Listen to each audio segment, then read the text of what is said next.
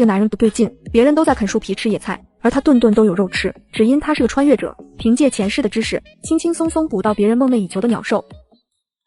银儿，去种田啊！你这一身装扮是想逃荒吗？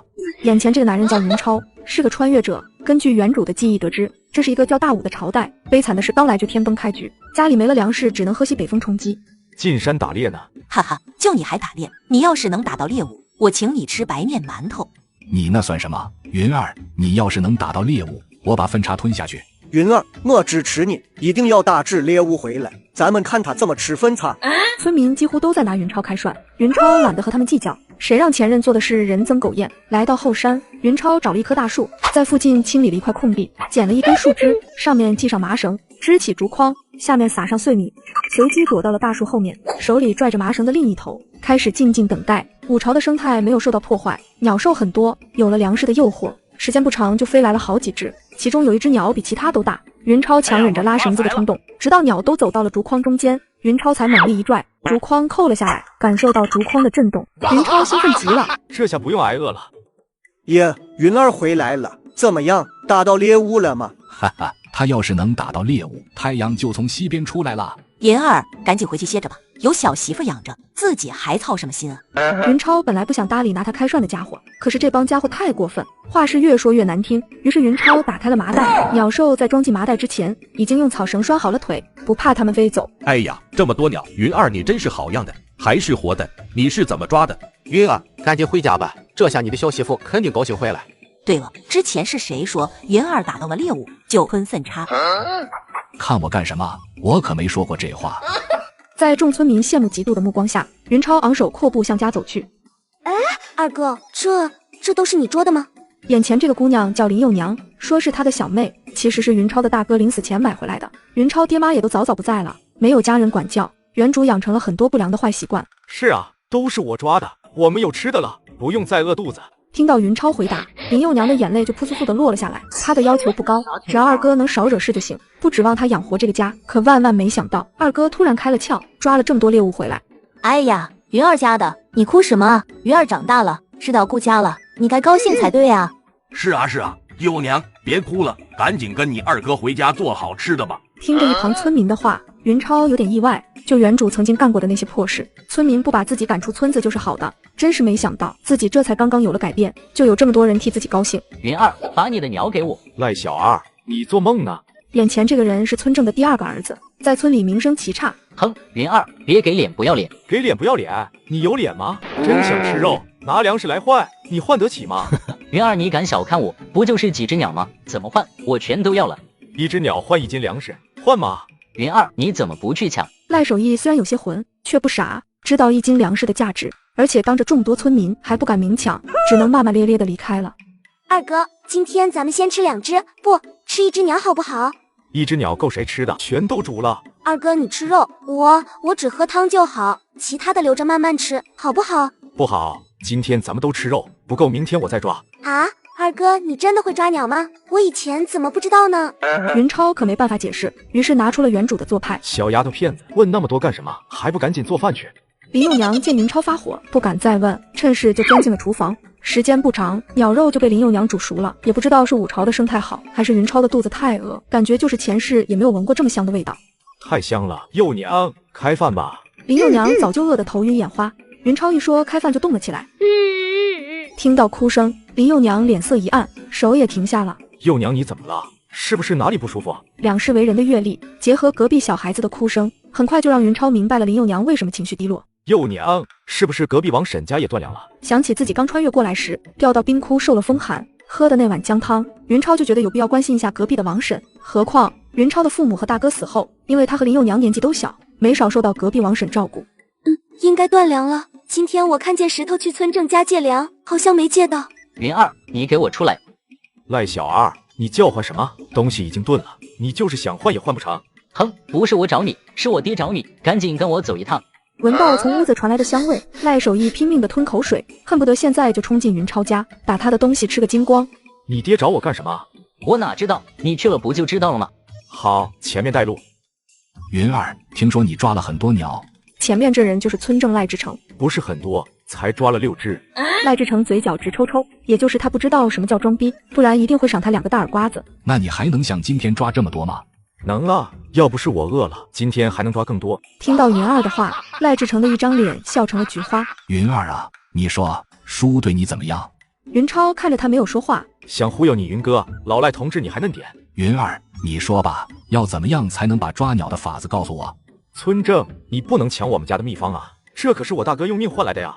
听到云超说起他大哥，赖志成酝酿的计谋又生生憋了回去。虽然云老大死了好几年，赖志成却不敢真把云儿怎么样。据说云大和江湖上很多狠人都有关系，万一招惹来那些家伙，可是大大的麻烦。100文钱，云儿，如果你把抓鸟的法子交给我，我就给你100文。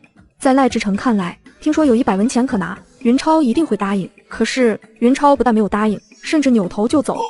云儿，你什么意思？看不起我爹吗？怎么着？你们想仗着人多欺负我吗？我们就欺负你了，你能咋的？好啊，来呀！你今天要是不动手，你就是我孙子。赖守义哪受得了这个气，举起拳头就要打。住手！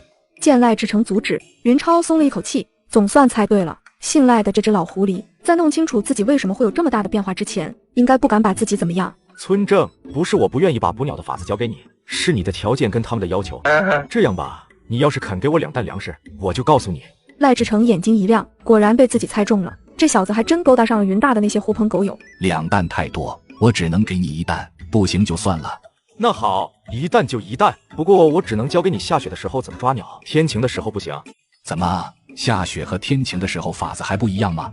当然不一样，我只学会了下雪的时候抓鸟，天晴的时候我可不会。5斗，我只能给你5斗粮食，不行就算了。但河斗不是重量单位，是容积单位，1担是10斗，大概有120来斤粮食。经过一番讨价还价，最终云超用雪天捕鸟的方法换了赖志成8斗杂粮。云儿，你小子真废物，连1口袋粮食都背不动，还活着干什么？跳河算了。赖小二，你还学不学抓鸟了？最好客气点，不然我可能会忘记一些东西。你，哼！行了，把粮食搁门口，你可以回去了。赖守义听到云儿的话，气得牙痒痒。本来还想到云超家蹭2只鸟啃啃，谁知这小子连门都不让进。哼，明天我再来。幼娘，你看我给你带什么回来了？啊，粮食，这么多粮食。二哥，这些粮食是村正给的吗？不是他给的，是我用捕鸟的法子和他换的。啊，那以后咱还能抓鸟吗？不能，村正说以后卧龙村只能他们赖家人捕鸟，咱们都不能捕。听到云超的话，在场的村民都沉默了。不是云超不带大家一起发财，主要是实力不够，何况捕鸟只是一时的，还不如换了粮食解决眼前的饥荒。而且云超早就想好了以后赚钱的法子。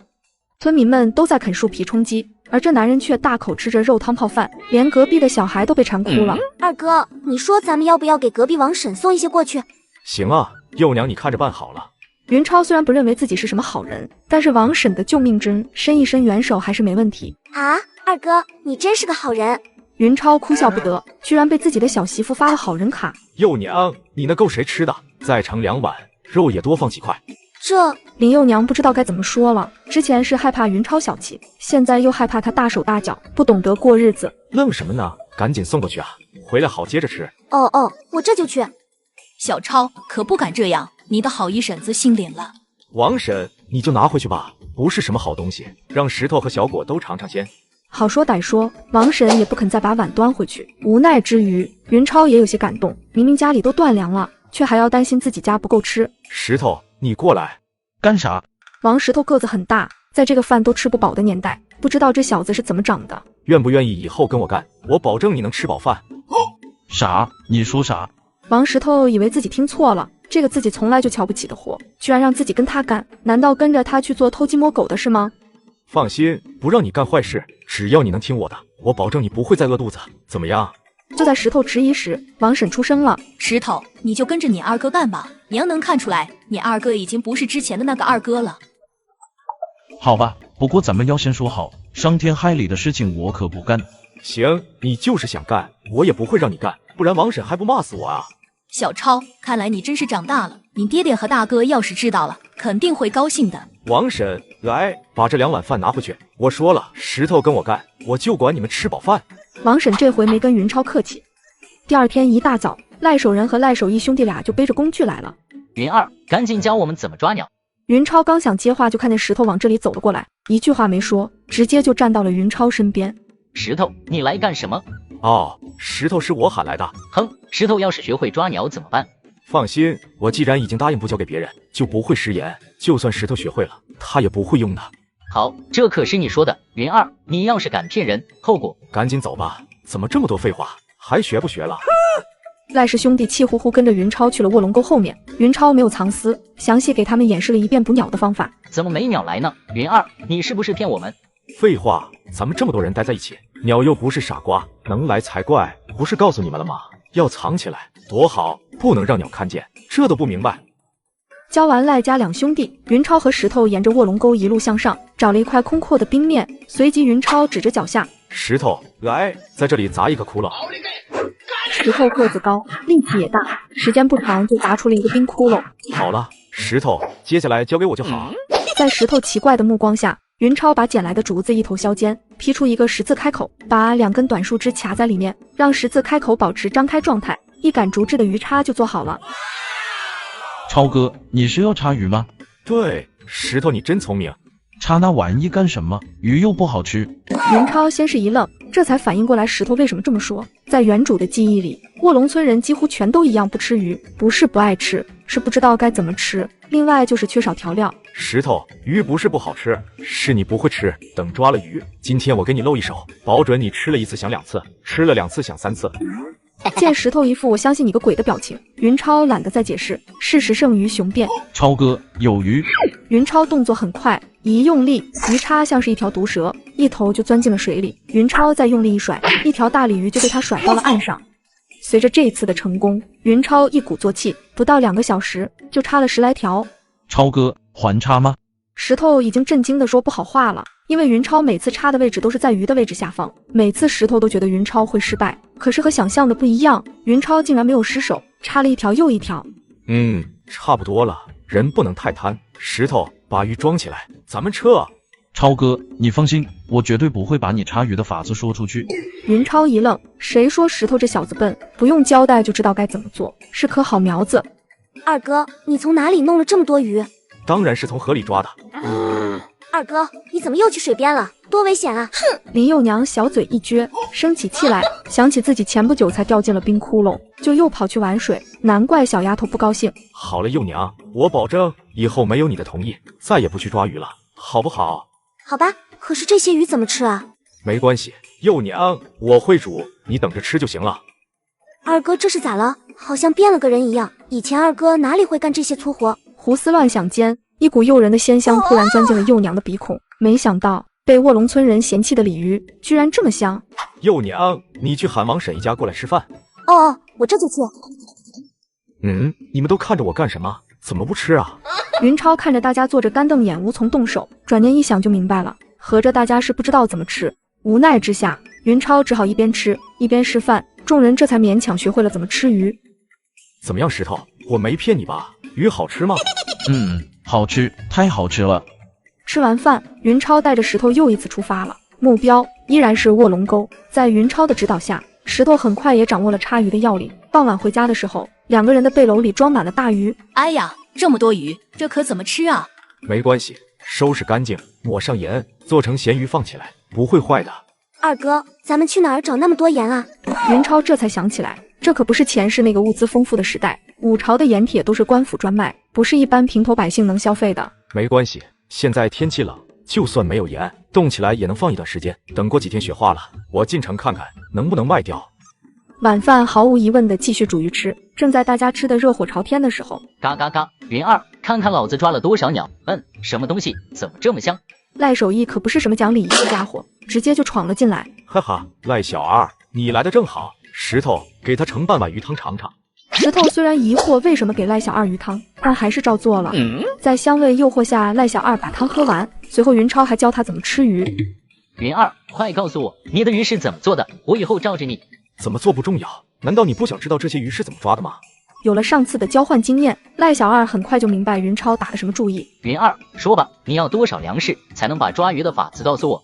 赖小二，你回去叫你爹过来，这件事情太大，你做不了主。随后云超盛了半碗鱼汤，让他带回去给赖之成尝尝。小超，这可是能传家的秘术啊，难道就这样轻易传给姓赖的吗？放心吧，就算教会姓赖的，我也不会吃亏。他的捕鱼方法并没有那么高的技术，只要看一遍，再琢磨琢磨，很快就能学会。与其等着被人发现，1文钱也捞不着，还不如利用信息差，迅速积攒一笔启动资金。云儿，我来了，有什么条件？现在可以说了吧？令云超没想到的是，村正居然亲自过来跟他谈条件。村正，别急啊，既然来了，先尝尝我亲手做的鲜鱼汤，然后再谈别的也不迟。不用了，我已经尝过了，有什么条件赶紧说。那好，我先给你算个账，用我的方法，一个人1天可以捕上100斤鱼，按照每斤鱼50文钱计算，1天就能挣5000文钱，也就是大概5两银子，1个月就是150两，1年就是1800两，10年……停，别算了。村正，怎么了？难道我算错了吗？赖志成气得胡子直翘，他想说你不但算错了，还他妈错得很离谱。不过生气之余，赖志成也大大提升了对云超捕鱼方法的预期。云儿，我也不跟你啰嗦，5担粮食换你捕鱼的法子，怎么样？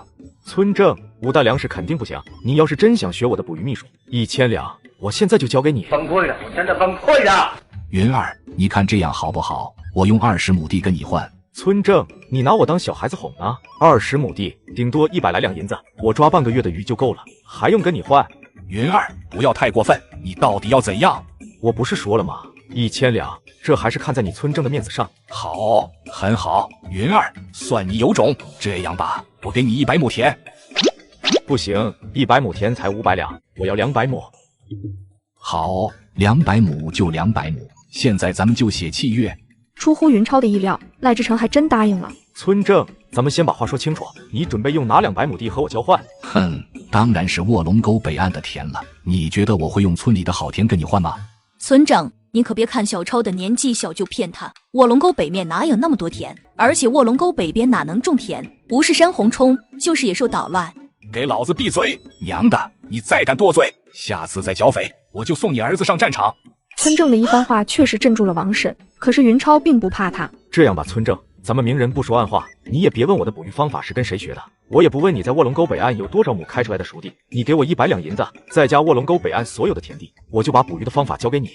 为什么卧龙沟北岸的土地没人开荒？除了自然条件之外，官府的横征暴敛才是主要原因。在大武朝，赋税重的简直令人发指，林林总总的税负加在一起，农民每种1亩田，差不多有70%的收获都要用来交税。这是一个既能让云儿吃不了兜着走，又能完成自己开荒征税的任务，一举两得的事情，傻瓜才不干。于是赖志成答应了云超的条件，但是开荒需要备案，不是一个村正能办好的。云超必须和赖志成一起到县里的衙门走一趟，最终说好了第2天一早去县里。赖志成就让大儿子赖守仁把50两银子送了过来。云儿，银子藏好，被人偷了可不能怪我。行了，别废话，银子在我手里，当然跟你们没关系。二哥，这么多银子，咱们放哪儿啊？二哥，夜里要是有贼来偷怎么办啊？我今天晚上不睡了，看着银子，谁敢来偷，我就跟他拼命。别藏了，就搁我枕头下面，明天我进城的时候就把它花掉，这下你总放心了吧？啊，明天就花掉？二哥，咱们好容易有了钱，你可别乱花呀。当然，云超并不是乱花，而是另有用途。这个男人离了个大谱，小媳妇刚拿到手的50两，他不但不存起来，却要全部花掉。啊，明天就花掉？二哥，能不能只花一半？咱们好不容易有了钱。小丫头，你就别管了，放心大胆的去睡吧。面包会有滴，牛奶也会有滴。面包？那是什么东西？第2天一大早，赖志成就来了。村正，别着急啊，总得让我吃完早饭吧，饿着肚子怎么赶路？赖志成惦记着50两银子，一晚上没睡。要是云儿拿着银子跑路，他哭都没地方哭去。什么？你还要吃饭？等回来再吃吧。要知道他心挂着这50两，天刚亮早饭没吃就来了。而现在听到云超要吃早饭，他哪能答应？积雪还没有融化，路况很差，足足用了2个时辰，一行3人才到了县城。可是刚到城门口就被守门的兵卒拦了下来。站住，干什么的？因为他们3人的穿着掩盖不住乡下人的气质。军爷，我是卧龙村的村正，要去衙门公干。身为村正，赖志成有一块竹制的腰牌，上面刻着他的身份信息。哼，进去吧。进城是要交进城税的，每人是2个铜板。门兵本来还想讹他们几个钱，可是村正到县里办事不用交钱。一进城门，石头的眼睛就不够用了。不说各式各样的建筑，单是满大街穿着靓丽的姑娘，就让石头看得目瞪口呆。石头第一次来城里啊？超哥，我第一次来，这里真热闹。哈哈，没关系，跟着超哥，以后肯定经常来。与石头的土鳖样不同，云超显得很镇定，好似经常出入城中。云儿这小子怎么回事？看到城里这么繁华，怎么无动于衷？肯定是和他那个死鬼大哥来过。下雪天缘故，到衙门办事的人不多。在赖志成塞了2两碎银之后，当场就把事情给办了。不是赖志成大方，主要是担心夜长梦多，他已经迫不及待想要捕鱼秘书了。云儿，我们赶紧回去，把你的捕鱼秘书交给我。别急啊，村正，好容易进一趟城，哪能不好好逛逛？我还想买些东西回去呢。什么？你还要逛街？你还要买东西？说，你是不是想溜？无论赖志成怎么不情愿，都挡不住云超的购买欲，而粮店则成了云超的目标。超哥，怎么了？石头？那个什么，这么多东西，咱们怎么弄回去啊？云超愣了一下，在后世社会消费惯了，压根就没有想到运输的问题。掌柜的，你们负责送货上门吗？管送。客官，你们住在哪？城西30里的卧龙村。客官，卧龙村太远，要是送货就要加钱。多少钱？去卧龙村的路可不好走，要加2成的货款，你看需要吗？先放你这，等我买了其他东西之后再说。对了，掌柜的，县里有卖马车的没有？有，南门外的马市街，卖马的、卖驴的、卖牛的都有。对了，客官，要不要我帮你找个可靠的衙人？在武朝，买卖大宗商品必须经过衙行中介。行，掌柜的，我读的书少，你可别糊弄我啊！小郎君还读过书，失敬。一听云超读过书，掌柜的态度比刚才还好。武朝的文盲率相当高，哪怕云超是个落魄读书人，也会被人刮目相看。老子还不知道你，让你偷鸡摸狗可以，读书也不看看你祖坟上有没有长那根蒿子。不过赖志成没有拆穿他，选择了冷眼旁观。很快，掌柜的就找来了一个中年人。老张，这位小郎君是个读书人，想要买马车，麻烦你关照一下。吴掌柜你就放心吧，我衙人张办事你还不知道，要是小郎君不满意，你就拆了我这把老骨头。一路上，衙人张给云超诉说其中门道。大武朝的北方地区被异族占领，失去了养马地，所以马价非常高。于是云超决定改买牛车。村正，你觉得买哪头牛好？云超对于买牛完全就是一窍不通。赖志成一愣，有心乱指点他，可是转念一想，决定还是实话实说。开荒的事还得云超去做，就要这头小公牛吧。公牛的力气大，开荒的时候更好用，也能拉得更多些。好，就听村正的。花了6两银子，还有1两1钱的中介费，在衙人张的见证下，云超就成了小公牛的主人。随后又花了5两银子买了一架牛车。云超觉得以后自己肯定要经常在卧龙村和县城之间往返，少不了运东西，买一架牛车很有必要。混蛋，那可是老子不舍得吃，不舍得喝，辛辛苦苦才攒出来的银子，这才多大功夫，就被你花出去那么多，真他娘的败家！看到云超花钱如流水，一会儿就花出去那么多银子，赖志成的心疼的简直在滴血。吴掌柜，你先让人装车，我在附近再转转。把牛车放到吴掌柜店门前，他就打算去成衣铺看看，因为他和林幼娘的衣服不仅破，而且少，想买几件新的。馒头，又香又大的馒头，几位要尝尝吗？馒头多少钱一个？2文钱，2文钱就一个大馒头。客官要来几个？云超估摸了一下，馒头比较大，差不多有2两，一个馒头卖2文，几乎还算合理，利润并不高。来10个。村正别客气，吃吧，我请客。赖志成哼了一声，接过馒头。算你小子识相，看在你还知道孝敬老子的份上，等你将来倒霉的时候，老子可以饶你一命。可是当赖志成看到云超递给石头4个馒头的时候，气死我了，直接顿时就改变了主意。一口馒头咬下去，云超险些吐出来。有没有搞错？怎么这么酸？掌柜的，你的馒头怎么这么酸啊？什么酸？客官你也不打听打听，整个青阳县谁不知道我武大的馒头最好吃？你是不是叫武直？武直，客官你认错人了吧？我叫武大，不叫武直啊。吴老板，你的馒头是不是发酵时间太长了？发酵是什么东西？你的馒头放碱了吗？啥？客官你说放啥？我的馒头干净着哩，除了白面啥都没有放，你可不要坏我的名声啊！崩溃了，我真的崩溃了。云超直接无语了。不过云超也知道手里的馒头为什么会酸了。古人蒸馒头发面时候用的都是老教头，用老教头发面有个缺点，容易发酸。想到这，云超的眼睛当即就亮了，这其中商机不言而喻。不过云超不着急，现在的任务是继续逛街。一路上没有看到成衣铺，于是云超就买几匹布回去自己做。云儿，这钱是跟你有仇吗？你就这么恨不得往外给？云超没搭理老赖，继续购物，花了3钱银子给林幼娘买了一根钗子。哼，有银的不要，买铜的也不嫌掉价。赖志成的眼皮子一直在抽抽。云超每次花钱买东西，都像是在割他的肉。买吧买吧，你家的东西将来也是老子的。吴掌柜，你知不知道哪里有卖碱的？碱？小郎君，你是说要利用的碱石吗？碱石？听吴掌柜的语气，云超明白了，他说的碱石大概就是自然界中的纯碱。对，就是碱石。城西的生药铺里应该有卖，小郎君可以去看看。掌柜的，有碱石吗？有，客官要多少？一看药铺掌柜拿出来的东西，云超就知道妥了，光闻味道就知道是碱，很冲鼻子。别看这是大自然的东西，但碱石并不便宜，3钱银子1斤，云超一次买了5斤。掌柜的，有时间多进一些，以后我可能经常要买。回去的路上由村正赶车，赖志成不愧是村正，赶车的手艺没得说，牛车被他赶得稳稳当当。石头，好好跟村正学着点，你要是能学会，以后这架车就让你赶。石头很高兴，一眨不眨地盯着赖志成。要知道，在五朝，赶车是比后世开车还牛的一门技术，是可以养活全家的技能。赖志成没有藏私，他已经把云超的牛车看成了自己的财产。等将来牛车成了我的，石头给我们老赖家赶车也不错。回到村里的时候，云超的牛车和满载的粮食引起了村里人围观。不是云超大手大脚和高调，而是故意要让大家知道他的钱都花完了，让人别惦记，不然别人都快活不下去了。不抢他的抢谁的？村民们都在挨饿，他却大车的往家里运粮食。哇，粮食这么多粮食，还有布这么多，真好看。这是什么盐？这么多好盐！小超，你疯了！买这么多东西不够了吗？看着轰动的村民，云超要的就是这个效果。突然得了那么大一笔银子，就怕被人惦记，与其放在家里提心吊胆，还不如花出去提升自己的生活水平。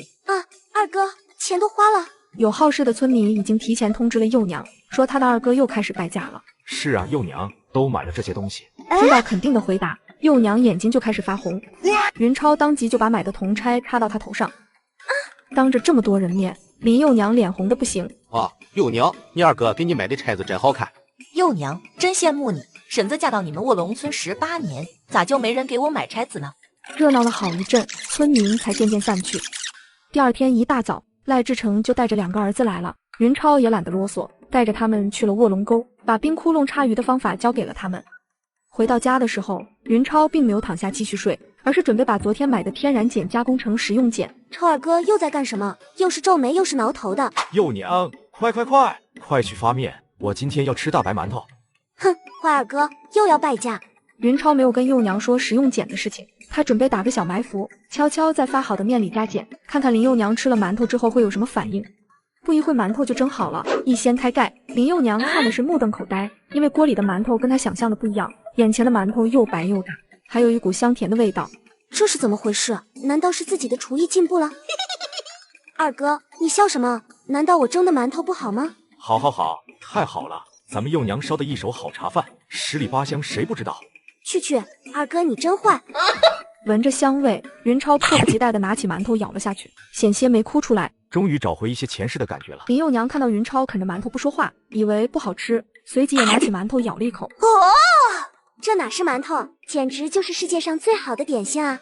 嘿嘿，好吃吧？好吃就接着吃，吃完了咱们再蒸。连着吃了5个，云超立刻下达命令，让林幼娘继续蒸馒头，能蒸多少就蒸多少。幼娘刚开始是不答应的，当听到云超明天进城卖馒头后，只能将信将疑的答应下来。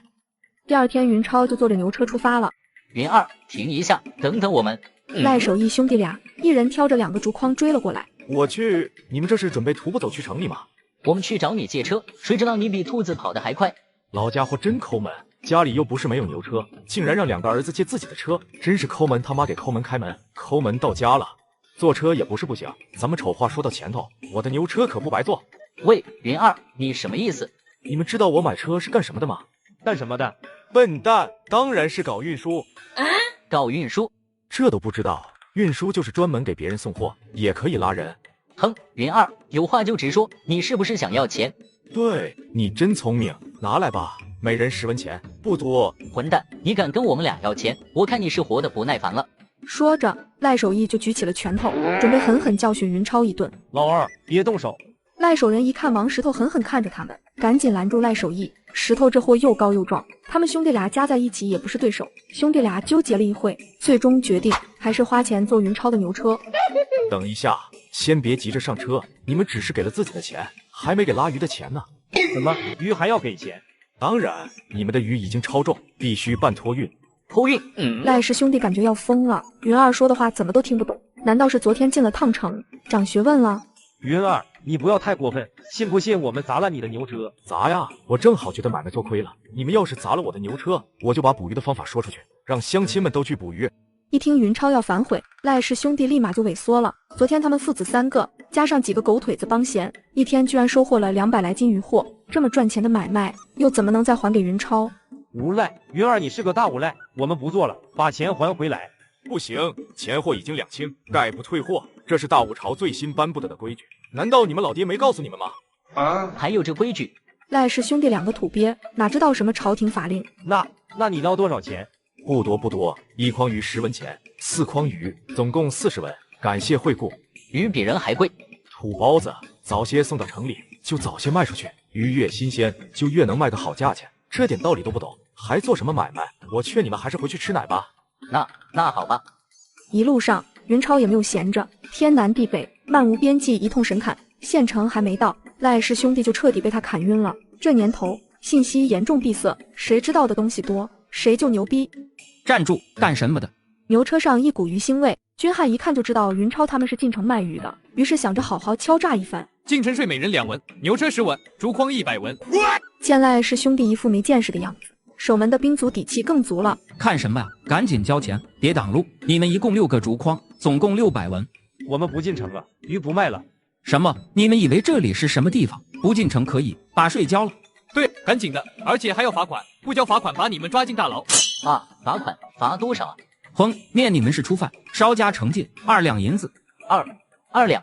赖氏兄弟直接被吓哭了。本来一大早高高兴兴挑着200斤鱼进城，以为要小赚一笔，谁知1文钱都没见，反倒要先赔上一大笔。哭什么哭？赶紧交钱，不交就没收你们的鱼。对，还要没收你们的牛车。害怕之余，于是兄弟俩把注意放到云超身上。云儿，你也听到了，他们要罚款2两银子呢，我们可拿不出来。你的牛车比我们的鱼值钱，所以罚款的银子要你出。什么？赶紧拿钱，我们还急着进城卖鱼呢，耽误了时间。鱼要是臭了，都要算在你头上。云超彻底被打败了，知道赖氏兄弟不是东西，却不知道这么不是东西。既然有人不仁在先，就别怪他不义在后。你们2个狼心狗肺的东西！我本来准备出钱把你们的鱼买下来，让你们回家之后能有个交代。现在算了，让他们把咱们都抓进大牢好了。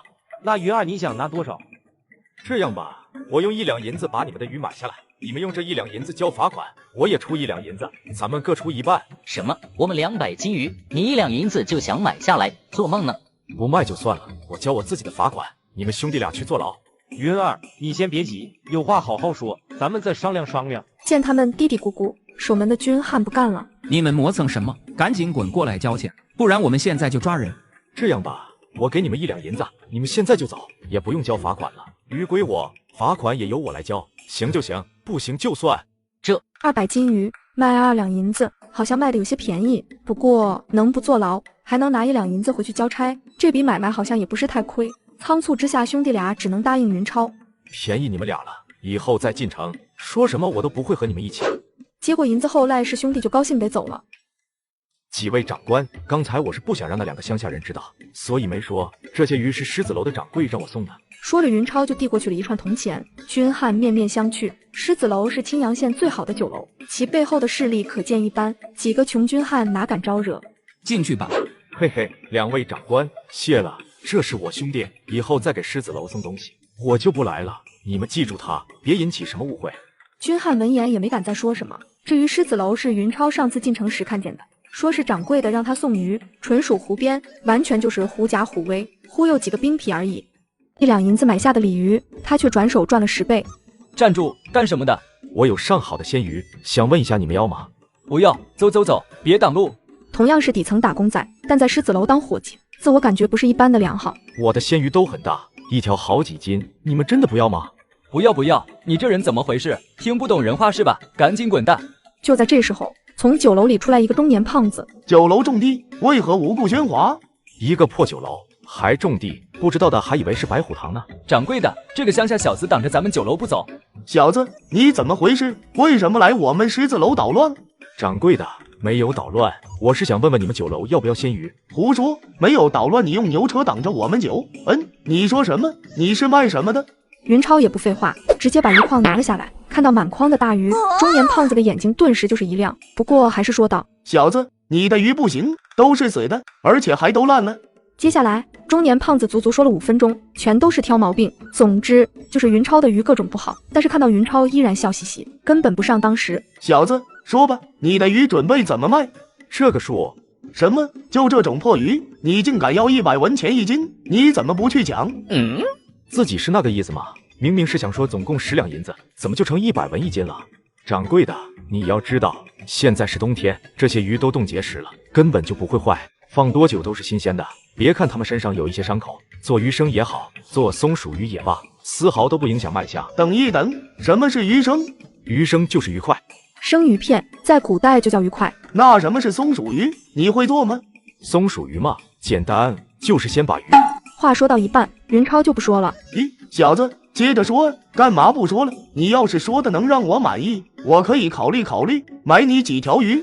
别说只买几条鱼，就是把所有鱼都买下来，云超也不会告诉胖掌柜松鼠鱼的制作方法。想在大武朝发财，全靠脑海里的那些知识。掌柜的，松鼠鱼我也不知道怎么做，只是在东京汴梁的时候吃过几次，据说是人家祖上给武则天当御厨的时候学的。这小子不是乡下的泥腿子吗？怎么还在东京汴梁大酒楼里吃过东西？难道他是哪个落魄大家族的子弟？学不成松鼠鱼的做法，几筐又大又肥的鲜鱼却不能放过。最终胖掌柜用10两银子买下了所有的鱼货。这一系列操作让旁边的王石头看傻了。不过石头也是知道云超能赚钱，主要是因为他能说，把那么牛的胖掌柜都给说懵了。卖完鱼的云超来到了上次买馒头的摊子。小郎君，你是要买馒头吗？过来一下，我有话跟你说。武大一头雾水，不知道云超想干什么。你看这是什么？馒头这么多。云超让石头把车赶到一个僻静的地方，拿了一个馒头给武大。武大一场就愣了，这还是馒头吗？小郎君，你也准备卖馒头吗？武大有点害怕，云超的馒头这么好吃，要是跑来当他的竞争对手，他的馒头还卖个屁。武老板，你说我要是也卖馒头，能挣钱吗？武大想说不能，你赶紧滚蛋。可是话到嘴边，无论如何也说不出口。没办法，武大是个老实人。武老板，这些馒头3文钱一个卖给你，你要不要？3文钱一个？对，就是3文。这种馒头难道不值3文钱吗？值是值，可是我要不了那么多。武老板，我的馒头可不是一般的馒头，是加了特殊香料的馒头，要是零卖，至少卖4文钱一个。听到云超的话，武大纠结了起来，他不确定云超的馒头4文钱一个到底有没有人买。这样吧，武老板，我把馒头赊给你，等你卖完再给钱，行不行？那好吧。于是武大挑着云超的2筐馒头走了。二哥，要是这家伙不给咱们钱怎么办？没关系，2筐馒头而已，咱们还赔得起。走吧，石头，刚才路过一家书店，去买几本书。随后云超花了10多两买了一些认字的书，这让石头心疼的连一句完整的话都说不出来。石头，走，咱们去十字街看看武大的馒头卖的怎么样了。云超过来的时候，武大馒头已经卖完了，正准备去找他。小郎君，谢天谢地，幸亏你没说馒头是你的。怎么了？馒头有问题？没有，馒头卖得很好，全都被人抢光。武老板，总共卖了多少钱啊？云超带来了150个馒头，批发给武大的价格是1个3文，所以武大就给了他450文钱。小郎君，你的馒头以后能不能还卖给我？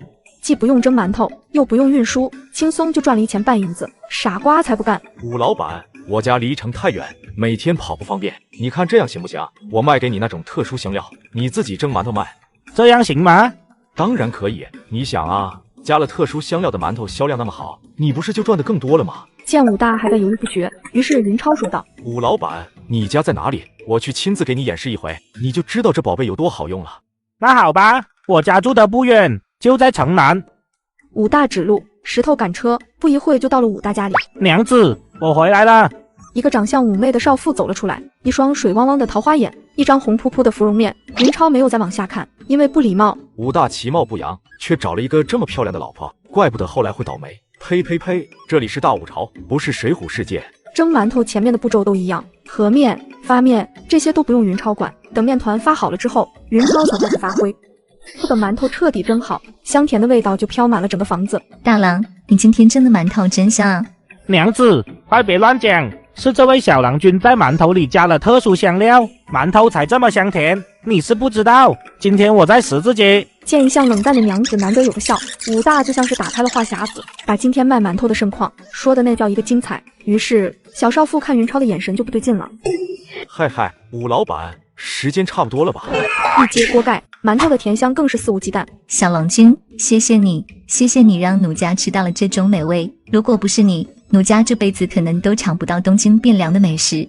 这一刻，云超总算明白了，为什么自己的馒头会被疯抢。大家都以为这没吃过的馒头是东京汴梁出品，而这距离东京汴梁足足有600里远。这个人一辈子都不一定能吃到汴梁城的东西，难得吃一回，不激动才怪。武老板之前说的事情，你考虑的怎么样？如果不行，我可以找别人。什么事情？能告诉奴家吗？武大吞吞吐吐，把云超的意思大概说了一遍。你个憨货，还犹豫什么？小郎君看得起你，赏给你的赚钱机会，你还啰啰嗦嗦，真不是个男人。最终，武大成了云超的独家客户。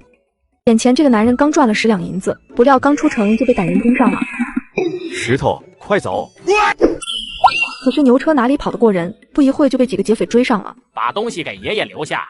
你们是谁？难道不知道我们是给城里狮子楼专门送鱼的？惹恼了我们东家，你们知道是什么后果吗？狮子楼。几个劫匪有些慌，好像狮子楼对他们的震慑力不小。云超一看有门，继续忽悠道：除了狮子楼，县里开药铺的赵掌柜，开粮店的吴掌柜，还有将来的首富武老板，和我都有业务。几个劫匪面面相觑，不知道县里什么时候出了个将来的首富。这样吧，看在你们是苦命人的份上，今天老子不和你们计较，赶紧滚！哦，好的，我们这就滚。虽然劫匪嘴上这么说，可是他们却是向他滚了过来。再看他们的眼神，哪有什么畏惧，刚才完全就是装出来的。石头，准备动手！小子，你是想笑死爷爷吗？还专门给狮子楼送鱼的，你当我们不知道你是干什么的吗？赶紧跪地求饶，说不定爷爷一高兴还能饶你。云超深知以少打多，必须出其不意才能制胜。杀完第一个劫匪之后，云超没有停留，随即把竹枪扎了出去。等劫匪反应过来时，已经损失了2名队友，而石头也拿着石头对着其中一个劫匪砸了下去。原本以为是2只秃鳖，谁知是2头猛虎。俺们是来劫财的，不是来拼命的。剩下2个劫匪溜得比兔子窜得还快。二哥，咱们报官吧。别慌，让我想一下。哎呦，2位好汉爷爷，饶命啊！饶命啊！好汉爷爷，别杀我们，我们只是想要点钱花花，没想过要怪你们的性命啊！说是谁让你们来劫我们的？这些劫匪就是一些乌合之众，一审问就供出了幕后主使，幕后黑手是狮子楼的伙计，就是一开始让云超滚蛋的那个。见他就从掌柜手里赚了10两银子，一下就起了歹心。二哥，现在怎么办？怎么走？不报官吗？不报官，省得麻烦。云超可不认为大武朝的官吏能替老百姓做主，不然老百姓也不会过这么苦。而且明面上是狮子楼的伙计找人劫自己，谁知道真正的幕后主使是谁？万一是那个看起来人畜无害的胖掌柜呢？后面路程，2人不再像之前那么轻松写意，都打起了12分精神。石头，可以放松一些，不用太紧张。那帮家伙已经除掉了，不可能再有人劫咱。话还没说完，路旁的树林里窜出来一个人，拦住了牛车的去路。2位小兄弟且慢动手，我不是坏人。你想干什么？小兄弟，我真不是坏人，不是坏人啊，我只是想顺路搭个车啊。你是干什么的？小兄弟，我要去前面的下河村走亲戚，道路难走，想求个方便，麻烦2位顺路捎我一程。一听对方是下河村的，石头就放松了。从卧龙村去县城路上就会经过下河村。哦，我外公家就是下河村的，我小时候经常去下河村玩，怎么没见过你啊？什么时候云超的外公是下河村的了？不是上河村的吗？太好了，原来小兄弟是咱们下河村的亲戚啊！可能是我经常不在村子里，你去的时候没见过我吧？原来是自己人啊！误会，我外公姓赵，就住在下河村的村尾，倒数第2家就是。你认识吗？当然认识，村委老赵家吗？生了个漂亮闺女，村里人都说她好福气。不用云超再说什么，石头就知道不对劲了。石头娘大家称她王嫂，压根不姓赵，而且年纪轻轻就死了，他老爹也算不上好福气。你到底想干什么？快说，同伙都藏在哪里？同伙，小兄弟，你说什么？我怎么听不懂？说不说？再啰嗦，我一枪戳死你！说，俺什么都说。小兄弟，你千万别急啊，听俺慢慢说。俺上有老，下有小，实在活不下去，就跑出来卖盐。听了半天，云超才总算弄明白，合着这货是个卖私盐的。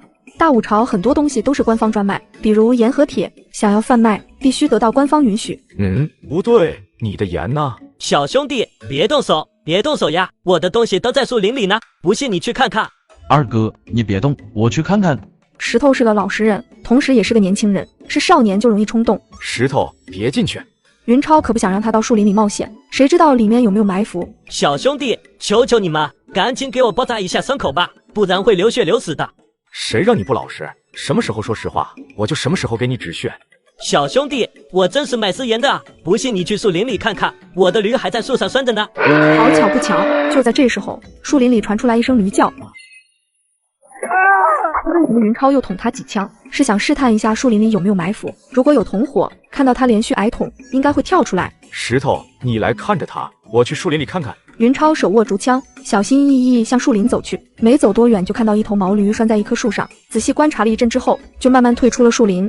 怎么样，二哥，这家伙说的是真是假？是真的，他的驴真在里面。两位小兄弟，误会解开了就好，麻烦你们赶紧帮我止血吧。不好意思啊，老兄，是我唐突了，我这就给你包扎伤口。还不等他高兴，云超的竹枪就又一次砸到了他身上。他是真疯了，怎么一言不合就开扎？我就是一个卖私盐的可怜人，你们这么对我，难道就不怕有报应吗？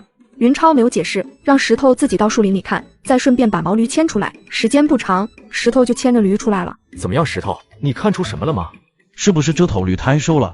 一看云超脸色发黑，石头就知道自己说的不对。石头，瞪大你的眼睛，使劲瞅！今天要是发现不了问题，晚上就别吃饭。一听不让吃饭，石头不敢怠慢，开始仔细观察起来。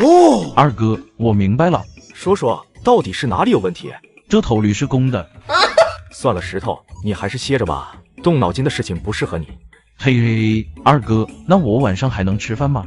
看到他们两个还有空说笑，中年男子这次是真崩溃了。俩小兔崽子，说，你们说个鸟说，没看见爷爷还坐在地上吗？没看见爷爷快死了吗？石头，你看这是什么？是脏东西，我明白了，这家伙不讲卫生，没有给他的驴洗澡。笨蛋，是血迹，血迹，明白吗？血不是红的吗？这是黑的啊！记住啊，石头，血刚流出来的时候是红色的，等一段时间之后就会变成黑色，知道了吗？懂了，有时候我身上破了口子，就会结一个黑色的血痂。驴身上有血，而且还是在驴背上，说明有人在驴身上受伤了，肯定是这头驴的主人被人杀了，而且还是骑在驴上被人杀的，就是他杀的。他杀了一个卖私盐的小贩，然后想装成私盐贩子糊弄咱们。石头一脸震惊，不过更震惊的是中年男子，想不明白云超是怎么知道的。说吧，你想怎么死？哼，小兔崽子，实话告诉你们，赶紧给爷爷治伤，或许爷爷还能留你们一命。要是惹怒了爷爷，小心你们全家的性命。哼，你连自己有什么底牌都没说，拿什么吓唬人？这才想起来自己只顾吹牛逼了，居然忘说自己有多牛了。你们两个小兔崽子听好，爷爷是从南边黑松岭下来的。黑松岭听说过吗？于是云超和石头听到了一个让他们震惊的消息：下河村往南有一座黑松岭，这家伙就是黑松岭上新来的一伙土匪的探子。云超和石头都不知道黑松岭上什么时候来了一伙土匪，而这个消息必须赶紧带回去，不然卧龙村人会有危险。山匪会计谋，打劫不用愁，岂料遇到了21世纪的穿越者，忽悠不成反被杀。二哥，这家伙怎么办？带回村里还是拉到城里报官？不行，带回村会惹祸的，报官也不行，万一他们是跟官府勾结的，那我们就自投罗网了。二哥，不能弄回村子，也不能送官，那怎么办呢？难道放了他吗？可以考虑。山匪眼睛也是一亮，两个没见过世面的小兔崽子，居然不知道杀人灭口的道理！你们给爷爷等着，等我回去叫人，爷爷要让你们全家不全村都鸡犬不留。二哥，一不做二不休，不如咱们把他怎么样？咱们把他狠狠打一顿，好不好？好的很。我也觉得好。两位小兄弟，我们就当没事发生，咱们各回各家，各找。还不等山匪说完，云超就出手了，看得石头目瞪口呆，没想到云超下手这么狠。石头，你要记住，对敌人的仁慈就是对自己的残忍。像这种穷凶极恶之徒，咱们要是现在放了他，将来他就能灭了咱们卧龙村。云超也不想杀人，可是为了能安安稳稳的活下去，只能开杀戒。二哥，我知道了。简单处理了一下现场，两人就坐着牛车回村了。石头，把车上的粮食卸到你家吧，驴也赶到你家，归你了。路上遇到2波劫匪，战利品大概有10来两散碎银子。不，我们不能要。小超，石头跟着你干，能吃饱饭就已经是天大的福气了。再多的好处我们可不敢贪，贪心是要遭报应的。王婶，你听我说，石头是我的好兄弟，这点东西不算什么，以后只要跟着我好好干，好东西多的是。有些话云超不好说，害怕林幼娘和王婶担心。石头可不是单纯跟着他干活，那可是随时都可能送命的。而2个人共同的战利品，云超怎么好意思一个人独吞？二哥，东西我不要，也不能要，说好的我是跟你干，不管有什么收获都是你的，我只要能吃饱饭就行，其他的不能多想，不然还是人吗？好说歹说，最后王婶才勉强答应收下一半的大米和面粉。而这一幕被众多村民看在眼里，众人惊得难以相信，石头才跟着云儿干几天，就得了这么多粮食。云儿，我爹叫你去一趟。村正，你找我？云儿来了呀，小易还不赶紧给客人泡茶？嘿嘿，倒水。不用了，村正，有什么话就直接说吧。那好，水就先别倒了，云儿不渴。听说你今天用1两银子买了我们家200斤鱼。村正，你听谁说的？千万不能道听途说啊！你作为村正，要带头不信谣，不传谣。云儿，我们家辛辛苦苦捕的鱼，你1两银子就给买去了，不太合适吧？村正，咱们必须说清楚，我是给了你们家1两银子，但那不是买鱼的钱，是扣除罚款和进城税之后剩下的。我买鱼的真正价格是2两多银子，你2个儿子没说吗？哼，云儿，你说实话，那些鱼你总共卖了多少钱？你猜。小孩子呢？还猜？不瞒你说，我卖了10两银子。好你个云儿，你用2两银子买了我们家的鱼，转手就卖10两，你整整赚了8两。8两啊！哪怕是赖志成这个卧龙村最大的地主，但是8两银子差不多是他们家大半年的收入了。村正，话可不能乱讲，我说卖了10两银子，不是说鱼卖了10两银子，你的鱼就值2两，剩下的8两是人情，人情懂吗？赖志成一头雾水，不知道云超说的是什么意思。哼，亏你还是村正，连这点道理都不懂。那么多鱼是说卖就能卖出去的吗？要不是我托了人情，找了关系，凭什么人家狮子楼能给那么多银子？一听云超居然能和狮子楼搭上关系，赖志成的气焰一下子就灭了。算了，好心当成驴肝肺，以后和鱼有关的事情不要再找我。我已经告诉你们了，狮子楼收鱼，你们可以自己去卖。说完，云超头也不回就走了。爹，云儿这小子不是东西，明天咱们自己进城卖鱼，不跟他一起。好，明天咱们仨一起进城，老子倒要看看青阳县是不是龙潭虎穴，还能吃了咱们不成？一回到家，王婶就找到了云超。怎么了？出什么事情了吗？小超，有人看我们家石头跟着你混得不错，想让他们家的孩子也跟着你。现在正是用人之际，云超哪会拒绝？不过收人可以，但不能盲目。王婶，有多少人想让他们的孩子跟我干？上次救我那3家人有没有说什么？有，他们都找过我，想让我问问你，能不能让他们家的孩子也跟着你。王婶，你让他们明天把家里的孩子送过来，大人也跟着来，我有话要说，其他人暂时就算了，等以后有机会再说。云超是需要人手，但做事情讲究个方式，毕竟每收一个人就要多一笔花费。第二天一大早，3家人就带着一个少年来了。各位乡亲，有些话咱们要先说清楚，大家听了之后再考虑要不要让家里的孩子跟着我干。小超，有什么话你就直说吧。是呀，超哥儿，我们都听着呢。那我直说了呀，大家跟着我云超，可不是光干农活，要经常外出。大家都知道，这年头不太平，外面有很多坏人，还可能遇到土匪，一旦有个3长2短，大家可别埋怨我。云超话音刚落，人群瞬间就乱成了一片。超哥儿，没事往外跑干什么？外面多乱啊，光在家里种田不行吗？是啊，小超，咱们都是老实人，不会打架啊，要是遇到坏人可咋办啊？好吧，既然大家都害怕自家的孩子有危险，那就算了，今天的事情到此为止，是我云超考虑不周。说完，云超就走了。你们都回去考虑吧，等小超收下别人的孩子，你们再考虑要不要把自家孩子送过来。是啊，超哥儿还会收别人家的孩子？人家小超又没答应你们什么，既然你们不愿意自家孩子吃苦，那就找别人家的孩子呗。不行，这可不行！明明超哥儿说要收咱家孩子的，可不能反悔啊！小超是说要收你们家孩子了，可是你们答应了吗？你们不是还要考虑吗？吹，谁说要考虑的？我可没说。超哥儿能，我现在就答应。对，我们现在就答应。太容易得到，就不会有人珍惜。一听云超还可能收下别人家的孩子，众人哪能待得住，说啥也要把云超拉回来。这次再回来，云超可就不客气了，当场就写了一份契约。一张小小的宣纸，几个狗爬式的毛笔字，就把一众村民彻底镇住了。跟着一个有学问的人干，想不过好日子都不行啊！大家听好了，凡是签了契约，愿意跟我干的，每天都管3顿饭。一听一天3顿饭，人群又是一阵哗然。早说一天能吃3顿饭，还怕什么危险？不过嘴上还是说道：“超哥儿，一天管2顿饭就好。”对，我们不要3顿饭，只要2顿饭就行。要是实在粮食不够，2顿饭也不用管太饱，吃个半饱就可以。云超很无语，见过要求老板涨工资的，没见过还有主动要求降低待遇的。只要大家跟着我好好干，别说一天3顿饭，能坚持干满3个月的，从第4个月开始，每人每个月给1两银子。这次已经不能用一片哗然来形容了，是一片又一片哗然。在这个朝代，1两银子足够一家人生活1年了，众人又怎么会不震惊？都快震惊死了，好不好？超哥，银子的事情以后再说，咱们还是来说说1天2顿饭，还是3顿饭吧。云超给出高价工钱，是因为接下来他做的事会很危险，这是他们应得的酬劳，而且他也想借此收买人心，让他们的孩子以后真诚地帮他干活。一个完好的瓦缸，他却铺满泥沙；上好的黄豆，他却大把的往泥沙上丢。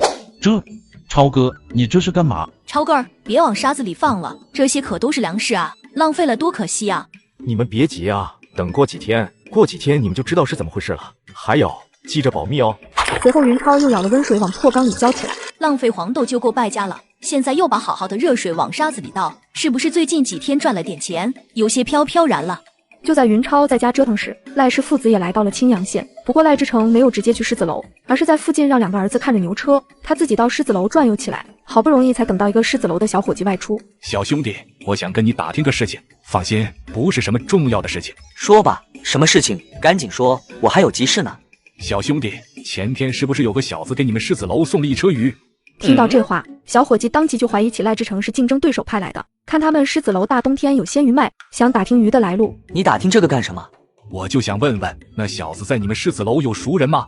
没有啊，怎么了？好你个云二，还骗老子在狮子楼有熟人，这下露馅了吧？小兄弟，能不能问一下，那小子的鱼卖多少钱1斤？妥了，还真是竞争对手派来打听消息的。小伙计眼珠子一转，当即就记上心头。我也不是特别清楚，听我们后厨的师傅说，好像是200文1斤，还是多少来着？小兄弟，你说多少？200文1斤。好你个云二，得了40两银子，却骗老子说卖了10两银子。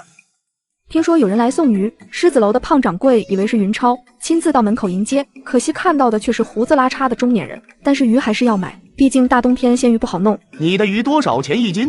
云二那小子不是卖200文1斤吗？老子只要100文，不信狮子楼不收。嘿嘿，便宜，我的鱼只要100文1斤。胖掌柜一听气坏了，前天云超的鱼那么大，才50文1斤，今天这个泥腿子一张嘴就是100文1斤。掌柜的，你看我的鱼又大又新鲜，100文1斤绝对不亏。赖志成话刚说完，就感觉脸上一疼，结结实实挨了胖掌柜一记耳光。我打你个不知死活的东西，也不看看这是什么地方，想来我们狮子楼撒野，先撒泡尿照照自己是什么德行再说。如果只是要价高，胖掌柜还不至于这么生气，关键是鱼的品质太差。各位乡亲，大家都看看，别说我老胖欺负人，这么小的鲤鱼，这家伙也敢拿来糊弄我，大家说我打他应不应该？应该，打得好。像这种刁民就该狠狠的打。围观的大部分都是附近的买卖人，当然向着狮子楼说话。做买卖的还只是起哄，一些泼皮无赖就不一样了。他们平时巴结都巴结不上胖掌柜，现在遇到这么好的机会，于是一拥而上，对头赖志成就是一顿拳打脚踢。之后还顺手拿了2条大鱼，有人带头，其他人也有样学样。当人群散去的时候，最后车上只剩下了一些零散的小鱼。我们招谁惹谁了？不就是想卖个鱼吗？怎么就到了这步田地？最终赖志成父子狼狈地逃离了青阳县。爹，你说是不是云二和那头死肥猪有关系？死肥猪这才故意刁难咱们。老大，还是你心眼活，说的有道理。爹，咱们以后不自己进城卖鱼了，把鱼卖给云二，好不好？什么？卖给云二那小子？不行，说啥也不行。老二，为什么不行？难道你能把鱼卖掉吗？连续2次卖鱼都碰壁，赖手艺也不张狂了。那你说卖给云二多少钱1斤？就这样决定了，以后咱们捕的鱼都卖给云二。对了，他不是能卖200文1斤吗？咱们就卖他100文1斤，让他赚1半。爹，让云二赚100文太多了，不如咱们卖给他180文1斤，让他赚20文就好。云超不知道，他已经被某些人算计了。此时的他还在卧龙村领着手下的4大金刚瞎折腾，全体都有，预备，刺。训练的时候多流汗，打战的时候就能少流血。以后的你会感谢今天刻苦训练的自己。唯一让众人欣慰的是，1天3顿饭吃得太好了，不然大家还真不一定能坚持下去。就在这时，赖氏父子回来了，3人一脸倒霉样，准备找云超算账。你们在干嘛？都滚蛋！我找云二有事要说。赖志成说完，就感觉似乎哪里不对，几个小兔崽子怎么一动不动，全都用眼睛看着云二。全体都有，向左转，齐步走，到旁边休息一会。看到这一幕，赖志成简直不敢相信自己的眼睛。几个小子竟然听云二的话听到了这种程度，这是从什么时候开始的？村正，有话就直接说吧。云二，你说实话，前天那些鱼，你到底是多少钱卖给狮子楼的？哦，村正是不是已经去过狮子楼了？怎么样，鱼卖的好吗？云超只是随口一问，谁知却戳中了赖志成的肺管子。一想到自己堂堂的卧龙村村正，竟然被一帮无赖脱皮打成了猪头，完蛋了！刚才自己居然忘必会人了，不知道有多少人都看见了，这下自己的形象全都毁了呀！看到村正的猪头样，云超再也忍不住笑出了声。哼，小子，你笑什么笑？实话告诉你吧，我是在路上遇到了土匪，10几个土匪全都被我打跑了，这是打土匪的时候留下的伤，怎么样，厉害吗？厉害厉害，有什么话赶紧说吧，说完你好回去治伤。哼，云儿，少说废话，我不管你卖给狮子楼的鱼是多少钱一斤，以后我的鱼都180文一斤卖给你，你再卖给狮子楼，让你赚个差价，怎么样？听完赖志成的话，云超用关爱智障的眼神看着他，严重怀疑可能是吃错了药。村正，你是不是发烧了呀？怎么会说胡话？猪肉才100来文一斤，你凭什么就觉得鱼肉能卖到200文一斤？赖志成哑口无言，听到云儿的鱼卖200文一斤时，光顾着心疼自己丢掉的银子了，根本就没想那么多。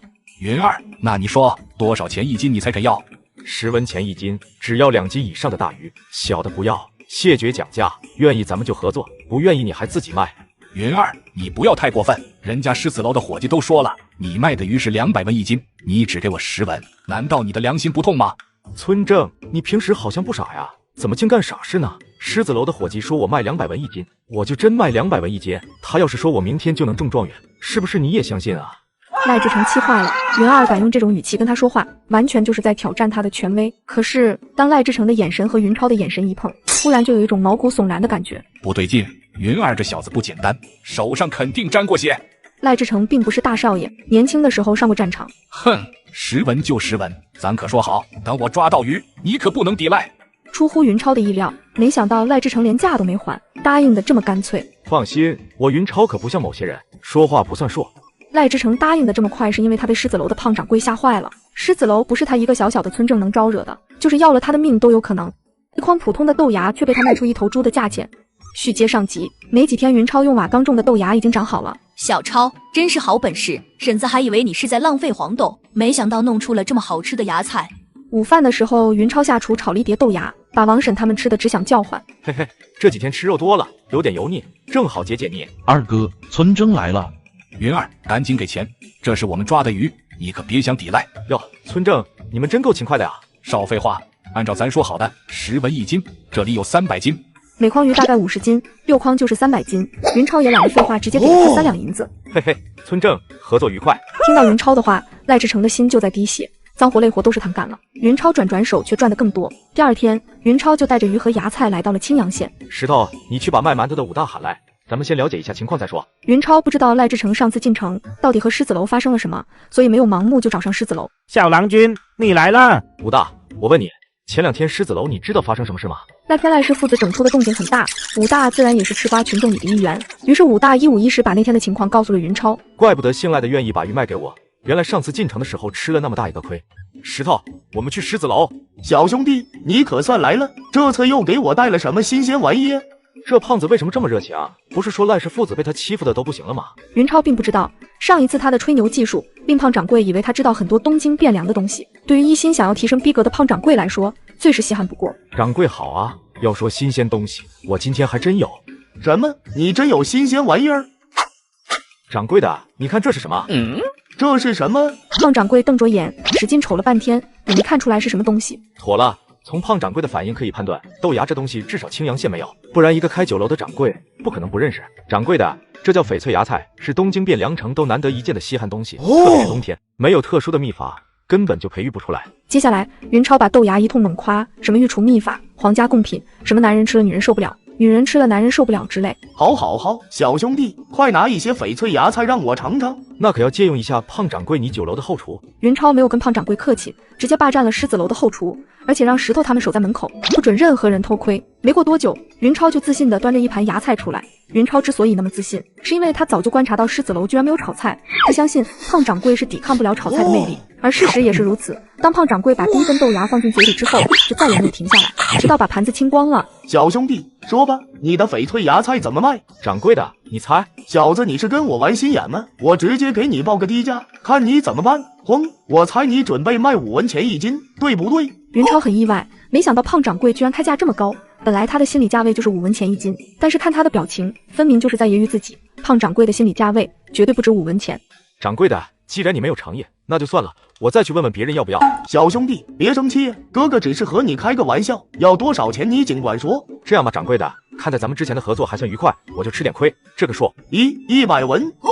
自己明明是想说10文钱1斤，好不好？胖掌柜怎么就误会成100文了？小兄弟，不是哥哥大惊小怪，100文1斤的芽菜，哥哥我实在是闻所未闻了。掌柜的，你也不想想，大冬天能种出这些芽菜，要费多大的力气，要付出多少成本？现在就连1斤猪肉都要上百文，1斤皇家贡品难道还比不上1斤猪肉？是啊，芽菜在东京汴梁都是稀罕东西，皇帝和皇子公主们都趋之若鹜，价钱贵一些当然应该。别看胖掌柜是青阳县最大酒楼的掌柜，但对于皇室的了解并不比普通的百姓强多少。小兄弟，要不再便宜一些？100文1斤实在是太贵了，1文钱也不能便宜，这已经是给你面子了。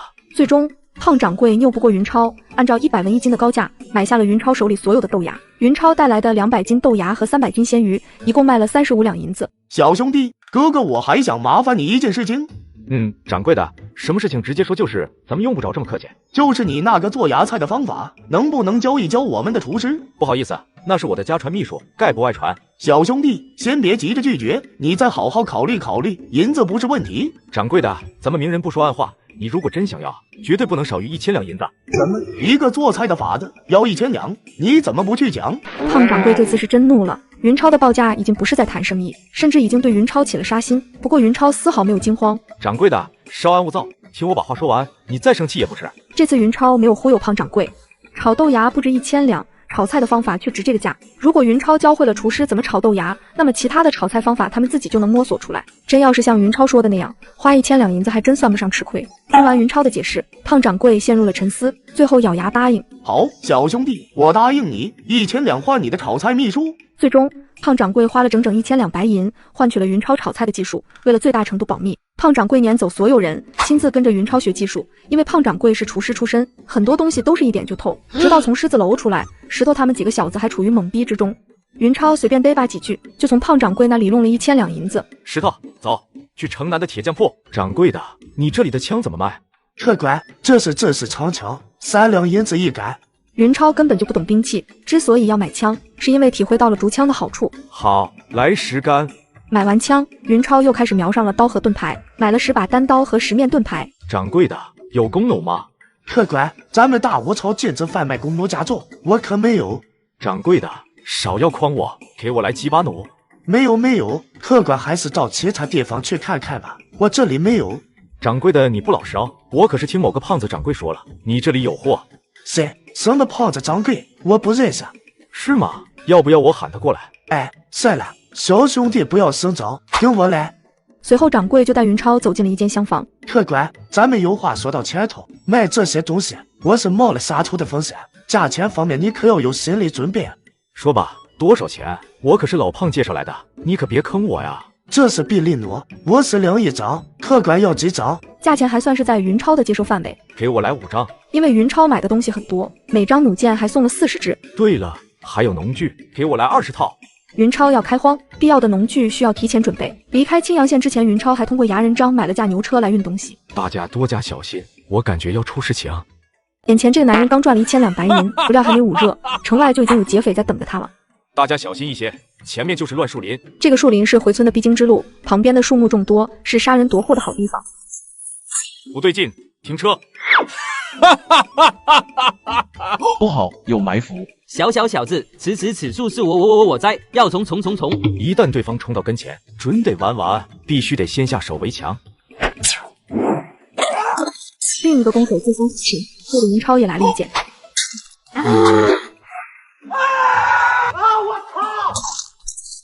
接连死了2个弓箭手，剩下的人没有退缩，举着五花八门的武器冲了过来。这时罗志远3人也总算是回过了神。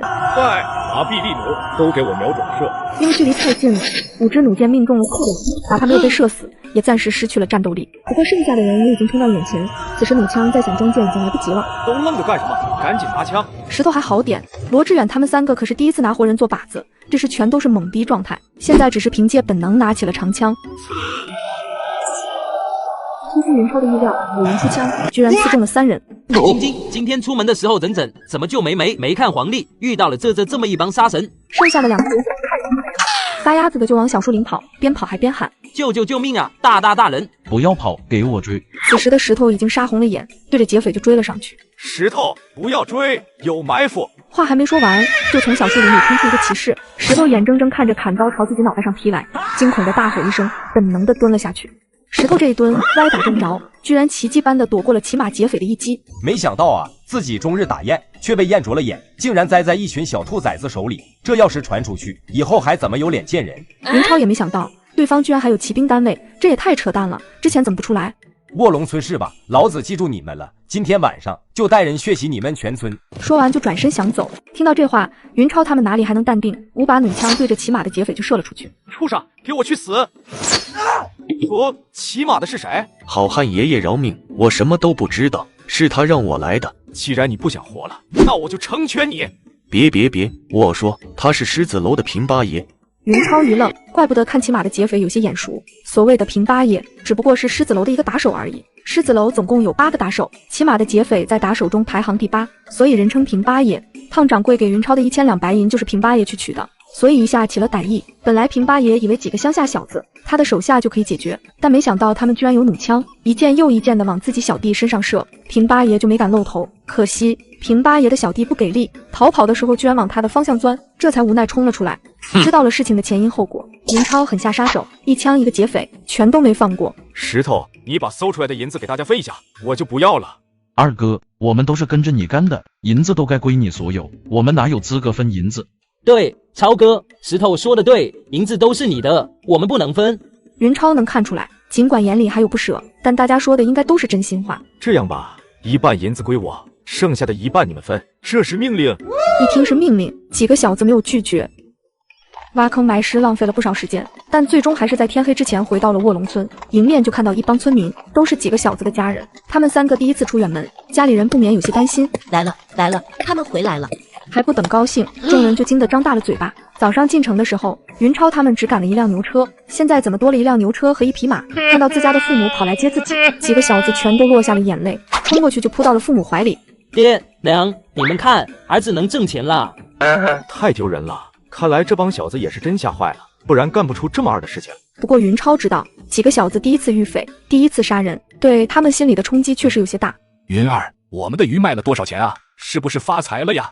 听到赖志成的阴阳怪气，云超就知道他没安好心，想在乡亲们面前败坏自己的名声，于是决定恶心一把这个老家伙。村正，咱们以前说的事情不行了。狮子楼掌柜的说，鱼用不了那么多，以后不收了。啥？不收鱼怎么能行？以后我的鱼卖给谁？你爱卖给谁卖给谁，反正我是不要，省得砸在手里卖不出去。赖志成指着云超，气得直哆嗦。而胖掌柜这边也迎来了他的高光时刻，平时在自己面前牛逼哄哄的大佬个个原形毕露。成天吹你们当年在汴京城如何，连炒菜都没吃过，你们还吹个鸟啊吹！现在的胖掌柜跟个气球一样膨胀，觉得青阳县已经容不下他了，他要到东京汴梁去开一家大酒楼。不过在离开青阳县之前，胖掌柜还要做一件事情，那就是必须弄来芽菜的培育秘方。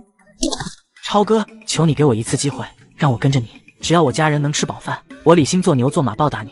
因为那天的事，村里人都知道，跟云超干不仅能吃饱，还能赚大钱。李兴，你回去吧，你要是出了事情，你的家人谁养活？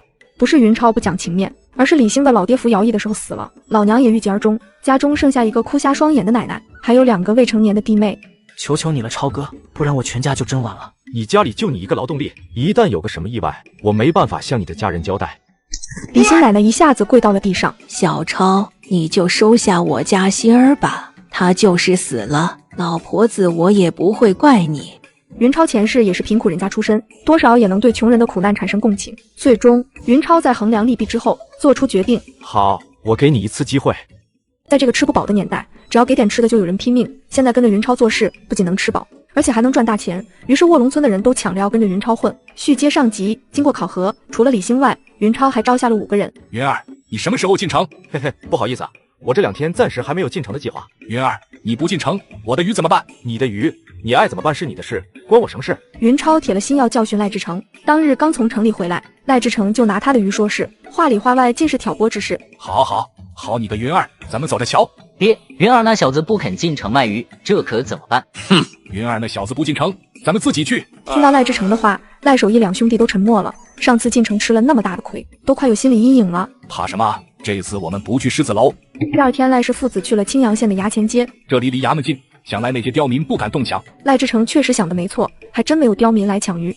但是收税的差役却来了一波又一波。赖氏父子卖了大半天，鱼没卖出几条，税银就交了1两多银子。到了昏幕，赖氏父子没有办法，只得垂头丧气往回走。前方就是乱树林，小心有贼！赖志成话音刚落，旁边就冲出来一群劫匪。好汉爷爷饶命，饶命啊！好汉爷爷，你们要什么都行，可千万别杀小的呀！黑松岭前几天失踪了一个探子，大头领派了10几个手下出来寻找，正好被赖氏父子撞上。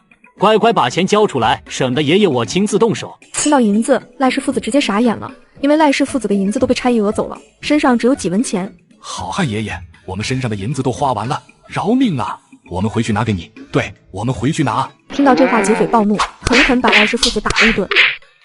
好，1两银子都没有，留你们还有什么用？好汉爷爷，我们没钱，可是我们村有人有钱啊！要是你们能大发慈悲，放了我们，我可以给好汉爷爷通风报信，只要能抢那家伙一次，包好汉爷爷们满意。是吗？那现在带我们去。一听现在去，赖志成哪敢？卧龙村就属他家有钱，到时候他们哪能活命？于是忽悠道：好汉爷爷，我们村的刁民不好对付，爷爷们与其和一帮泥腿子死磕，不如等待时机，等有钱的那家伙出村的时候，直接把他拿下。赖志成忽悠人的本事还真不是盖的。最终劫匪扣押了赖守仁，让赖志成和赖守义滚了回去。当赖志成和赖守义父子回到卧龙村的时候，天已经彻底黑了下来。可是不等他们进村，就从旁边杀出了一票人马，周围黑漆漆的，赖氏父子哪能看清是谁，只当是又遇到了劫匪，吓得直接就跪了下去。好汉爷爷，好汉爷爷饶命啊！我们是真没钱了，刚被劫过一次，不信你们看，看我们都被打成啥样了。好汉爷爷，我们没钱，可是我们村有人有钱啊，要不我带你们现在就去找他，包你们满意。原本云超是准备搞一次夜间拉练，锻炼一下小子们在夜里的行动能力，可是刚出村就听见有脚步声，云超可没忘，黑松岭上新来了一波土匪，于是躲在一旁，等人走近了再冲出来。这不是赖志成父子俩吗？大晚上不睡觉，跑到村外干什么？而且还说村里有人有钱，他们要带着土匪进村找人。云超很快就从赖氏父子的话里想明白是怎么回事了，应该是父子俩之前在路上遇到劫匪了，结果现在把自己一帮人错当了劫匪，而且之前赖小二说要带着劫匪去劫村里的有钱人，不用问，说要带土匪抢劫的就是他云超。好，很好，知道你们坏，没想到却坏得这么彻底，居然要带着劫匪抢劫自己村里人，真是坏到家了。一个念头从云超的脑海里冒了出来，与其留着这2个不安定因素，是不是可以趁着现在的机会直接……可是几个新来的小子没有一起经历过生死，对他们的信任还不够，伏杀村正的罪名传出去，他云超现在还担不住。正在纠结的时候，赖志成的老婆和小姨子还有几个帮闲走了过来。这时候赖志成父子也发现了情况似乎不对，仔细一看，哪有什么劫匪，就是云超一帮小兔崽子。云儿，你个王八蛋，大晚上不睡觉，带人躲在村口想干什么？你是不是想当土匪，到处打家劫舍？赖守义没看清现在的形势，但是赖志成老奸巨猾，看到云儿一帮家伙不但手持刀枪棍棒，还有好几个人张弓搭弩，而且对准的还是自己，不由倒吸了一口凉气。好险，要是刚才云儿一声令下，自己父子俩恐怕早就完蛋了，还好现在媳妇他们来了。见云超他们不说话，赖守义骂得更痛快了。云儿，现在老子已经知道了你的真面目，怎么样，害怕了吗？赶紧跪下来给爷爷磕头，说不定爷爷一高兴就不去报官了。闭嘴，小兔崽子！爹，难道我说的不对吗？这帮小子本来就不是好东西，正好借助今天的机会，把他们全都送去吃牢饭。再看云超一帮人面无表情，赖志成彻底吓怕了，一起双拳对着2，这就是一顿猛锤。畜生，我让你胡说八道！因为身上有伤，赖守义直接被打昏了过去。赖志成的老婆什么都不知道，见他把儿子往死里打，当即就发飙了，冲上去对着赖志成就是一通王八拳。就在这时，石头和张四海几个见过血的小子都在看云超的脸色。不是云超妇人之仁，是因为村子里来人了。刚才他听到了脚步声，见到来了这么多人，赖志成的一颗心总算是放进了肚子。娘哟，老子总算是活下来了。心情一放松，赖志成再也坚持不住，也晕了过去。云儿，你个小兔崽子，为什么要打人？说你是不是真当土匪了？看到云超一行人手里那些杀人的利器，再听赖志成的老婆一咋呼，一众村民看云超的眼神那叫一个奇怪。小兔崽子，赶紧赔钱，不然等我相公醒过来，让官府把你们这些土匪统统都抓起来。云超抬手就是一个大耳刮子，把赖志成的老婆打得原地站了半天。我要杀了你！你们几个赶紧上，给我抓住他，我要他死！来，你们谁来？几个帮闲面面相觑都不敢动。石头，去把赖志成弄醒。石头直接就过去对着赖志成狠狠踹了一脚。赖志成当场就疼醒了。问问他，到底他是被谁打成这样的？新来的说你是被谁打的？我们超哥是不是土匪？看到一个森冷的枪头正顶在自己的喉咙上，赖志成哪里还敢胡说？我说，你想知道什么？我全都说。少啰嗦，你是被谁打伤的？赖志成把路上遇到劫匪的事情说了出来，当然找机会对付云超的事情他就只字未提。关于云超他们，赖志成也给澄清了，根本就不是什么土匪，是保护村庄的英雄。赖守义因为嫉妒云超有钱，于是趁着云超进城，偷偷找上了山匪。按照山匪的指示，赖守义磕磕绊绊来到了黑松岭山匪的地盘，还不等他站定，一张大网就从天讲把他罩了起来。别动，敢动一动，老子捅死你！别，好汉爷爷别动手，我是来找我哥的。石头，你带人去找牙人张，让他再给咱们挑一头牛和一辆牛车，也给这头蠢驴也配一辆驴车，然后去吴掌柜的粮店等着，我先去狮子楼卖货，咱们分头行动，节省时间。云超准备慢慢增加耕牛的数量，为卧龙沟北岸的开荒做准备。老弟，今天早上起来我就听见喜鹊叫，果然有好事，哈哈哈。听说云超来了，胖掌柜亲自出来迎接，一张脸笑得稀烂，因为狮子楼最近日进斗金，钱都数不过来。掌柜的，我又培育出了一种新东西，你要不要尝一尝？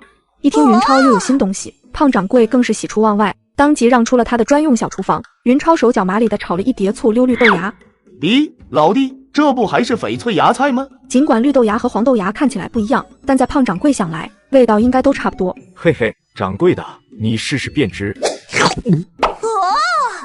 好东西，老弟，说吧，你这种翡翠芽菜准备怎么卖？这次云超没有让胖掌柜猜，直接报价100文1斤。没问题，老弟，有多少我都收了。不过老弟，刚才那碟芽菜是怎么做的？你可得教教老哥。见到云超笑盈盈看着他，胖掌柜当即就明白了，还以为这小子良心发现，原来是在等着自己呢。老弟，你看这样行不行？你说个价，2种翡翠芽菜的培育方法我都要了。云超一愣，本来准备把醋溜豆芽的做法卖给胖掌柜，挣个小钱就得了，谁知道胖掌柜连发豆芽的方法也想要。掌柜的，不瞒你说，2种芽菜的培育方法几乎差不多，上次我已经说过了，1000两，只要你拿1000两出来，2种翡翠芽菜的培育法子我都告诉你，怎么样？行，一言为定。云超也没想到胖掌柜这么爽快，于是他也豪爽一把。掌柜的，我还有一种菜的做法，就是之前我说过的松鼠鱼，不知道你感不感兴趣？一听云超还有新菜式，胖掌柜自然高兴，不过要见识之后才做决定。好一会，一道色香味俱全的松鼠鱼就大功告成了。胖掌柜也不废话，拿起筷子就吃了起来。就这样，大家眼睁睁看着胖掌柜把一道那么漂亮的菜肴吃干净。太可恶了，光知道自己吃独食，你倒是也让俺们尝尝啊！老弟，快说，你这道菜的做法打算要多少银子？听到胖掌柜的话，云超一时间也不知道开什么价合适。老弟，我也不跟你玩虚的，这道松鼠鱼加上之前那道酸甜翡翠芽菜，我一共给你200两，怎么样？跟在云超身边的几个小子险些没叫出来。掌柜的，咱们买卖不成仁义在，相信以后还会有合作的机会。啥？超哥没答应，是不是自己听错了？还不等胖掌柜说话，李兴就已经急得直冒汗。老弟，那你说要多少钱？500两一道菜。不是云超心黑，500两就能学会一道能闻名全国的名菜，不算贵。老弟，咱们一言为定。等笑嘻嘻送云超一行人离开后，胖掌柜的脸色就沉了下来，对着一个27、28岁的青年招了招手，随后进了一个雅间。二叔你就放心吧，全都安排好了，他们跑不了。一定要多加小心，千万不能走漏风声，知道吗？二叔你放1万个心，我会亲自跟过去，绝对出不了意外。咦，对了，平八还没消息吗？正在找，还没有找到。哼，废物，必须找到，活要见人，死要见尸。当云超来到粮店时，石头他们也已经到了，牛车买好了，驴车也已经装上了。吴掌柜，我又来了。吴掌柜看见云超就乐，因为他每隔几天就会来买一次粮食，这次更是装满了3辆牛车和1辆驴车。随后云超又去了铁匠铺。客官，小店保本经营，卖出去的东西概不退货。看到云超没几天又来了，掌柜以为云超是来退货的，毕竟正常人都不会3天2头就来买兵器。掌柜的，我不是来退货的，是来买货的。客官，能不能问一句，你买那么多兵器是干什么用的？我准备上山当土匪，怎么样？有没有前途？就你小子这副德行，还上山当土匪？遇到土匪不下掉就是好的。不过云超这么一说，铁匠反而放心了。客官，莫要说笑，不知道你今天要什么？上次那种臂力弩，再给我来10张。客官，臂力弩没有那么多了，只剩下7张。买完弩枪，云超又买了10来杆制式长枪，把铁匠铺的所有长枪也给买空了。老板，你这不行啊！赶紧招工呗，下次我再来，最好能造几张踏章弩。就你这小打小闹，什么时候能发财啊？对对对，走，去十字街找武大。看到云超，武大很热情，非让云超去家里坐坐。不过云超也不是空手过去，提了半只羊就跟着武大回了家。见到云超来了，武大的娘子很是高兴，亲自下厨煮了羊肉汤招待云超一行人。吃饱之后坐了一会，云超就交给武大5斤食用碱，随后就告辞而去。大郎，你说他们还会来吗？大家都把弩上好弦，以防万一。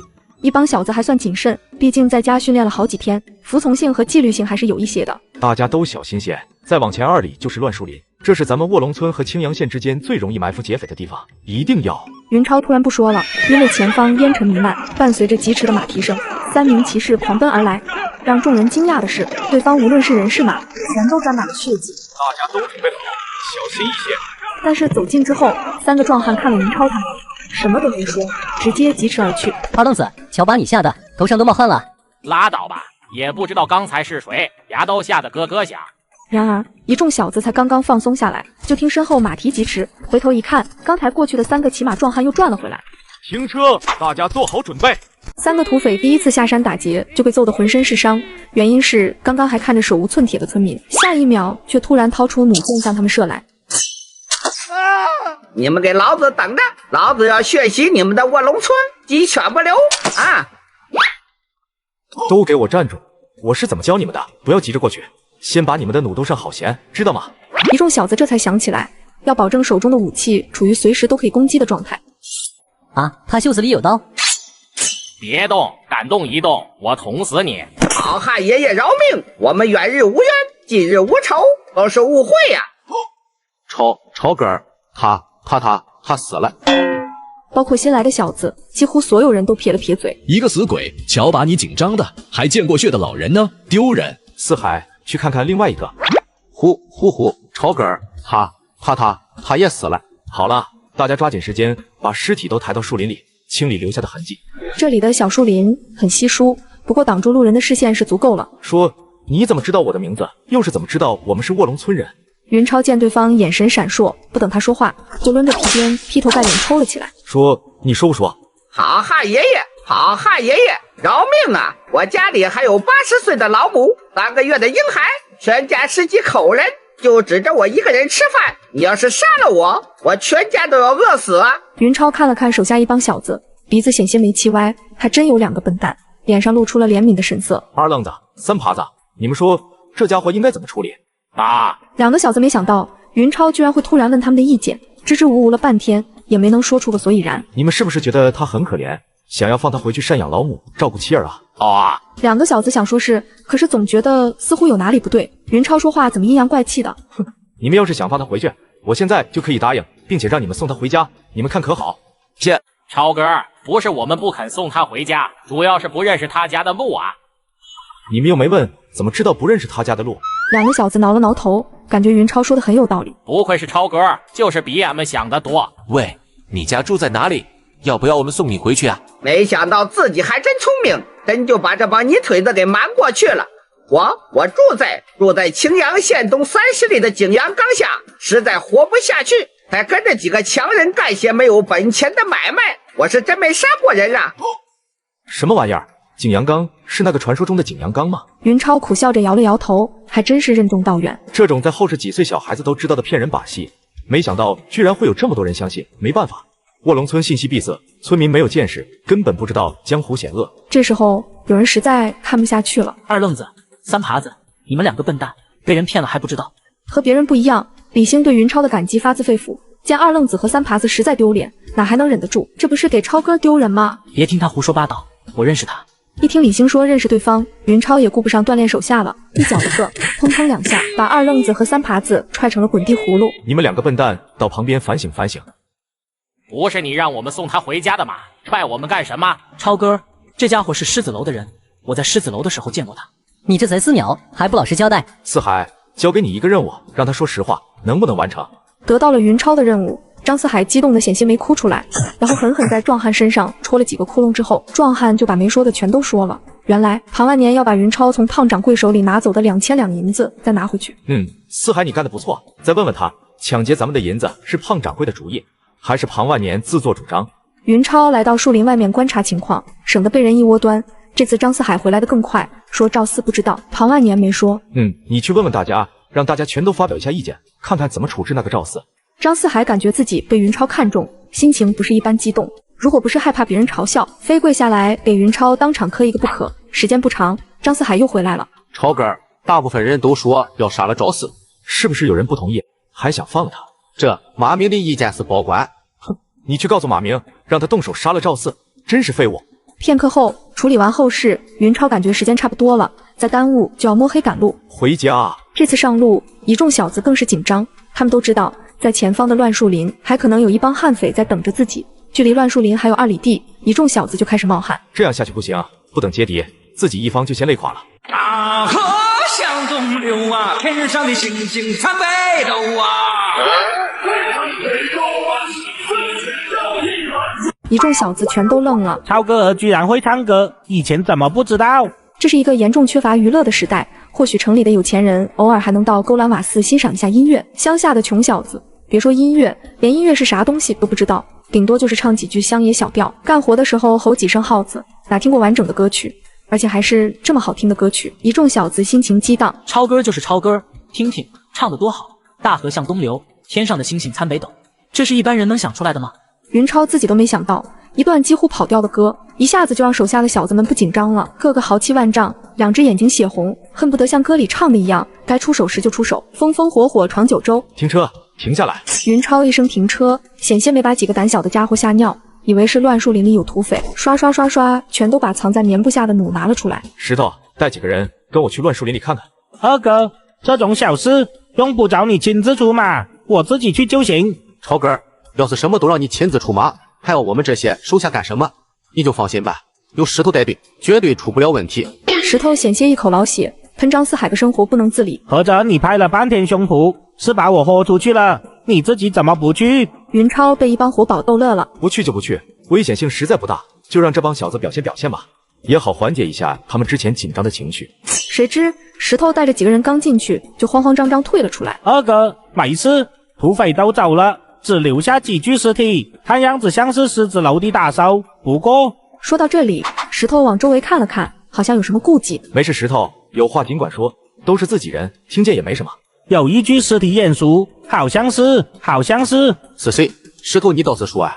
石头，有话直接说，怎么婆婆妈妈的？我看有个家伙像是咱们村的赖小二。石头话音未落，没有进乱树林的几个小子就忍不住一片喧哗。怎么会？赖守义也被土匪劫了，赖守义不是受伤了吗？怎么也进城来了？石头，还有谁？赖大河村正在吗？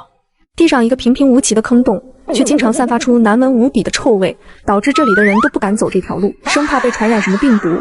这天终于有人忍不住将洞给重新挖开，可当看到洞里的第一眼人脸，瞬间就白了。只见坑里被埋着10几具的无名尸体，可见这臭味也是从这腐烂的尸体上发出的。大家都看到了吧？这个世界有多残酷，平时让你们练本事，你们还叫苦叫累，都仔细想想，要是以后也想变得像他们一样，你们就偷懒吧。一众小子面面相觑，云超临时起意的实践教学实在太深刻了。就在这时候，贾满仓不知道犯了哪门子神经，蹲下来就开始搜刮战利品，有几人连忙纷纷效仿。你们说他们能找到多少银子？怎么也得10几两吧？超哥，我猜他们1两银子，不，1枚铜钱也找不着。张四海，你少胡说！你凭什么说他们1文钱也找不着？难道你找过了？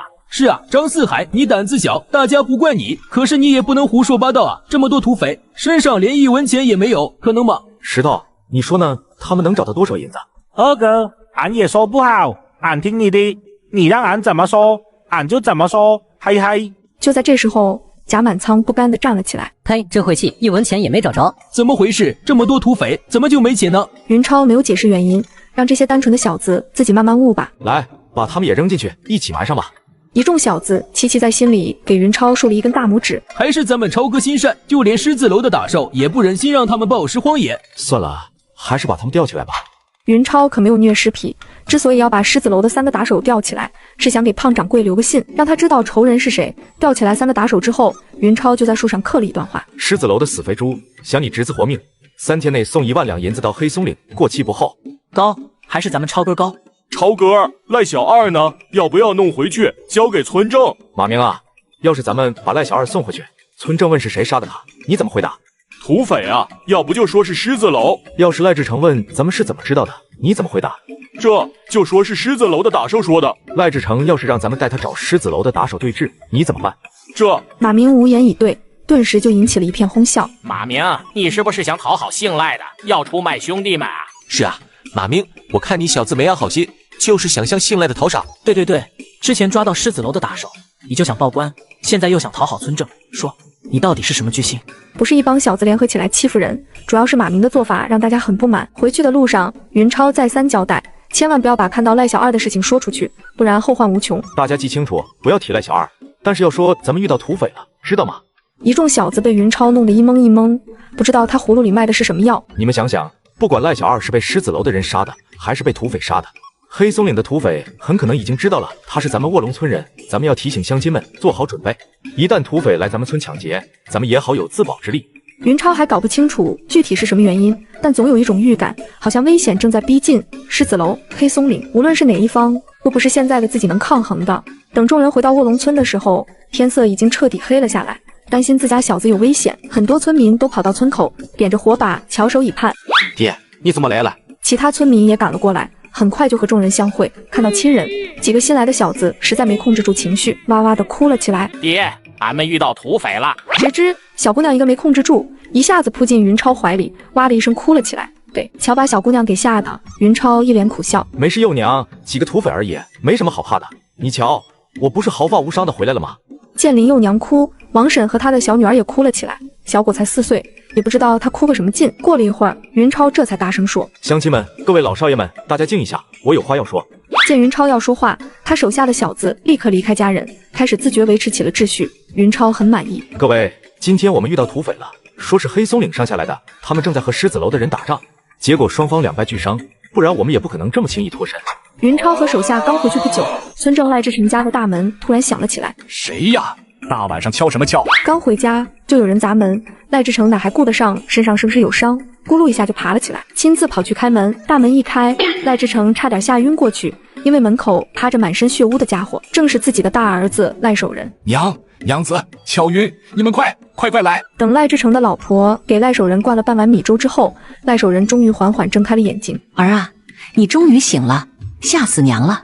老大，快说呀，老二他怎么了？二弟他被人杀了。赖志成两口子几乎同时一翻白眼，扑通扑通全都晕了过去。赖志成的小姨子郑巧云吓坏了，该怎么办啊？郑巧云费了9牛2虎之力，这才让赖志成醒了过来。当赖志成醒过来之后，并没有再大哭大叫，而是仔仔细细问了赖守仁事情的整个经过。赖守仁断断续续的说了半天，赖志成才总算明白了是怎么回事。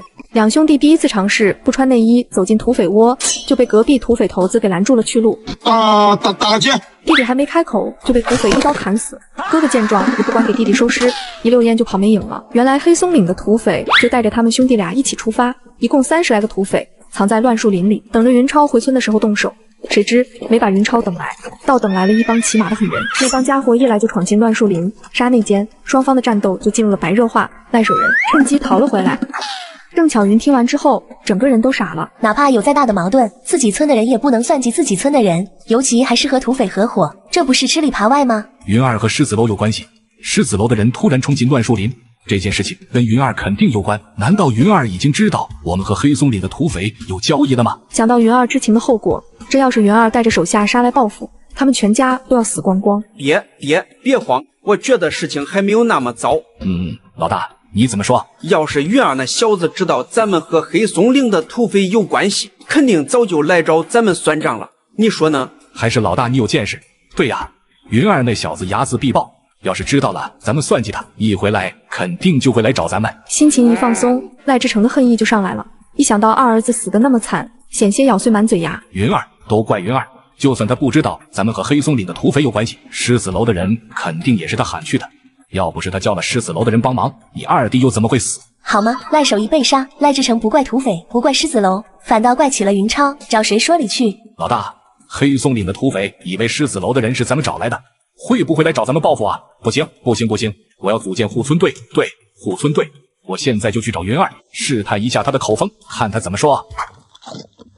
云儿，你能不能出来一下？我有话要和你说。二哥，我跟你去。村正，有话就直接说吧，这里都是我兄弟，就算听见了什么不该听的东西，相信他们也不会出去乱说。云儿，我想成立一个护村队，你看怎么样？护村队，村正，你想成立就成立好了，用不着和我商量吧。云儿，我主要是想让你们都加入护村队。村正，让我们加入可以，谁出钱呢？出钱？什么钱？赖志成一脸无辜的云超很想扇他2个大耳刮子。护村队要不要管饭？村正，你该不会是想让乡亲们白干吧？云儿，你这话是怎么说的？护村队难道不是保护咱们整个卧龙村吗？既然大家都得了好处，凭什么让我管饭？但是云超却知道他在偷换概念。护村队听起来好像是保护整个村子的安全，其实就是在保护他们赖家。村正，你回去吧。成立护村队可以，我也同意，只是我和我的手下不加入，因为我不但要带着他们保护咱们卧龙村，还不能让他们白干，最起码1天3顿饭要管。超哥，刚才我小妹跑来告诉我，咱们回来之后，她看见村正的大儿子赖守仁也回来了，一瘸一拐，身上有很多血。村正，是不是你们家老大回来了？他从土匪那里逃回来了吗？赖志成一愣，没想到云超居然知道自家老大回来了。那小子不是说回来的时候天都已经黑透了，没人看见吗？对，就是逃回来的，趁着土匪和另外一伙人打架的时候逃回来的。对了，村正，怎么没见你们家赖小二呢？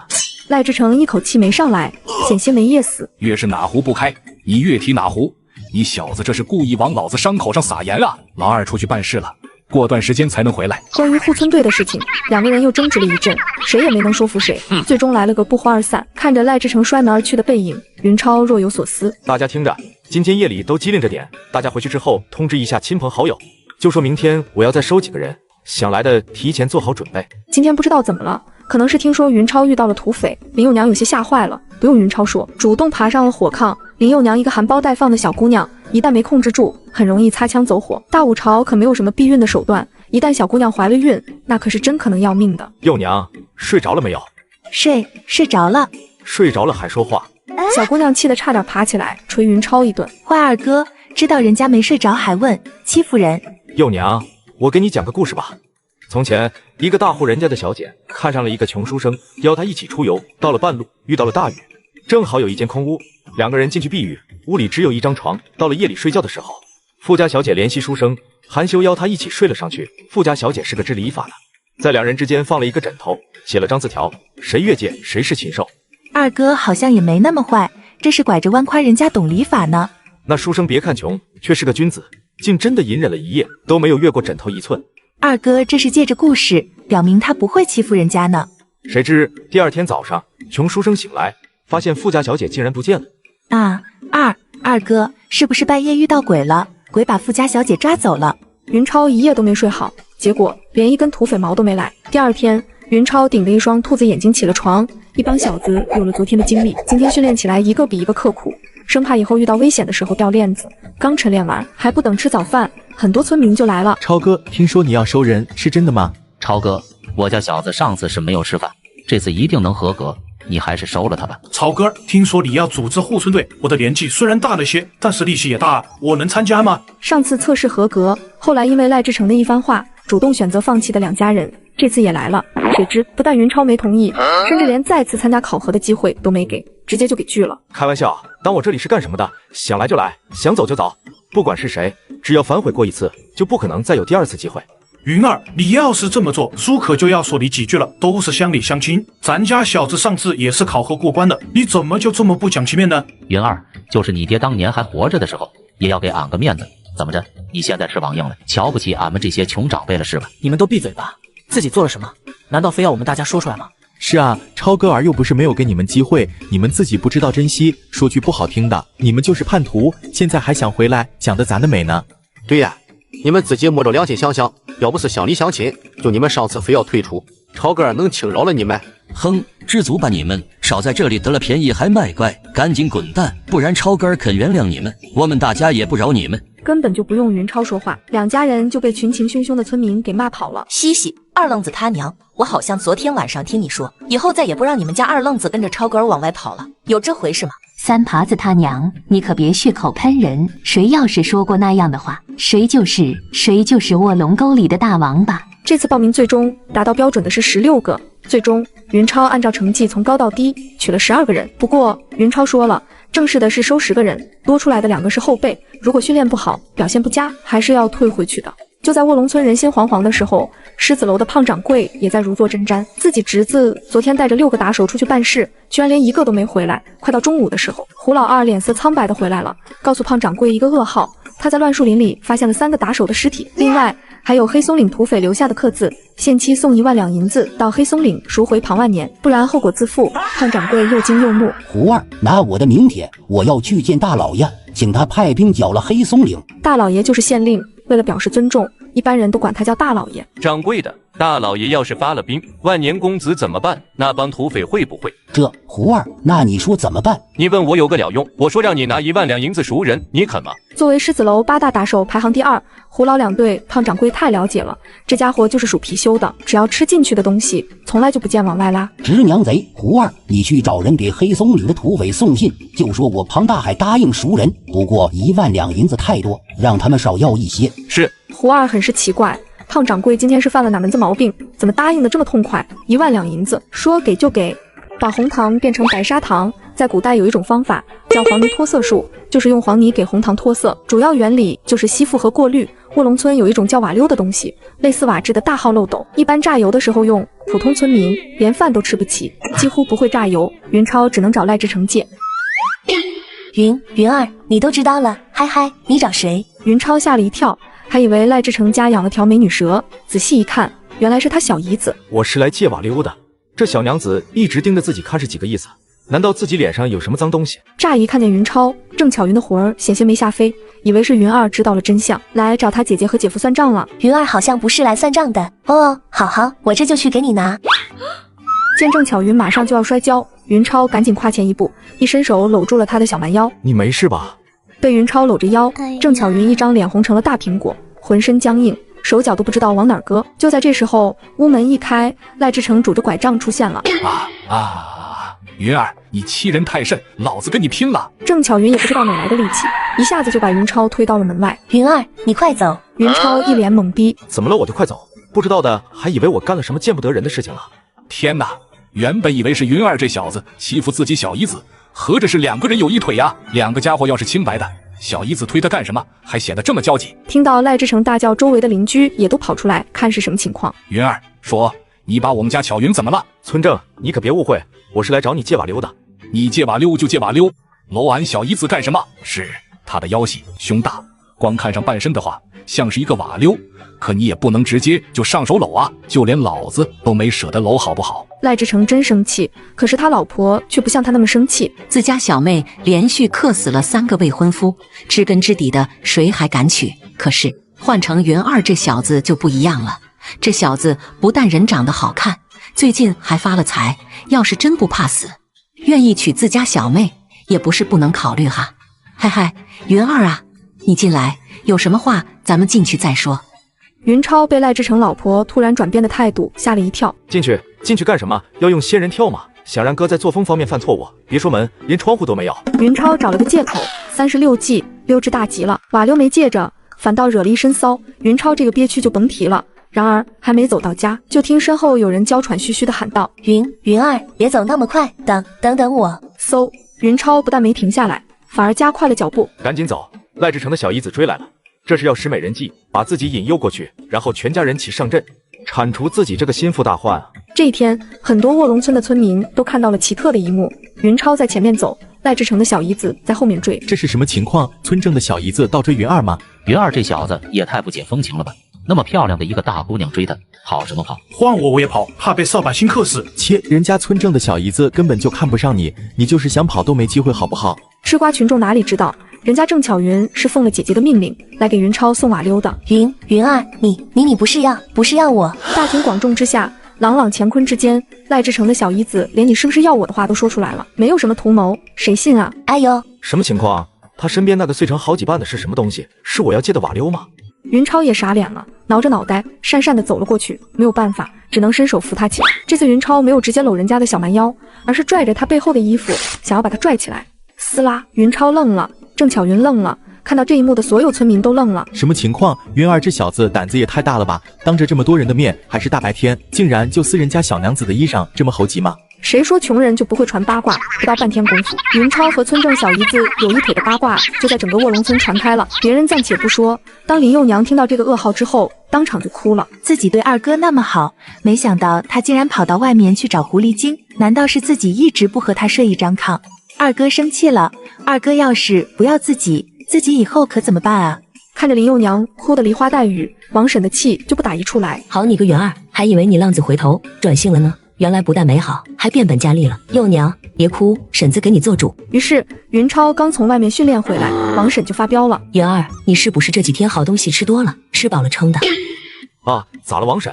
你还问我咋了？我还想问你呢，说你到底是怎么想的？不知道赖志成的小姨子是扫把星吗？为什么要和他那个？云超往私下一看，险些没把鼻子气歪。一帮小子个个眼睛瞪得溜圆，竖着耳朵准备听八卦。滚滚滚，都给我滚出去找瓦六！二哥，别赌气了好不好？大不了我以后不生你的气了，让你和村正的小姨子那个。练大五朝可没有什么女权主义，女性的地位比男人低得多。何况林幼娘还是一个童养媳，地位更是和一般的妻子不能比。幼娘别怕，婶子替你做主。这都什么乱七八糟的，你们别算了。云超一连倒了3遍黄泥浆，可是，在黄泥浆的冲淋下，瓦六里的红糖也正在以肉眼可见的速度减少，估计不等变成白糖，瓦六里就没东西了。这时候，林幼娘和王婶终于看明白了云超在干什么。可惜两个女人见识太少，根本就不知道红糖脱色成功意味着什么。云超开始一遍又一遍试验起来。青阳县狮子楼，一个白面书生带着2个壮汉，大摇大摆地走了进来。小伙计不敢怠慢，连忙热情招待。公子，请问几位？就俺们仨，要楼上的雅间。哎，不错不错，这酒楼不错，看来以后兄弟们有地方喝酒了。公子，请问吃点什么？把你们狮子楼所有拿手的好菜都给爷爷上一遍。对了，让你们掌柜的滚过来，就说他三爷爷来了。作为青阳县第1大酒楼的掌柜，可不是谁想见就能见的。可是小伙计才刚说了一句不好意思，脸上就狠狠挨了2个大耳刮子。小畜生，爷爷给你脸了是吧？赶紧把你们掌柜的叫来，他要是不来，就等着给他侄子收尸吧。小伙计傻了，哪怕牙齿都被打松了，还是一溜烟跑去找胖掌柜。胖掌柜一听就知道情况不对，胡老二外出办事了，狮子楼现在连一个打手都没有。快，拿我的名帖，赶紧去找吴县尉和曹都头，让他们带人来抓土匪。萧德让身为黑松岭的3当家，一向以夺命书生自居，怎么可能不给自己留后路？去报官的小伙计，还有准备从后门溜走的胖掌柜，全都被萧德让的手下捉了回来。小命要紧，胖掌柜只能乖乖听话，让手下的伙计回家送信，让家人送1万两银子过来。掌柜的，你也别生气，我们不白拿你的银子。从今往后，你们狮子楼我们黑松岭照了。啥？你们还想在我狮子楼留人不成？不愧是掌柜的，就是聪明。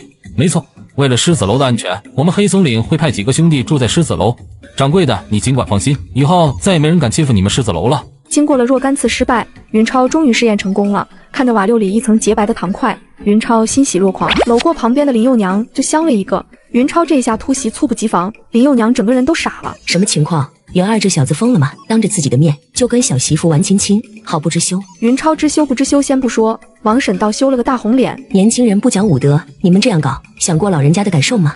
在卧龙沟的深处，一段传奇正在悄然上演，村民们议论纷纷。云超的造桥计划被戏称为吃饱了撑的，然而这位被质疑的勇士却毅然踏入了未知的征程。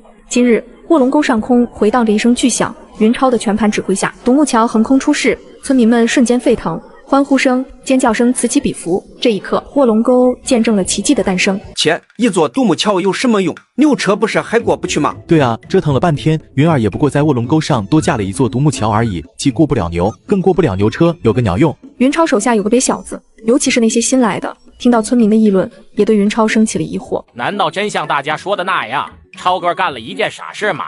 走吧，大家回去继续修村墙，有什么好看的？一些村民听到赖志成的鼓动，开始议论纷纷的往家走。二哥，下一步怎么干？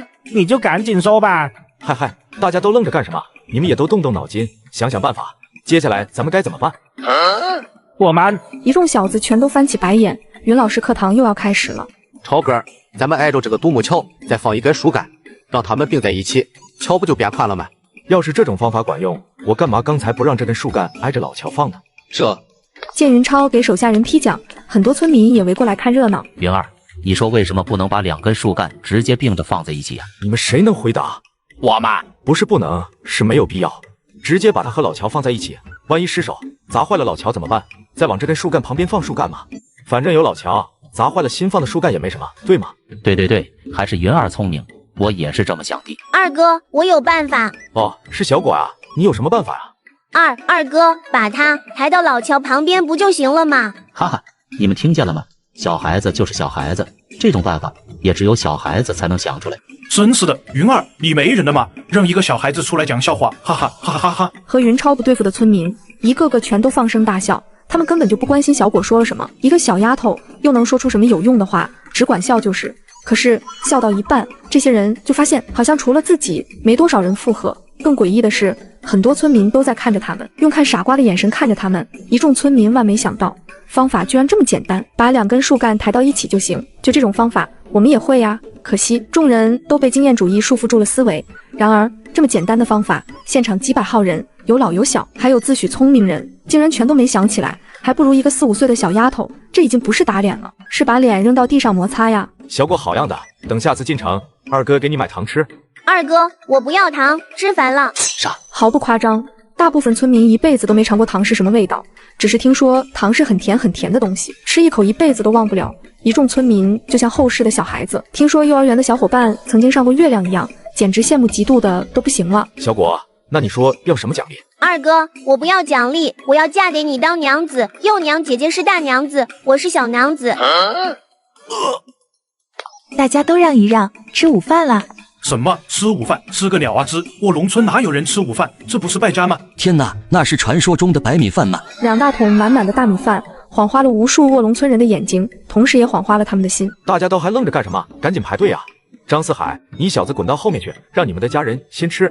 志远，把你小弟拎出来，长辈还没吃，他倒挤到前面去了，给我抽他2巴掌，让这小子尝尝记性。有些吃瓜群众就是羡慕的流泪了。不公平，这也太不公平了！凭什么大家都是一个村的，你们吃香的喝鲜的，俺们就只能干看着？不行，俺们也要帮忙，俺们也要干活，俺们也要吃好吃的。第2天正好是3水镇赶集的日子，云超一大早就带着10个手下，赶着3辆牛车出发了。一个临时的摊子，卖的猪肉看起来还不错，够新鲜。一问价，云超都感到奇怪。老板，你卖的肉为什么比城里卖的还便宜啊？小兄弟可不敢叫老板，我就是个相信杀猪的，这头猪是我自己在村里收的。在咱们3水镇卖东西，不像城里要交那么多税，价钱自然就要便宜一些。明白了，来，把这些肉都称一下，一共多少？我全都要了。啥？小兄弟你说啥？卖小兄弟你说全都要。对，我看你这头猪还没卖出去多少，别再卖了，剩下多少我全都要了。老板，有笔好买卖，不知道你干不干？我不成的，小兄弟，我哪会做买卖啊？老板，我就是想让你隔几天给我送头猪，不是干别的买卖。啊，小兄弟，你吓死我了！送猪就送猪，干嘛说要和我做买卖啊？云超一行人全都穿着没有补丁的棉布衣裳，现在又听肉贩子一惊一乍，很快就围了一圈吃瓜群众。老板，我要是半个月让你送一头猪，你要什么价？啥？小兄弟，你说啥？半个月就给你送一头猪？不仅是肉贩子，很多吃瓜群众也觉得不可思议。这年头，别说半个月吃一头猪，就是半个月吃一顿肉的，又能有多少？小兄弟，少爷，能不能问一句，把猪给你送哪儿啊？卧龙村。啥？卧龙村？肉贩子也好，吃瓜群众也罢，都以为是自己听错了。卧龙村谁不知道？3水镇周围最穷的村子，没有之一。小兄弟，你是不是也想卖肉啊？我卖什么肉？自己吃，你就说吧。送一头猪到卧龙村多少钱？你要是不干，我就找别人了。干？怎么不干？最终，云超和肉贩子达成了协议，每半个月送一头猪到卧龙村，送到之后，肉贩子负责杀，价钱按照猪肉的净重计算，出多少肉就算多少钱，1斤80文。老板，这是定金，等肉送到之后一起算。见云超这么大方，猪还没送就直接给银子，而且一给就是2两，很多吃瓜群众羡慕的不要不要的。各位，我想找几个手艺好的木匠和石匠，请问去哪里找？这位少爷，我就是石匠，手艺好着哩，不信你打听打听。少爷，我是木匠，干了快30年了，不信你问问大家，谁不知道我黄木匠手艺最好？拉倒吧，就你还手艺最好？你要是手艺最好，那我王木匠又算什么？云超没想到大武朝的手艺人内卷也这么厉害，正不知道该怎么选。回头一看，原来是卖肉的小贩。只见这货挤眉弄眼，正在朝自己使眼色。合着是肉贩子有话要对自己说，看来这笔买卖做的不亏。肉贩子竟然把自己当成自己人了。各位，我现在还要再逛一逛，半个时辰之后，我在镇口等大家，有愿意去的可以过去。我到时候需要挑选一下，对了，有亲朋好友愿意去的，也请各位转告一声。有了肉贩子这个向导，云超接下来买东西就简单多了。哪个人的东西好，哪个人实在，肉贩子简直门清，根本就不用云超问，哪怕是路过一个卖木炭的，也要给他批讲一番。光头男子从天上掉下来，刚好被路过的牛车压到，男主以为遇到穿越者了，赶忙跳下牛车，来到光头男面前，立马唱起了《孤勇者》。爱你孤身走暗巷，爱你不跪的模样，爱你对峙过绝望，不肯哭一场，爱你破烂的衣裳。你干嘛？哎呦！你们快撞死我了，还有心情唱歌？不过这是什么歌？还怪好听。还以为遇到同类了，看你疼得难过，想唱歌给你缓解下。哎呦，我的腿啊，肯定是断了，疼死我了。不好意思，这位大哥，你伤到哪儿了？让我看看好吗？光头没有搭理云超，只是抱着腿哀嚎。突然，人群里冲出一个马脸男人，抱住地上的光头就嚎了起来：“兄弟，你怎么了，兄弟？”这时候，旁边围观的人群里有人说道：“王二麻子，都这时候了，还嚎什么嚎？还不赶紧进城找郎中？”是啊，别抱着你弟嚎了，赶紧送到城里，说不定还能治好。我也想给我兄弟治腿，可是哪来的钱啊？二麻子，钱还不简单，谁撞的你兄弟，让谁出啊？对，我看见了，是他们撞的你兄弟，赶紧跟他们要钱，去给你兄弟治腿吧。是你们撞的我兄弟，拿钱来。你要多少钱？5两银子，有吗？有。慢，二麻子，你可想清楚，你兄弟的腿断了，5两银子够吗？够，不够？对了，10两，我要10两。哼，串驴至少要50两。对，你要给我50两。云超没有说话，也没有掏银子，而是看了看手下的一帮小子，五朝版的碰瓷而已。这么拙劣的伎俩，在后世几岁的小孩子都能看穿。给钱啊！这样吧，我们有牛车，现在就送你兄弟进城治腿，你看怎么样？姐，不怎么样，不用你管，你赶紧拿银子，我们自己带人进城治伤。城就不用进了，我就是郎中，祖传绝技，专治各种不服。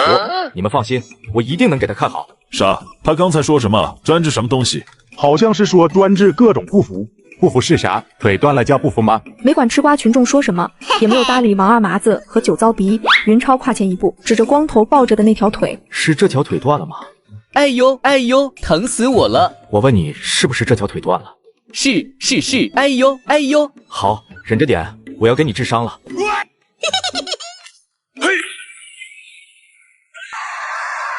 王二麻子和酒糟鼻万没想到，云超竟然说动手就动手。住手！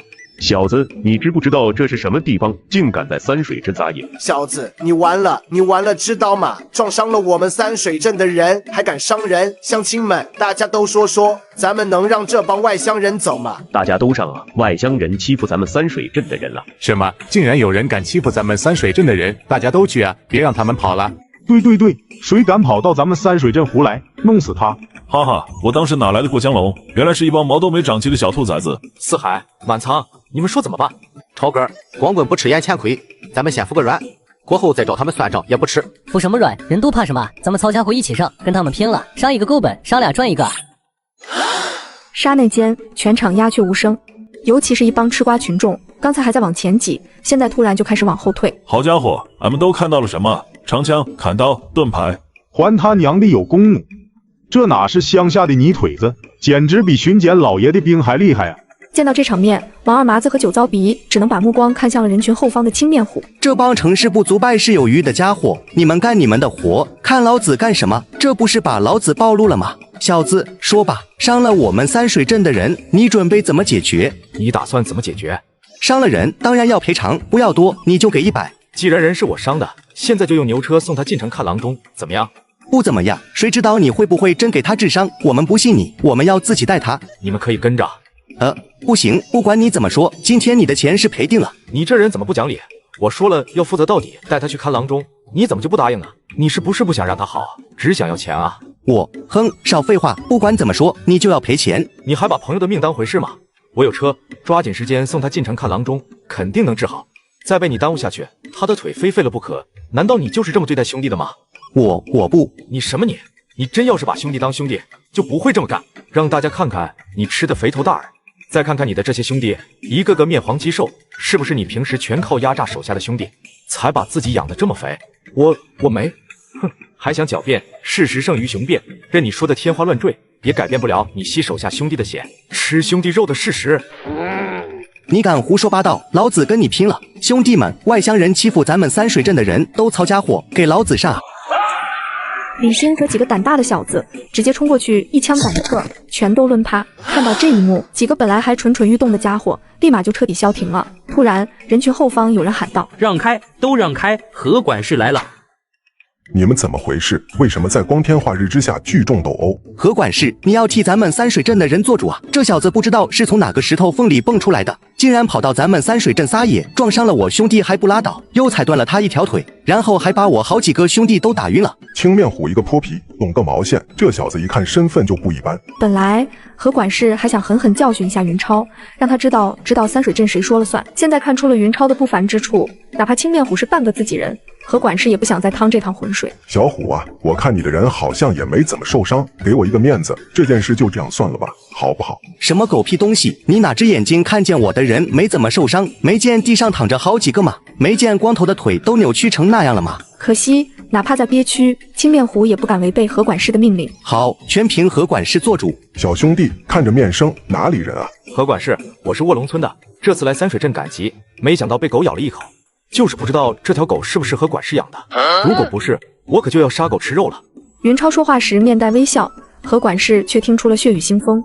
这小子哪是跟自己客气，分明就是在赤裸裸的威胁。卧龙村不是赖志成的地盘吗？什么时候出了这么一号人物？以前怎么从来都没听说过？想到这里，何管事不由倒吸了一口凉气。小伙子，你贵姓啊？免贵，我姓云，云超。小伙子，你是不是有个兄长叫云虎？没错，云虎正是家兄。小伙子，以后你到咱们三水镇卖东西，我不收你的份子钱，你看这样行不行？不愧是何管事，就是大度。你的这份情，我云超领了。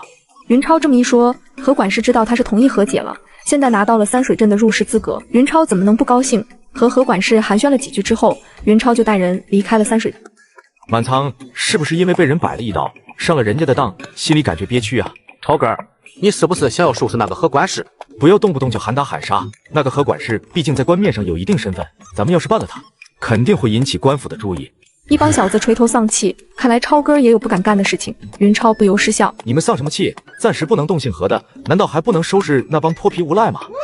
我是答应了何管事，不再追究之前的事情，可是那个脸上刺字的家伙却不肯罢休。你们难道没发现，之前答应跟着咱们去干活的那些石匠和铁匠，没有一个敢来吗？对啊，我说好像忘了什么事情，原来是那些石匠和铁匠没来啊。毕竟三水镇是青面虎的主场，那些铁匠和石匠没有一个敢来，就是明证。我不能允许青面虎这种敌人在三水镇继续存在下去。突然，从路旁的树林里冲出来几个人，一下子就拦在了牛车前面。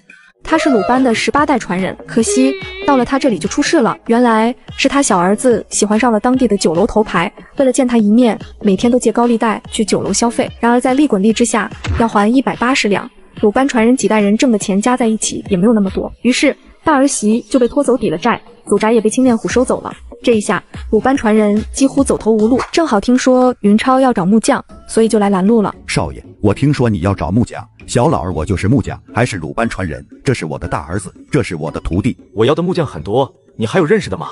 有啊，多的是。那你说，咱们要是悄悄去找人，会有匠人跟着我去卧龙村吗？哈哈，没关系，有你一家过去，暂时也够了。云超没说太多，毕竟和冯木匠还不熟，让他们坐上牛车，一起回了卧龙村。见云超一行人又是满载而归，卧龙村的村民一个个全都羡慕的不行，不是羡慕云超，是羡慕他手下的一帮小子，跟着这么有实力的一个东家，不用再发愁吃不上饭了不说，还特别有面子。第二天，云超正和林幼娘、王婶干得热火朝天，三耙子突然慌慌张张地闯了进来。超哥儿，有土匪来攻打咱们村了。一听土匪来了，云超哪还顾得上瓦6里的红糖，拎着旁边的一面破锣就冲了出去。哐哐哐哐哐哐哐，云超敲响了集合的破锣。云超平时不止一次强调过，只要听到锣声，无论在干什么，哪怕是蹲在茅坑上拉屎，也要第一时间拿着武器过来集合。尽管有些小骚乱，云超对大家的表现还是基本满意，就算是新来的那些小子，也能在规定的时间内赶到。二哥，黄山还没到。算了，不等他了，咱们先走。云超的队伍行进的很是迅速，很快就到了村口。二哥，现在怎么办？是直接杀出去，还是上墙？先上墙看看外面是什么情况。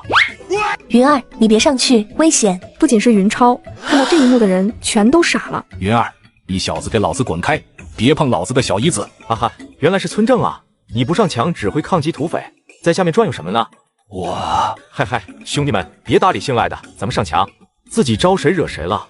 是赖志成的小姨子是好看，可是谁说只要是好看的女人，自己就一定要喜欢的？这不是毁坏哥光辉的形象吗？这就是土匪。村外的土匪居然少到只有4个，而且一个个衣衫不整，尽管手里都拿着武器，但那都是什么玩意儿？锤子、凿子、钻子，这些东西能打仗吗？怎么回事？谁说他们是土匪？我不知道啊，我们正在修村墙，就听有人喊土匪来了，赶紧就关了门，上了墙。你们是谁？来卧龙村干什么？问了半天，云超才弄明白，合着来的4个家伙不是土匪，是三水镇的石匠。听说云超要找人干活，又听说他得罪了青面虎，在三水镇的时候不敢露面，这是偷偷摸摸来找活干了。各位乡亲，虽然这次来的不是土匪，但我很高兴大家能反应这么及时，说明大家的警惕心很强。相信只要大家一直保持下去，就算来了真土匪，咱们卧龙村人也不怕。再三确认了安全之后，云超让人把几个村外的石匠带了进来。就在这时候，远处慌慌张张跑来一个人，刚到跟前就扑通一声跪了下。超哥，家里有事，我来晚了，你处罚我吧。那就说说你家里到底有什么事情，比土匪攻打咱们卧龙村还紧急？这俺嫂嫂病了，事急症。好，既然你嫂子生病了，而且还是急症，那可不能耽误。走，大家都跟我去看看，看看有什么需要帮忙的没有。这俺嫂嫂的病又好了。超哥，黄三是个孝顺孩子，既然事出有因，你就原谅他一回吧。是啊，云儿，谁不知道黄三是个好孩子？有什么好吃的，第一个想到的就是他嫂子。对这样的乖孩子，你不能太狠啊！咦，那不是黄三的大哥吗？黄大，你兄弟正挨打呢，赶紧过来替你兄弟向云儿说说好话。云儿，你这是干什么？耍威风怎么耍到自己人头上了？黄三，赶紧起来，云儿打你也是为你好，只不过下手有些狠，别往心里去啊。小子们知道正常情况下，云超绝对不会这么干。黄三缺席，绝对不是他嫂子病了那么简单。石头，李兴把他的衣裳扒下来，狠狠抽他50鞭子，让他滚蛋。超哥，饶命啊！我再也不敢了，不敢了。怎么，你们也要违抗我的命令？住手，快住手！黄大，你闪开！谁不知道俺媳妇最疼小三？你们要是打了小三，俺回去可没办法给媳妇交代。要打小三，就先打俺吧。你给我躲开吧！云超就是要立威，今天要是轻饶了黄三，等下次再有危险的时候，就会有张三，会有李四，还会有王二麻子。住手，快住手！李兴，你个小兔崽子，有娘生没娘养的下贱胚子，再敢打俺们家三郎，老娘跟你拼了！李兴，你个王八蛋，一条狗而已，老娘挠死你，再弄死你们家那个瞎眼老太婆，还要弄死你们家那2个小崽子！哇，黄三的嫂子来了，大冷的天还生着病，被逼着跑过来，云儿这件事遭大了。李兴毕竟年轻，心还不够狠，尽管黄三的嫂子骂得难听，让他几乎气炸肺，还是没好意思抽一个女人。三郎，你受苦了，哪个挨天刀的这么狠心，竟然把你打成这样？黄大娘子，你也别怪云儿，毕竟云儿还年轻，干一些不着调的事情可以理解，赶紧带你们家黄三回去养伤吧。对了，家里要是缺什么少什么，尽管开口，相信云儿是会给你们解决的。老小子还真会装好人，装好人你就装到底啊！干嘛扛别人之慨让我解决？哼，黄大嫂，我想问问你，刚才超哥敲锣集合，你们家黄三为什么不来？滚！黄三的嫂子一愣，之前在家的时候，2个人只顾着快活，居然忘了对口供。黄三，你要是敢说话，之前就是撒谎，就不是你的小侄子生病了。连惊带气，黄三一着急，说出来的话谁也没听明白，就连在他跟前的嫂子也没听清。和小叔子玩了这么久的游戏，都没让老公察觉，黄三的嫂子绝对是个聪明的女人，一听张四海的话，就知道自己该怎么说了。是啊，我儿子生病了，急症，所以我才让我们家三郎留下来照看他，不是我们三郎不来，是我不让，要怪就怪我好了。黄三嫂子的一番话，就像是按了静音键一样，刚才还有些纷乱的现场，一下子就安静了下来，落针可闻。你们看，黄三的嫂子一脸那啥，不像是刚生过病啊。娘哟，黄大娘子不对劲啊！你们说什么？俺咋听不懂哩？拉倒吧，我不信你看不出来，你又不是没娶过娘子。这么刺激，这么劲爆的吗？可惜很多人都明白了，黄三的大哥却还被蒙在鼓里。家里的到底是你生病了，还是咱儿子生病了？是咱儿子病了。哦，幺儿现在怎么样了？我要赶紧回家看看。连云超自己都没想到，本来只是想教训一下手下，来个杀一儆百，谁知竟然砸出了一桩伦理大案。各位听我说一句，很多人可能都不理解我为什么要打黄三。大家想一想，我为什么花那么多银子养着那么多人，难道就是为了让他们给我干活吗？要干活还用得着费那个力气，花费那么大的代价吗？就像赖村正那样，随便给个仨核桃俩枣，多少干活的人找不来。关我什么事？当日收人的时候，我一再强调，招人是为了保护安全，保护我的安全，同时也保护大家自己的安全。不像某些人找了一堆帮闲，就是为了他们自己家，连手下帮闲的死活都不管。我尼玛！如果是平时训练，拖拖拉拉还没什么，但是今天不一样。如果是真土匪来了，黄三说家里有事不来，石头也说家里有事来不了，李兴也说有事不能来，你不来，我也不来，咱们卧龙村谁来保卫？你们看看村正，虽然没敢上墙，但怎么说人家也来了。可是再看看黄三，连村正都比不上，我还要你有何用？是不是没我你说不下去？云超当时收人的时候可是签过契书的，从此之后跟家里没有关系。好了，看在黄三大哥大嫂的面子上，别的我也不再追究，剩下的鞭子也不再抽了。石头，李兴，留下咱们发的衣裳，把黄三自己的衣裳还给他，让他滚蛋。不要啊！想到自家之前过的日子，黄三的嫂子害怕了，再也不敢和云超炸毛，扑通一声跪在地上，梆梆梆地磕起头来。黄家嫂子，啥也别说了，规矩就是规矩，回去之后好好教育黄三，只要他能认识到自己的错误，好好改正，将来不是没有机会。大家都听到了吧？我云超招人不是来享受的，是来拼命的。让自家孩子报名之前，就要想清楚，别到时候出了事情，又像黄三的嫂子一样哭哭啼啼。再有下次，我可绝不轻饶。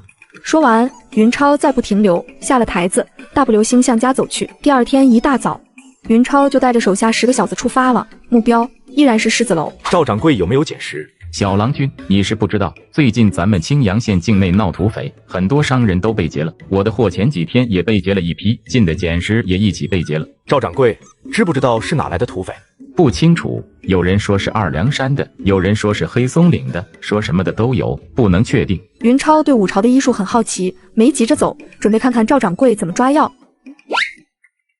赵掌柜，你抓药都不用称吗？小郎君，不是我吹牛，我这只手比他称的还准，不信你试试。哈哈，那我就不客气了。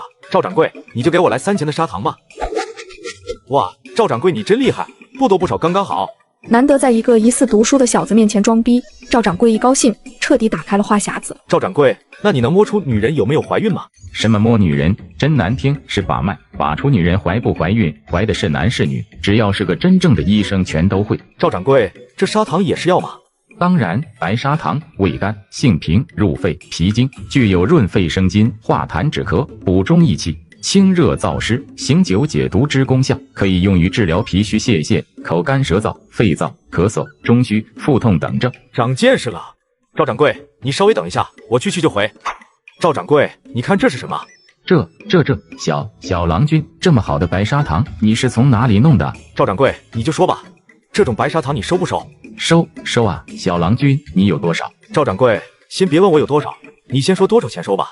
5钱银子1斤，小郎君你觉得如何？赵掌柜，实话告诉你吧，这种白砂糖是我好容易才从大石商人那里买来的，光是进价就1两银子，你看着办吧。小郎君，你也知道，咱们行医的人都心善，不忍看着病人受苦，很多时候卖药都不挣钱，宁愿架上药生沉，但愿人间无疾苦，你说呢？赵掌柜，你说的真好，我只收一个成本价和运费，就1两2钱1斤卖你，怎么样？小郎君真君子也，既然你认同我的意见，那咱们就1两银子放在我的药铺里卖，卖多少我给你结多少钱，我也1分银子不赚，你看怎么样？告辞。小郎君且慢走，咱们有话好好说，买卖不成仁义在，何必生那么大气呢？赵掌柜，我最后再报个价，你要是觉得高，那就算了，1两1钱银子1斤，你看怎么样？好，小郎君果然够果断，就按你说的，1两1钱银子1斤，你有多少，我全都要了。300斤红糖，云超一共提纯了200来斤白砂糖，200多两银子到手。直到离开药铺，跟在云超身边的几个小子都没能清醒过来。知道糖值钱，却没想过这么值钱，就几袋子白糖，就值200多两银子，这钱也太好挣了吧！本来云超的计划是直入虎穴，直接去狮子楼一探究竟。可是刚才跟赵掌柜聊天的时候，无意中听他说了一句，狮子楼好像最近招了不少新人。超哥，武大不在十字街，我没找到人。走，咱们去他家找他。站住！干什么的？几位小官人，我是武大的朋友，请问你们是在找他吗？你知道武大今天为什么没有出摊？他在家吗？小官人，上好的蜜饯，不要来些尝尝吗？怎么卖？便宜的话我就要一些。小贩看云超穿着，就不是他一个卖果子的小贩能招惹的，只得老实报价。感觉乔运哥没有骗自己，云超也干脆直接把他的果脯全买了，得了大半两银子。乔运哥高兴的嘴都合不拢。多谢小官人，小的家里还有生病的老妇，这就不打扰了。小崽子，你是不是忘了什么？啊，小官人，瞧我这记性，你要找武大妈，他昨天被人打了，今天在家养伤呢。走，武大家的干活。好嘞。对了，四海，你就别去了，带几个人去找牙人张，再买一挂牛车。云超一行人来到武大家门口，房门一开，一张似嗔似喜的芙蓉玉脸露了出来。不仅是手下一帮小子，就连云超也倒吸了一口凉气。好一个妩媚动人、风情万种的小少妇，真馋煞的人。老板娘，武老板在家吗？在的呢，让小郎君久等，是奴家怠慢了，快请进。不过，当云超发现小少妇眼角眉梢不经意露出的一抹笑容之后，一下子就全明白了。好你个小少妇，竟敢拿哥逗闷子，看哥以后怎么收拾你！老板娘，听说武老板受伤了，是真的吗？娘子，是谁在楼下说话？是卧龙村的云小郎君来了，你身上有伤，不要起来，我这就引小郎君上去。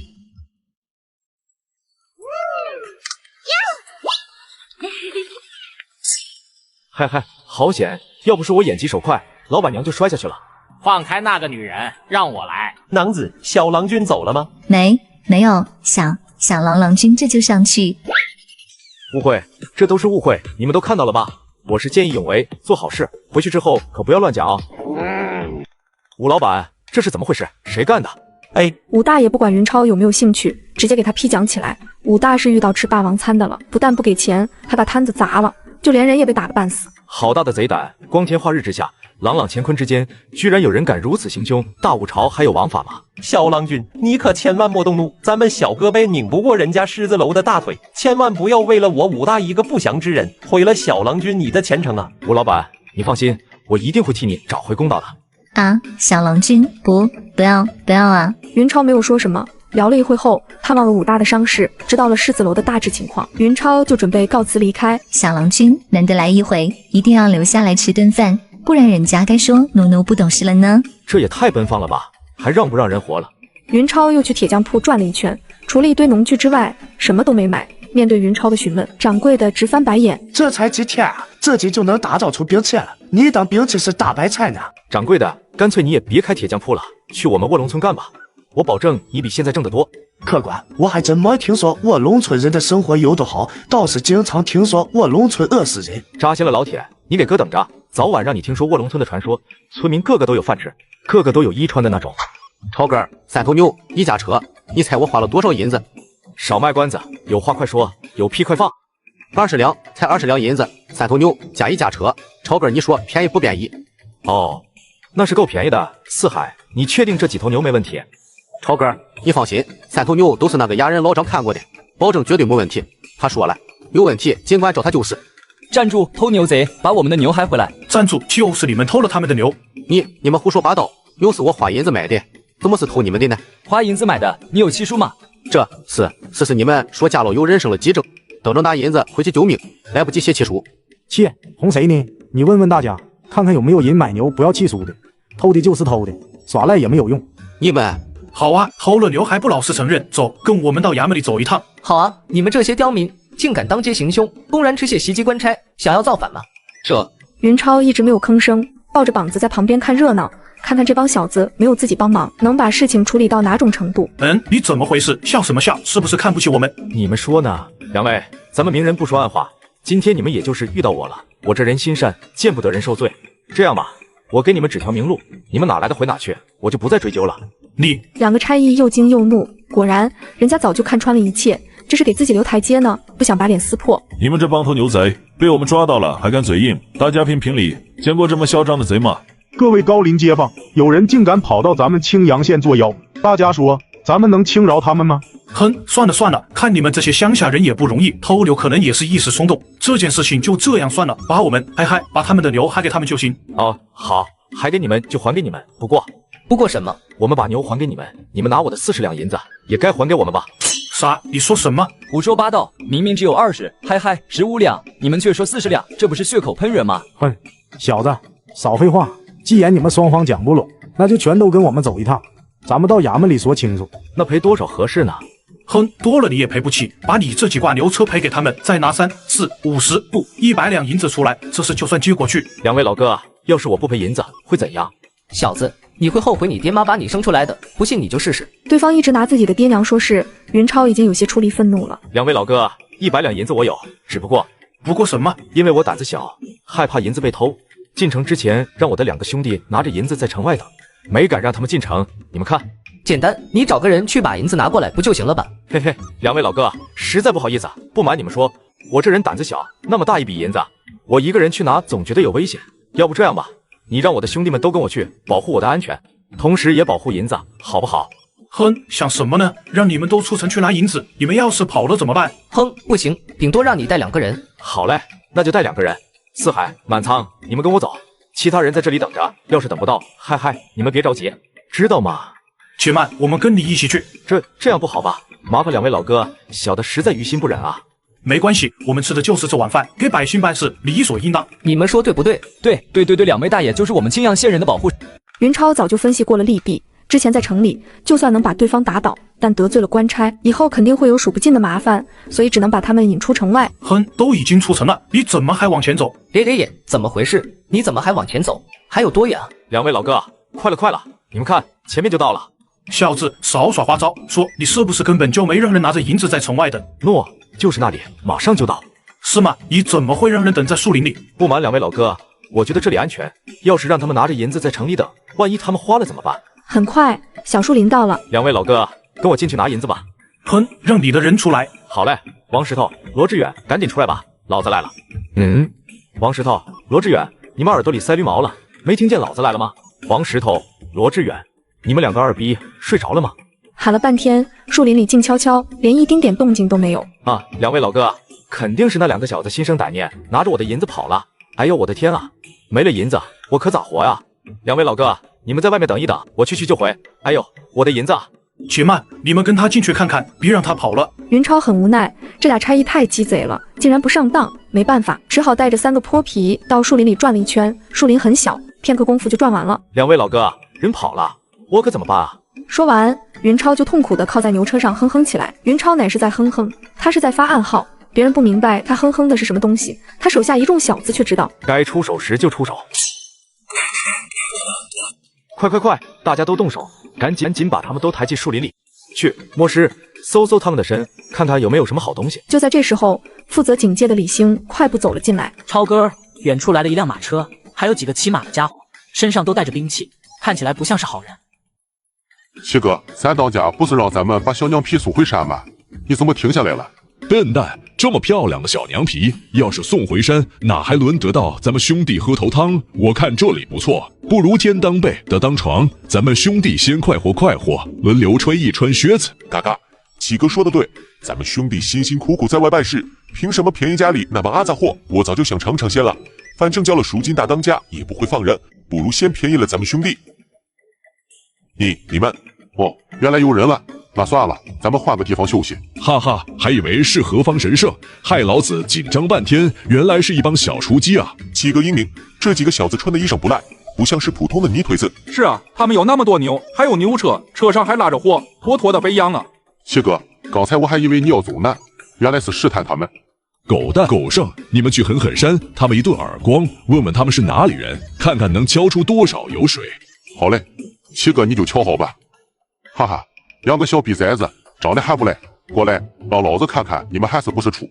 嘎嘎，小乖乖，别怕，大爷一会儿就让你知道什么才是真正的快活。鸡哥，点子扎手，你快走，找人来替兄弟们报仇。混蛋，你们竟敢攻击我们黑松岭的人，报上名来，我们黑松岭要灭了你们马门。云超瞳孔一缩，原来是遇到黑松岭的土匪了，怪不得这么横。哼，行不更名，坐不改姓，你们听清楚。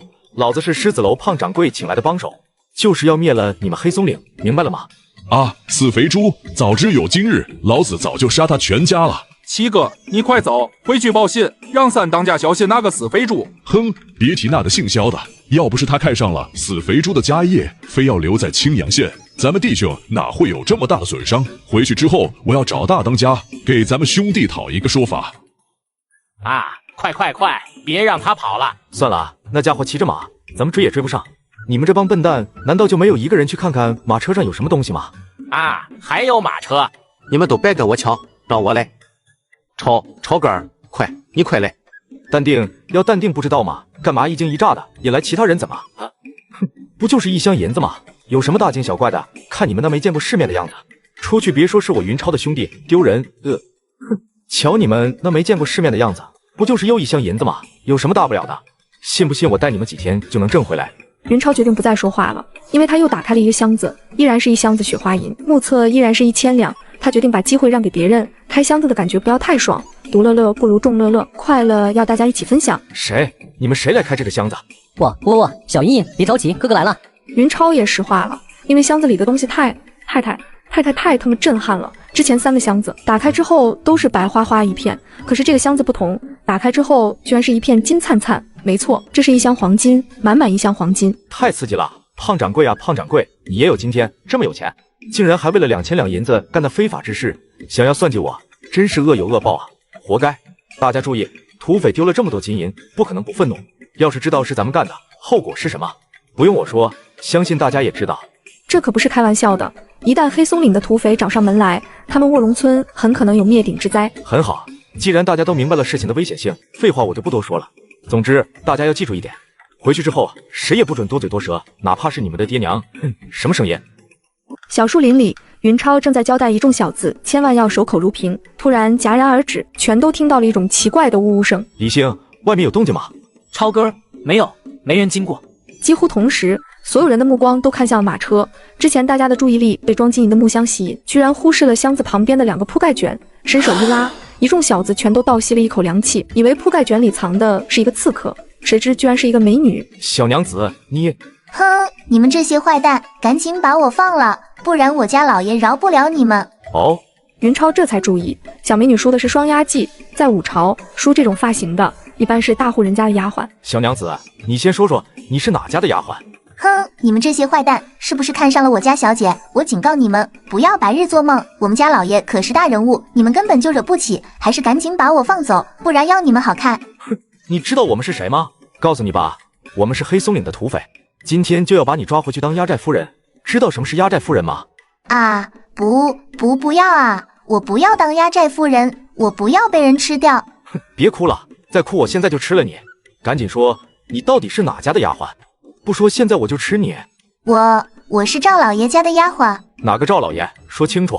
赵老爷就是赵老爷，青阳县还有哪个赵老爷？当然是开药铺的赵老爷啦。你是说西街那个开药铺的赵掌柜吗？哼，什么赵掌柜？是赵老爷。哦，那你又是怎么到这里来的？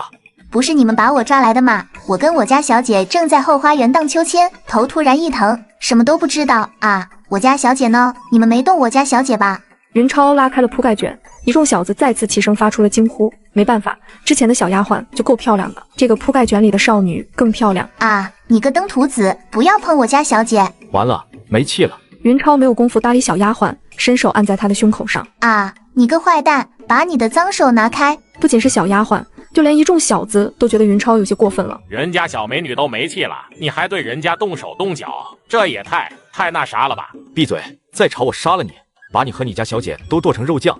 既然是药铺掌柜的闺女，云超能救还是要救一救的。为了救人，云超也算是豁出去了，自己珍藏了2辈子的初吻，就这样不明不白的献了出去，又爱又压，又亲又啃，折腾了好半晌，终于感觉到了手下的变化。别死哥了！你，我要杀了你！云超一把抓过旁边的牛耳尖刀，对着赵秀姑的胸膛狠狠插了下去。啊！不要啊！闭着眼睛等了半天，也没感觉刀子插进身体。赵秀姑偷偷把眼睛睁开了一条缝，一看，赵秀姑险些没气死。只见骑在自己身上的坏蛋正在似笑非笑，那张脸要多可恶就有多可恶啊！我跟你拼了！小姐不要啊！他是好人啊！小姐，刚才你已经没气了，是他把你清活，嗨救活的。云超见赵秀姑老实了，就从他身上下来了。老骑着人家也不是事，容易擦枪走火。李星，你小子看什么看？还不赶紧到外面继续警戒！你们说的就是你们几个，赶紧摸尸去！还有你们几个都别看了，2个丫头片子有什么好看的？还不赶紧挖坑！再磨蹭，天都黑了。你们2个丫头片子，好端端喊什么喊？把狼招来怎么办？你们竟然杀了那么多人！现在知道我们是好人了吧？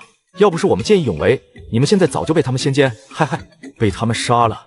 是他们绑了我们，不是你们干的。多新鲜啊！我们绑了你们，现在又放开你们，我们吃饱了撑的嘛。啊，原来你们真是好人啊！哼，我们不是不知道吗？有什么好生气的，小气鬼！小姐不要紧，等咱们一回去，就让老爷做主，让他娶了你，不就什么事情都解决了吗？喂，小气鬼，你干嘛不理我们？是不是还在生气啊？有什么好说的？对救命恩人喊打喊杀，这种人不值得我理睬。哼，小气鬼，你还说我们？要不是你非礼我家小姐，我们会骂你吗？哼，你们两个小丫头片子懂什么？你们以为我那样是在占便宜吗？哼，无知！你们以为我是怎么让一个断气的人死而复生的？如果不是消耗了我修炼10几年的一口先天混元真阳气，你们现在哪还能跟我说话？啊，先天混元真阳气，你是修士吗？行不更名，坐不改姓，本座乃南海观世音，大士驾前，善财童子是也。修炼的是金丹大道，一粒灵丹吞入腹，使之我命不由天。今天为了救你们，消耗了我修炼了10几年的功力，结成金丹的时间又要推迟10几年。哎，哇，小气鬼，不是，是小公子，你好厉害哦！啊，怎么还有官差？你们喊什么喊？生怕路人听不见吗？官匪勾结，这都没听说过。小郎君，既然是官差和土匪勾结起来要绑我们回去会不会有危险啊？哼，你们自己说，我浪费了10几年的功力，你们要怎么补偿我？啊，你还要补偿？多新鲜啊！你要是10几年的功夫白费了，比如你长这么大，我把你又变成小孩子，你会答应吗？要不这样，你看好不好？我们回去给老爷说一声，让他补偿你。不好，谁知道你们说话算不算数？更不知道你们那个老爷为人如何。他要是不认账，难道我还能收回的那一口修炼了10几年的先天混元真阳气吗？那怎么办呢？总不能让我家小姐以身相许吧？这样吧，你们俩跟我回去，给我当3个月的仆人，咱们就算扯平了。小郎君，我们跟你走可以，不过奴家有些话要先说清楚，你要是不答应，那现在就可以把你的那口混元气收回去。哦，有什么话直接说。我们跟你走可以，你不能对我们无礼。放心，我对你们不感兴趣，我家的小娘子漂亮着呢，比你们不知道强了多少倍。云超让几个小子把一个差役和一个泼皮吊了起来，然后再吊着他们的树上刻了一句话：青阳县的狗官竟敢暗算黑松岭的爷爷，你们等着，定要取耳的狗头。好了，再检查一下现场，看看有什么地方疏忽没有，没有的话咱们撤。云超当众宣布，这次跟他出去的一众小子，每个人发10两银子，受伤的2个家伙每人多加1倍。什么？超哥刚才说什么？这下你们发财了，超哥又要发银子了。发多少？没有受伤的发10两，受伤的发20两。啊，这么多？云儿，你是不是又去招惹土匪了？你就不怕把土匪引到咱们村来吗？村正，你哪只眼睛看到我招惹土匪了？我们是遇到了土匪不假，但不是我招惹的。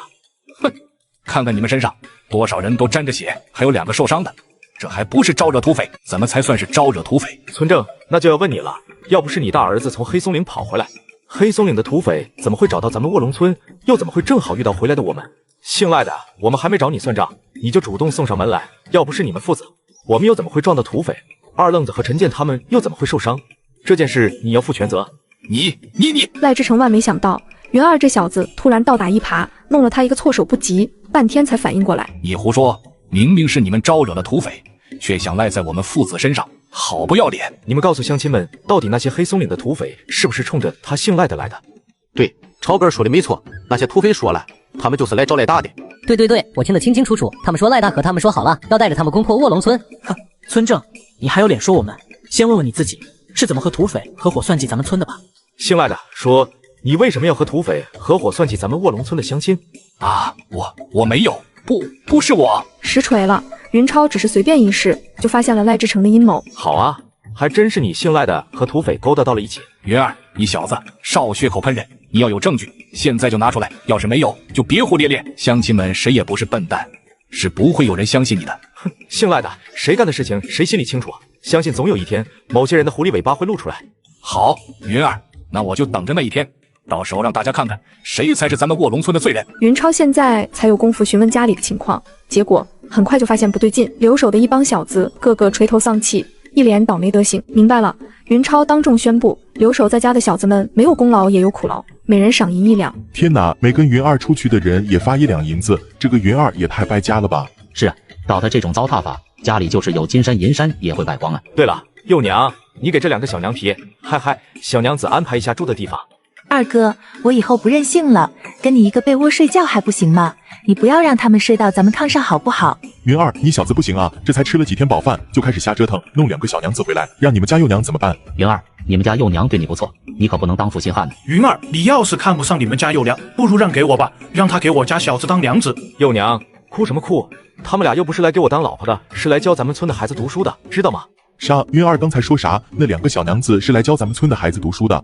好像是。天哪，云儿这么大方的吗？舍得让这么漂亮的2个小娘子教孩子们读书。二哥，你说的都是真的。就在云超高高兴兴回家的时候，青阳县西街药铺的掌柜赵润春正在接见一个半大小子。半大小子不是别人，正是前不久才卖了云超半篮子蜜饯果脯的乔运哥。赵老爷，不知道你的悬赏还算不算数？当然算数。你知道我女儿的下落？嘿嘿嘿嘿，这是10两银子，只要你说的消息可靠，她马上就是你的。乔运哥伸手想抓，最终还是没敢。西街药铺的赵掌柜在青阳县可是数1数2的名医，他可不敢得罪。赵老爷，我不知道赵小姐在哪里，但我知道是谁把她抓走的。什么？我女儿是有人抓走的，不是自己出去的。说吧，只要说清楚，她就是你的。赵老爷，当时我正好经过你们家后面的巷子口，看到有5个人驾着一辆马车停在你们家后花园外面，一个在后墙看车，另外4个翻墙跳了进去。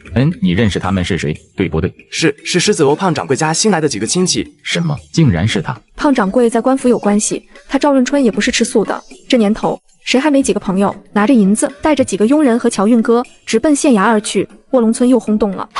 青阳县县衙西街药铺的赵掌柜已经和狮子楼的胖掌柜吵成了一团。胖掌柜、赵掌柜丢了女儿，心情可以理解。你们都是青阳县本地人，要互帮互助，你就吃些亏，勉为其难把你那些亲戚叫来，和赵掌柜见一面，也好让他安心。相信就是咱们县的百姓知道了，也会说你深明大义的，你说是不是？是个锤子，你这个狗官坏得很，肯定是收了姓赵的银子。庞掌柜，这样吧，既然你家的亲戚比较忙，咱们就自己过去，就不劳动他们的大家了。小姐，这里太简陋了，好冷啊！嘘，小点声，别被人听见。哼，怕什么怕？我就不怕那个小气鬼。听说他屋里有个火炕，睡起来特别暖和。小姐，咱要不要过去试试？哎呀，要死了！玉珠，你又胡说！要是你是臭男人的床，我才不躺呢。西西，小姐你就别装了，你们都那样了，还不是早晚的事。与其待在这里受罪，还不如现在就过去，好不好？小姐，快看啊，小气鬼真能说，好威风啊！赵秀姑可不像玉珠的胆子那么大，哪好意思盯着一个小伙子一直看，只能偶尔装作不经意瞥一眼，就已经害羞的不行了，脸跟红苹果似的。出发！接上集，云超回来后就当众宣布再收一批手下。超哥，我家外孙的亲戚能来报名吗？是啊，超哥，我外祖母家的亲戚听说你义薄云天，也想跟着你做事。你一言我一语，大家的目的都一样，想让自家的亲戚也跟着云超过上好日子。可以，不过有个条件，要担保，那些品行不端的我可不要，一旦出了事情，谁担保的谁负责。小东家，我们家里着火了，我们想请假回去看看。两位师傅先别急，我感觉你们回去可能会有危险，事情已经发生，再急也没用。我先派人悄悄去打听打听，看看是什么情况，等打听清楚了，你们再回去也不迟，好不好？东家，我们来卧龙村干活，除了很少几个亲戚之外，没人知道啊，怎么会出这种事情呢？你们放心，我一定会调查清楚，替你们报仇。四海、石头、李兴、三耙子，你们跟着冯木匠悄悄去一趟三水镇，打听一下青面虎今天晚上住在哪里，小心一些，不要暴露身份，知道吗？东家，多谢你能替我们全家报仇，小老儿无以为报，在这里先给你磕头了。多谢东家替我们报仇，还请东家替我们做主啊！云超除了给他们报仇，告慰他们家人的在天之灵之外，说什么都是多余。二哥，我们已经打听清楚了，青面虎这几天都窝在他的毒房里，据说是害怕有人找他的麻烦，一步也不敢离开他那些属下。不做亏心事，不怕鬼叫门，青面虎肯定是心里有鬼，大家抓紧时间休息，咱们一会儿就出发。是，大家都准备好了吗？超哥，我们都准备好了。有没有怕死的？有怕死的站出来，留在家里看家，我不怪他。好，很好。既然大家都知道咱们要去干什么，废话我就不说了。总之记住一点，咱们是正义的，是除暴安良，是行善积德。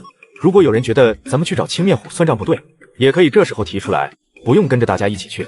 超哥，你就下命令吧。谁要是连这点道理都不明白，咱们就不认他当兄弟。狗屁不通的家伙，趁早滚蛋，省得留下来恶心大家。对，咱们是去杀坏人，杀坏人就等于是救好人。超哥，你就下命令吧。谁要是皱一皱眉，谁就不是爹娘生的。是啊，超哥儿，几个石匠师傅是给咱们干活的。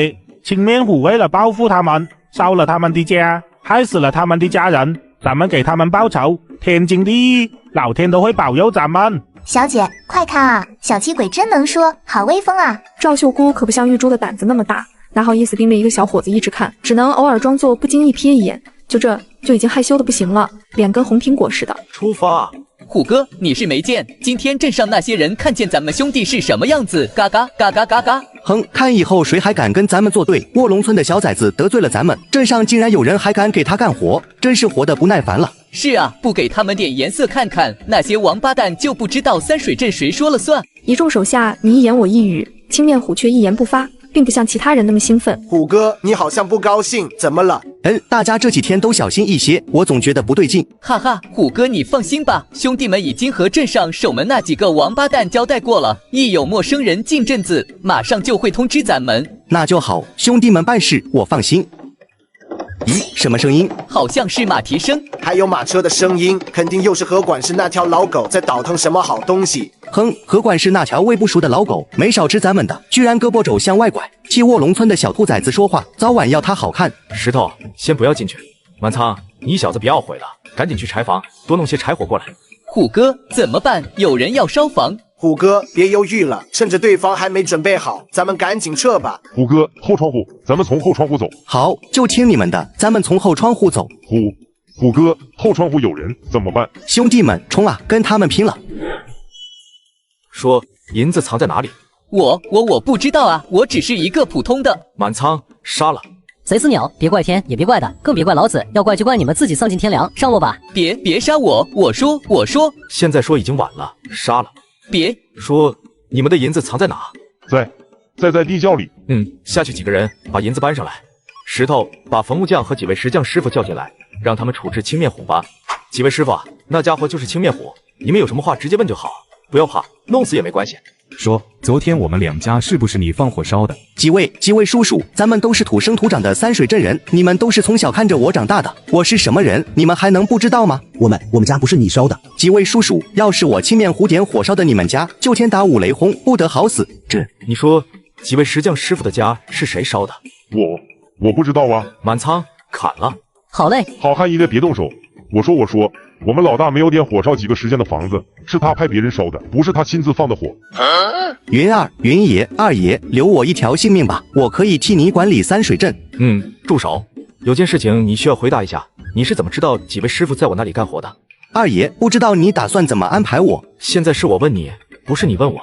是，二爷说的对，我知道自己一条贱命入不了二爷的法眼。不过在这三水镇，不是我吹牛，就没有我办不成的事。只要二爷交给我，保准什么事情都给你办得妥妥。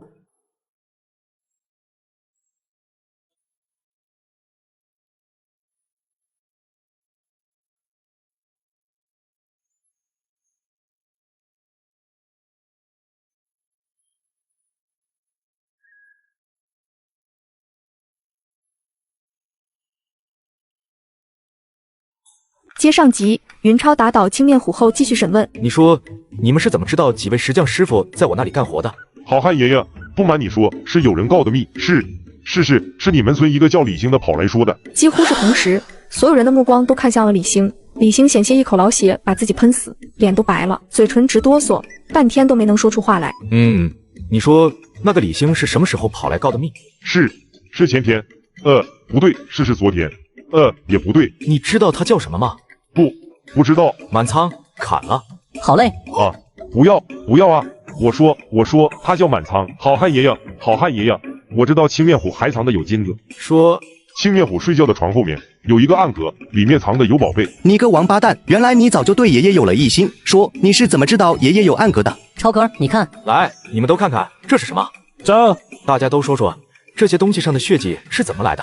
超哥，肯定是青面虎杀人劫来的。对，青面虎这家伙杀了多少人才能劫来这么多珠宝首饰啊？青面虎太坏了，坚决不能留。云爷、二爷，别生气，这些都是我从那些为富不仁的坏人身上抢来的。老百姓谁能有珠宝首饰啊？你知道他叫什么吗？我知道，他叫石头。那你说他叫什么？不知道。他呢？你知道他叫什么吗？不知道。云超喊李兴的时候，酒糟逼在屋里，所以不认识他。李兴长出了一口气，总算是洗脱嫌疑了，差点没把他吓死。你认识那个来告密的李兴吗？对了，那小子比较年轻，走路姿势有些怪，应该是身上有伤。你认识那个来告密的人吗？不认识，只知道他叫李兴，别的什么都不知道。不过要是我能再见到他，一定能把他认出来。好，那你们俩就跟我走一趟吧，去卧龙村认人。几位师傅，你们再多忍一会儿，等我找出了告密的人，再把青面虎交给你们处置。和老贼竟敢动我们黑松岭的人，定要杀你家个鸡犬不留。小姐，小气鬼回来了，咱们要去看看热闹吗？我不去，你自己去吧。小姐，你就别不好意思了，也不知道是谁，昨天一夜都没睡好，嘻嘻。哎呀，玉珠你好讨厌。石头、敲锣，就说村里出大事了，召集所有人集合。怎么回事？谁在敲锣？赶紧去晒谷场。云儿说出大事了，让大家都过去。什么？出大事了？土匪来了吗？各位乡亲，今天让大家过来，是因为咱们卧龙村出了一个叛徒，我必须把他揪出来，不然咱们村早晚会被他害死。什么叛徒？哪来的叛徒？是不是有人勾搭土匪了？那两个家伙是谁啊？怎么被绑成那样？笨蛋，难道你不知道昨天云儿带人去干什么了吗？他们就是害死几个石匠全家的坏人嘛。云儿让他们看什么？是不是找叛徒？村正，你们家老大怎么没来？他是不是去黑松岭找土匪了？什么？村正让大儿子去找土匪了？找土匪干什么？哼，还用说吗？肯定是和土匪商量怎么抢劫咱们卧龙村呗。混蛋，没想到新来的竟然是这种人。你好，很好。云儿，老子要是把我们家老大叫来，你又怎么说？村正，你们家老大要是敢来，我就送他一份大礼。云儿，你给老子等着，我这就去叫我们家老大。云儿，我们家老大来了，你还有什么话说？你们看清楚，那个人是不是他？好像不是，不是他，他长得太丑，没有那小子长得俊。可以了，你可以带你们家老大回去了。云儿，你口口声声说我们家老大去黑松岭找土匪了，现在我们家老大来了，你一句话就想接过去，觉得可能吗？姓赖的，别给脸不要脸！你当我不知道你家的两个小子跟黑松岭土匪的勾当吗？赶紧滚蛋，不然我揭了你的老底！云儿，你少血口喷人，你给老子等着，早晚要你好看！各位乡亲，实话告诉大家，正是因为有咱们村的人跑去三水镇告密，说两个石匠师傅在咱们村干活，他们家才遭了奸人的毒手。我现在就是要揪出那个告密的家伙，还两位石匠师傅一个公道，顺便也铲除咱们村吃里扒外的叛徒。超哥儿，你就放心吧，今天你就是把咱们村翻个底朝天，咱们也不会说什么。对，咱们一起找，看看到底谁是叛徒。大家都想想，还有谁没来？没来的互相喊一下，让他们都过来。对，谁要是不来，谁就可能是叛徒。大家辛苦了，为了揪出咱们卧龙村的叛徒，大冷的天也不得在家休息。等会儿完事了，大家都别走，我已经让人回去熬粥了，每个人喝一碗小米粥再走。乖乖，云儿这小子真大方，请这么多人喝粥，那得多少粮食啊？跟人家云儿一比，村正就是个王八蛋。是啊，要是云儿当村正就好了。好了，感谢大家配合。现在大家再看看人来齐了没有，主要看年轻人。超哥，黄三好像没来。黄大，你家老三怎么没来？超哥，我们家小三身体不舒服，行动不方便，来不了。他让我向你请个假，身体不舒服。黄三兄弟曾经跟着我干过，现在他身体不舒服，按说我应该去看看，可惜现在离不开。这样吧，石头，你套辆车把黄三接过来，记着铺暖和线，别让他冻着。是，二哥。黄三，超哥儿听说你身体不舒服，让我们来看你啦。黄三在家吗？不在。那你把门打开，我们找你有话说。我一个妇道人家不方便，有什么话就直接说吧。你开不开门？你要是不开门，我们就撞了。王石头，你想干什么？一个大小伙子不学好，竟然闯我一个妇道人家的门，你娘知道吗？啊！你们要干什么？来人啦！有人要欺侮女人啦！救命啊！黄三，你个王八蛋，给老子滚出来！片刻功夫，石头就把黄三从厨房里拽了出来。黄三不想走，赖在地上发出杀猪般的嚎叫。嫂嫂救我！嫂嫂救我！你们看清楚，是他吗？对，好像就是他。你看清了吗？好像是。我能问一下，他身上有伤吗？有，前几天我用鞭子抽的。应该就是。对，没错了，就是他。石头，问问黄三，他为什么要出卖咱们？王八蛋，吃里扒外的东西，说你为什么要告密？不是我没有告密，不是我去找的青面虎，我不敢了，饶命啊！按说黄三之前和我签过契书，他的生死我就可以决定，可是我已经把他撵走了，就不能再任意对他处置。这样吧，我有个想法，说出来大家听听，看看行不行？云超的做法很简单，就是让大家投票，卧龙村有一家算一家，每家有一张票，两家石匠是苦主，每家算10张票，黄家作为当事人没有投票权，最后按照票数多少决定对黄三的处置。石头，去把村正喊来，让他投票。然而当赖志成听说云超让他去投票的时候，险些没气成大脖子病。云儿，你个王八蛋，你是想让老子以后都屈居你之下呀？投票投你娘个鸟的票，不去！当家的，你要是不想看见云儿，不如让巧云替你投票吧，怎么样？滚！给老子滚！你们都给老子滚！赖志成不来正好，云超懒得看他那张老脸。好，村正弃权了，大家也都投了票，咱们现在就公开验票，看看大家是怎么决定的。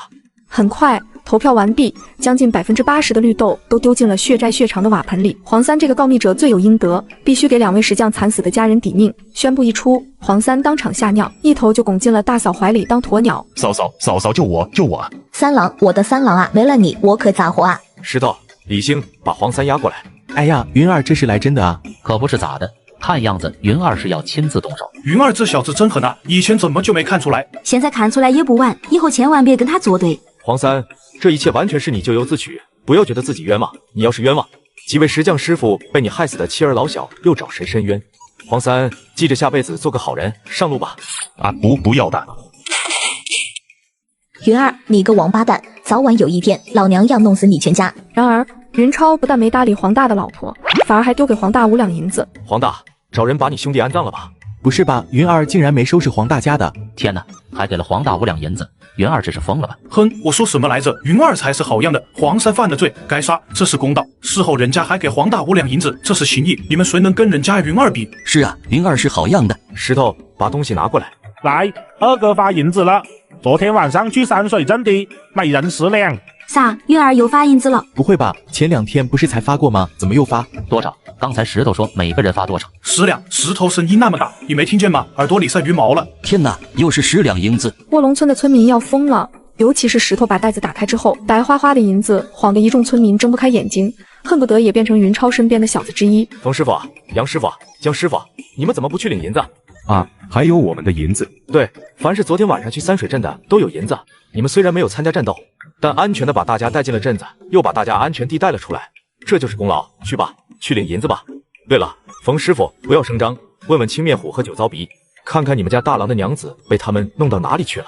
多谢东家，我们就是当牛做马，也报答不了东家对我们的大恩大德。青面虎和酒糟鼻早就被云超弄得没了脾气。冯木匠过去一问就说了，冯大的老婆被他们糟蹋之后，准备卖到窑子里，结果冯大的老婆不堪受辱，上吊自杀了。听到自己老婆的惨状，老实巴交的冯大终于爆发了，对着青面虎和酒糟鼻就开始拳打脚踢。你们这些畜生，我要杀了你们！你们也去吧，他们俩交给你们处置了。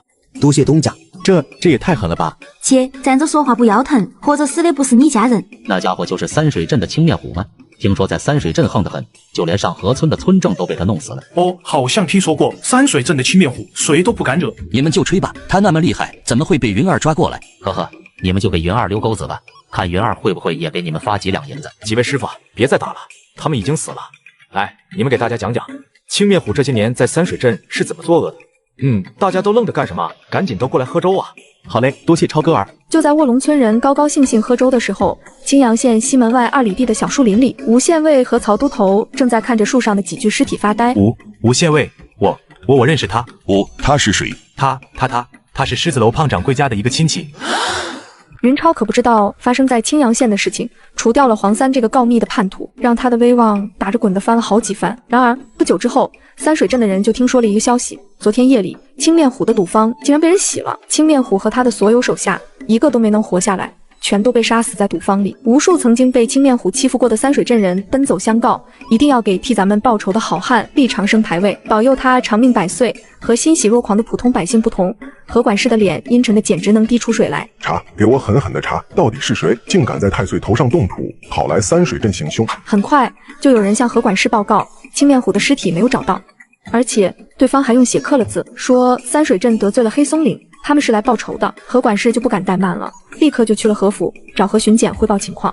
何巡检一听就炸了，去通知各村的村正，3天后让他们各自带着100乡勇来三水镇集合，我要踏平黑松岭。就在何巡检准备对付黑松岭土匪的时候，青阳县里吴县尉和曹都头也在商量着同样的事情。经过商量，两人决定先从胖掌柜下手。没错，他们把胖掌柜当成和土匪一伙的了。去把狮子楼的胖掌柜喊来，就说有要紧事和他商量。卧龙村的村民万没想到的是，云超的好政策还不止一个，凡是在他手下干活的人，家里只要有孩子想读书，都可以送到他准备开办的学堂去。孩子必须是在7岁以上，12岁以下。消息一出，卧龙村的很多村民简直都要疯了。赵秀姑和小丫鬟玉珠傻眼了，站在云超特意让冯木匠打造的讲台上，看着一屋子满满当当全都是学生，两个从来没当过老师的小丫头简直都要哭起来了。这可怎么教啊？这不是要人家的命吗？好在第1天开学，云超也来了，一看情况就知道两个丫头片子要掉链子。没有办法，云超只好亲自上阵，给他们演示了一遍什么是现代化的教学方法。你们看，这叫黑板，以后你们算了，你们还是仔细看吧，一看就懂了。都闭嘴！卧龙村的小孩子虽然不懂什么是纪律，但有一点比后世的熊孩子强，而且还是强得多，就是听话。古人可不会惯着自家的孩子，不听话就是一招打，而且还是往死里打。哼，你们都听好了，这2位是我从城里请来的女先生，他们的学问比镇上的先生还厉害，你们以后都要乖乖听他们的话，要是有谁敢惹他们生气，呵呵，瞧见没有，谁不听话，我让他白刀子进去，红刀子出来。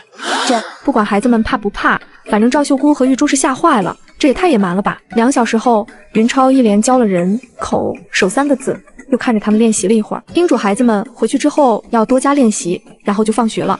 这才多长时间？1天的学习就结束了。照这样下去，什么时候这些孩子才能去考功名啊？没过几天，赖志成把村民召集起来，宣布了一件让大家如丧考妣的消息：镇里的巡检老爷要求村里出徭役，每个村出100名乡勇。村正，今年的徭役不是服完了吗？眼看都年底了，怎么还要去？是啊，今年服徭役的时候，我家兄弟就没了，现在还要去，还让不让人活了？村正，你怎么不和巡检老爷说说，咱们卧龙村的徭役已经服过了？哼，你们问我，我又去问谁？要不到了3水镇，你们去问问巡检老爷。这一下，村民不吭声了，让他们反抗一下赖志成还行，和巡检老爷对着干，他们还没那个胆量。为了彻底铲除心头之患，赖志成不惜连脸都不要了，把云超和他手下的一众小子全都选成了乡勇，让你们跟着云儿和老子作对。这下老子让你们统统都去死，看看以后谁还敢站在老子的对立面。云超不在乎别人怎么想，他只关心手下一众小子的想法。当他发现几乎没人露出后悔之色的时候，心里那是相当欣慰。云超就要考虑重打锣鼓另开张，带着林幼娘换一个环境生活了。时间紧，任务重，赖志成最后宣布，明天一大早就出发，不到的一律算是逃避徭役。二哥，幼娘别怕，这次出去我一定全虚全意的回来。俺们还在旁边呢，好不好？你们就这样搂搂抱抱，简直成何体统！同一时刻，卧龙村泣不成声的绝对不止林幼娘一个，王婶、张四海的娘、贾满仓的娘、李兴的奶奶，但凡是家里有人挑中乡勇的，几乎就没有不哭的。每一次出去打仗，卧龙村不死几个人，死少了都不算，有时候一死就是一大片。儿啊，我的儿，要是早知道这样，娘说啥也不让你跟着云儿。张四海的娘话音未落，脸上就狠狠挨了一巴掌，打他的不是别人，正是张四海的老爹。老张气得脸色发青，双眼发红，头发险些没竖起来。你个败家娘们，说的都是什么混话？没有人家超哥，你能有今天？你能吃香的喝辣的？老张看来是真生气了，指着四海娘直哆嗦。平时享受的时候，你怎么不说不让你儿子跟着人家？现在看到人家有难处了，就想往后说，你还是忍慢点，摸摸你的良心，难道不觉得痛吗？当家的，你生什么气啊？我不就是那么一说吗？爹，你消消气，娘也是心疼我，一时糊涂。娘，你也别说那些丧气话。这次我跟着超哥出去，还指不定谁有危险呢。幼娘，你怎么一夜没睡？二哥，你起来了。我。幼娘，哭什么哭？我不是说了吗？一定会安然无恙的回来。幼娘，谁让你哭的？今天云儿出征，不能哭，知道吗？不吉利。卧龙村晒谷场，一众乡勇，外加他们的家人，乌泱来了一大片。赖志成站在云超曾经站过的土台上，看着下面黑压压的一片人头，不由有一种意气风发，天下尽在自己掌握之中的感觉。云儿这小子来了没有？云儿你最好别来，到时候老子把你的名字往上一报，不听从何巡检的安排，不服徭役，看你怎么死。可惜让赖志成失望了，不仅云超来了，他手下一帮小子也都来了。云儿，你们是去当乡勇的，赶辆驴车干什么？村正有规定服徭役不准赶车吗？这算了，随你们的便。到时候巡检老爷要是怪罪，你们可别怪我没提醒。村正你放心，哪怕和巡检没收了我的驴车，我也不会怪你。云超有80%的把握，和巡检不会和自己为难。这次和巡检召集乡勇，云超已经大致猜到是怎么回事了，10有8九是要收拾黑松岭的土匪。好，现在把队伍分一下，咱们100人，按照以往的规矩，100人为一督，我自任都头，50人为一队，还需要2个队正，赖志强、郭辉，你们当队正。村正，我们要超哥当队正，别人当我们不服。不等赖志成把话说完，云超手下一帮小子就炸了。对，我们只听超哥的话，谁管我们也不好使。赖志强、郭辉，你们2个怂包，我们倒要看看你们谁敢当我们的队正。赖志成毫不怀疑，只要云儿现在一声令下，这帮小子立马就会把赖志强和郭辉捅成马蜂窝。好，就按你们说的，让云儿当队正。云超也不客气，刚一上任就开始履行职责，直接就任命王石头和贾满仓为火长，罗志远和张四海为武长，管理他手下一众小子。大家出。村正，先别急，我要说几句。我现在分一下工，村正领的是第一队，我领的是第二队。第一队就不说了，你们听村正的，相信村正会把大家全都完好无损的领回来。第二队的叔伯兄弟，我云超多的话不敢说，只要大家相信我，愿意跟着我，我保证尽我最大的努力，把大家全虚全乙带回来。云超话音未落，下面就是一阵欢呼。好吧，这都是他手下一帮小子在叫唤，其他人对他可没那么大的信心。第二队的叔伯兄弟，有没有还没吃饭的？要是有人还没吃饭，鱼车上有干粮，大家先对付几口。云超的这一举动却大大激励了众人的士气，看来云二不光是对他手下的小子们好，对咱们这些临时跟着他的人也不错。第二队的叔伯兄弟，为了让大家没有后顾之忧，我宣布，你们每家都可以从我那里借2斗粮食，等回来之后再慢慢还。这一次，众人的欢呼声比上次大得多，不只是云超手下一帮小子，第二队的乡勇几乎全都欢呼起来。这一下，第一队的很多村民眼珠子都红了，一是羡慕第二队的人羡慕红的，二就是盯赖志成盯红的。这一刻，很多人恨不得推翻赖志成，让云超当都头。要是云超当上所有人的头，大家肯定都会有好处。超哥，我们家眼看就要揭不开锅了，能不能也借给我2斗粮食？不好意思啊，你们的头是村正，我要是越过他，直接借粮食给你们，村正心里肯定会不高兴的。云儿，你村正什么都别说了，我知道你是怎么想的。这样吧，你真要是不想管哪个乡亲的死活，就把他也分到我这一队，给大家一条活路，你看好不好？好你娘个腿！村正，你连手下人的死活都不管，还当什么都头？让给我们超哥算了。对，都头算什么？不如把村正也让给超哥，让超哥带着咱们卧龙村人一起吃香的喝辣的。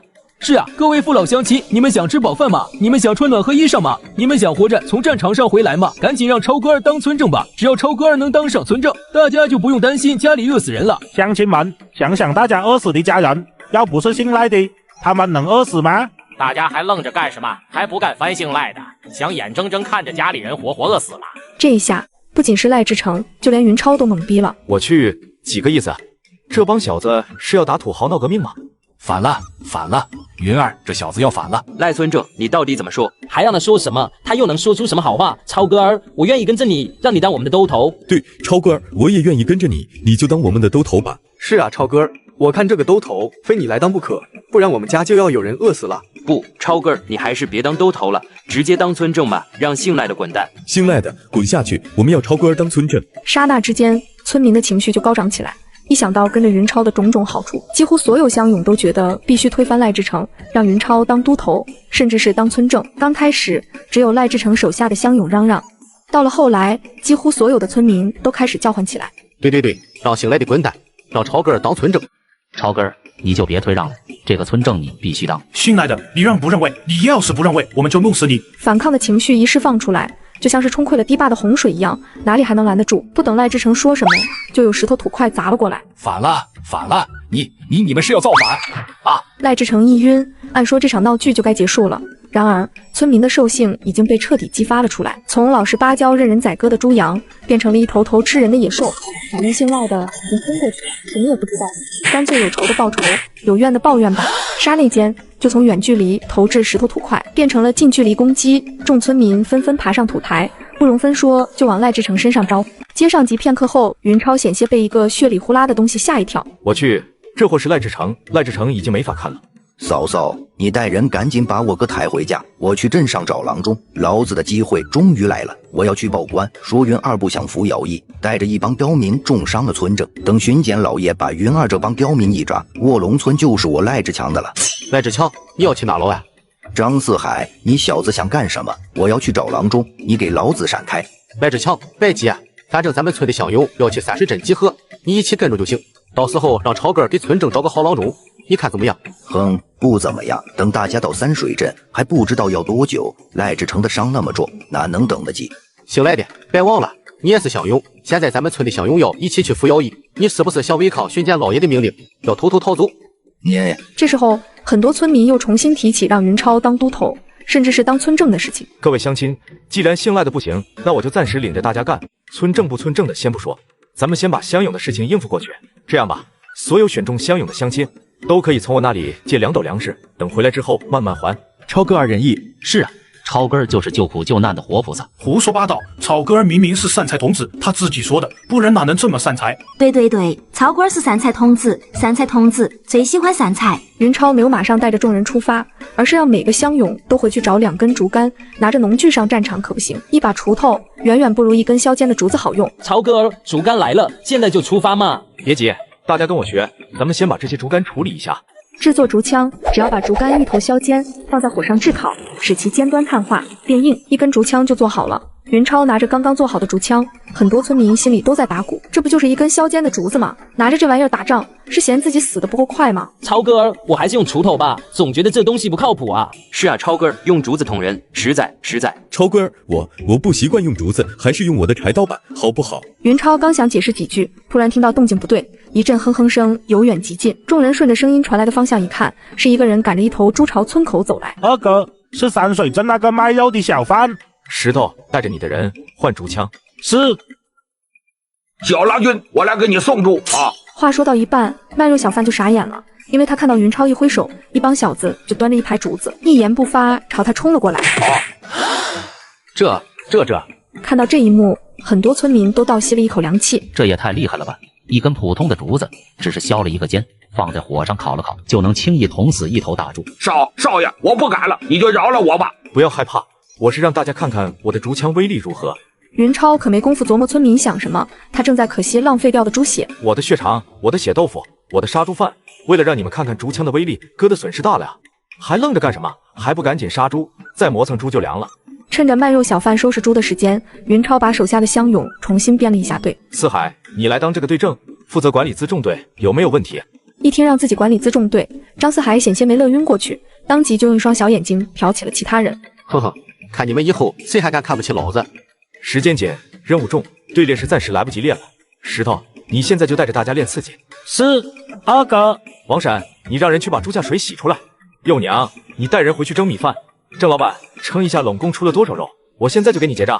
借粮、招工、展示武力，请大家吃肉。云超一系列的骚操作下来，一众乡勇几乎已经全都被他收了心。等下午再集合的时候，几乎已经没人觉得希望渺茫了。超哥儿，咱们现在就出发吧！我现在浑身都是劲。超哥儿，我感觉能干死1头牛。哼，1头牛算什么？我现在能杀老虎。出发！半下午的时候，三水镇终于到了。云超他们来的有些晚，其他村子的乡勇全都到了。卧龙村的村正是不是不过了？怎么把家底都拿出来了？看人家卧龙村的村正干了这么多大车，帮着乡勇运东西，真是好人啊！哼，好个屁！我六舅的小姨子的3表姐就嫁到了卧龙村，说他们那个村正根本就不是什么好东西，坏得很。是吗？那人家怎么赶了这么多大车？咱们的村正怎么就一挂车也没让咱们用？下河村的村正郑大力，也就是赖志成的老丈人，同时也是赖志成老婆和小姨子的老爹，听到众乡勇的议论，一个眼神丢过去，吓得一帮乡勇顿时就没了声音。志强啊，你可怎么没来？我哥他摔伤了。哦，没什么事的。尽管看不上自己那个女婿，郑大力还是问了一句：没事。小兄弟看起来有些眼生了，你是？郑村正你好，我是云超，是我们卧龙村乡勇的都头，有什么失礼的地方，还请多多担待。好说好说。这么年轻就是乡勇的都头，郑大力用屁股想也知道，这个自己没什么印象的小子肯定不简单，丝毫不敢怠慢。大家都是要上战场的，多个朋友多条路，搞好关系很重要。云都头，以前没见你们卧龙村有这么多大车啊，这都是我自己家的，临时拿来用。几个村正倒吸了一口凉气，一段时间没打听，什么时候卧龙村出了一个大户？云家是什么来路？怎么有这么多钱？头一回见面，谁也不好意思刨根问底，简单寒暄了几句，就各自回去了。只是简单的见了一面，云超就给其他村正留下了深刻的印象。超很快就见到了何巡检，看着坐在上面的半大老头，云超有些失望。老家伙根本就不像是一个武官，好吧，我也不知道巡检应该算武官还是文官，总之不像是能打仗的样子。你们卧龙村是怎么回事？怎么现在才来？何巡检面沉似水，卧龙村的乡勇来这么晚，分明就是不给他面子。巡检大人，我们村的赖村正今天准备出发的时候，不小心摔伤了，腿断了，胳膊也断了，来不了了，只能让我带他前来。他是赖村正的堂弟，巡检大人有什么想知道的，可以问他。何巡检眯着眼睛看了看，好像对赖志强有印象，因为他不止一次跟着赖志成来三水镇服过徭役，眼熟。你说说究竟是怎么回事？巡检老爷，我堂兄他不小心从台子上摔下来，摔伤了。赖志强咬牙切齿，不得不违心的撒谎。他倒是想直接说赖志成是云超带人打伤的，让巡检老爷把云超抓起来。可是云超明明一手指头都没碰赖之成，是那些刁民主动打的。和巡检一旦找人对峙，非露馅不可。你叫什么来着？巡检大人，我叫云超。好名字。今天太晚了，明天一早咱们就出发。今天晚上你们先在镇子外面对付一夜，好好约束你们卧龙村的人，不准捣乱，知道吗？说了几句，云超就被打发了出来。直到出了巡检司，云超还有些懵逼。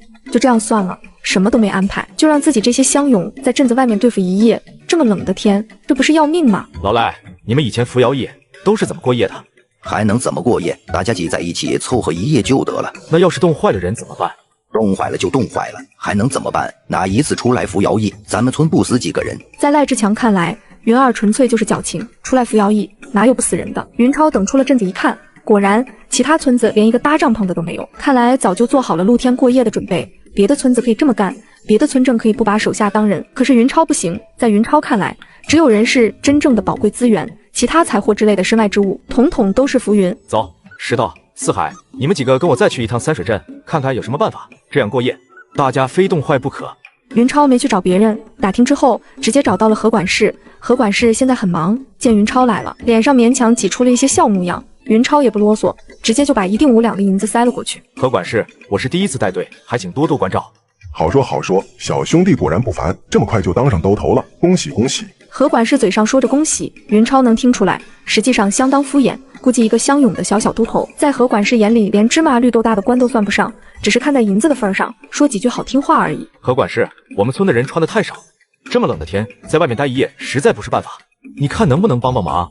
小兄弟不好办啊，巡检老爷的命令我也不好违背。云超知道老家伙是什么意思，肯定是嫌钱少。不等他说完，就又塞过去1锭5两的银子。嗨，小兄弟你也不容易，要是要求不高的话，我可以帮你找一座空院子。不过丑话说到前头，条件可不是太好。1刻钟后，在其他乡勇羡慕嫉妒恨的目光中，云超带着手下一帮乡勇大摇大摆地进了三水镇。怎么回事？卧龙村的人怎么进去了？哼，还用问吗？肯定是人家卧龙村的那个小兜头找了关系呗。哦，怪不得那么小就能当上兜头，原来是和镇里的老爷们有关系啊！看到卧龙村的人能住到镇子里，暖暖和和睡大觉，自己却要在外面忍冻挨饿，几个村子的乡勇心里全都不平衡起来。看看人家卧龙村的小都头，再看看自己村的老村正，看着面前的院子，云超有一种现在就去找何管事算账的冲动。老家伙给他安排的院子，居然是青面虎的赌坊。前2天这里才嘎了那么多人，何管事竟然安排我住在这里，就算打扫的再干净，也恶心人啊！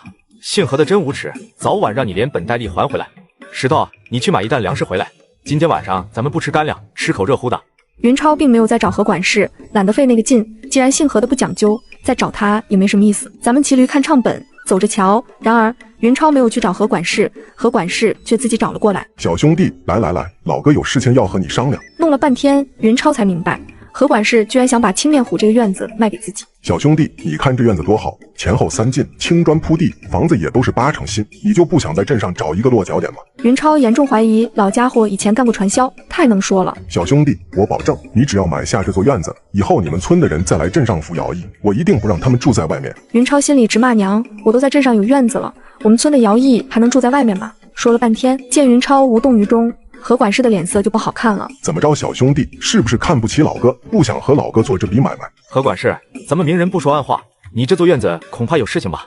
何管事一看云超的表情，就明白云超应该是已经知道这座院子里发生的事情了。哼，不就是死了几个人吗？有什么大惊小怪的？这年头谁家还不死几个人？这样吧，你要是真心想要，我要个低价，你给100两银子就行。何管事，青阳县的房子也不过才100来两银子，你这种院子就要100两，是不是太多了？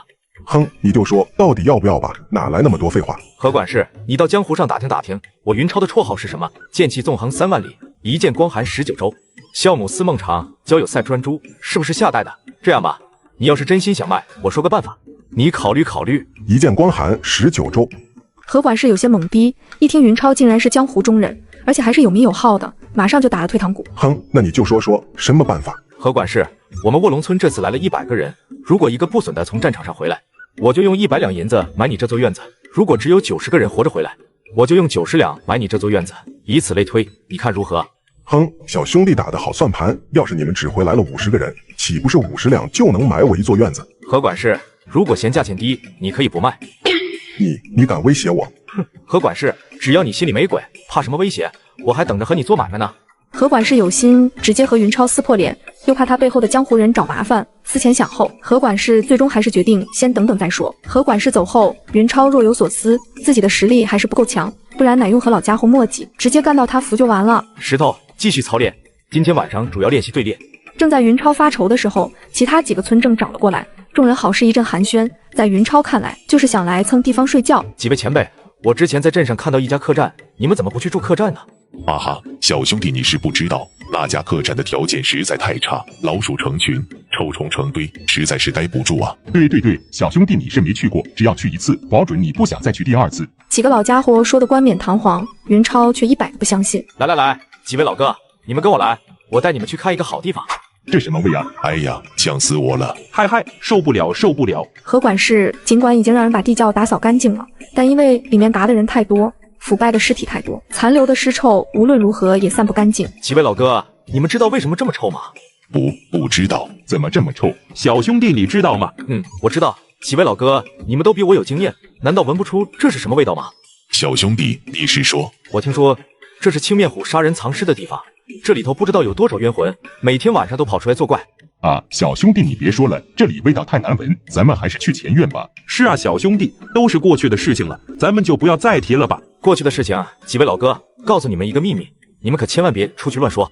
前几天青面虎和他的一帮手下全都死在这座院子里了，你们听说了吗？什么？青面虎他们都死在院子里了？不可能吧？青面虎什么时候死的？我怎么没听说呢？小兄弟，咱别开玩笑好吧？要是这座院子里死了那么多人，你还能住进来吗？是啊，要是真的，小兄弟你怎么不害怕？嗨，好是好，不过我手下那些泥腿子没人管着可不行，我害怕他们捅出什么乱子，这就不打扰了，告辞了。哈哈，小兄弟，我刚想起来，我们村的乡勇还没吃晚饭呢，我这就回去了。那帮家伙要是不喂饱，容易生乱子。告辞。是啊，我们村的乡勇也要喂。小兄弟，我这就告辞了。不到片刻功夫，几个村正就走的只剩下了一个郑大力。郑老哥，你们村的乡勇不用喂吗？小兄弟，你哄得了别人，可哄不了我。这座院子是青面虎的不假，可是你说他和一帮手下全都被人杀死在院子里，我是100个不相信。郑老哥，我现在不说话，你随便去找我手下一个年轻人问问，看看我有没有骗你。云超朝手下几个小子招了招手，让他们过来。张四海把青面虎一帮家伙的惨状描述得绘声绘色。至于青面虎是谁杀的，张四海只字未提。郑大力被张四海忽悠得一愣一愣，没想到这座院子里竟然死了那么多人，而且还是刚死不久。这小兄弟，郑老哥，今天你必须告诉我镇上的客栈是怎么回事，不然我就不让你走。这一下郑大力没辙了，只好说出了原因。不过在说之前，郑大力强烈要求其他人回避，除了云超，谁也不准听。老哥，现在可以说了吧？小兄弟，你是不知道，咱们镇上这家客栈它不干净。郑大力说的神神秘秘，云超还以为是客栈闹鬼，后来才知道不是鬼不干净，是人不干净。谁能想到一家镇里的客栈竟然是一家黑店，而且还是能加工人肉包子的那种。这回轮到云超倒吸凉气了，三水镇还存在这种邪恶的地方。郑老哥，咱就别开玩笑了，连你们这些村正都知道，我就不信和巡检他就一无所知。嘿，小兄弟别当真，我就是随便那么一说，都是听别人胡说的，千万可别信，更别出去乱说，容易招惹麻烦。郑老哥说的对，道听途说的东西不能当真。今天晚上咱哥俩就去住一夜，让那几个胆小如鼠的村正看看咱哥俩的胆量，好不好？好个棒槌！郑大力很想朝云超脸上狠狠来一家伙，要住你自己去住，别害老子。郑大力不说，云超就要拉他去住客栈，无奈之下，郑大力只好把知道的全都说了出来。开客栈的老板据说有背景，和县里的无限位有关系，具体是什么关系，郑大力一个村正就不知道了，应该关系匪浅，不然何巡检不会不管。突然敲门声打断了云超和郑大力的谈话，打开大门一看，原来是走掉的那几个村正又回来了。小兄弟，我们又回来了。哈哈，老郑，我们就知道你不老实，我们都走了你不走，是不是和小兄弟有私房话说啊？云超没有吭声，摸着下巴观察几个老家伙的神色。很快，云超就发现他们和郑大力之间有眼神的交换。几位老哥，咱就别演戏了，有什么话就直接说吧。哈哈，既然小兄弟是聪明人，咱就不绕弯子了，走，找个僻静地方，咱们好好合计合计。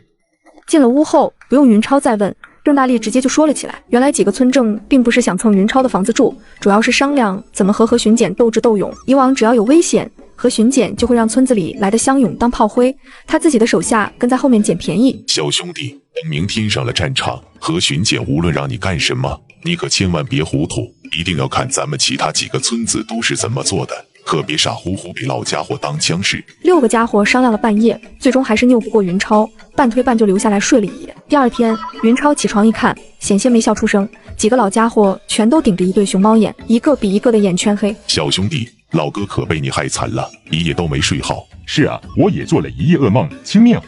哎，不说了，小兄弟，你是不是故意的，让我们几个老家伙留下来替你挡灾？几位老哥，哪能呢？你们都是我的老前辈，我向你们学习还来不及呢，哪敢害你们？中午，何巡检召集大家开会，一上来先是讲了一番大道理，什么保家卫国、造福乡里之类，整整白话了半个小时，这才说到正题，啰啰嗦嗦了大半晌，其实就一句话：今天先不行动，大家在一起先操练一天。一听还要操练，几个村正的脸色比苦瓜还难看。何巡检可不管几个村正怎么想，说完就端茶送客。云超回到住处，把乡勇集合起来，去镇外操练。卧龙村的乡勇一出现，顿时就引起了一阵哄笑。哈哈，卧龙村的人是不是来搞笑的？怎么扛的都是竹子？昨天我就看到他们扛竹子，还以为是用来搭帐篷，原来是要拿着竹子打仗啊！嘎嘎，卧龙村的村正没来，来了一个小年轻，看来还是老人说的对，嘴上没毛，办事不牢啊。下午吃饭时间，难得有一次展示实力的机会，云超怎么可能轻易放过？趁着几个村子的人都在，云超只用了半头猪，就让三水镇的人知道了一件事情：卧龙村新来的这个小秃头是一个不差钱的主。听说了吗？卧龙村的云儿要招人，等咱们一回去，我就去卧龙村，以后就跟着他混了。拉倒吧，我姐夫就是卧龙村的，我可听他说了，人家云儿只收20岁以下的，你都30多了，人家能要你才怪。对，我也听说了，云儿收人不仅要那个什么考核，还要有担保，没人担保人家可不要。真的假的？不就找几个帮闲吗？哪来那么大规矩？姐，什么都不知道，还哪那么大规矩？听我姐夫说，人家云儿已经给手下发了好几次银子了，有时候一发就是10两20两，发这么多银子，你说规矩能不大吗？乖，不可能吧？一发就是10两20两银子，这不败家之骂。嘘，别胡说！我可听卧龙村的人说了，云儿好像是什么菩萨的散财童子转世，有的是办法搞银子。和一众乡勇不一样，几个村正简直想咬死云超。小兄弟，咱可不带这么干的！你一天让手下吃3顿饭，还让他们吃肉，你这是把俺们几个老家伙放在架子上烤啊！几位老哥，你们是不知道，来之前赖村正可是一再交代，我是第一次带队，一定要让底下人吃饱吃好，不然很容易出问题。几个村正气得吹胡子瞪眼，可惜拿云超一点办法都没有。银子装在人家云超口袋里，他们总不能上手掏吧？老弟，反正你不能再这么干了，不然我们就跟你没完。不好意思啊，几位老哥，我可不敢违背我们村正的命令，不然回去之后他肯定饶不了我。对，几个村正险些没气吐血，郑大力却淡定得多。老家伙微微一笑，没关系，我是你们村正的岳父老泰山，你就说是我让你这么干的，谅他也不敢找你的麻烦。郑老哥，你是不是不太了解你那个女婿啊？如果你当着他的面说，他可能暂时会给你面子。像你这样在背地里说的话，他能听才怪，不骂你就不错了。对，郑大力气坏了，当着这么多老朋友的面，这人丢大了。第二天，何巡检就宣布出发。路上，云超给底下的乡勇每人烙了2张杂粮饼，还真不是故意显摆。知道天一亮就要出发，他就让手下连夜做好了干粮。云超主动向何巡检请示，脱离大部队到前面探路，咬着云超送来的肉夹馍。何巡检欣慰地点了点头。云二郎，带着你的人到后面压阵，防止敌人攻击我军后方。知道了何巡检让自己压阵，卧龙村的乡勇简直对云超佩服的都不行了。要么说超哥是散财童子呢，就是有本事几个肉夹馍就把巡检老爷搞定了，让咱们待在最后面，免得和土匪撞上。从下河村到黑松岭只有5里路，也不知道乡勇们是不是故意的，速度那叫一个慢，足足用了将近2个小时才走到。见前面的队伍停了下来，云超跳上一辆牛车，向前张望，看了半天，总算看明白了。黑松岭的土匪不但没有逃跑，还从山上下来了，排开队伍，正在等着和三水镇的人打仗。我去，土匪什么时候也这样牛逼了？不借助地形在山上守着，竟然主动下山应战，胆子很肥啊！双方要打阵地战，云超就不能在后面压阵了。何巡检不让，专程派人通知云超，让他到前面去。看到赶上来的卧龙村乡勇，几乎所有人都倒吸了一口凉气。搞什么鬼？怎么变出了这么多弓弩，还有钢刀盾牌？卧龙村的家伙这是要疯啊！云二郎，你这……巡检大人，我们卧龙村人愿意打头阵。哼，退到一旁，还用不着你一个毛头小子打头阵。大家小心，土匪过来了！各位不要紧张，对方只有30-40个是老匪，剩下的都是新加入的乌合之众，咱们只要团结一心，很轻松就能战败他们。啥呀？啥狗官？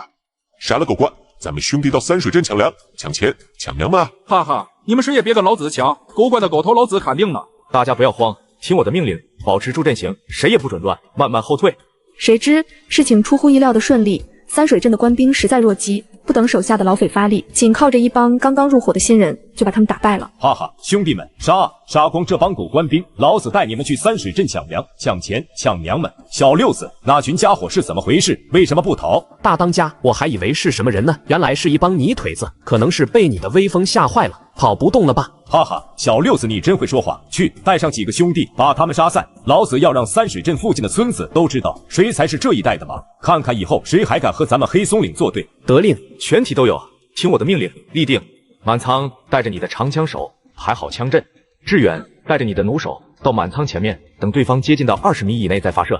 李兴带人到前面去，把门板竖起来，防止对方射箭。石头带着剩下的乡亲，随时准备接应。点子扎手，快跑！黑松岭的大当家鲍旭正在召集人手，亲眼看到自己的亲信小六子被杀，可把他气坏了。万没想到，竟然憋屈的栽在一帮泥腿子手里，连对方的毛都没碰着，就被一弩射死。看到一帮泥腿子竟然想用竹子捅自己的手下，鲍旭哪怕正在生气，还是忍不住笑出声来。哈哈，你们看那帮泥腿子拿的是什么东西？用竹子杀人，真是好笑啊！兄弟们，这帮泥腿子不要脸，仗着手里有劲弩欺负人，咱们不跟他们一般计较。看他们走得这么慢，咱们躲开一些，不搭理他们。于是，绝大部分土匪都开始向着黑松岭的方向逃跑。鲍旭一回到山寨，就受到了二当家的热烈欢迎。大哥，你这是怎么了？咱们那么多弟兄啊！老二，赶紧收拾东西，狗官兵厉害，咱们先避避风头。哼，大哥，你不是说打败官兵如同探囊取物吗？怎要把那么多弟兄都扔在战场上了？老二，你娘的少阴阳怪气！你走不走吧？你要是不走，老子可先走了。兄弟们，跟着老子去搬银子，咱们走。你们还愣什么愣？赶紧跟老子走啊！你们……鲍旭说了半天，再看一帮喽啰，连一个动弹的都没有。这一下，鲍旭明白了，合着因为自己打了败仗，丢下了手下先逃回来，下面的喽啰已经不再信任自己了，他们要跟着二当家。鲍旭指着二当家，半天都没能说出一句话，最后重重一甩手，气哼哼离开了。鲍旭带着几个亲信，随便收拾了一些金银珠宝，就匆匆离开了山寨，往山里跑去。二当家一看鲍旭终于滚蛋了，自己总算如愿以偿的当上了大当家，心情那叫一个说不出的畅快，被鲍旭一直压在下面，很憋屈的有没有？哈哈，兄弟们，黑松岭现在是咱们的了，走，收拾东西，咱们撤。一众土匪大眼瞪小眼，还以为二当家要死守山寨呢，没想到跟大当家一样，也是要逃啊！看着眼前简易的山寨，云超的心情甭提有多痛快。哈哈，自己竟然是第一个赶到的，太好了！看来土匪都跑光了，他们的金银珠宝都归哥了。石头带人进去侦查一下，小心一些，不要深入。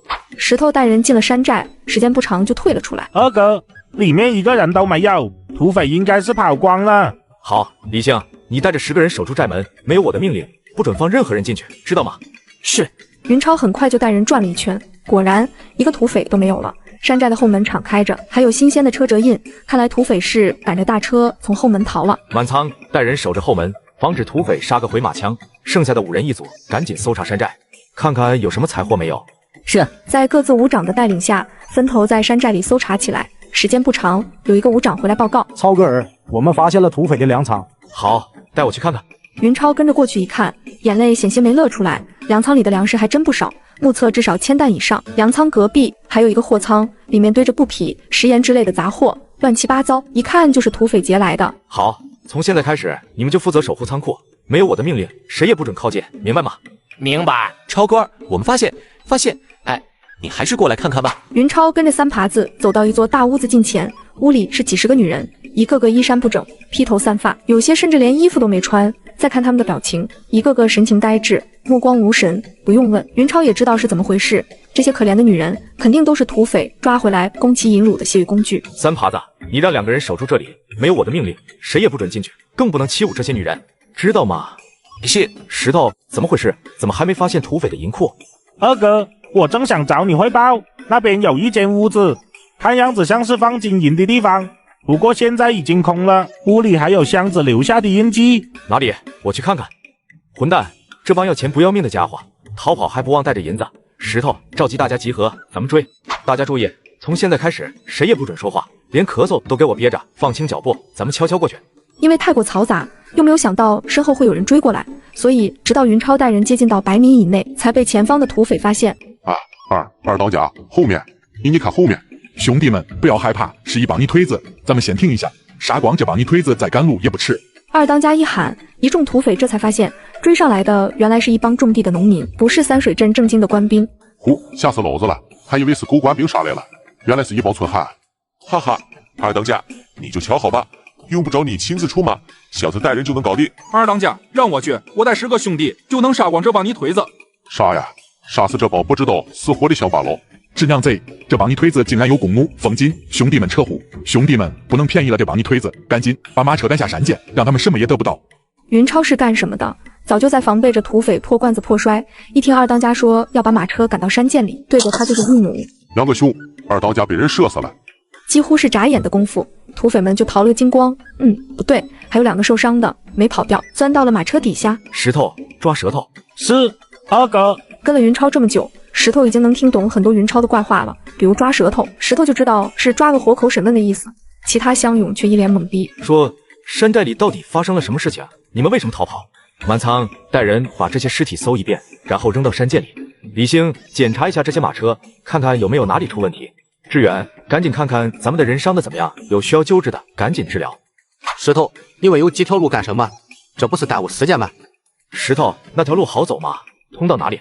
不太好走，那家伙说走马车很难，不过也能过去，就是要费些力气。石头，你带着10个咱们自己人，再加上20个乡勇，负责把这几辆马车送回咱们卧龙村，能办到吗？二哥你放心，要是有人敢打坏主意，我就跟他拼了。石头，你要记住一点，财货是死的，人是活的，没了财货，咱们还可以挣，要是没了人，要财货又有什么用？我的意思，你明白了吗？石头，事关重大，消息不容泄露，一路上不管是谁，只要胆敢窥伺，一律格杀勿论。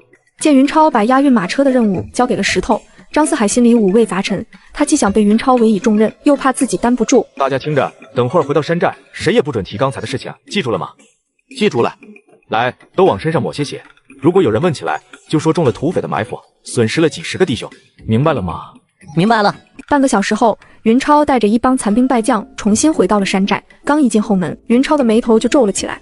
仓库门口围了一大堆人，一个个情绪激动，举着手里的武器，狂呼乱叫。山寨是大家一起打下来的，凭什么你们卧龙村拦着不让进？对，山寨是大家打下来的，山寨里的东西也该归大家所有，你们赶紧让开，不然老子就不客气了。让开，赶紧让开！卧龙村的小兔崽子，你要是不让，老子现在就让你好看！弄清楚了现场的局势之后，云超没有过去，也没有说话，而是不动声色地举起了手里的他张弩。看到云超的动作，他手下的小子也把手里的弩举了起来。很快，云超就瞄上了一个带头的家伙，这货吃的肥头大耳，他的一只脚已经跨进了鬼门关，还在煽动乡勇的情绪。乡亲们，你们说，山寨是咱们大家一起用命拼下来的，他们卧龙村凭什么占着好东西不给咱们分？被肥头大耳一鼓动，不仅是沙河村的乡勇，就连其他的散兵游勇也跃跃欲试，想要冲击3耙子把守的仓库大门。云超刚想扣动弩机，就听一阵爽朗的大笑，哈哈，这不是云老弟吗？恭喜恭喜恭喜老弟得胜而归！听到郑大力的声音，刹那之间，几乎所有声音都消失了。堵在仓库门口的众乡勇一回头，几乎全都吓尿。扬个棒槌，卧龙村的煞神回来了。只见云超他们全都一身的鲜血，一个个像是刚从修罗地狱里爬出来的恶鬼，正在用猩红的眼睛瞪着自己，用带血的劲弩瞄着自己。老弟，云老弟，给老哥一个面子，你消消气，别跟着帮上不了台面的东西一般见识，好不好？沙胖子，你小子还愣着干什么？还不滚过来给云老弟赔罪！好，郑老叔，你说句公道话，土匪是不是咱们大家一起打跑的？山寨的东西是不是该归咱们大家一起所有？沙胖子，你不去山下给你叔收尸，跑到山上干什么？好，郑老叔，你也知道我属实了，我要是不弄点东西回去，怎么给我婶子交代？巡检老爷来了。好，卧龙村有什么了不起？云儿是吧？知道我是谁吗？回去问问你们家大人，看看你傻大爷是不是好惹的。完了，活该！果然，云超连眼睛都没眨，嘣的一声扣动了弩机。恭喜巡检大人，英明神武，百战百胜，剿灭了黑松岭的土匪，还我三水镇乡亲一个朗朗乾坤。哼，郑大力，看你长得一张好嘴。你们刚才在干什么？沙胖子倒在地上抽搐，身上插着一支弩箭，哪怕和巡检没有看到云超射他的一幕，也能猜到个大概。巡检大人，我卧龙村的乡勇不畏生死，一路追击土匪，结果中了土匪的埋伏，损失惨重。谁知这个沙胖子趁着我们受伤，竟然搬弄是非，想要趁着你还没到，鼓动大家哄抢财货。无奈之下，我迫不得已杀了他，以儆效尤。郑村正，你说是不是？郑村正，你怎么说？是的，巡检大人，这个沙胖子打了败仗，不但不思悔过，反而鼓动唇舌，想要哄抢财货，真是该死。于是不等和巡检说话，郑大力就点了几个沙河村的人，让他们说说情况。几个沙河村的人都快哭了，他们倒是想把真实的情况说出来，可是不敢啊。何巡检见卧龙村人损失惨重，本来有100来人，现在只剩下了70来个，而且人人身上都带血，有的头上还肿着大包，就把一连串夸赞的话丢了过去，什么为国捐躯，死得其所，三水镇人会永远记得之类，就差点说出人民英雄永垂不朽了。反正好听话又不要钱，多说几句没什么损失。和巡检一来，仓库里的东西自己是拿不走了，拿不走就拿不走吧。不过真正的大头已经到手，就留给其他人喝点汤吧，免得横生枝节。云超的眼皮子直抽抽，知道姓何的抠，却不知道这么抠。仓库里可是有1000来石粮食，姓何的说那么热闹，最后就给自己10担，就这好像还跟开了多大的恩似的。真尼玛是抠门他妈给抠门开门，抠门到家了。这么多可怜的女子，你们几个村正都过来认认人，看看有没有你们村子的，等会儿带回去。几个村正牙都快咬碎了，粮食你不让我们带回去，让我们带回去这么多破烂货，村正哪会把土匪糟蹋过的残花败柳放在眼里？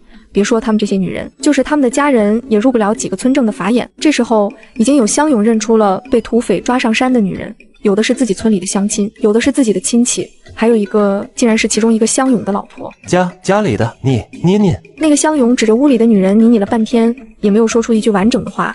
云超眯了眯眼睛，他没有在那个乡勇眼里看到亲人失而复得的喜悦，那家伙的眼睛里充满了痛苦和羞耻，甚至还有怨恨。呜呜呜，当家的，你终于来接我了，呜呜。可惜女人高兴得太早了，在她的期待中，男人不但没有进屋给她安慰，反而还不断后退，好像屋里的不是他老婆，是一只会吃人的恶魔。最终男人啊的大叫一声，转身就跑。他不知道该怎么面对自己已经不洁的女人，只能选择逃避。看到这一幕，一些刚刚燃起希望之火的女人眼神又一次暗淡了下去。哎呀，怎么撞墙了？牛二，你家的撞墙了，还不赶紧过来！好家伙，牛二家的性子够烈的，可惜了。赶紧来人啊！牛二家的还没死，还有气。尽管大武朝对女人的贞洁看得没有后世明清那么重，但也绝对不是后世可比。就连后世的唾沫星子都能淹死人，何况是古代大武朝女人的地位本来就低，何况还变成了残花败柳。就算不被家人抛弃，街坊四邻的议论也能让他们永远抬不起头，只能选择撞死。这些臭婆娘要死回去死，当着本官的面自杀，这是没把本官放在眼里啊！你们都看好自己村的人，谁村的女人要是再自杀，我就唯你们是问。几个村正全都是一副苦瓜脸，带着一帮残花败柳回去，实在不好安排。发生了这种事情，而且还弄得人尽皆知，这些女人就是带回去，他们的家人也不一定会要啊。到时候这些女人一个个全都自杀，这不是打自己这个村正的脸吗？云超一直都没有说话，现在还不到他说话的时候。大武朝的社会风气就是这样，不是他3两句就能改变的。什么？挺身而出，把这些女人带回卧龙村，给他们一条生路？别开玩笑了！不说他们的家人同不同意，就是同意，他们自己也不一定愿意。毕竟谁不想和自己的家人待在一起？尤其有些女人已经有了孩子，我要是敢当众说出来，不但起不到什么作用，很可能还会被唾沫星子喷死。云超能做的，也就是让把守仓库的3耙子到货仓里拿了一些衣服，给这些可怜的女人遮蔽一下身子，再给他们送些吃的。片刻后，云超装好10担粮食，准备回村。云老弟，老哥求你一件事情，好不好？郑老哥啊，有什么话就直接说吧。就凭我和你女婿赖志成的关系，别人的事情办不了，你的事情必须办。云老弟，老哥求你一件事情，好不好？云老弟，老哥求你一件事情，好不好？云老弟，老哥求你一件。他们的车都在打架时打烂了，想要回村只能走路或者求云超。各位，车站就这么大地方，你们自己商量吧，我运谁不运谁。老弟，你看这样好不好？老哥让人帮你背粮食，把大车腾出来，拉我们村的人。云超一翻白眼，真不知道郑大力这货是怎么想的，让你们村的乡勇帮我背粮食，跟让狗看肉包子有什么区别？几位老哥，你们看那些女人多可怜，我准备用大车把她们送回家，等回头再来帮你们运伤员，好不好？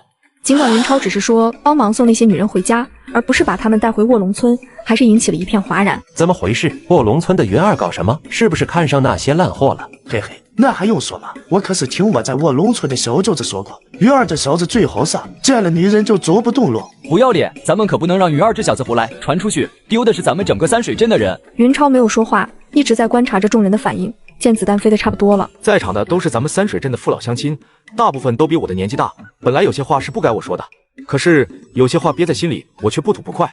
我问大家一句话，屋里是什么人？他们是被土匪糟蹋的女人不假，但他们也是咱们的乡亲，咱们三水镇的姐妹。是他们自己愿意被土匪糟蹋的吗？要不是咱们这些三水镇男人没出息，没能保护好咱们三水镇的女人，他们又怎么会落到现在这般田地？说着，云超蹭的一下拔出牛耳尖刀，一甩手，嗤的一下，深深插进了地面，吓得众人嗡了一声，连忙后退。明明是咱们三水镇的老爷们没本事，却要反过来责怪自己的女人不守妇道。你们摸着自己的良心好好想想，这是人能干出来的事情吗？丢人，太丢人了！身为三水镇的一份子，我深深感到羞耻。云超一番话，有没有说动三水镇的男人不知道，触动了屋里那些可怜的女人是真的。听到竟然有人替自己鸣不平，站在自己的立场上说话，屋里那些已经近乎绝望的女人，很多突然就重新燃起了生的希望。听到屋里传出的一片哭声，云超沉默了。云老弟，你说的太好了，老哥支持你。何管事在几个村正眼里还是老牛逼的存在，见他都支持云超，谁也没敢再说什么。不过几个村正都是人精，何管事都表态支持云超了，他们哪能真让自己村的女人坐云超的大车回去？那样不但丢人，还是不给何管事面子。于是几个村正胸脯开得咚咚响，当场表态不用云超操心，他们一定把自己村的女人照顾好。最终真正坐上大车的女人没几个，土匪是抓他们来泄欲的，不是吃肉的。尽管虐待的他们遍体鳞伤，但勉强走路还是可以的。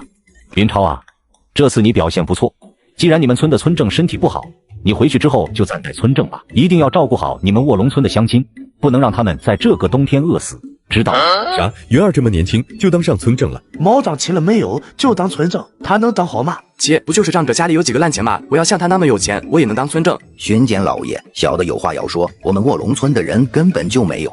一句话没说完，赖志强就感觉后背一凉，体内的力气一下子就被抽空，嘴里鼓鼓的往外冒血，一个字都说不出来。赖志强万没想到，当着这么多人的面，当着何巡检的面，云超竟敢对自己下手，根本就不给自己说话的机会。看到云超当着自己的面杀人，何巡检的脸色一下子就沉了下来。是其他村子的乡勇，就连卧龙村的乡勇都吓傻了。除了云超，没人发现李兴、马明、贾满仓这些他手下的小子已经悄悄握紧了手里的武器，就等着云超一句话，他们好一拥而上，弄死何巡检这个老不死的。巡检大人，我错了，我有罪，你惩罚我吧。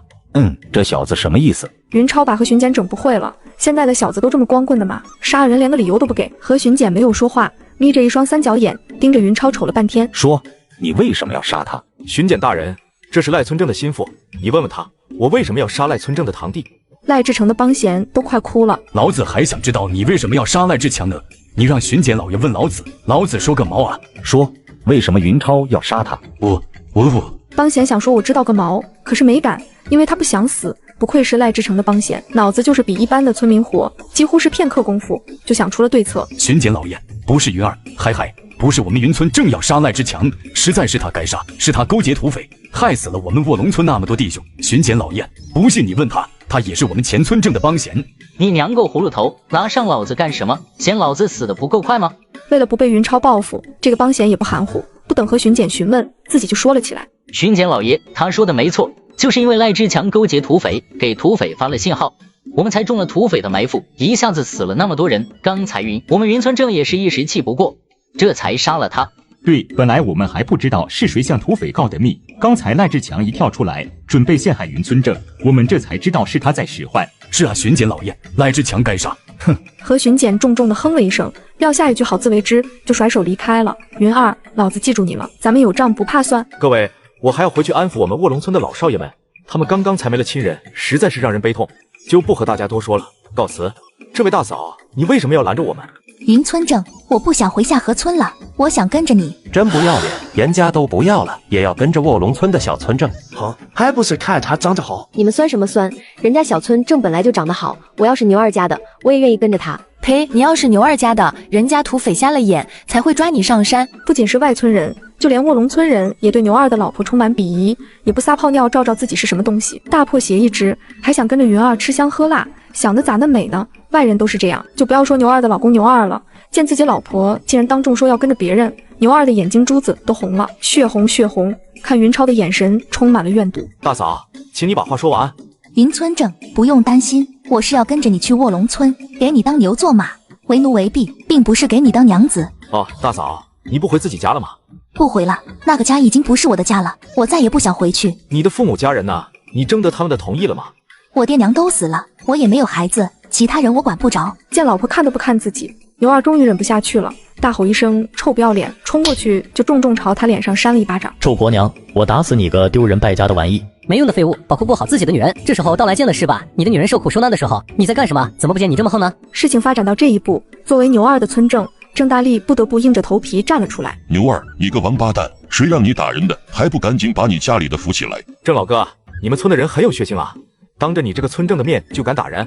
郑大力气得胡子直翘，他怎么能听不出来，这是云二在给他上眼药，说他下河村的男人没种，除了会打自己老婆，窝里横屁的本事也没有。没出息的怂货，还不赶紧把你家里的带回家！要是再让老子看见你打婆娘，老子就弄死你！牛二只敢拿自己老婆出气，哪敢和郑大力叫板？见郑大力发怒，吓够呛，连忙去扶他老婆。谁知牛二的老婆异常坚决，滚开，别碰我，我现在已经跟你没关系了。你要是再碰我一指头，就是和那些土匪一样的畜生。云超摸了摸下巴，好刚烈的女人，这要是放在后世，妥妥妇女解放运动的先驱啊！大武朝这样的女人似乎还真不多见。你个败家婆娘，跟不跟我回去？够了，郑老哥，事情既然已经成这样了，你觉得他们回去还能好好过日子吗？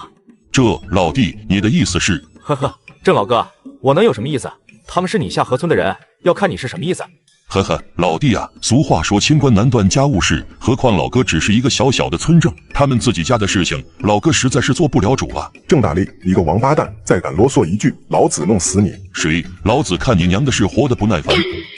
何管事的鼻子都快气掉了，你们啰里吧嗦了半天，还有完没完？老子伤成这样，急着回去找郎中治伤，你们为了一个女人啰嗦老半天，想过老子的感受吗？郑大力，老子做主，你们村的这个女人归云老弟了，让她和那个废物和离，你有什么话说？牛二，听见没有？从此以后，你家娘子就跟你没关系了，你们俩和离了，知道吗？郑大力就像是之前卧龙村的赖志成，在下河村有着绝对的权威，他做出的决定，哪怕牛二再不满，也不敢放一个屁。牛二刚一怂，扑通扑通，又有2个女人跪到了云超面前。云村正，我们也愿意跟着你去卧龙村，给你当牛做马，为奴为婢。云超直挠头，决定之前，云超准备先弄清楚情况再说。这2个女人也都是可怜人，一个是沙河村的，和她丈夫在田里干活的时候被土匪抓上了山，之所以铁了心要跟云超去卧龙村，是因为2口子被抓到山上之后，她丈夫居然舔着脸恳求土匪饶命，代价就是愿意把她献给土匪。这还不算，她丈夫为了表决心，亲自把她的衣服扒下来，并且按住她的手脚，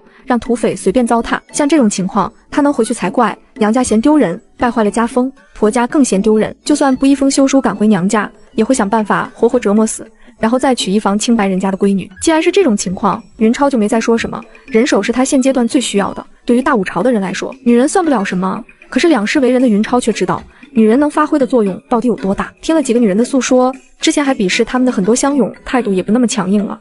于是众人在看云超，已经不再觉得他是因为好色才愿意收留这些女人的了。云村正，你真是义薄云天的好汉子。云村正真是好样的。云村正，听说你们卧龙村要匠人干活，我就是个木匠，你们还要人吗？云村正，多谢你之前在战场上打败了土匪，救了我们一命。说得好，云村正还让手下给我治了伤，真是一个义薄云天的大善人啊。云超他们来到三水镇后，就去了青面虎的赌坊。这一天从早到晚折腾下来，又是赶路又是打仗，就连云超都感觉身心俱疲。大家今天晚上好好休息休息，等明天办完事，咱们就回家。云超一刻也不想在三水镇多待，如果不是和巡检一再强调，让所有村子的乡勇都必须回三水镇集合，云超早回卧龙村了。四海，带几个人现在就回去，看看石头他们怎么样了。如果没什么事情，就不用回来了。如果有紧急情况，连夜赶回来告诉我一声。是。别人都能休息，云超却停不下来，这让他深深感觉到人才的重要性。手下可用的人实在太少了。晚饭刚做好，郑大力就和几个村正过来了。哈哈，老哥就知道老弟你这里有好东西吃，可这2里地就闻见香味了。几个老家伙心够大的，自己村子死了那么多人，居然还笑得出来。郑大力他们是来找云超蹭饭的，同时也是来找云超交换信息的。几个村正一边吃饭，一边把自己所知的信息汇总了一下。云老弟，还是你厉害，咱们几个村子就属你们卧龙村损失最小，恭喜恭喜啊！郑老哥，你什么意思？是不是嘲笑我？你出去随便找个人打听打听，看看到底是谁的损失大。我们卧龙村光是阵亡的乡亲就有30来个，你又不是不知道。哎呀，不好意思啊，老弟，瞧老哥这记性，竟然把你们卧龙村中埋伏的事情给忘了，罪过罪过。云超心里把郑大力骂了100遍，你个老狐狸，你忘个锤子，你是故意想试探哥。于是云超让人把郑大力面前的饭菜给撤了。满仓，你把郑村正的饭菜拿走吧，老年人吃多了容易得老年痴呆。好嘞。几位老哥啊，你们说我们卧龙村的损失大吗？大，绝对大。是啊，云老弟，咱们几个村子就属你们卧龙村伤亡最多，真难为老弟你了。云老弟，今天算老哥欠你一个人情，以后有什么事情只管说一声，老哥要是皱一皱眉就跟你姓。几个村正生怕云超把他们的饭菜也拿走，连忙附和，气得郑大力险些骂娘。所以尽管几个老狐狸都怀疑云超背地里搞了什么名堂，卧龙村根本就没那么大的损失，但在人心不齐的情况下，怎么可能掏出云超的话？几个老狐狸走后，云超在院子里躲起步来，一边消食，一边思考着下一步的计划。突然，牛二的老婆带着另外2个女人走了过来，拿着衣服就往云超身上披。云超吓了一跳，几位大嫂，你们这是？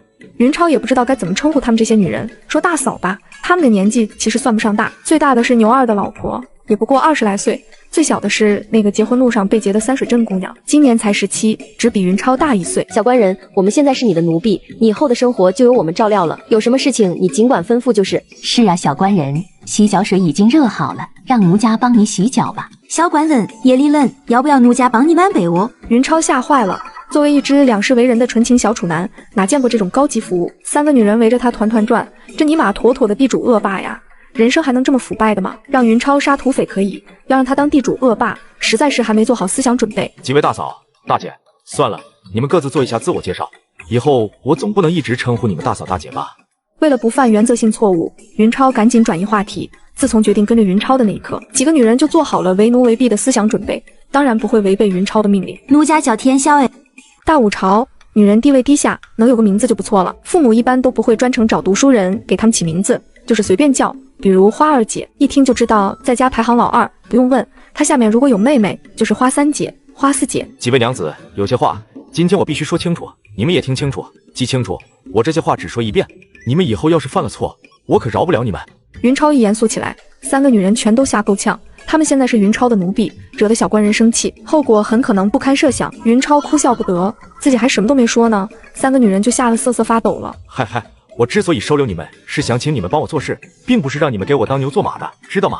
几个女人一起摇头，根本就不理解云超的意思。请我们做事，不就是我们给你当奴婢吗？云超也觉得自己说的有些深奥，这些女人都没上过学，说太深了，他们也听不懂。我的意思是，你们给我当帮工，不是奴婢，你们给我干活，我给你们发工钱，你们有人身自由，可以随时离开，明白了吗？3个女人一听就害怕了，扑通扑通跪在云超面前，咚咚咚的磕起头来。小官人，别赶我们走，我们已经没地方去了，求求你了。得，云超直嘬牙花子，这咋还解释不清楚了咩？起来，都起来，别磕了。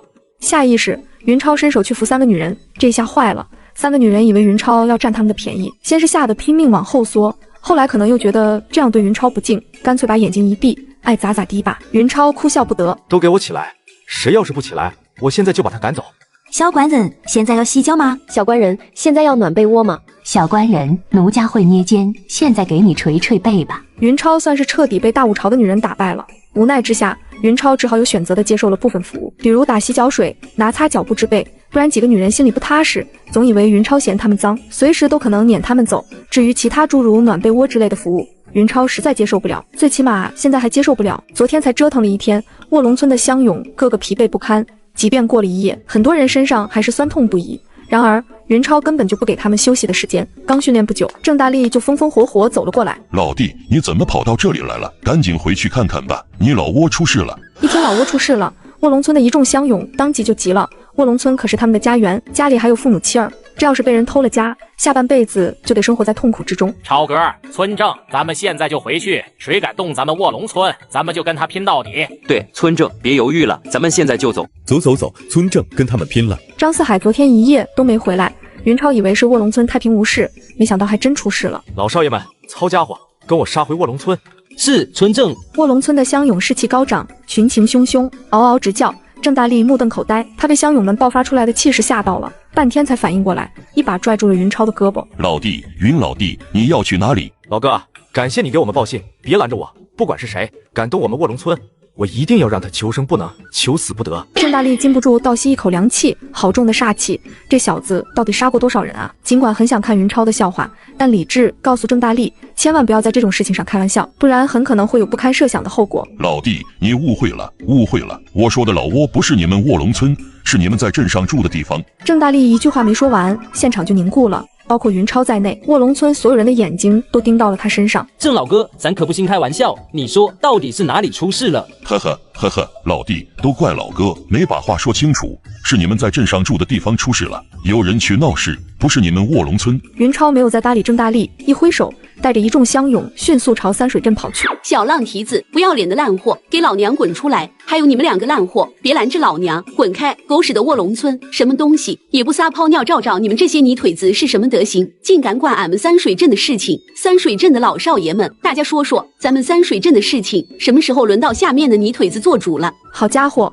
云超摸了摸鼻子，这是哪来的娘们？妥妥的泼妇有没有？根本不用云超说话，他手下的小子就开始赶人。都让让，让开！几个小子咋呼了半天，堵在门口的吃瓜群众几乎没人动弹。谁会把一帮卧龙村的泥腿子放在眼里？住在镇上的人鄙视村里的人是正常现象。你们手里拿的是烧火棍吗？给我抽！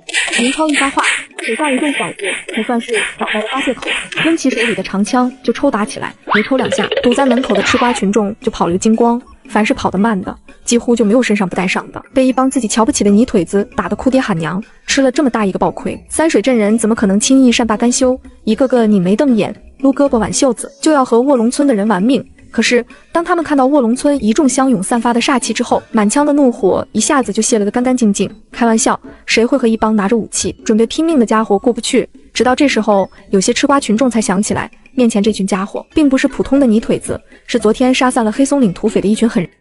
唐小妹，你个破烂货，躲在屋里不出来是吧？信不信老娘一把火烧了你们这个银窝？骂完唐小妹，女人又开始骂花二姐和田小娥，什么大破鞋、狗都不日之类，要多难听就有多难听。最后又开始指着两个乡勇骂卧龙村，这里是三水镇，不是你们卧龙村，赶紧给老娘让开，不然老娘告你们强抢妇女。对了，还有你们卧龙村那个毛都没长齐的小子还嘟头，那我看他就是个淫棍，什么破烂货都要，不要脸！哪里来的臭婆娘，赶紧滚滚滚！女人听到身后的动静，回头一看，瞳孔不由就是一缩，被60-70号大老爷们盯着。纵使女人号称母老虎，心里也不免有些惴惴。你们想干什么？一众乡勇渐渐安静了下来，都在等着云超说话。可是云超却一句话都不说。见云超没有反应，女人很快就镇静了下来。我可告诉你们，别以为仗着人多就能欺负人，这里可是三水镇，不是你们那个鸟不拉屎的卧龙村。跑到三水镇欺男霸女，想瞎了你们的心。你是谁？我是谁？你还有脸问我是谁？你抢了我们家唐小妹，就不打听打听她娘家还有没有人吗？哦，原来是唐小妹的家人，你是她娘吗？你老娘有那么老吗？我是她嫂嫂，她娘早就死了。那你来这里的意思是？哼，那个破烂货，嗨嗨，我们家唐小妹那么漂亮，可不能白白便宜你们这些村里的泥腿子。你想娶她可以，必须明媒正娶，3媒6聘，一个都不能少。哦，那你准备要多少聘礼？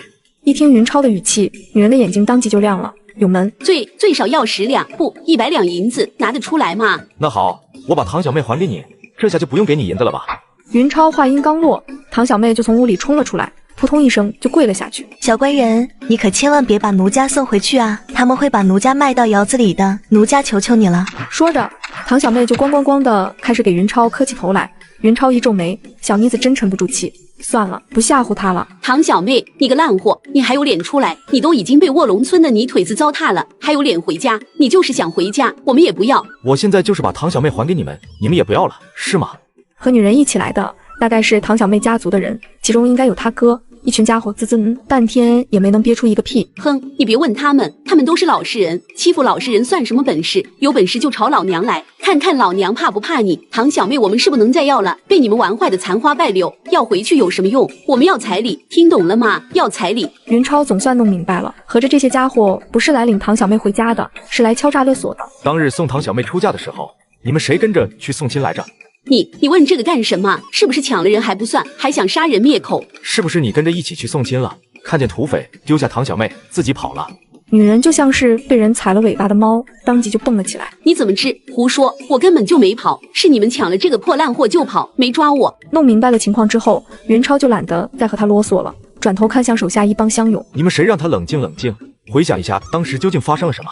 女人一口一个破烂货，一口一个你们卧龙村的泥腿子。云超手下这帮乡勇早就听不下去了，尤其是赖志成的几个帮闲，那叫一个义愤填膺。乖乖，总算是找到表现机会了，真不容易呀！好贼蛋，胡说八道也就算了，竟然还敢污蔑俺们伟大的村正，真是活得不耐烦了。嗷呜一嗓子，一个赖之成的帮闲跳了出去，拽着女人的头发。不容分说，啪啪就是2个大耳刮子。打完之后，可能还觉得不过瘾，照着他的大屁股咣叽就是一脚，踹得女人嗷呜一声扑出去3、4米，呱唧一下，直接就来了一个大马趴。建堂小妹的嫂子挨打，跟他一起来的几个男人还想炸毛，结果刚一动就被卧龙村的乡勇一拥而上，一顿枪杆抽的哭爹喊娘，抱头鼠窜，被6、70号手拿武器的乡勇围着，几个家伙就是想逃都逃不掉，最后全都被打倒在地。满仓，把这些人分开审问一下，看看当日送堂小妹结亲的时候，他们谁去了？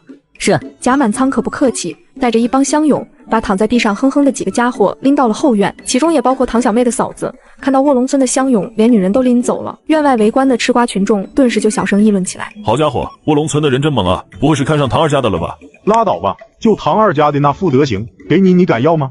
哼，要是他不张嘴，我也不是不能考虑。片刻之后，就从后院传来一阵阵杀猪般的嚎叫，院外的吃瓜群众面面相觑。天啊，这帮泥腿子真狠啊！过了一会儿，贾满仓带着一众乡勇，拎着几个倒霉蛋回来了，扑通扑通把人往地上一扔。超哥，这些家伙有一半当日都去送亲了，一看见土匪来了，他们一个比一个跑得快，连一个管堂小妹的都没有。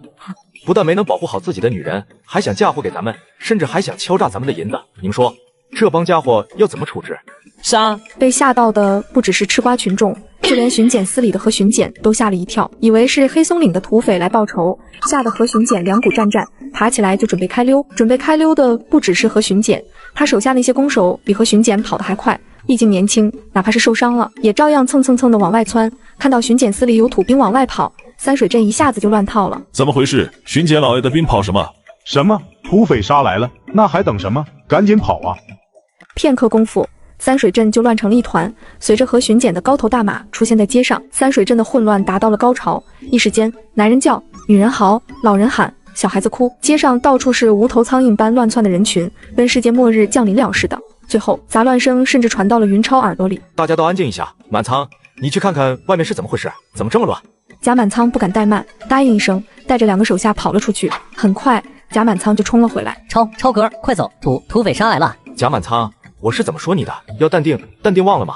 贾满仓哪还顾得上害怕，嗷嗷叫着就把手里的长枪举了起来。卧龙村的老少爷们都别害怕，有咱们村正在，谁来也不行。贾满仓一喊，本来有些慌乱的卧龙村乡勇一下子就安静了下来。对呀，咱们怕个毛！云超带上了所有人，逆着人群朝西门奔去，其中就包括田小娥他们3个女人。至于唐小妹的那些不要脸家人，云超哪有那个闲工夫管闲事，全都丢在了院子里，让他们自求多福吧。到了镇外，云超和手下所有的乡勇都傻眼了。土匪呢？不是说土匪来报仇了吗？怎么连一根土匪毛都没有？云超并没有掉以轻心，而是把乡勇带进了不远处的小树林。刚想从小树林里出来，就听树林外有人说话：“老张，不是说大当家带人来报仇了吗？怎么不见人呢？”哼，你问我，我问谁？别管那么多，咱们只要等着就是，看好这门，等大当家来了，咱们也能立一功。老张，就咱们俩，要是三水镇的人过来，咱们可守不住这么大一扇门啊！废什么话，能守就守，守不住咱们难道还不能跑吗？2个家伙正在向远处张望，等着在大当家面前邀功，做梦都没想到，身旁竟然摸出来10来个乡勇，还来不及反应，就被众乡勇一拥而上，控制住了手脚。审问后，就连云超都觉得不可思议，2个家伙果然是黑松岭的土匪。不过，他们不是黑松岭大当家派来的，而是3当家萧德让派来的，通过吴县尉的关系，把2个手下派到了三水镇，探听具体情况。说那个吴县尉在镇上有什么关系？2个土匪和吴县尉又没什么交情，当然不会替他隐瞒，直接就把吴县尉给卖了。三水镇开客栈的家伙是吴县尉的远房亲戚。那家伙知道你们是黑松岭的人吗？这可能知道，也可能不知道，好像知道吧。云超也不需要他们确定，让人押上他们，带着乡勇回了三水镇。经过了这么长时间，云超已经猜到了个大概，8成土匪来报仇是一个谣言，也不知道是哪个笨蛋搞出来的大乌龙，只是一个小道消息，就把三水镇的人吓成了这样。哼，云二郎，你怎么没跑？巡检大人，刚才的事情不是空穴来风，真是土匪搞出来的。哦，说来听听。何巡检眼睛一亮，不管云超说的是真是假，反正当真的听就行，总要给下面的人一个交代，不让自己显得那么怂。我抓到了2个土匪的探子，巡检大人一问便知。你说什么？抓到2个土匪的探子？何巡检来了精神，先是仔细询问了事情的经过，2个家伙没有冲硬汉，一见何巡检就招了。县尉的官职就是比巡检大，何巡检真要是公事公办，把县尉勾结土匪的事情捅上去，一旦吴县尉倒了台，他这个立了功的巡检有很大几率接班，成为青阳县的县尉。云二郎，你以后就跟着我做事吧，我不会亏待你的。巡检大人，不是我不识抬举，主要是卧龙村那边还有很多事要做，暂时不能为你效劳。不等云超把话说完，何巡检就不耐烦地摆了摆手，示意他不要说了，不识抬举的东西。想对老子做事的人多了，既然你不愿意，就一辈子在下面当你的泥腿子吧。出了巡检司，云超没有再回青面虎的赌坊，直接就带人离开了三水镇，返回卧龙村。天！一声令下，快速行进中的众乡勇连忙刹车，险些酿成交通事故。等接近一些，一众乡勇才看清楚，原来是张四海带着2个云超手下的小子。四海，你怎么来了？村里出事了吗？超哥，没事，村里没事，我们是去给你报平安的。云超总算是松了一口气，狠狠瞪了张四海一眼。这小子总是一惊一乍的，瞧把大家紧张的。为了提振士气，增加一众乡勇的荣誉感，云超提前派了2个腿脚快的小子回村通知，说大家回来了，让各家各户到村口迎接凯旋的队伍。卧龙村又轰动了，和黑松岭的土匪干了一仗，卧龙村竟然一个人都没死，可能吗？谁相信谁是傻瓜。走，云儿回来了，咱们都去瞧瞧，到底死没死人。还用你说？我家那口子早就去了。别急，好容易家里没人，待一会儿再走呗。要死了，赶紧放手！黄三和他嫂子的事情你给忘了？卧龙村门口，云超就看见了村口黑压压的人群。如果不是提前回来的王石头带人维持秩序，随着嚎叫的人越来越多，现场的气氛也越来越高涨，同时也越来越紧张。发现自己家人还活着的村民，自然是欢天喜地。时间不长，几乎所有乡勇都被家人找到，激动之余，有人开始放声大哭，喜极而泣。超哥儿，嫂子谢谢你能把我们当家的带回来，嫂子给你磕头了。有人一打头，扑通扑通，一下子跪倒了一大片。超哥儿，谢谢你，你真是菩萨转世，神仙下凡呢。这些人有乡勇的父母，有乡勇的妻儿，纷纷对云超表达着发自肺腑的感激之情。对云超的感激，几乎所有人都是发自真心，不掺杂丝毫水分。以往每次出征，卧龙村都会有人一去不回，一旦家中的壮劳力出了事情，一家人都可能饿死。云超履行了出征之前的承诺，把他们的家人全虚全以地带了回来，能不激动吗？激动之下，别说给云超磕几个头，就是给他当牛做马，都有人愿意。各位乡亲父老，为了感谢大家对我的信任，这次和巡检发的10担粮食，我一声不要，全都分给大家。什么？巡检老爷这次给发粮食了？以前咱们去服徭役都是自己带干粮，巡检老爷没发过一次粮食。哼，你们也不看看这次是谁带队？超哥儿当都头，能和信赖的一样吗？对，还是超哥儿当都头好，比信赖的强多了。然而，云超给大家带来的惊喜还远远没有结束。早上我还买了大半头猪，等会儿大家分粮食的时候，每人割1斤肉回去，给家里人压压惊。嗷！不仅是乡勇，就连他们的家人也跟着叫唤起来。肉啊，那可是肉啊！有多少人几年都没吃过肉了？尤其是一些小孩子，听说云超发肉吃，兴奋的都不行了，连蹦带跳，连喊带叫，比过年还高兴。你们这些小家伙不去上学，都在这里干什么？这几天的功课学会了吗？被云超一吼，一群小孩子当即就定格了。好几个小家伙因为没能控制好平衡，扑通扑通摔了个4脚朝天。哼，凶什么凶？这些小家伙可乖了，功课都学得很好。丫头片子，多嘴多舌，等回去再收拾你。谁怕你个小气鬼，有本事就放我们回家。几乎所有乡勇的家人都激动得不能自已，唯独有一家人慌的一笔。柱子，我们当家的呢？他怎么没回来？老鳖，你小子都回来了，我们家那位怎么没回来？黑驴蛋，你个王八蛋，我们当家的没回来，你还有脸回来？焦急的是赖志强的家人，找遍了整个队伍，也没发现赖志强的身影。云儿，你个小崽子，你不是说要把所有人都全虚全伪的带回来吗？我们家那口子怎么没回来？闭嘴吧，你个臭婆娘！臭婆娘，你听着，你们家赖志强不是东西，勾结土匪，想要出卖咱们卧龙村的乡亲。幸亏超哥儿发现了他的阴谋，不然咱们村的乡亲全都回不来了。对，就是这样。赖志强不是东西，出卖咱们卧龙村和土匪有关系，就是受了他堂哥赖志成的指使。没错，赖志强是坏胚，他堂哥赖志成也不是好东西。他们赖家人早就和黑松岭的土匪勾搭上了，准备卖掉咱们卧龙村。乡亲们，你们说咱们能让赖家人如意吗？云超哼了一声，走过去牵起林幼娘的小手，转身回家。林幼娘已经羞得不行了。没想到二哥的胆子这么大，上来就拉人家的手。哼，不但是个小气鬼，还是个小色鬼。云超到家后，先盘点昨天运回来的几车东西。幼娘，昨天石头运回来的东西，你们看了吗？没有，石头说要等你回来再打开。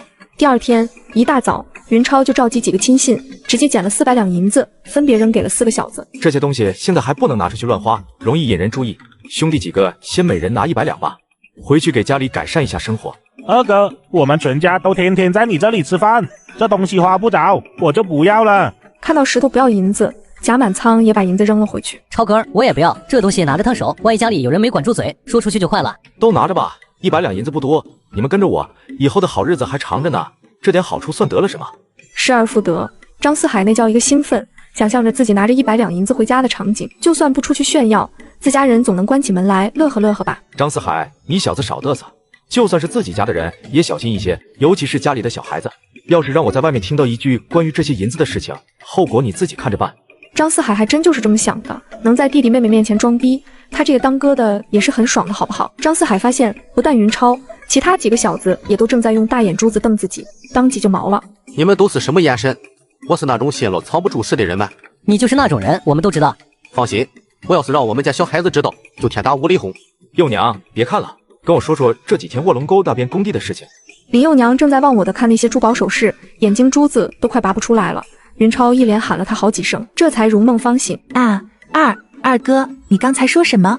一大早，云超手下一众小子就全都来晨练了。看着精神抖擞的小伙子们，云超表示很欣慰。于是，云超的败家属性又发作了。各位兄弟，这几天大家辛苦了，等会儿吃完早饭，每人到幼娘那里领10两银子。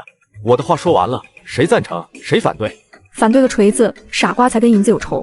一众小子全都跟打了鸡血一样，嗷嗷直叫。这一叫可不得了，卧龙村又轰动了。什么？云二那小子又开始发言的了，真败家呀！云超又亲自去卧龙沟北岸查看情况，工程进度还算满意，一众帮工干得热火朝天。3个监工跟着云超一边走一边介绍着工程进度。因为缺乏材料，没办法建造大型砖窑，所以窑匠挖的是比较原始的土窑。云超不由又在心里骂了100遍前世写网络小说的那些码字宅。什么制作一个模具，把土和成泥用模具扣一下，就是一个砖坯，扣一下就是一个砖坯，扣你娘个腿呀扣，纯粹就是意淫。云超大手一挥，告诉跟在后面的林幼娘和王婶，以后每天都要保证有荤腥，没有猪肉就让人到卧龙沟里捕鱼。二哥，咱们的粮食已经不多了。没事，我已经和镇上的粮店老板说好了，这2天他就会送一批粮食过来。说完，云超就让瓦匠去外面联系一批砖瓦，时间不等人，既然短时间内烧不出砖了，工程不能停，就先买别人的吧。看完砖窑，云超又视察了冯木匠他们的工程进度。冯木匠呲着大板牙，信心满满的告诉云超：东家放心，这1-2天就能好。很好，几位师傅，等咱们的桥竣工那一天，我请你们喝酒。鼓励完几个木匠，云超又去看几个石匠。这些石匠更辛苦，要成天往山里钻，寻找合适的条石，好为在卧龙沟里建造堤坝做准备。几位师傅放心，再等2天，等桥一好，牛马就能过来了。到时候用牛马往山外运石头，你们就不用这么辛苦了。超哥儿，你快回去看看吧，家里出事了。四海，别慌，家里出什么事情了？是沙河村的华二姐婆家来人了，嚷着让咱们退彩礼。你小子以后要是再沉不住气，我就一脚把你踹到卧龙沟里。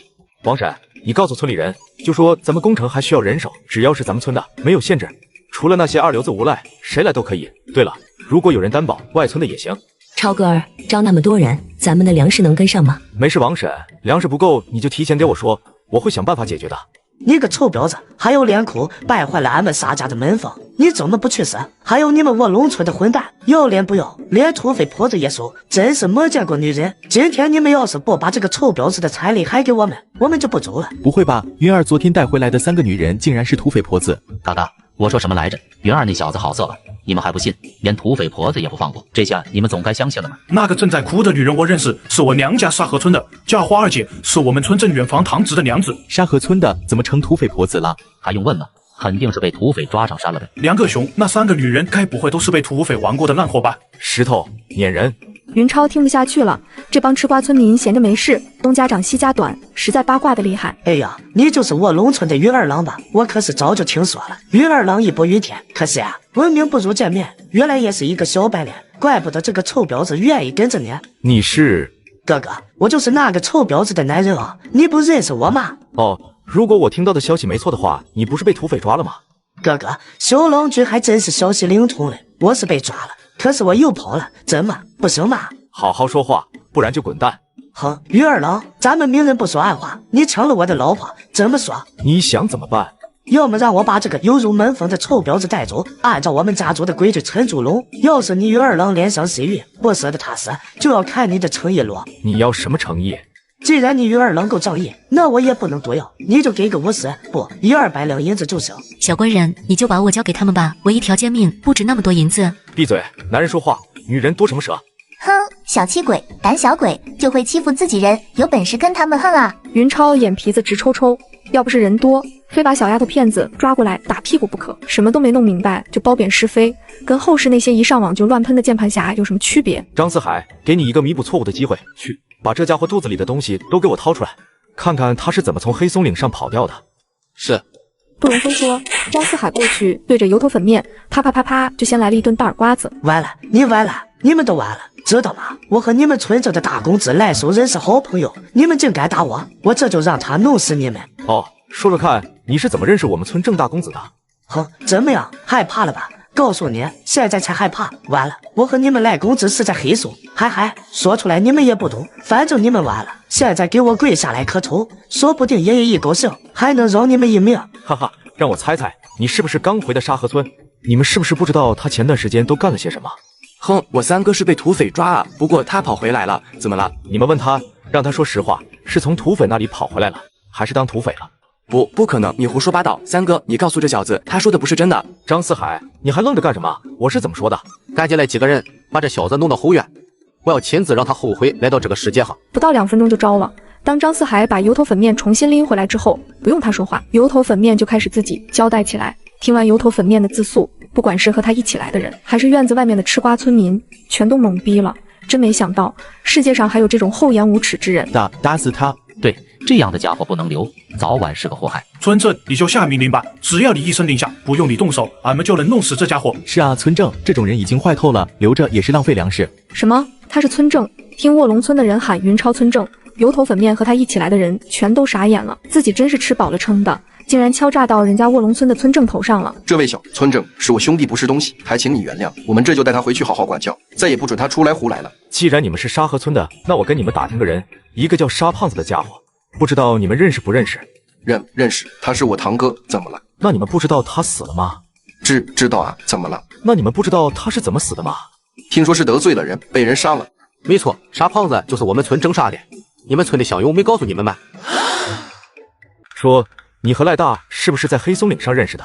是。说赖大在山上都和你说了什么？他说要带黑松岭的大爷，不是土匪，去抓一个什么人，说那小子很有钱，只要抓了他，保黑松岭的大，土匪买烟。好好想想，他还说什么了？他还说，对了，他说这是他老爹的意思，还说要抓的那小子姓云，最不是东西，最坏最。这一下现场安静了。赖志成和他儿子没干好事，今天确定了，两个家伙还真是和黑松岭的土匪合谋算计自己。乡亲们，大家都听到了，我以前说姓赖的和土匪勾结，有些人还不相信，现在知道了吧？别觉得他们和土匪算计的是我一个人，跟大家都没关系。真要是土匪进了咱们卧龙村，会放过大家吗？村正，啥也别说了，道理俺们都懂，咱们现在就去找姓赖的，弄死他们两个王八蛋。对，姓赖的爷俩不是东西，算计村正，还算计咱们卧龙村，绝对不能轻饶了他们。村正，你就下命令吧，姓赖的绝对不能留，不然咱们卧龙村早晚被他们害死。乡亲们，姓赖的这些年在咱们卧龙村作威作福，欺负过多少弱小，残害过多少乡邻，他们家吃香的喝辣的，却眼睁睁看着乡亲们活活饿死。你们说，这种祸害能留吗？不能留，坚决不能留。村正，下令吧，咱们现在就去除了这个大祸害。见气氛烘托的差不多了，云超一挥手，带着手下一众小子，带着嗷嗷叫的上百号村民，压着油头粉面一帮人，浩浩荡荡杀奔赖家。你们要干什么？光天化日，难道你们要明抢吗？死婆娘，滚开！让赖志成那个老乌龟滚出来！对，你们赖家人勾结土匪的事情发了，让赖志成和他儿子出来受死。姓赖的有种就自己出来，让一个女人挡在前面，算什么好汉？元二，我们赖家人什么时候和土匪勾结了？你可别冤枉好人。郑大侄女，实话告诉你吧，我和你爹是好朋友，看在你爹的面子上，不和你一个妇道人家计较。你赶紧把姓赖的交出来，带着孩子回娘家吧。啥？不仅是赖志成的老婆，就连很多村民都是一头雾水。什么鬼？云超竟然叫赖志成的老婆大侄女，还说和他爹是好朋友，这也太扯了吧！哼，你们知道什么？下河村的郑村正见了咱们村，正一口一个老弟，一口一个老弟，客气这里。对，不只是下河村的郑村正，其他几个村子的村正对咱们村正也都客客气气。是啊，村正带着咱们打败了土匪，救了他们一命，他们敢不客气？啥？所有人都目瞪口呆。乖，云超这下牛逼大了，那么多村正都对他一个毛头小子客客气气，怪不得能当上村正。云二，嗨，云超，你说的是真的？哼，不信你可以回娘家打听打听，亲口问问你爹，看看我们有没有说谎。这样吧，大侄女，看在你爹的份上，我给你一个面子，你让赖志成出来，我找人和他对质。如果他没有和黑松岭的土匪勾结，我就当场给他赔罪，你看怎么样？好，云，你保证君子动口不动手。那是当然，大侄女，你问问大伙，我姓云的说话什么时候不算数了？对，村正说话向来都是一口唾沫一个钉，不像某些人说了不算，算了不说。哼，还什么某些人，就是姓赖的，姓赖的说话还不如放屁。对，姓赖的最不是东西，说好的完事给我1斗粮食，到现在都没给。嘎，现场安静了，好像发现了一个大瓜呀。王寡妇，你说的是真的吗？姓赖的真和你那啥了？王寡妇，说说呗，姓赖的到底怎么欺负的你？王寡妇，别怕，说出来，最好说详细些，咱们大家给你做主。不管何时，不管何地，男女之间的事情都是最为人津津乐道的。一听有大瓜可以吃，很多人的眼睛顿时就亮了，注意力当即就转移了过去。赖志成的老婆气够呛。王寡妇，你少血口喷人，我们家那口子最正派，什么时候和你有过关系？哼，我要是能证明，你怎么说？是不是把你们家那口子答应了1斗粮食给我？好，只要你能证明，不就是1斗粮食吗？我给。西西，你们家那位那东西上有一片青色的胎记，对不对？嘎，这一下不仅是吃瓜群众，就连赖志成的老婆都懵逼了。你怎么知道？云超彻底无语。现在是讨论这种事情的时候吗？现在是打土豪分田地，好不好？你们这些狗逼炼蛋的事情，难道就不能私下说吗？嗨，大侄女，其他事情以后再说，你先去把赖志成弄出来吧。对了，还有你的大儿子，也让他出来。看到一向威风八面的赖志成，居然像小孩子一样被老婆抱了出来，一众吃瓜群众几乎全都笑抽了。云儿，我出来了，有什么话就直接说吧，是不是又来那一套，说我勾结土匪？没错，难道你们父子俩没有勾结土匪吗？哼，我说过，我们没有勾结土匪。你要非说我们勾结土匪，我们也没办法。反正你现在人多，不如直接杀了我们，找这些下三滥的借口有什么意思？传出去也不嫌丢人。老赖啊，你也别拿话讲我云超不吃这一套，要是没有证据，我也不会带着这么多乡亲过来。赖大，睁开你的狗眼，看看他是谁。当看到油头粉面的时候，赖守仁彻底麻爪了。糟糕，怎么是他？赖大，你不认识我了吗？咱们可是在黑松岭上一起待了好几天啊！你胡说！哼，云儿，谁知道你是从哪里找来的唾液？真不知道你们是什么关系，就这种货色，说出来的话你也相信？老东西，你儿子说要算计你们村的云超，还要算计整个村子，然后你们和土匪二一天中我，得到的好处平分。胡说八道，血口喷人！我什么时候算计我们村子了？我只说要对付，嗨，谁也不对付。这下几乎所有人都听了出来，赖大这小子肯定和土匪有关系，要算计谁就不用说了，即便不是整个卧龙村，也是云超。哼，姓沙的，你当我不知道吗？你在黑松岭上为了讨好土匪，亲手把你们村的一个女人扒了个精光，送到了土匪面前。那个女人不愿意，咬了土匪一口，你就生生把她的奶子割了下来。嚯！所有人都震惊了。如果赖大说的是真的，那这个油头粉面简直比人渣还人渣，比畜生还畜生啊！你胡说！我什么时候割过我们村女人的？油头粉面的话刚说到一半，就听人群里嗷呜一嗓子，和他一起来的一个沙河村人挣脱了束缚，嗷嗷叫着朝他扑了过来。沙亮宝，我把你个挨天刀的还我娘子命来！吃瓜群众又是一片哗然，今天的热闹还真没白看，大瓜是一个接着一个，真刺激啊！姓赖的，你们父子俩少要狡辩，真的假不了，假的也真不了。这次我们攻打黑松岭，抓到的土匪多了，我吃过午饭就往镇上跑一趟，跟何巡检要几个俘虏过来，和你们当面对质，非让你们死个心服口服不可。说完，不等赖志成再说什么，云超就让手下的小子押上沙河村的人，转身离开。这就完了。云超走后，一帮吃瓜群众大眼瞪小眼，万没想到云超撤得这么干脆，你小子说撤就撤，俺们怎么办？走，赶紧走！没见姓赖的眼睛珠子都红了吗？别害怕，姓赖的一定会倒霉。超哥不是说了吗？他下午就去找何巡检，要几个土匪来佐证。对，咱们下午再来。云超家里一众小子蔫头耷脑，都在生闷气。超哥，孙正，咱们难道就这样算了？眼睁睁看着姓赖的逍遥法外？是啊，超哥，不能就这样放过姓赖的。你不是说过吗？放虎归山，必有后患。超哥，不用你动手，只要你说句话，我现在就带人去弄死姓赖的。小气鬼，你的胆子也太小了！明明有人算计你，你就因为没有所谓的证据，就这样算了，真窝囊。时间差不多了，满仓带10个小子跟我走。石头，你负责看家。是。哈哈，我当是谁呢？原来是赖大呀！你要去哪里啊？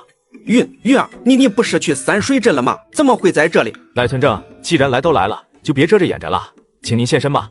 哈哈，云贤侄，真巧啊！没想到咱们爷儿俩在这里碰见了。赖村正是不是不放心，害怕我在和巡检面前说你们父子的坏话，准备去三水镇和我当面对质啊？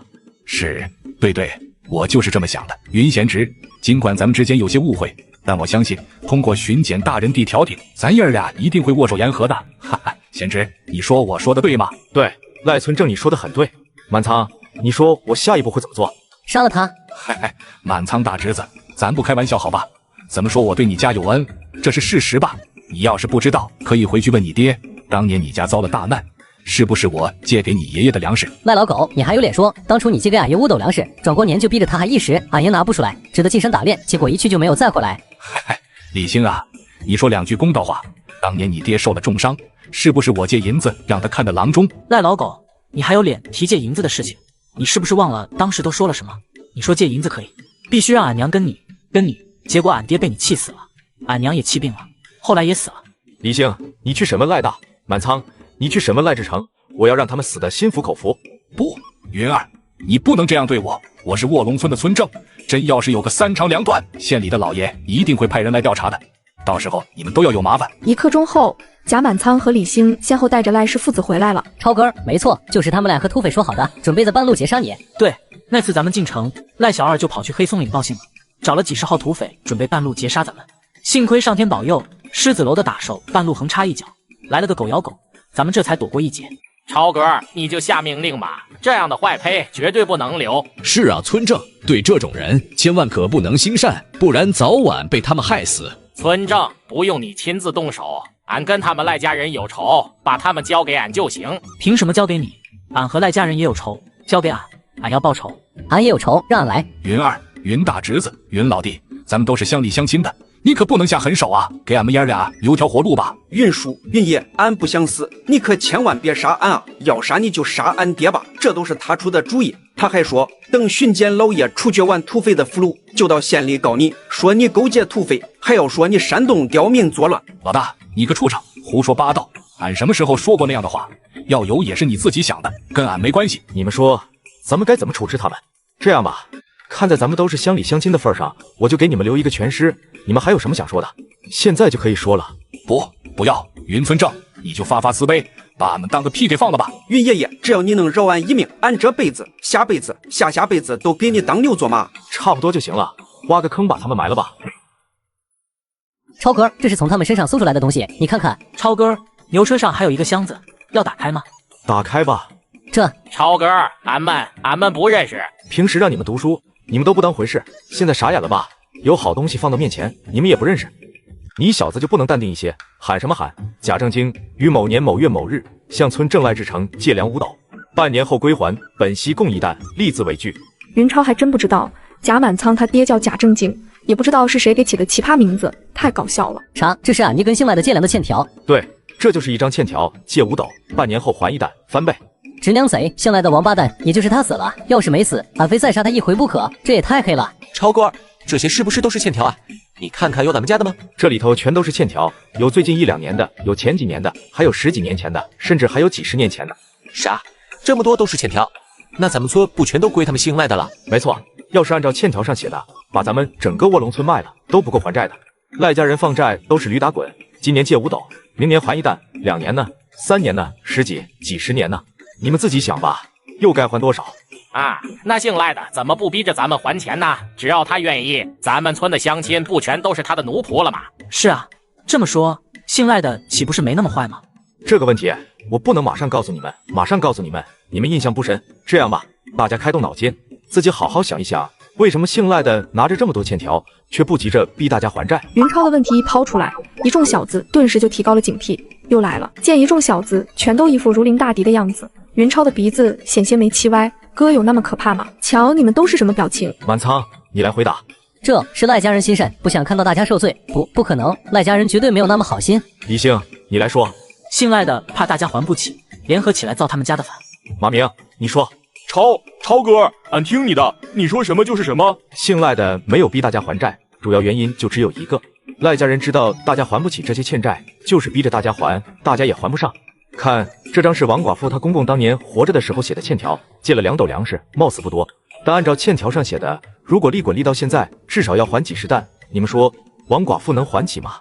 一众小子面面相觑，真没想到2斗粮食居然能翻到几10担，这也太不可思议了。你们看这一张，是刘老头死了多年的老爹写的欠条，同样也是借了2斗，到现在还的话，至少100担不止。就老刘头家那种情况，你们说能还起吗？一连念了几章，基本大同小异，都是本来欠的粮食并不多，利滚利之下却变得非常多的那种。信赖的利用这种大家根本就还不起的欠债，等于是给大家脖子上套了一条绳索。谁要是不听他们赖家人的话，他们就收紧绳子，到时候把欠条往外一拿，让大家干什么，大家就得干什么，懂了吧？一众小子面面相觑，原来还有这种骚操作。要不是云超解释，他们恐怕一辈子也想不明白。超哥，信赖的为什么不把大家都变成他的奴仆呢？那不是更能压榨大家了吗？你们想一想，如果信赖的把大家都变成奴仆，这么多人要管多少饭，哪有现在好？干活的时候就喊大家，连饭都不管，这种好事换成你们会怎么选？这一众小子觉得自己真是开眼了，信赖的这也太狡猾了吧！好在有超哥带着大家除掉了这只老狐狸，不然的话，不但自己，就连自己的后代也要给赖家人卖命。好了，打扫一下现场，再检查检查，看看有没有什么疏漏的地方，准备撤。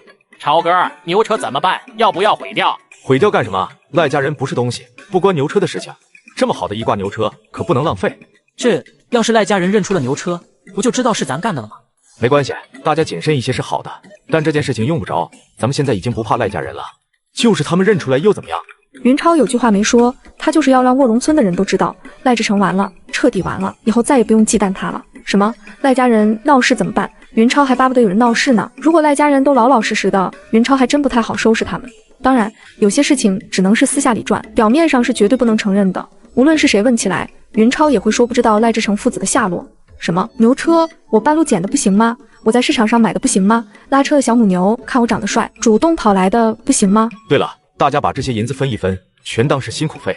没有人对云超的做法有意见，在一众小子的心目中，所有的战利品都是云超的。云超能给大家分一些，就是天大的恩赐，根本不会贪多。60-70两银子，每个人差不多分了6两，跟着云超出来转一圈，不但亲手处决了赖志成父子，还有6两银子进账，这钱也太好赚了，怎么以前就没有发现咩？超哥，这些欠条怎么办？要收起来吗？收起来干什么？难道我还学信赖的用他们要挟大家吗？点把火烧了吧！一众小子不约而同松了一口气，他们生怕云超和赖家人学。算了，先不烧了，收起来吧，拿回去我有用。一众小子回到村里，都说赖志成不见了。消息一传开，整个卧龙村都轰动了。有人说信赖的心里有愧，害怕云超找土匪来对峙，悄悄溜了。有人说信赖的跑到城里找县官老爷去告云超的状了。有人说信赖的跳进卧龙沟的冰窟窿自杀了。有人说信赖的被云超给杀了，说什么的都有。经过几个木匠和几10个帮工的努力，卧龙沟上的木桥终于搭好了。云超带着手下的一众小子，包括他们的家人，还有所有帮工，举行了隆重的竣工仪式。在仪式上，云超慷慨激昂，回顾过去，展望未来，给卧龙村人描绘出了一幅美丽的画卷。在不久的将来，我一定要让卧龙村人人有衣穿，人人有饭吃，人人都娶上媳妇，人人都过上地主老财般的生活。云超还在仪式上开展了一次小型的忆苦思甜活动，让手下几个小子的家人讲一讲过去的苦，说一说现在的甜，对比一下过去和现在的生活有什么不同。这一下可不得了，众村民全都沸腾了，不比不知道，一比吓一跳。跟着云超，好处竟然多到数都数不清啊！过去连饭都吃不饱，现在家里都能盖得起砖瓦房了；过去家里好几条光棍，现在都能娶得起美娇娘了。小妹，你回来了，咱爹怎么样？还好吗？郑巧云翘着脚，伸着白生生的脖子，拼命往前看，眼睛珠子都快长到云超身上了。赖志成的老婆一连问了他3遍，郑巧云才反应过来。姐，你刚才说什么？巧云，云二那小子不是东西，你以后离他远点。姐，我看云二那小子挺好的啊，跟着他的人都能吃饱穿暖，这样的人难道不是好人吗？我这次回去可是听咱爹说了，云二那小子在战场上可厉害了，杀得土匪哭爹喊娘。哼，你知道什么？云二那小子可能害了你姐夫。不能吧？他什么时候害的姐夫？小妹，你看那辆牛车。咦，怎么像是你家的？没错，就是我们家的牛，可是他现在变成云二家的了，你说奇怪不奇怪？郑巧云太奇怪了，不过不是奇怪姐姐家的牛车变成了云二的，而是奇怪姐姐是不是精神出问题了？姐，你们家的牛车跑到云二家，难道你自己不知道吗？不知道啊。没有发烧啊？姐，牛好好的关在你家，怎么会跑到云二家了呢？是他偷的吗？不是他偷的，是他抢的。啊，云二这小子也太坏了吧！光天化日之下，竟敢跑到别人家里抢东西。好，我这就去找他理论，他要是敢不还牛，我就去告他。云超正在兴致勃勃看牛车过桥，突然鞋子里窜出来一条人影，一把就拽住了他的胳膊，吓了云超一跳，以为是来了刺客。蹭的一下，云超拔出了牛耳尖刀，对着来人的心窝狠狠捅了下去。啊，好端端云儿这小子拿刀扎自己干什么？人家又没得罪你。幸亏郑巧云叫了一声，云超这才反应过来，连忙收力。当他的手停下来的时候，刀尖已经刺破了郑巧云的衣裳，距离他胸前的肌肤连0.01公分都不到了。再看赖志成的小姨子，尽管害怕的浑身哆嗦，脸色却是潮红，粉扑扑的，还挺好看。两个人的一系列互动震惊了所有人。这是什么情况？当着大家的面，两个人怎么就闹起来了？超哥竟然要拿刀杀赖志成的小姨子，难道这就是传说中的始乱终弃？郑巧云意识到自己的情况不正常，哪里还有心思问云超为什么要抢他姐的牛车，脸上像是火烧一样，捂着脸仓皇而逃。突然有一种大事不妙的感觉，严重怀疑小娘皮给自己下了某种降头，怎么身上这么热，跟喝了2两似的。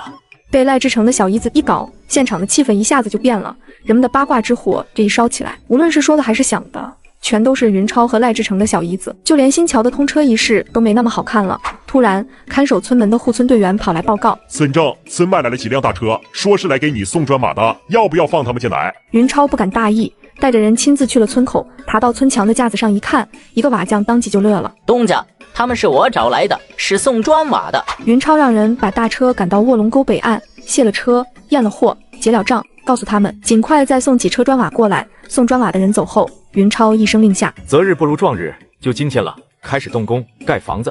东家，要不咱们再挑日子吧，找个好日子动土，现在就干，实在。哼，你们怕什么？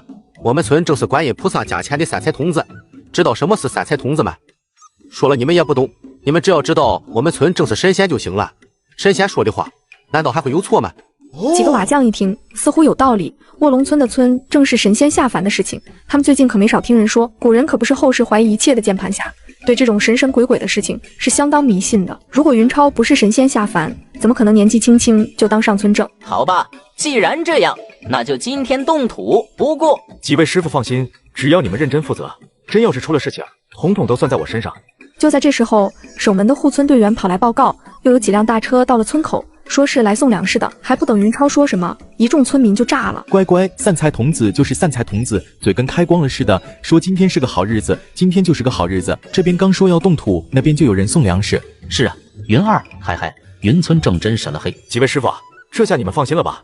刚说动工就有粮食来，这兆头多吉利啊！不仅是几个瓦匠，就连其他匠人也都觉得不可置信。难道卧龙村人说的都是真的？他们的小村正还真是神仙下凡，这嘴也太灵了，一说就准。三水镇开粮店的何掌柜亲自押着5辆大车送来了20担杂粮。没错，三水镇粮店的掌柜也姓何，云超高度怀疑他是何巡检的人。作为三水镇的巡检，掌控三水镇的生意很正常。何掌柜，怎么才这么一点粮食？不够啊！小兄弟，村正，不是我不卖你粮食，实在是没那么多存货啊。你也知道，咱们三水镇是个穷镇子，老百姓一般都吃自己家种的粮，买粮食的人很少，我根本就不敢存那么多货，卖不出去就坏了。进货呀？难道你的粮食都是自己从百姓手里收的吗？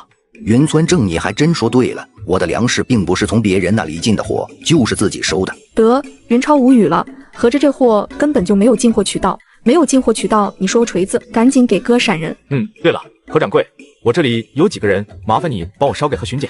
何掌柜一头雾水，然而等云超让人把需要捎的几个人带过来之后，何掌柜总算是明白了，几个家伙一个比一个绑得结实，其中一个身上有很多血，看来受伤不轻。这村正，你这是什么意思？没什么意思，何掌柜，他们都是沙河村的，看见没有？那个身上有血的家伙，曾经在黑松岭上当过土匪，还把他们村一个女人的奶子割了下来。你回去把他们交给何巡检，让他处置吧。何掌柜答应得很痛快，这也是他露脸的一个好机会。这段时间何巡检心情糟糕，他们这些下面的人也没少跟着吃挂啦，能带个土匪回去，也好让何巡检开心。四海，你带几个兄弟去县里跑一趟，找粮店的吴掌柜，让他送100石粮食过来。如果太晚就别回来了，在城里住一夜，顺便打听一下狮子楼的消息，低调一些，尽量不要让人知道你们是卧龙村的，明白了吗？第二天一早，云超叮嘱石头看家，顺便训练新来的小子，骑着高头大马赶赴青阳县。进城之后，云超哪也没去，直接就去了吴掌柜的粮店。小兄弟，你不是已经让手下告诉我给你们卧龙村送粮食了吗？怎么还亲自跑来了？是不是有什么变化？不打算要了？云超没有说话，仔细观察着吴掌柜的表情，发现老家伙不思作为，这才松了一口气。吴掌柜，我这次来跟粮食没关系，该送多少还送多少。我是想跟你打听一下，我手下那几个给你送信的小子去哪儿了？啊，小兄弟，你不会是担心我对他们不利吧？前天下午他们来交了定金，很快就走了，我也不知道他们去哪里了。哦，吴掌柜，你不要误会，我是想跟你打听打听有没有那几个小子的消息。没有，小兄弟，我是真不知道。这样吧，我把手下的小伙计们找来问问，看看他们听说没有，好不好？好。吴掌柜把手下的小伙计喊来一问，结果没有一个小伙计说知道的。走，去吴老板家看看。小郎君，你可来了。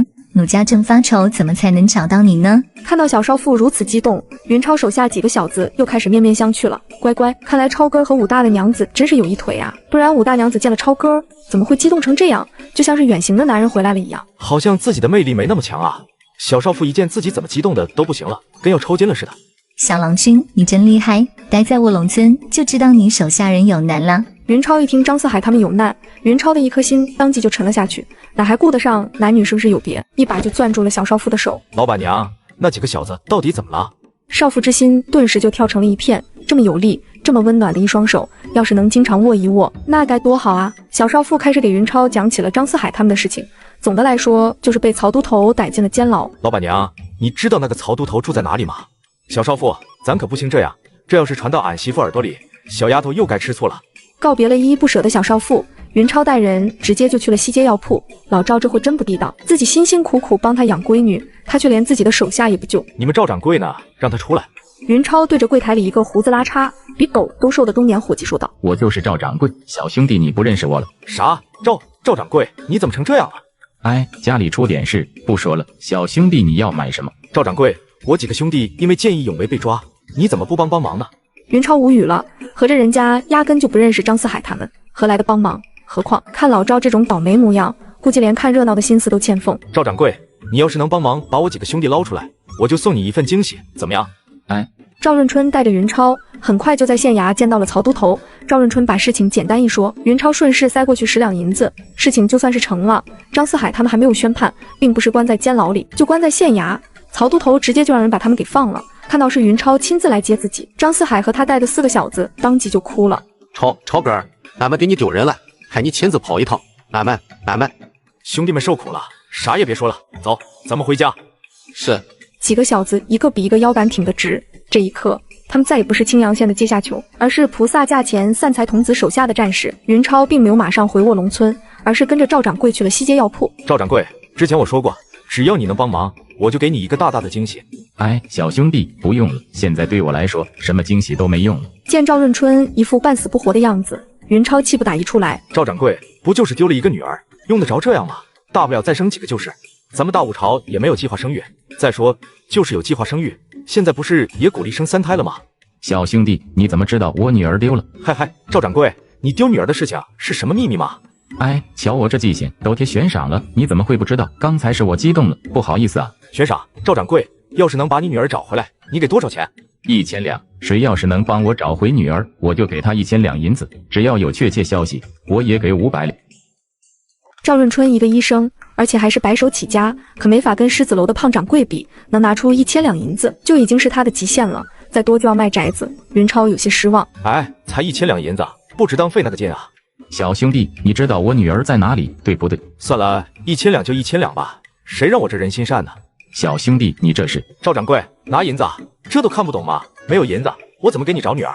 这小兄弟，咱别开玩笑了，行吗？老哥都急成这样了，你还有心思跟我开玩笑，是不是有些太不厚道了？一听老赵竟然敢说自己不厚道，云超当即就急了，啪的一声把一条项链拍在柜台上。赵掌柜，你自己看吧。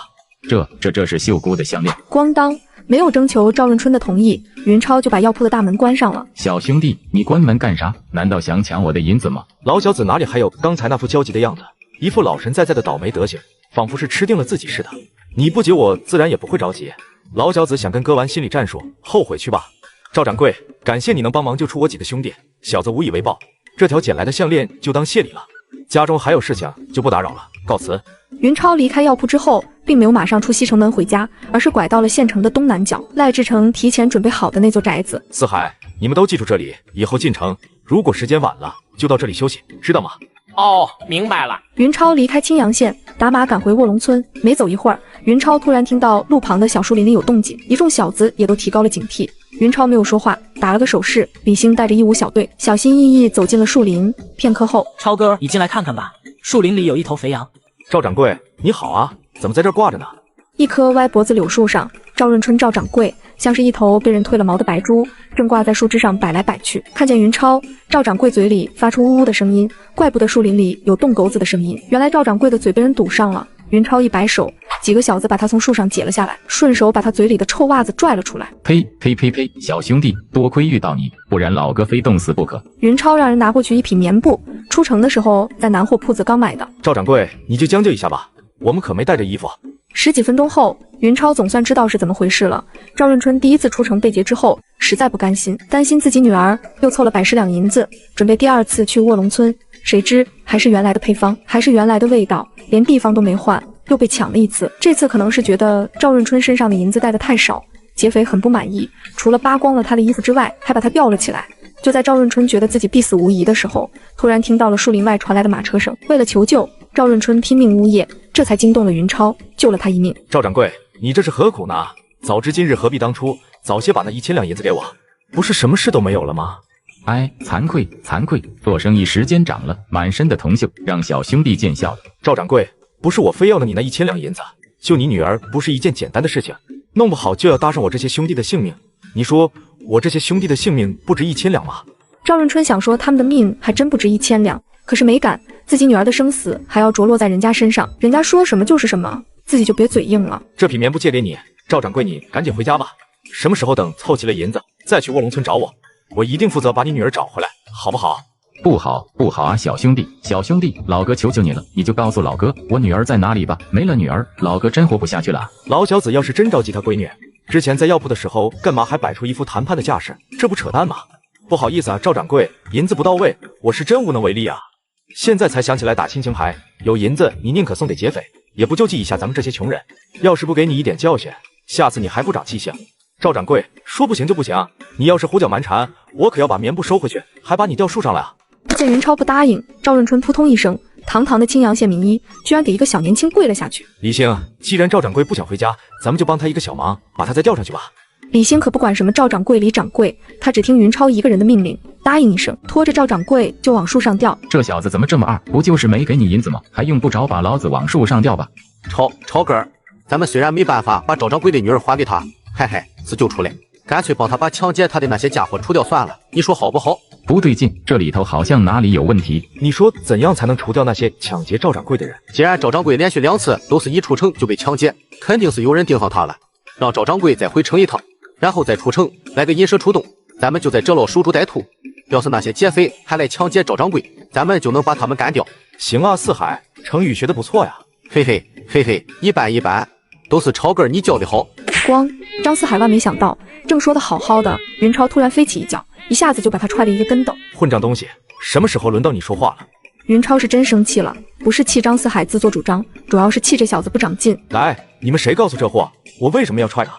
一众小子震惊的无以复加，能看出来，云超这次不是跟张四海开玩笑，更不是闹着玩，是真生气了。很少见云超发这么大的火，张四海这小子要玩啊！娘个腿，要玩你自己玩，连累俺们干什么？这下倒好，超哥儿又开始问问题了。李兴，你先说。作为手下，不该说的话不要说，不该问的事情不要问。张四海这小子犯了大忌。满仓，你说。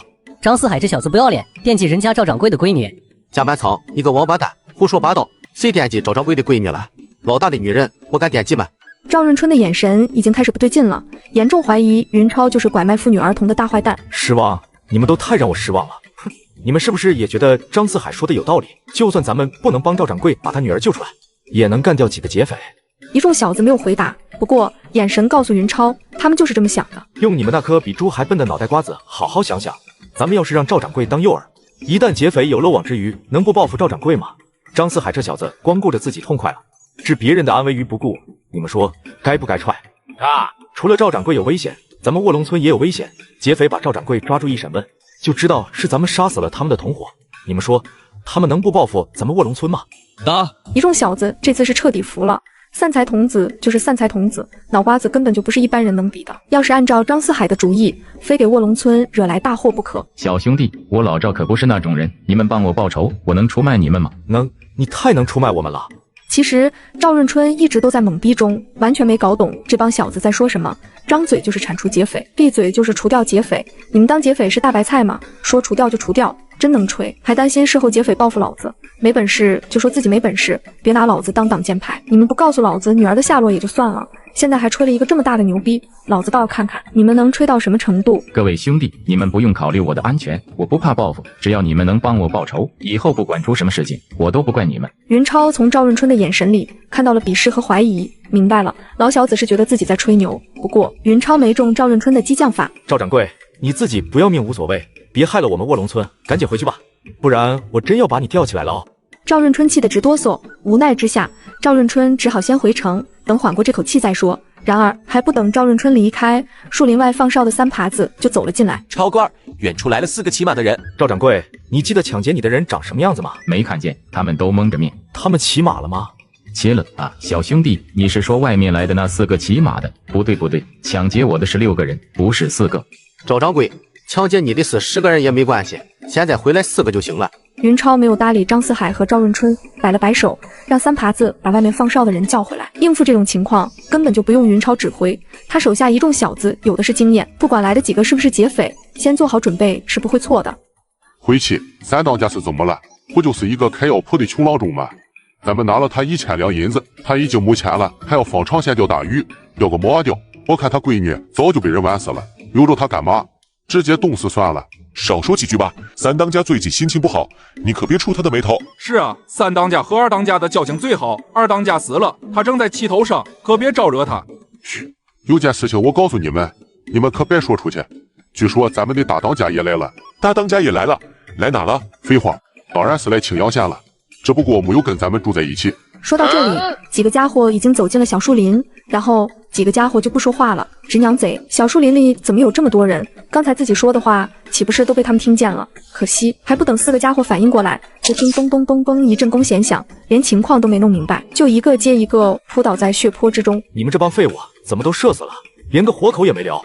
一众小子面面相觑，好像又闯祸了。都怪你们，老子一个人射就行了，你们干嘛都射？云超真想狠狠抽这帮小子一顿鞭子，一到关键时刻就掉链子，心累。云超是心累，赵润春是心惊。我的天啊，几个那么凶悍的劫匪，连面都没看清，就被云超手下一众小子扑哧扑哧全都射死了。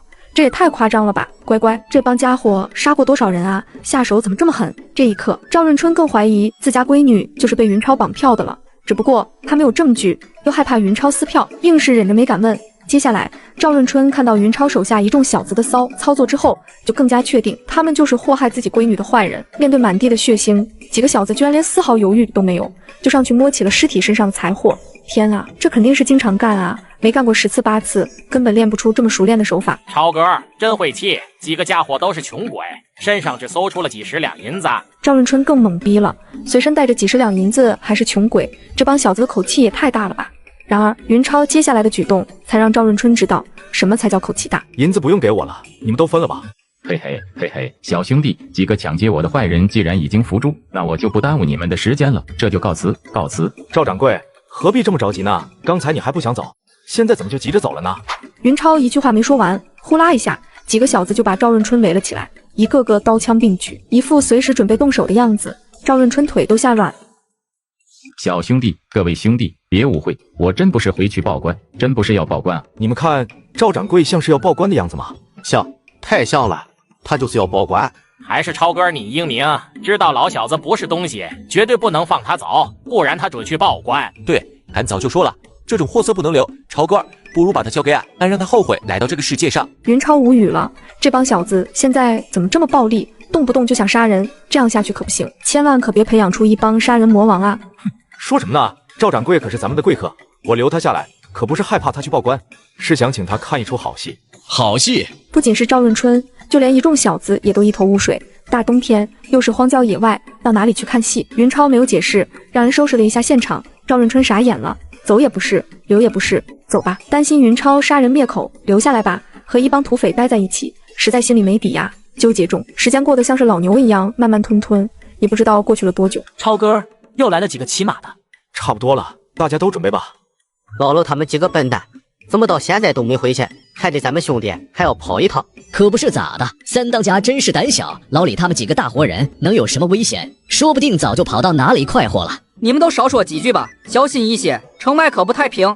嘎嘎，不太平也是咱们黑松岭的好汉弄的。咱们自己攀个毛。几个家伙下了马，一边说话一边往树林里走。结果话说到一半，就再也说不下去了。小树林里居然站着一排小子，一个个手拿劲弩，正在朝着他们微笑。事发突然，几个家伙根本就来不及反应，就听嘣嘣嘣嘣一阵弓弦的弹响，瞬间就全都扑了街。吸取了上次的教训，一众小子没有射对方的身子，压低弩箭，只是射了他们的腿。几个土匪一倒，一众小子一拥而上，控制住了他们的手脚，根本就不用云超交代。一众小子就开始分头审问起了几个土匪。看到云超这帮小子手段如此老辣，赵润春简直欲哭无泪，真狠啊，竟然比劫匪还劫匪。不过当赵润春断断续续、隐隐约约听到几个劫匪的交代之后，看云超他们的眼神渐渐就变了。小树林并不大，几个劫匪叫唤的声音又很大，赵润春就是想不听都不行。原来抢劫自己的才是黑松岭的土匪，云超他们和黑松岭没关系。天哪，狮子楼胖掌柜家的亲戚竟然全都是黑松岭的土匪，这谁能想到？太可怕了！很快就审问完毕，几个小子开始向云超详细汇报。云超没有逼着赵润春，就让他在旁边听着。这一下，赵润春算是彻底明白了，怪不得自己2次出城，2次被抢，原来黑松岭一直有土匪在盯着自己呀。而且赵润春还听到了一个不知道该喜还是该飞的消息，自己的宝贝闺女赵秀姑竟然是被黑松岭的土匪绑走的。不过她现在已经失踪了，黑松岭的土匪送她回山的路上把她弄丢了。小兄弟，云老弟，老哥谢谢你，要不是你，我可能死都不知道是怎么死的。不仅我要感谢你，我女儿也要感谢你，你真是我们父女俩的大恩人啊。老赵，你什么意思？是不是以为我绑架了你女儿？没有，绝对没有。云老弟，你英明神武，义薄云天，怎么能干出那种龌龊的事情？老弟，你说是不是？老赵，小时候我哥给我出了道题，我一直都没答对过。你有学问，帮我参谋参谋呗。什么题？我哥手里拎着一只活蹦乱跳的鹅，问我是死是活，你说我该怎么回答？不等赵润春说话，云超手下一众小子就翻起了白眼，肯定是活的呀！你不是说鹅活蹦乱跳吗？超哥这是怎么了？出这么简单的问题，这是要给未来的老丈人拍马屁吗？完了，超哥肯定要娶赵秀姑了，不然不会对他爹这么客气。赵润春可不是一帮小年轻，一下子就听明白了云超话里的意思，当即脸就白了，煞白煞白。云老弟，小官人，刚才是我不识抬举，不知道天高地厚，您可千万别跟我一般计较啊！一众小子集体懵逼，怎么回事？超哥出的问题这么简单，明摆着是拍老赵的马屁，他怎么反倒吓成这样了？此时此刻，张四海的脑子已经超频了，从3600转直接提升到了7200转。啊，那明白了。云小官人，你可千万别伤害我女儿啊！我求求你了。四海，你明白什么了？超哥，云大哥拎着一只活鹅，问你死活，你要是说活的，他就把鹅掐死；你要是说死的，他就放开鹅。所以你总是答不对，对吗？对，四海你说的对。不过，四海，既然你这么聪明，就说说为什么赵掌柜这么害怕，甚至还要给我下跪吧？这在跟着云超之前，张四海连城都没进过，哪能想那么远，根本就答不上来。你们谁知道？尽管说错了也没关系。见张四海答不上来，云超就问其他的小子，一众小子齐翻白眼，俺信你个鬼！答错了不是没关系，是非常有关系。马明就是一个活生生的例子。马明又毛了，你们那是什么眼神？都看老子干什么？见没人能答上来，云超表示很失望。这个问题回去之后都好好想想，过2天我还要问，知道吗？啊！一众小子都要哭了。张四海，你个王八蛋，没事装什么大头蒜？这下好受了，可把俺们坑苦了。老赵，你这是干嘛？放心，只要你的悬赏银子到位，我一定想办法救出你的宝贝女儿。赵润春一脸苦瓜相，说的容易，1000两银子，老子去哪儿弄？总不能卖宅子卖地吧？老赵，别的先不说，现在该你表演了。表演什么鬼？对，表演。你不是医生吗？医生对人体是最了解的。来，你给我们大家表演一下什么叫庖丁解牛。说着，云超把牛耳尖刀塞到了赵润春怀里，吓得他娘又一声，险些把带着血腥气的尖刀扔出去。聪明的老赵怎么会不明白？云超这是要让自己献头名状。小官人，我是郎中，讲究的是医者父母心，救人可以，实在不会杀人啊。老赵，别害怕，过来，我给你看一些好东西。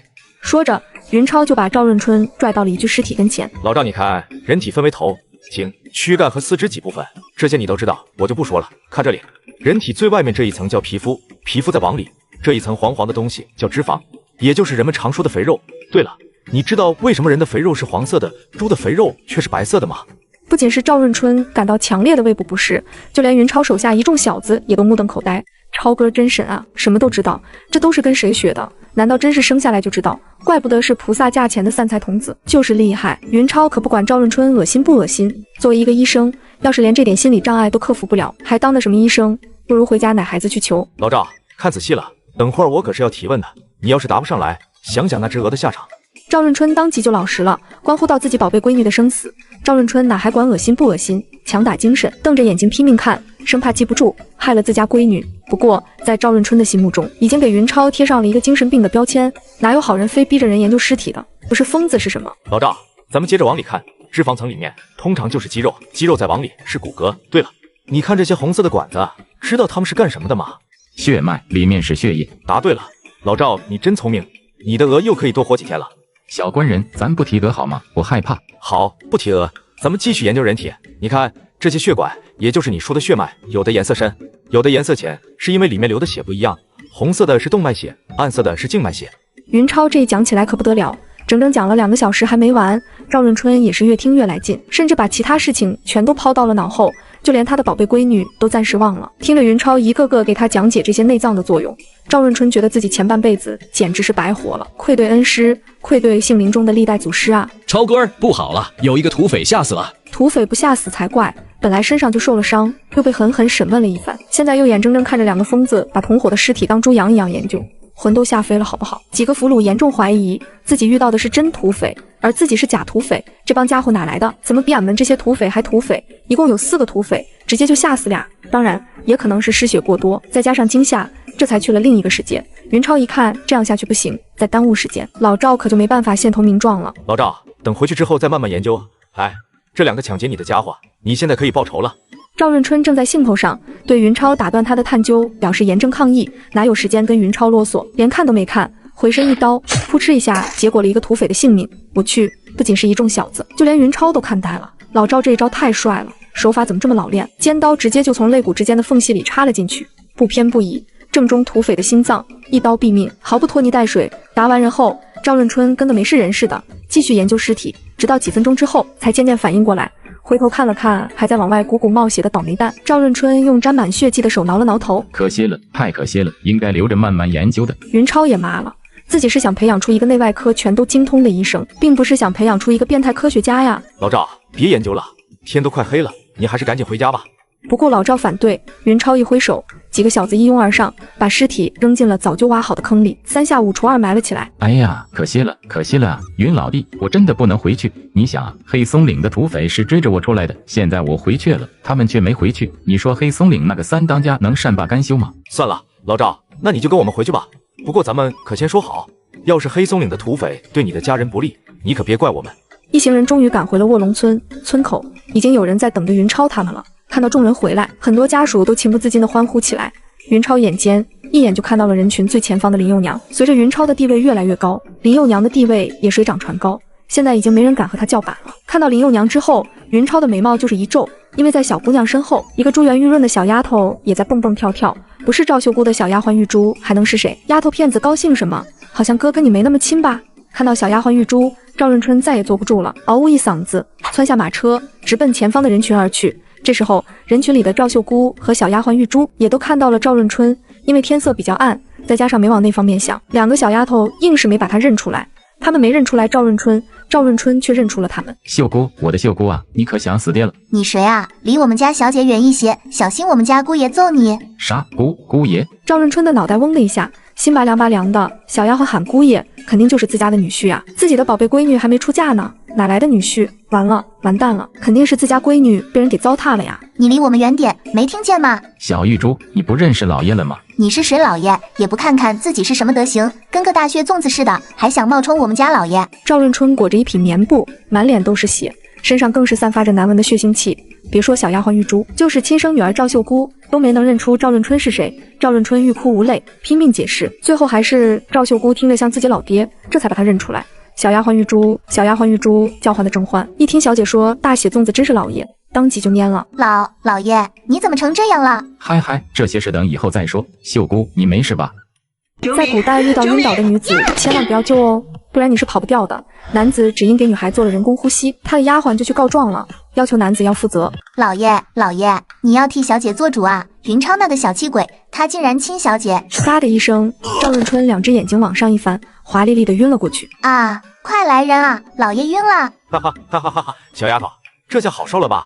竟敢说本真人的坏话，看你怎么办！小气鬼，赶紧救救老爷！大不了人家以后不叫你小气鬼还不行吗？云超懒得和一个小丫头片子计较，哗啦一下把随身带的半竹筒凉水浇到了赵润春脸上，哗啦一下，赵润春彻底被冻醒。老爷，我刚才说错了，云超没有亲小姐，真没亲，也没按小姐的胸。嘎，赵润春又晕了，不仅是赵润春晕了，就连赵秀姑都晕了。一个大姑娘被人当众说什么亲啊摸的，就算不晕也得装晕，不然还怎么见人？小丫头，你就少说两句吧，你再说下去，你家老爷和小姐都要被你气死了。哇哇哇！于是，当赵润春又一次被凉水泼醒之后，云超根本就没再给小玉珠说话的机会，一把就把她拽到了身后，然后云超跳上一辆马车。乡亲们，卧龙村的老少爷们，还有老赵，大家都安静一下。关于赵小姐的事情，我这里必须澄清一下。之所以小丫鬟误会我，是因为我为了救已经断气的赵小姐，采取了一些仙家手段，把我一口修炼了10几年的先天混元真阳气度给了她，并不是轻薄赵小姐，大家明白了吗？啥气？尽管吃瓜群众没听懂云超说的是什么意思，但基本明白了一件事情：云超并不是轻薄赵秀姑，是为了救她的命。好女婿，嗨嗨，好兄弟，不，小神仙，我要拜师，我要给你当徒弟。这样吧，老赵，我这一派最讲德行，你先住在我们村里，好好表现表现，给村民看看病。什么时候等功德积攒的多了，我再收下你，好不好？好。吃饭的时候，赵秀姑把这段时间发生的事情一五一十给赵润春讲了一遍。女儿，你放心，爹一定找云超好好谈谈，让他守口如瓶，不要把你的事情说出去。等一回城，爹就给你找一个好人家，保准你嫁得风风光光，丝毫不受之前的事情影响。啊，老爷，不行啊，云超轻薄了小姐，小姐怎么还能嫁给别人？一定要让云超负责。小丫头片子，这里有你说话的资格吗？去打洗脚水。丫头，云超那小子不似良配，记住不能和他走得太近，知道吗？知道了。就在赵润春教训自家闺女的时候，云超的卧房里，小姑娘林幼娘已经纠结得不行了。二哥，你以后不要亲狐狸，嗨嗨，不要亲别人了好不好？要是实在想亲，就亲奴家吧。小丫头，跟谁学的？什么奴家的，真难听。哼，那2个狐狸精都是奴家的，你怎么不说他们难听？坏二哥，臭二哥，睡你的觉吧，人家不让你亲了。第二天上午，云超放出话，说是从城里请来了名医，卧龙村的乡亲如果有身体不舒服的，可以来看郎中，免费，关键是免费。这一下，卧龙村又轰动了，看着院里院外黑压压的人群，赵润春都快哭了。云老弟，云村正没有药，你让我怎么看病？老赵啊，咱水贼过河，甭使狗刨。中医既能内治，也能外治，没有药。难道你不会用针灸吗？针呢？我没针啊。老赵啊，没想到你看似忠厚，实则奸诈。没有针，难道你不会用手按摩推拿吗？以指代针，以掌代药，这是不是你们祖师爷说的？就在云超一方热火朝天的时候，赖之成的老婆实在待不住了，和小妹郑巧云一起带着小儿子离开了卧龙村，回娘家请老爹出马。大闺女就嗷呜一声扑到他怀里哭了起来。这一下郑大力毛了，谁惹你了？告诉爹，爹弄死他。爹，我姐夫不见了，也不知道是跑了还是被人害了。我姐是想让你帮忙找找他。什么？赖志成那小子不见了？怎么回事？赖之成的老婆把云超如何对他们详详细细、添油加醋的给他爹郑大力说了一遍。可是等了半天，郑大力居然没有反应。爹，你怎么了？说话呀！哎，大丫头，听爹一句劝，回去之后再也不要提什么赖志成，也不要再找云儿的麻烦，带着你的小三好好过日子吧。啊，爹，你这是怎么了？你不疼女儿了吗？大丫头，难道你就看不出来那个云儿比老爹还强吗？不可能，他怎么可能比爹还强？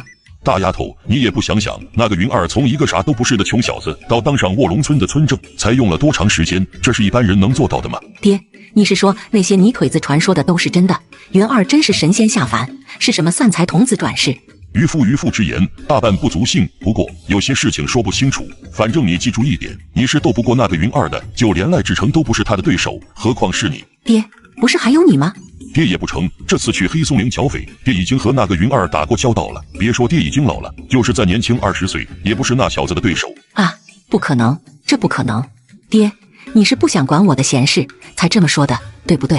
大丫头，爹说的都是真的，不信你去三水镇打听打听。别说你爹一个人，就是其他几个村子的村正联合在一起，也很难斗过那个云儿。娘，你别怕，等我回去之后，一定想办法杀了云儿，给爹报仇。小三，好样的！你要记住，将来有机会一定要杀死云儿，给你爹报。爹，你为什么打我？大丫头，我刚才是怎么给你说的？带着你的三儿子好好过日子，你倒好，竟然让小三去给赖志成报仇。怎么报仇？就他能斗过云儿？老东西，你为什么打俺娘？不就是一个云儿吗？我回去就杀了他。我把你个败家玩意，再敢朝我瞪眼睛，我弄死你个小狼崽子！爹呀，小孩子不懂事，你就看在女儿的份上，饶他一回吧。你们就护着这个小狼崽子吧，早晚有你们后悔的时候。郑大力的话还真应验了，没到晚上，两个闺女就风风火火跑了过来。爹，小三他不见了。怎么回事？怎么会烧起来了？你们都还愣着干什么？还不赶紧去找牲口，别让他们伤到人。时间不长，张四海就跑来报告，说是有个老太太被牛顶了，受伤很重，昏迷不醒。老赵呢？赵润春呢？赶紧把赵医生喊过来。来了，查！你们都去给我查，看看到底是怎么回事，火是怎么烧起来的。时间不长，王石头从外面走了进来，看了看云超的脸色，犹豫了一阵，然后趴在云超耳边小声说了句什么。什么？真是有人放的火？看来还是我云超太善良了。满仓，你带人封锁村子，没有我的命令，谁也不准进出。是，石头、四海，你们各带一些人在村里给我查，看看到底是谁放的火，一定要把人给我揪出来。是，二哥放心，要是找不到人，你拿我们是问。郑大力带着两个闺女，终于在天黑之前看到了卧龙村。然而还不等郑大力松一口气，就远远看到卧龙村上空升起了一股浓烟。完蛋了，这下完蛋了。爹，这是。去，石头带几个人去赖志成家看看，看看都有谁在家。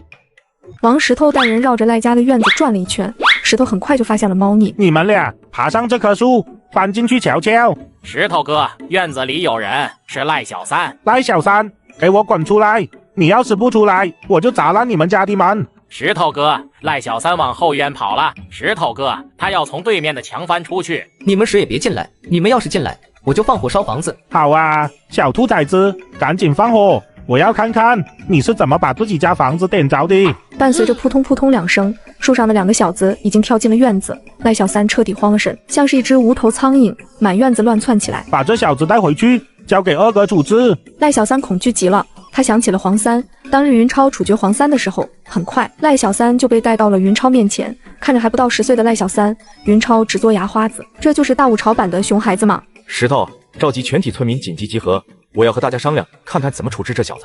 是，二哥。超哥，赖志成的老婆和下河村的村长来了，说是要见你，要不要放他们进来？伴随着锣声，卧龙村的村民但凡能动弹的全都到了晒谷场。土台下面躺着的小子是谁啊？好像还绑着。我刚才过去瞧了，是赖志成的小儿子。乖乖，云儿，嗨嗨，村村绑他干嘛？这是要斩草除根吗？嘘，别胡说八道，听说是赖小三放的火。真的假的？他还是个孩子，小孩子也知道放火。你可拉倒吧，小孩子怎么了？你又不是不知道，赖小三这小子最坏，从小就坏。你忘了他偷看你们家那口子上茅房的事情了吗？你怎么知道？是不是你也偷看了？见人来的差不多了，云超这才让贾满仓打开大门，把郑大力他们放进了村子。郑大力一看现场的情形，心就沉了下去，看见自己儿子五花大绑，像死狗一样扔在地上。赖志成的老婆哪还能淡定得了，嗷呜一嗓子，跳下马车，奔着土台就跑了过去。然而还不等跑到跟前，几杆长枪就顶住了他的前胸。站住！再往前一步，格杀勿论。爹，认清了现实，赖志成的老婆不敢硬来，只得回头求助郑大力。云老弟，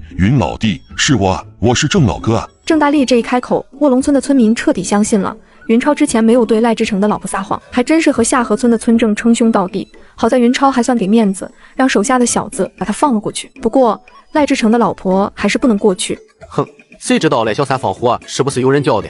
让你搁去，你要是对村正不利怎么办？老弟，有话好好说，他还是个孩子，要是犯了什么错误，老弟你看在老哥的面子上，就饶他一回吧。郑村正，有句话我必须问清楚，不然寝室难安。赖小三放火，不是你指使的吧？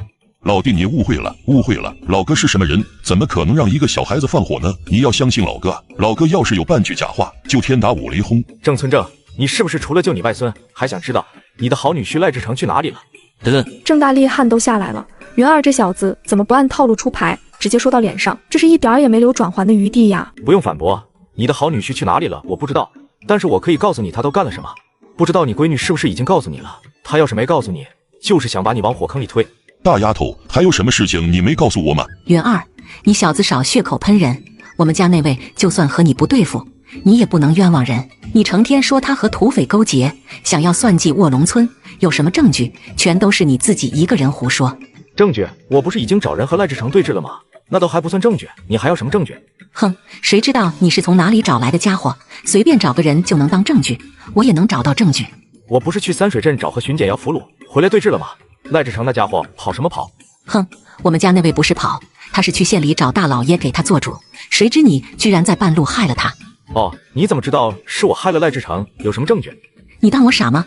你们家那辆牛车就是我们家的，是他们父子俩出去的时候坐的，现在跑到你家去了，难道不是你害了他们吗？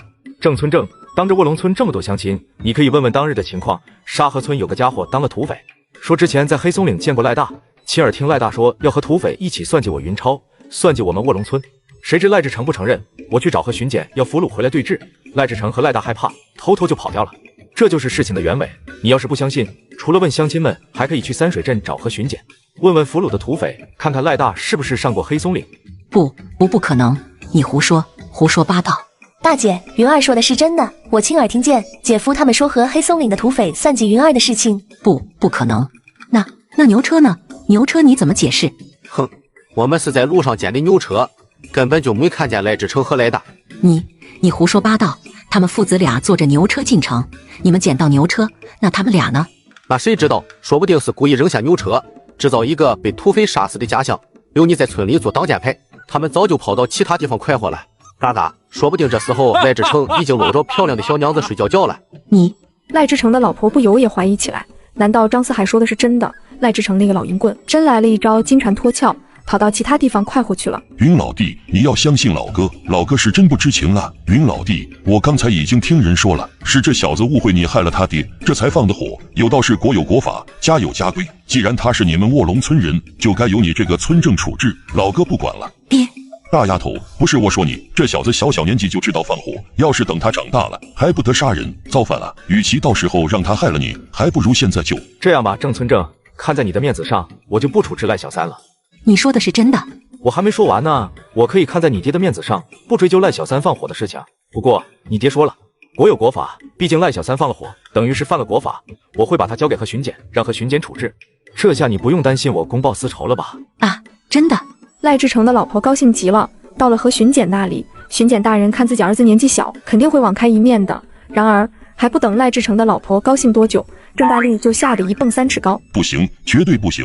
云老弟，你千万别看老哥的面子，老哥求求你，今天你必须处置这小子。你要是下不去手，老哥替你来。郑大力连刀子都抽出来了，想要当场结果赖小三，幸亏2个闺女拼命阻拦。云儿，村正，我儿子烧了你的牲口棚，我愿意加倍赔偿，只求你饶他一命，好不好？他还是个孩子啊。说着，赖志成的老婆扑通一声给云超跪了下去。云超眼皮子直抽抽，最讨厌的就是这句他还是个孩子，简直能活活把人气死。呸！你能怎么赔？我们村正的牲口棚可不是一般的牲口棚，是从黑松岭土匪的山寨拆回来的材料修的，真贵着呢。你赔得起吗？5两银子够重新修一座牲口棚了吧？你要知道，你给的钱不仅是牲口棚，还有你儿子的命。你儿子的命难道就值5两银子吗？那你们说要多少？哼，还是按照村正说的，把赖小三送到三水镇吧。和巡检说让你们赔多少，我们就要多少。放心，我们1文钱也不多要。我们家的田地都不要了，用来换我儿子一条命，这下总行了吧？一众村民炸锅了，没听错吧？赖志成的老婆竟然要把自家的田地都赔出去，这是不打算过了咋的？张思海得意极了，自己立大功了呀！不行，为什么？你们家的田地倒是够赔我的牲口棚了，可是因为你儿子放火惊了牲口，把张婶撞成了重伤，现在还生死不知，这你又怎么说？啊，我愿意把我们家的房子赔给张婶，除了我们母子随身的物品，什么都不要了，都给张婶，好不好？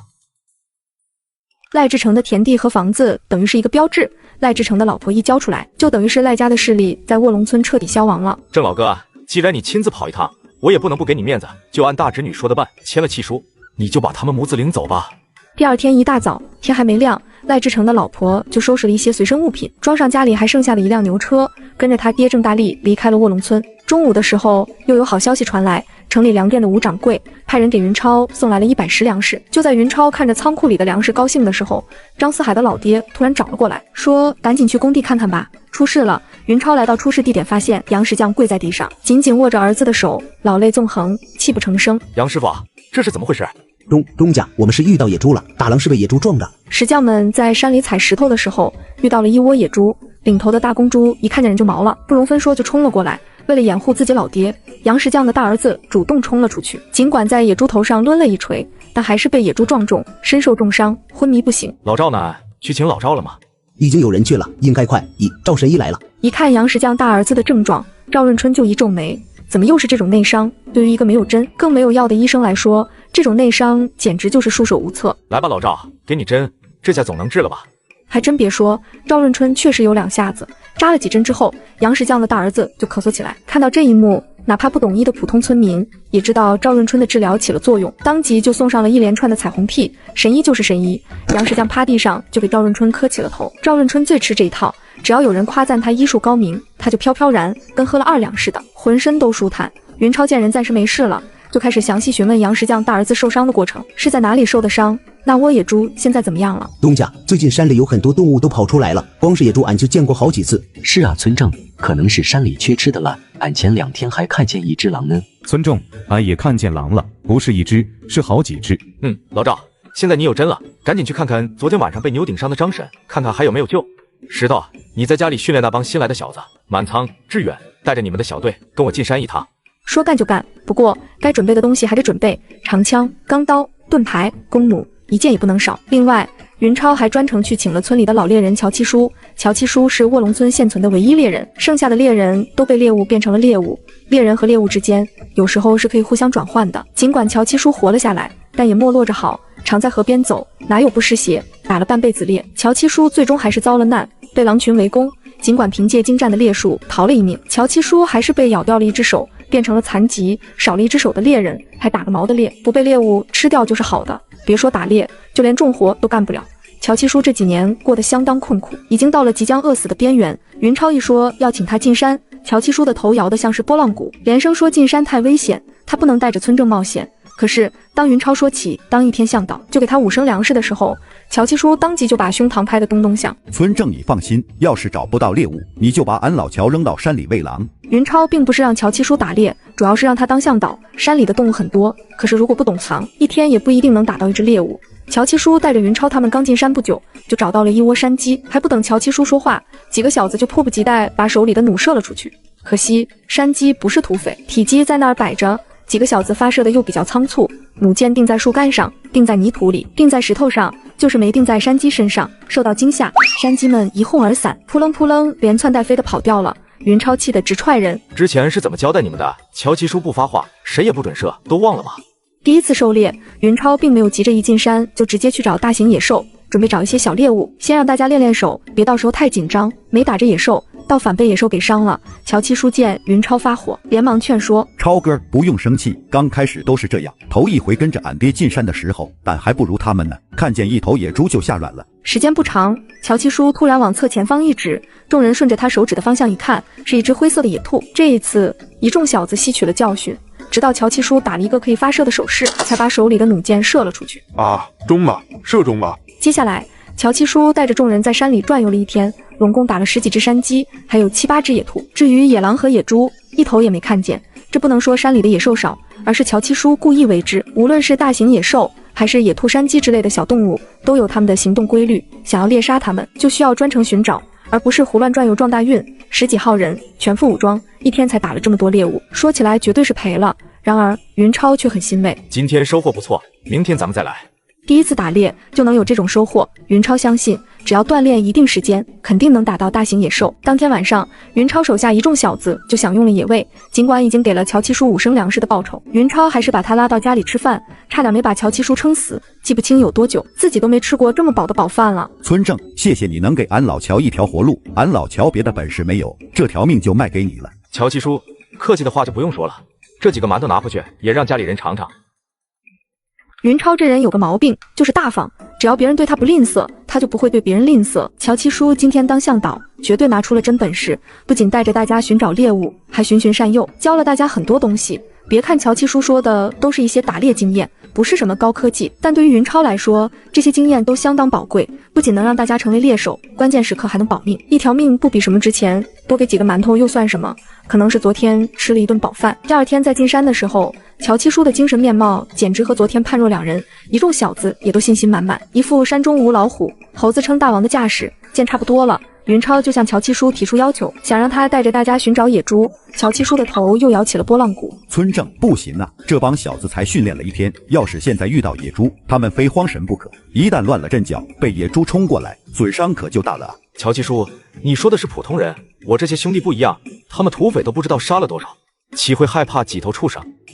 乔七叔这才想起来，不能把云超手下这帮小子当一般人看，这帮家伙可是连黑松岭的土匪都打崩了，几头野猪又算得了什么？好，村正，那俺老乔就带着大家冒一回险。不过有些话俺必须说清楚，希望大家都能听进去。很快就带着众人找到了一个小山谷，站在山岗上，居高临下往下一看，一众小子全都惊呆了。山谷里有一群野猪正在觅食，他们用长长的嘴巴拱开地上的枯枝败叶和泥土，啃食埋在地下的草根。野猪都饿到吃草根了，可见食物已经匮乏到了什么程度。乔七叔没有急着让大家动手，而是小声讲解起了捕猎野猪的知识。冬天野猪比较喜欢躲在背风的地方，比如这样的小山谷。一众小子听得聚精会神，云超也听得兴致勃勃，感觉讲得差不多了。乔七叔这才让大家按照刚才讲解的方案开始分头行动。几小时后，云超拢共带了10来个小子，现在一次性就猎杀了6头野猪。别说继续打猎，连这6头野猪都弄不回去，小的有100来斤，大的足有300斤往上，就是再来10个人也弄不出山。没有办法，云超只好让贾满仓带了几个小子出山去喊人。可惜没人相信他说的是真的，刚进山就打到了6头野猪，玩笑不是这种开法好不好？大家都很忙，这么多人跟着你去山里跑一圈，很耽误时间有没有？最终还是张四海、贾满仓、罗志远3个小子的老爹经过商量，决定信他一回。想来这种事情一般没人敢开玩笑。等几少帮工跟着贾满仓看到6头野猪之后，一个个全都傻眼了。野猪这么好打的吗？以前怎么不知道？卧龙村人哪个不是从小就和野猪斗智斗勇？很多村民都被野猪伤过，在很多人的噩梦里，野猪是最可怕的，同时也是最可恶的。现在就有6头野猪死在眼前，他们身上狰狞的血窟窿告诉大家，这不是做梦。当即就有一个哭了起来。爹啊，你在天之灵看到了吗？曹哥，云村正替你报仇了。他这一哭可不得了，又有好几个帮工哭了起来，有告慰爷爷的，有告慰叔叔大伯的，无一例外都是大家被野猪杀死的亲人。在告慰去世亲人的同时，这些人也对云超感恩戴德，感谢云超替他们报仇雪恨。云超没想到自己只是带人杀了几头野猪，竟然能收获这么多感谢，看来这种活动以后要多搞，经常搞，频繁的搞。众人兴奋了一阵，这才在云超指挥下，用树枝和藤条制作了一些简易担架，几人一头，抬着野猪往山外走。说是担架，其实就是把野猪的4个蹄子分别绑在2根粗大的树枝上，前后各有2个人抬着树枝的两端。兴奋之下，众人的速度很快，2个小时就出了山。出了山就是卧龙沟北岸的工地。看到众人回来了，正在怀疑是真是假的帮工们一拥而上，全都跑过来看热闹。好家伙，还真是6头野猪啊！这么多野猪，要是跑下山，该毁坏咱们多少粮食？乖乖，草根干掉了这么多野猪，可算是给咱们村除害了。可不是咋的，有了超根，咱们以后都不用害怕这些野猪毁庄稼了。让众人兴奋的还在后头，云超当众宣布，今天加班加点处理这些野猪，明天就吃野猪肉。一众帮工都快乐疯了，这么多野猪，别说都吃，就是能吃1头也好啊，不过年不过节也能吃上野猪肉。可见自己来云超的工地帮工是多么英明，和兴奋的帮工不一样。宣布完明天吃野猪肉，云超就麻爪了。明天吃野猪肉可以，可是你们谁会杀猪？一帮农民肉都没吃过几回，更不要说杀猪了。除了上次正途送猪来的那回，基本上所有人都没见过杀猪是什么样子。老赵郎中呢？把他喊回来。赵润春正在村里给村民苦逼的推拿，听说云超找自己，连忙扔下按到一半的村民，着急忙慌跑到了卧龙沟北岸。之所以跑这么快，不是老赵对云超有多敬重，主要是不想再推拿了，累死老子了有没有？可惜赵神医的人设已经立了起来，村民找到他就不好意思拒绝，只得捏着鼻子吭哧吭哧的给人推拿。好容易有个脱身的机会，赵润春怎么会不赶紧抓住？不是我赵神医不给大家治病，主要是村正的话必须听。然而当赵润春知道云超找他干什么之后，后悔的肠子都青了。早知道是干这种事情，还不如待在村里给人按摩呢。老赵啊，万事万物道理都是相通的，我知道你对人体感兴趣，瞧，我给你准备了6头野猪，你就把它们当人体研究吧。对了，在研究的同时，顺便把它们分割一下，也让大家看看你庖丁解牛的本事。来吧。赵润春都快哭了，云儿你个王八蛋，老子是医者，医者知道吗？不是屠夫，不是屠夫啊。于是大家就看到了赵神医的另一面，一把尖刀拿在手，立刻就化身变态屠夫。就这样，当6头野猪全都处理完毕，起先的抵触情绪也没有了，甚至还有些意犹未尽。老赵医生，赵郎中，淡定一下，冷静下来。云超喊了半天，才把半疯狂状态的赵润春唤醒。看到满地的污血垃圾，赵润春呕的一声，当场就吐了起来。老赵辛苦了，今天晚上我亲手下厨，给你做一盘香喷喷的猪下水，包你吃了1回想2回，吃了2回想3回。一想到野猪那些腥臭的内脏，赵润春吐得更厉害了。云儿，云村正，别说了，我求求你，别说了好吗？哦，就在卧龙村人欢天喜地吃肉的时候，青阳县里有人却在咬牙切齿。鲍旭，你个王八蛋，欺人太甚，早晚让你知道老子的厉害。昨天傍晚，鲍旭直接带人找上门来，不容分说就带走了胖掌柜的3个美妾。过去是胖掌柜的女人，现在是萧德让的禁鸾。鉴于鲍旭的武力，萧德让嘴上没说什么，其实心里早就恨疯了。哪怕过了一夜，一想起那3个美妾，萧德让还是禁不住目眦欲裂。你们几个混蛋，还愣着干什么？赶紧去把那个女人给老子找回来！是。三当家，你要的糖醋鲤鱼做好了，请慢用。也不知道怎么那么巧，萧德让刚拿起筷子，门口就走进来2个小美女。一看到他们，胖掌柜的气就不打一处来。2个贱人，以前跟着自己的时候，小嘴那叫一个甜，什么这辈子都是你的人，你真棒。后来来了个萧德让，他们立马就改了口，你才是最最棒棒的，比那个死肥猪强多了。大官人怎么一个人喝酒，不叫我们姐妹陪你啊？大官人，人家不喜欢有恶心的人在场呢。于是胖掌柜就被萧德让撵了出去，然后他就不知道屋里的情况了，不知道那条加了料的糖醋鲤鱼到底进了谁的肚子。和青阳县里发生的事情比起来，下河村的事情就要简单多了。大丫头，小三子这样下去不行，必须找个地方好好磨磨他的性子，就让你兄弟送他去城里的学堂好好读书吧。郑大力苦口婆心地劝自己大闺女，赖志成的老婆摇头拒绝，心疼小儿子，说什么也不舍得让他离开身边。大丫头，难道你还能看着他一辈子一直这样下去？将来怎么办？郑大力好说歹说，赖志成的老婆总算动心了。小三子，你笑什么笑？来，跟舅舅到旁边的树林里，咱们去撒尿。发生在其他地方那些狗屁倒灶的事情，云超统统不知道，一下子猎杀了6头野猪，尝到了打猎的甜头。打猎这玩意儿和打牌、钓鱼、泡妞一样，都容易上瘾。只隔了1天，云超就准备再次带人进山。云超准备把打猎当成实战训练，怎么配合，怎么协同，怎么寻找最佳出手的时机等等，这些都是非常宝贝的经验。按照云超的要求，直接就带着大家寻找大型野兽。乔七叔不愧经验丰富，只用了小半天时间，就发现了一个小型狼群的踪迹。狼这种东西，通常情况下不会袭击人，可是一旦饿极了，对人的伤害可比野猪大得多。而且这种东西是老太太吃柿子，专捡软的捏，最喜欢袭击小孩子，所以别的村子的人都敢让小孩子出去砍柴，卧龙村却不行。卧龙村人砍柴都是到北山去砍，而北山里有狼，远的不说，就是云超原主的记忆里，卧龙村就有3个小孩子失踪，据说是被山里的狼叼走了，不知道真假。云超要开发卧龙沟北岸，等于是直接和北山接壤，如果山里的狼跑出来捣乱，云超的损失就会很大，尤其云超还准备开展养殖业，就更不能任由山里的狼出没了。因此一听有狼的踪迹，云超相当高兴，哪怕乔七叔再三劝说，还是坚持要猎杀他们。狼群可是乔七叔的噩梦，他的一只手就是被狼群围攻的时候咬掉的，所以乔七叔是既想杀狼，又害怕和狼对上。超哥，狼这种畜生最记仇，要是咱们把他们全都杀死还好，一旦跑掉几只，咱们可就有麻烦了。乔七叔，不是我故意招惹麻烦，你想想，我现在要开发卧龙沟的北岸，要是任由这些狼在附近活动，早晚都要和他们对上。与其等将来有了损失再想办法，还不如先下手为强，这样可以把损失减到最小。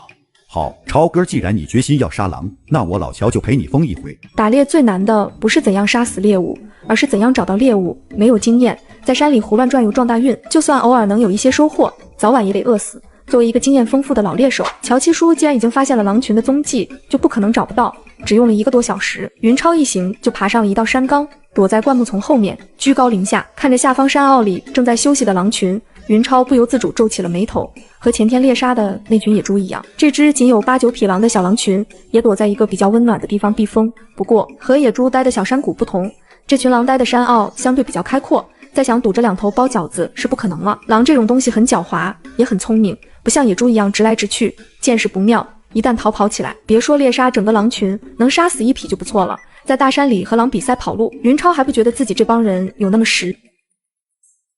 2拨人的一轮攻击，拢共杀死了5匹狼。对于一个只有9匹狼的小狼群来说，几乎就是灭顶之灾。云超并不懊恼，尽管乔七叔感觉很遗憾。七叔已经很好了，9匹狼杀死了5匹，就算他们赶来报仇，也掀不起什么风浪。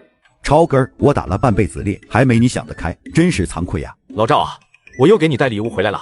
上次解剖野猪的后遗症还没有完全缓过来，你就又给老子弄来一堆狼，这是真把老子当屠夫了。瞧这是弄的，算了，老赵你也别生气，不让你练解剖了还不行吗？走，找你的小白鹅玩去。别去，我解剖还不行吗？哎，这就对了嘛。老赵，你要知道，现成的材料可不好找，我能给你弄来这么多研究对象，你要感到高兴才对，这对你的医术有好处，明白吗？要懂得感恩，这才是一个名医的基本素质。老子基本素质你个锤子！有本事你别拿老子的宝贝闺女说事，看看老子怕不怕你！来吧，老赵，我再教你一些医学知识，希望你能好好学习，不要辜负我的一片苦心。这次云超讲的是神经系统，这对于压根就没有神经概念的赵润春来说，简直就是推开了一扇崭新的大门，让他似乎看到了一座恢宏的医学殿堂。这次分割狼肉，赵润春的积极性就要高多了。要不是云超后来阻止，这货能研究到天亮。结束的时候，老赵还恋恋不舍。老弟，明天还能再给我讲些新东西吗？看到王石头和张四海他们猎到了狼，贾满仓和罗志远坐不住了。超哥，什么时候也带我们去山回狼呗？你看这帮小子，一个个眼睛都红了。我看是你们眼红了吧？行，你们今天准备一下，明天咱们就进山。好嘞，超哥万岁！然而还不等贾满仓和罗志远两队人高兴多久，就有一个护村队员跑了过来。村正，外面来了2个家伙，自称是青阳县的差役，奉了曹都头的命令，说要找你。只有2个人吗？是的，只有2个人。我们还爬到墙上看了，远处也没人。石头，你带10人去看看，如果没有什么危险，就把他们带过来。是，超哥。时间不长，石头回来了，2个穿着工服的差役也被他带了回来。一见云超，2个差役就鼻子不是鼻子，眼睛不是眼睛的斥责起来。你怎么回事？不知道我们是曹都头派来的吗？好大的胆子，竟敢拦着我们不让进，还收走了我们的武器！你们真是曹都头派来的？我又不认识曹都头，他派你们找我干什么？大冷的天，也不说给俺们兄弟弄点齐的，赶紧烫2碗酒，杀几鸡，俺们兄弟俩饿了。好嚣张的2个家伙！李兴，把这2个冒充官差的土匪拉出去砍了。是，超哥。小子，你吓唬谁呢？有本事你动老子一指头试试，老子弄死你全家！算了，李兴还是暂时不杀他们了。嘎嘎，不敢了吧？现在赶紧跪下，给老几磕几10个响头，或许老几一高兴，还能放你一马。你们先别高兴，我的话还没说完呢。李兴，先不杀他们，拉下去，问清楚究竟是怎么回事再说。这次李兴没有再给2个差役说话的机会，上去咣咣2脚，直接就把他们踹翻了。几个小子一拥而上，当即就把他们绑了起来，堵上嘴拖了出去。时间不长，李兴回来了。超哥，他们还真是从青阳县来的，不过不是什么差役，说是萧大官人的手下。什么萧大官人？就是黑松岭土匪的3当家萧德让。怪不得2个家伙不像是差役，原来是土匪假冒的。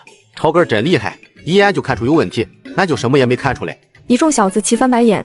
张四海，你小子就拍马屁吧，早晚拍到马蹄子上，踢死你！他们是来干什么的？他们也不知道，说是奉了萧大官人的命令，让你进城一趟，不清楚具体干什么。 2个家伙没说实话，再审。四海你也去。张四海这小子猴精猴精，只要2个土匪一撒谎，立刻就能看穿。最终，张四海拿到了一份更详细的口供。超哥，他们说萧大官人就是萧队长，来的时候交代过，如果你看不穿他们是假冒的，一个人傻乎乎跟着他们进城，就在半路把你干掉。如果你看穿了他们是假官差，就问你一句话，问你想不想立功？立功？他一个土匪，难道还能让我立功？超哥，我有罪，其他的没审问出来，你惩罚我吧。云超懒得看这小子嘚瑟，亲自审问了一次，结果和张四海得到的口供差不多。尽管云超对萧德让说的立功比较感兴趣，却没有去县里见他的意思。谁知道是不是姓萧的摆的鸿门宴？云超可不会冒那个险。云超扣下一个土匪，放另一个土匪回去。你告诉萧德让，有什么话让他直接来找我，如果不来，就等着我去摘他的脑袋吧。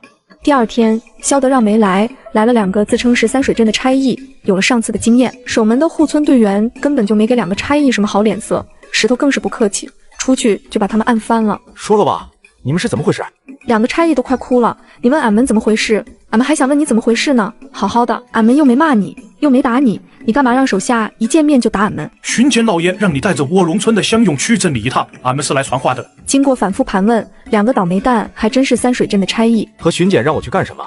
我们卧龙村今年的徭役已经服够了。俺们也不知道，巡检老爷不说，俺们敢问吗？好，我知道了，你们回去吧。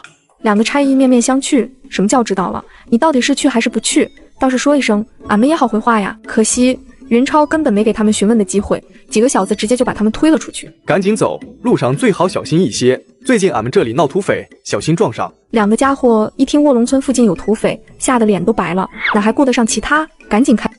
超哥儿，你要去镇上吗？石头，你说呢？我到底是去还是不去？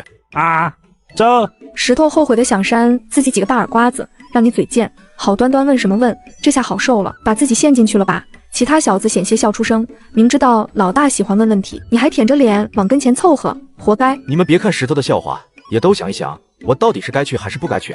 这，超哥，咱们都听你的，你说去，咱们就去；你说不去，咱们就不去。谁的命令也不好使。你小子以后少耍滑头，知道吗？超哥，俺觉得你不能去，最起码在黑松岭那个三当家萧德让的事情结束之前，你不能去。你要是带人离开了，土匪袭击咱们卧龙村怎么办？超哥，俺觉得你最好还是去一趟，毕竟何巡检管着咱们卧龙村，要是不去，一旦何巡检怪罪下来，不让你当村正了怎么办？超哥，俺觉得咱们应该去看看姓何的找你干什么。要是老家伙想胡来，咱们就一不做二不休，直接把他。说着，李兴还比了一个割喉的手势。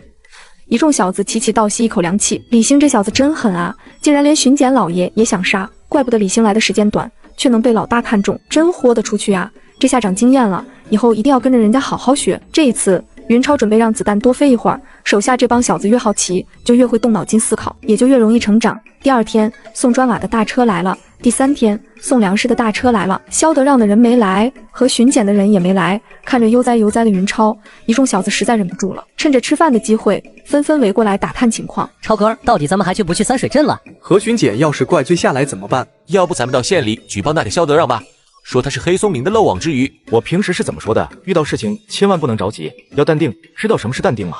一众小子齐翻白眼，淡定俺们谁不知道，早就听到耳朵出茧子了。可是这几件事情哪一件能是淡定解决的？你倒是说啊！不要着急，面包会有滴，牛奶也会有滴。一众小子集体绝倒，又是这一句，牛奶是什么？俺们大概能猜到，可能是牛乳。面包呢？面包是什么？你们是不是好奇什么是面包？不用着急，过几天我亲自给你们做几个尝尝。就在云超和一众小子动闷子的时候，三水镇那两个差役终于来了。云村镇，你怎么不去啊？巡检老爷说是俺们兄弟没把话说清楚，狠狠打了俺们一顿。你们回去吧，就说我们卧龙村最近闹土匪，我这几天都在防备土匪偷袭，实在走不开。最终各自揣着两个大馒头，两个差役被人推出了。第二天，萧德让的手下又来了。这次没提让云超进城，直接交给他一封信。在信里，萧德让告诉云超，黑松岭的大当家鲍旭就在青阳县，而且一直嚷嚷着要找卧龙村报仇。如果云超不想被报复，最好找机会除掉后患。至于怎么除，信里也写了，说是只要云超同意，他就负责把鲍旭引到城外，云超只要负责动手就行。看完信，云超不置可否，回去告诉你们三当家，就说我要考虑考虑，最好能让他亲自来一趟，仔细商量商量。打发走了送信的土匪，云超把萧德让的信交给手下一众小子，让他们看看，然后各自发表一下意见。这一下，一众小子彻底麻找。不认识字不是理由，我给你们2个小时的时间，每个人都要照着信给我念一遍。一众小子都快哭了，2个小时就要让俺们念信，现学也来不及呀。到时候谁念不下来，我就饿他2天不让吃饭。就在云超利用一切能利用的机会，逼着手下一众小子迅速成长的时候，三水镇的何巡检却在气得暴跳如雷。云儿，你个王八蛋，翅膀还没长硬，就敢违抗老子的命令，老子要撤了你的村正。哎，真没想到，黑松岭的土匪已经猖狂到了这种程度，不但袭击下面的村子，就连自己这个正牌的巡检老爷都敢截杀。要不是自己跑得快，现在很可能已经翘辫子了。想来想去，就想起了三水镇最能打的云超。本来准备让云超带人保护自己，去东平府继续告诬县尉，可惜云超不肯去，说是卧龙村受到了土匪的袭扰。袭扰你娘个腿！你们卧龙村的泥腿子算个屁，全都加在一起也没有老子的一根小指头重要。去，再催催云儿，他要是不来，以后就再也别来了。超哥，萧德让的手下又来了，说有重要的事情要找你。哦，云超眼前一亮，终于来火了。一看云超的表情，石头他们就担心起来。超哥儿，不能轻易相信萧德让啊！是啊，超哥儿，土匪的话根本就不能信，很可能是想把你引出去，替他们黑松岭的土匪报仇。对，超哥儿，不如让俺去杀了萧德让的手下，让他知道咱们卧龙村的厉害。好吧，一众小子之所以紧张，就是害怕云超再让他们念信。上次的信就折腾得他们欲仙欲死，这次要是再来，云超还不得要了大家的命啊！越怕什么就越来什么。萧德让的手下还真是拿着信来的。云超拆开信看了一遍，萧德让的信写的毫无新意，无非就是给云超灌鸡汤，说鲍旭是多么多么残暴，如果能除掉他，是多么多么造福百姓之类。这种站在道德制高点的套话，云超前世听过的不要太多，早就麻木了。调门起得再高，没有实质性的好处也是白搭。你回去告诉萧德让，像这种没有营养的信以后就不要写了，1万两，直接拿1万两银子过来，我就替他除掉鲍旭。啊，这怎么？萧德让没告诉你，他要对付的人是鲍旭吗？木有。那你现在知道了，回去不会被萧德让灭口吧？啊，灭口，萧管人救我，萧管人救我。送信的土匪尽管没文化，但脑子可不笨，生怕云超给萧德让回信。一旦云超在信里说自己知道了萧德让要除掉大当家，十有八九会被灭口。想要活命不是不可以，说说最近你们的情况。对了，你可别骗我，别忘了，你的同伙还在我手上。于是送信的土匪就把最近发生的事情说了一遍，其中就包括萧德让鲍旭半路截杀何巡检，还有鲍旭强行住到了胖掌柜家里。你们现在知道何巡检为什么让我带着咱村的乡勇过去了吧？超哥，我知道，肯定是何巡检想让你护着他去东平府。四海说的对，何巡检是想让咱们替他对付鲍旭。你们说咱们能干那种傻事吗？当然不能干。对，坚决不干。何巡检太抠门了，上次咱们立了那么大的功，就给了咱们10担粮食，连塞牙缝都不够。是啊，那么小气的家伙，跟着他干有什么意思？还不如超哥你去当巡检，那样咱们三水镇人就有福了。云超摆了摆手，这帮小子说话越来越没把门的了，再让他们说下去，自己就该去东京汴梁当皇帝了。你回去吧，我也不给萧德让写信了。你告诉他，想让我替他出力就明说，什么立功，造福百姓的话以后就别说了，直接拿1万两银子过来，我就替他除掉鲍旭。算了，这么说你有被灭口的危险，不要提鲍旭，就说拿1万两银子，我就满足他一个心愿好了。谢谢大当家，嗨嗨，谢谢萧管人。送信的土匪最终也没敢逃跑，孤家寡人一个，又能跑到哪去？再说他也不舍得放弃青阳县的好生活，只得乖乖回去向萧德让报告。什么？姓云的竟然要1万两，他怎么不去死？黑松岭几百号人都被卧龙村打败了，现在就剩下了小猫2、3只，他又怎么会用鸡蛋碰石头？可是，一想到要给云超好处，萧德让就忍不住怒火中烧。1万两银子，萧德让现在也拿不出来。好，你再去一趟卧龙村，告诉姓云的1万两银子我同意了，不过要等他干完活之后再给。送信的土匪都快哭了，你们有什么话能不能一口气说完？让老子跑来跑去很有意思吗？老子的鞋底都快磨破了，好不好？云超有时间可以跟萧德让慢慢讨价还价，何巡检却等不起，派去卧龙村催云超的差役迟迟不见回来。何巡检心里跟猫挠一样，一想到无限卫随时都会对自己下手，何巡检就吃不下睡不着，成天在屋里转悠，跟半夜2点半的饿狼似的。不行，不能再这样下去，这样下去自己非疯了不可。来人啊，点齐兵马，我要去卧龙村。在何巡检不断催促下，2个小时不到就到了。看着卧龙村紧闭的大门，何巡检的眼皮子直抽抽。看来卧龙村真被土匪骚扰的够呛，不然大白天怎么会关村门？开门，巡检老爷来了，让你们村镇出来迎接。云超再三强调，无论是谁，哪怕是三水镇的何巡检，甚至是青阳县的县太爷来了，只要没有他云超的命令，谁也不准私自开门。俺们村正带人去打土匪了，俺们几个看门的分不清你们是真是假，万一是土匪冒充的，俺们可吃罪不起。放屁！睁大你的狗眼，看清楚这是谁！巡检老爷在此，谁敢冒充？各位恕罪，俺们不认识巡检老爷，不能放你们进去。直娘贼，开不开门？再不开门，俺们可要冲进去了！啊！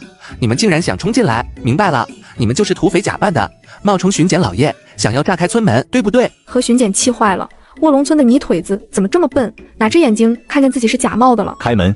我就是何巡检。罪恕罪，俺真的不认识巡检老爷，看不出真假。你们还是回去吧，等俺们村正回来，你们再来。来人啊！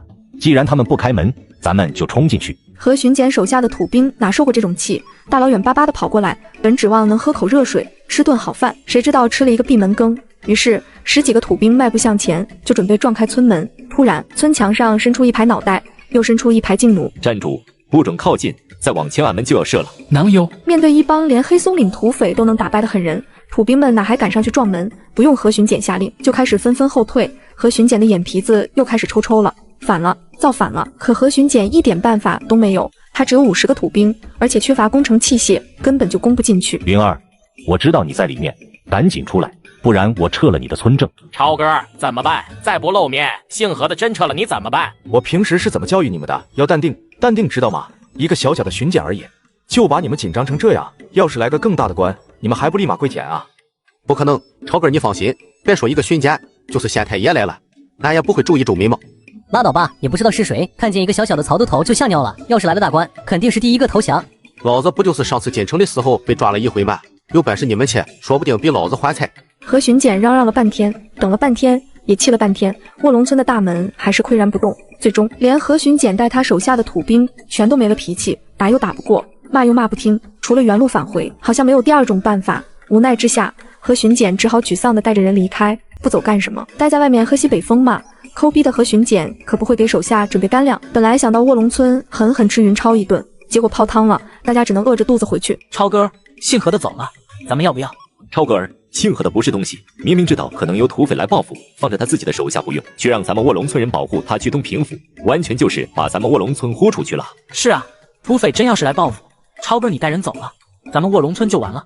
超哥，既然姓何的不仁，也别怪咱们不义，就按李欣说的，搞他娘的吧。对，超哥，咱们不搞他，他就要撤掉你的村政。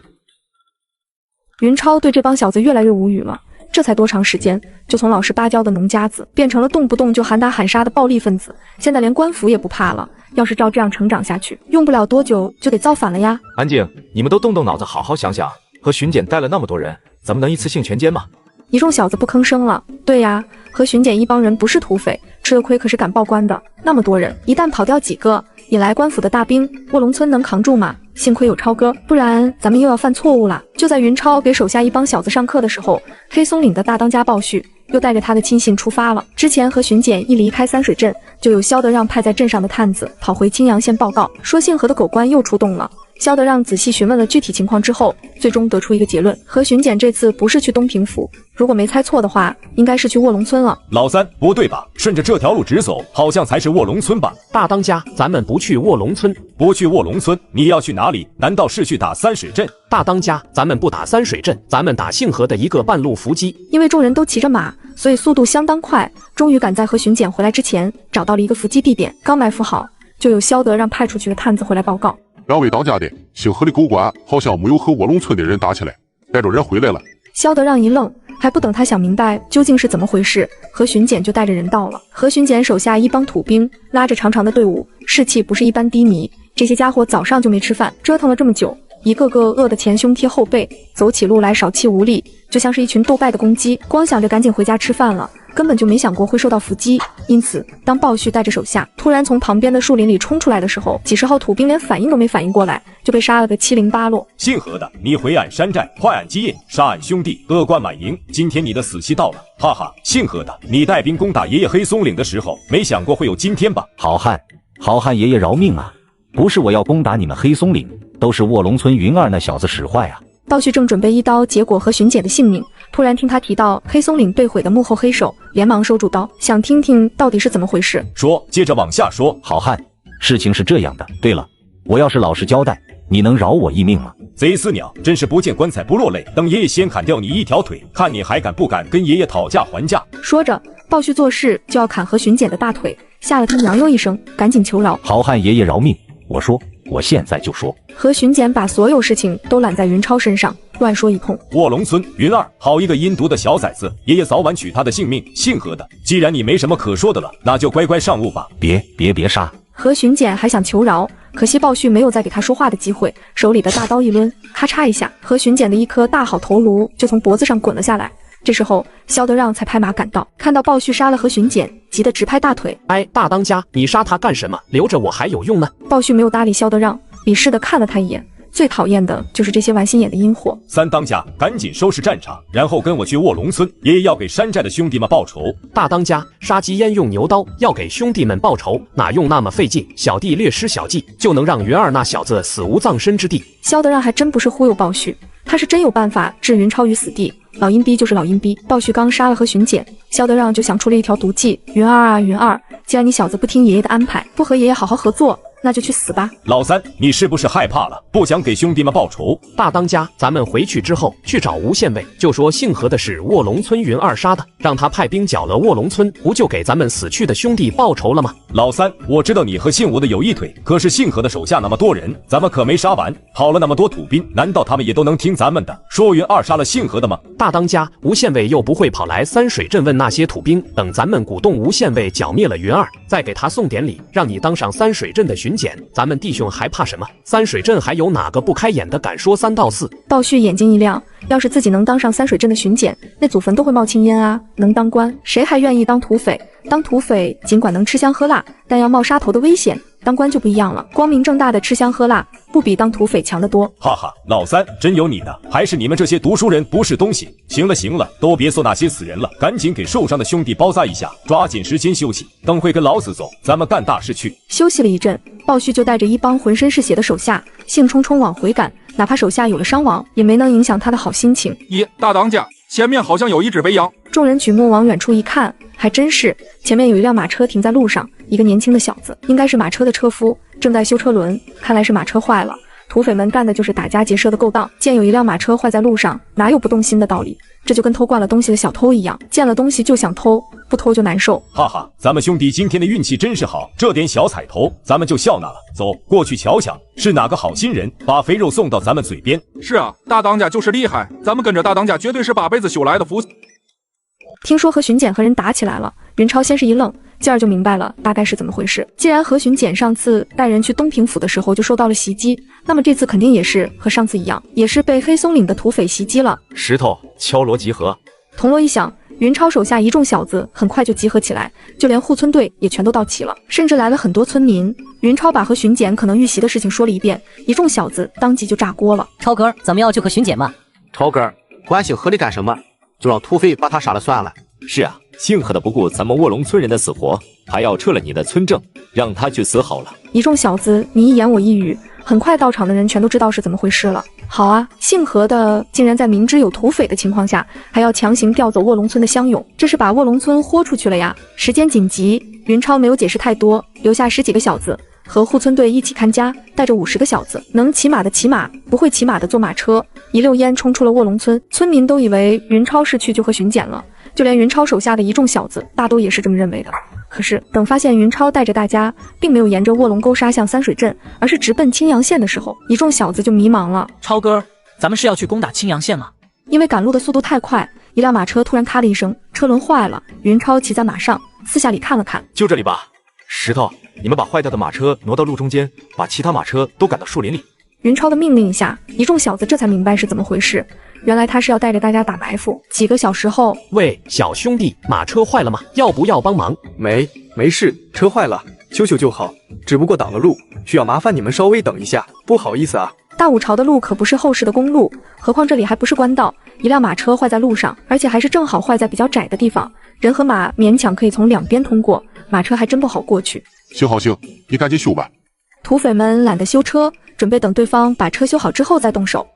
好嘞，麻烦各位了。对方的小子答应一声，出溜一下就钻到了马车下面，看到修车的小子修到马车底下去了，一众土匪全都哈哈大笑起来。老弟，车不是你这么修的，钻到马车下面修个鸟啊，还是让俺们包。一众土匪说笑着就准备动手，对方都钻到车下面了，正是动手的好机会。突然从马车下面伸出一根尖刺，什么玩意儿？一众土匪还没有反应过来，鲍旭就炸毛了。快躲，是弩！快躲，是弩！然而鲍旭反应的还是慢了半拍，一句话没喊完，就听咚的一声响，他就惨叫一声，从马上摔了下来。与此同时，路旁的树林里蹭窜出来几十号小子，其中很多都举着弓弩，嘣嘣嘣嘣，对着一众土匪就是一顿传射。然后云超带着一众小子从树林里杀出来，对着剩下的土匪就是一顿传射。萧德让，你还有什么话要说？我杀到！只蹦出来几个字，萧德让就带着不甘结束了他罪恶的一生。云超挠了挠头，这货执念够重的，临死还不忘要杀鲍旭，可见姓鲍的给他留下了多么沉重的领悟。石头，你带着人打扫战场，李兴、马明带着你们的小队跟我追。云超可没忘，还跑了2个土匪呢，其中一个还是黑松岭的大当家。谁知道他和吴县尉有没有关系？万一姓鲍的按照萧德让的计策跑到吴县尉那里胡说八道，可是大大的麻烦。云超带着10来个小子骑着马一路追了下去，一直追到青阳县附近，也没看见半个土匪的影子。走吧，咱们回去。二哥，战场都打扫完了，那几个活口要不要留？你们说咱们要不要留活口？一众小子集体懵逼，这都什么时候了，你还有心思出题考俺们？你的心也太大了吧！怪不得人家是神仙下凡，咱们就只能在土里刨食呢。超哥的心胸就是开阔。你们那是什么眼神？都看我干什么？以前的事情早就过去了，你们还没完了是吧？去，趁着几个重伤的家伙还没死，抓紧时间练练手。听云超说让自己亲手杀人，很多新来的小子腿都软了。娘啊，俺没干过这种缺的事啊！话说现在再后悔，不跟着云超干了还行吗？马明看到这一幕，眼睛突然一亮，自己摆脱困境的机会来了。嗨，你们看他们多可怜，要不你们向超哥求情，把他们放了吧。马明想得很好，一旦这帮新来的家伙犯了和自己同样的错误，就成了自己的接盘侠，以后自己就不会被一帮小子嘲笑了。谁知话音未落，马明就收到了一众新来小子的集体白眼。拉倒吧，谁不知道你马明傻不拉几，被土匪骗得团团转，居然想放了土匪，甚至还想亲自把土匪送回家，早就成大笑话了。马明都快哭了，连新来的小子都开始鄙视自己了，这日子没法过了。卧龙村又轰动了，云超带着一帮小子出去一趟，竟然又弄回来那么多匹马，这是捡马去了吗？不过这不是卧龙村本次轰动的主要原因。卧龙村之所以这次轰动成这样，而且比以前很多次轰动的都厉害，主要是听说何巡检死了，而且还是被土匪杀死的。就在卧龙村人心情激荡的时候，青阳县西门里，胖掌柜正在自家的地牢里长吁短叹。唉，想自己堂堂的狮子楼掌柜，跺一脚，青阳县就要颤三颤的主，居然落到了现在这般田地，关在自家的地牢里苟延残喘，真是可悲、可怜、可叹啊！这么晚了，今天怎么还没人来送饭？这帮挨天刀的、卑贱的，该死全家的下贱胚子！见老子倒了霉，立刻就抱上了萧德让的大腿。都啥时候了，还不送饭？这是要把老子饿死！对姓萧的表忠心吗？胖掌柜倒霉之后，为了和他撇清关系，原来的那帮下人一个比一个对他刻薄，彰显对萧德让的忠心。胖掌柜给萧德让下毒之后，被萧德让吊起来狠狠打了一顿，然后关进了地牢，每天只让下人给他送一顿比猪食还不如的食物，让他勉强不饿死。谁知就是这一顿猪食，今天也断顿了。胖掌柜左等也不见有人来，右等也不见有人来，饿得前心贴后背，两只眼睛冒绿光。就在胖掌柜认为自己要饿死的时候，地牢的门突然打开。老爷，你还好吗？我来给你送饭了。老爷，赶紧起来吃饭吧，今天有好吃的。一连2天，送饭的下人送来的都是好酒好菜，而且从原来的1天只有1顿，改成了1天3顿。胖掌柜也不傻，从每次送饭时下人的态度，慢慢意识到什么。二狗子，你说实话，是不是那些土匪出事了？老爷，那些大爷，嘿嘿，那些人已经有2天没回来了。二狗子，你要是能把老爷放出去，老爷一定会记着你的好，将来给你娶一个漂亮的小娘子。胖掌柜很聪明，没有现在就追究二狗子的背叛，而是许诺了很多条件，哪怕是中产阶级听了也会动心的那种。二狗子一开始还害怕胖掌柜报复，后来胖掌柜开出的条件越来越多，也越来越好，就忍不住诱惑，扑通一声跪了下去。老爷，你别怪小的，那都是萧大官人，嘿嘿，都是那帮土匪逼的。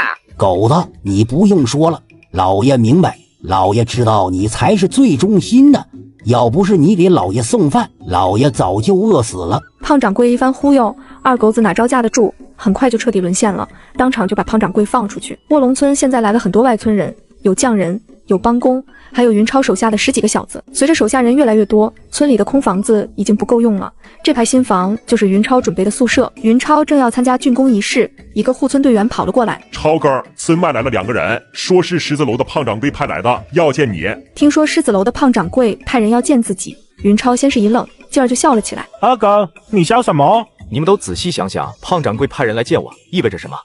一是说明胖掌柜没死，2说明他又出来了，3说明跑掉的土匪很可能已经和他和解了。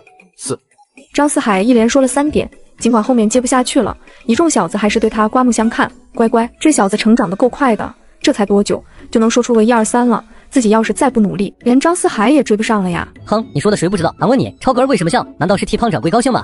这贾满仓，你小子少装大头蒜，你要是知道就说出来，猜唬俺有什么意思？都闭嘴！谁再顾左右而言他，就给我抄书去！贾满仓和张四海一缩脖子，一众小子现在最害怕的就是超叔，不让吃饭已经退居到了第2位，肚子里已经不太缺油水了，偶尔饿一顿也没关系。云超又听其他小子说了一阵，感觉都没说到正点上，不过云超还是觉得挺高兴，这帮小子的进步是肉眼可见的，尽管说的都不是特别正确，但多少也都沾点边，慢慢来吧，心急吃不了热豆腐。我并不是替胖掌柜高兴，是因为跑掉的那2个土匪没回青阳县，或者已经被胖掌柜弄死了，不用再担心他们和吴县尉算计咱们了。啊！一众小子面面相觑，你连问都没问就知道黑松岭的土匪没有回青阳县，这也太神了吧！见大家不信，云超也不解释，让石头把来人带了过来。一看见云超，2个家伙就把他认了出来。小郎君，你还认识我们吗？我们是狮子楼的伙计啊。我记得你们来找我是？我们掌柜的想见你，顺便让你多送一些鱼过去。前段时间掌柜的家里出点事情，现在他又嗨。你们胖掌柜的亲戚是不是已经走了？啊，你怎么知道？云超也不点破。胖掌柜曾经派人想抢夺自己的银子，还想杀人灭口，自己又不是圣母，当然不会因为胖掌柜倒霉就一笔勾销。有人倒霉的时候像孙子，等缓过来之后就像只饿狼。云超可不会妇人之仁，胖掌柜想见自己，那就让他自己来吧，看看他还能不能回去。云超摆了摆手，你们回去告诉胖掌柜，我非常想继续给他送鱼，可惜捕鱼的方法已经卖给我们村正了，如果他想买鱼，就亲自来找我们村正谈吧。对了，你们告诉胖掌柜，我们村正还有很多稀罕玩意儿，我的很多东西都是跟他学的，说完，云超就让人把2个伙计送出了村子，已经试探得很清楚了。黑松岭的土匪果然已经离开了，要么就是被胖掌柜干掉了。一众小子面面相觑，他们也从2个伙计的话里听出土匪似乎已经不在了。超哥就是超哥，连对方的面都没看见，就知道了一切，不愧是神仙下凡啊！不过你干嘛说捕鱼的方法卖给了村正？你自己不就是村正吗？当然，有聪明人，石头张四海他们早就猜到了云超要干什么。超哥，你是不是准备？张四海在喉咙上比划了一个割喉的手势，很多小子一下子就明白了。乖乖，超哥这是要除掉胖掌柜了呀！你们说，狮子楼的胖掌柜该不该杀？超哥还用说吗？当然是该杀。超哥，我觉得蒋板仓说的不对，胖掌柜尽管对咱们不仁，咱们却不能对他不义。等他来了，我会替你好好招待他的。拉倒吧，就你，就是把胖掌柜绑起来扔在你面前，你也不敢动他一根手指头。姓贾的，你是不是皮痒了？想找人练练？呀呵，叫板式吧，走，有种的跟我去小树林，咱们好好练练。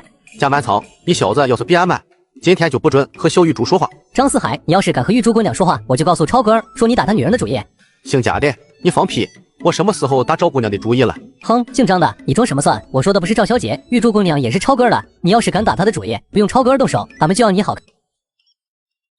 云超当上村正后，只用了3招，就让学堂的孩子人满为患。第1招，凡是在学堂上学的孩子，中午管1顿饭，能给家里省下1顿饭，谁不愿意把自家的孩子送来读书？第2招，凡是给云超干活的人，无论是云超手下的小子，还是工匠，甚至是帮工，家里只要有适龄的孩子，无论男女，无论有多少，都可以送来读书。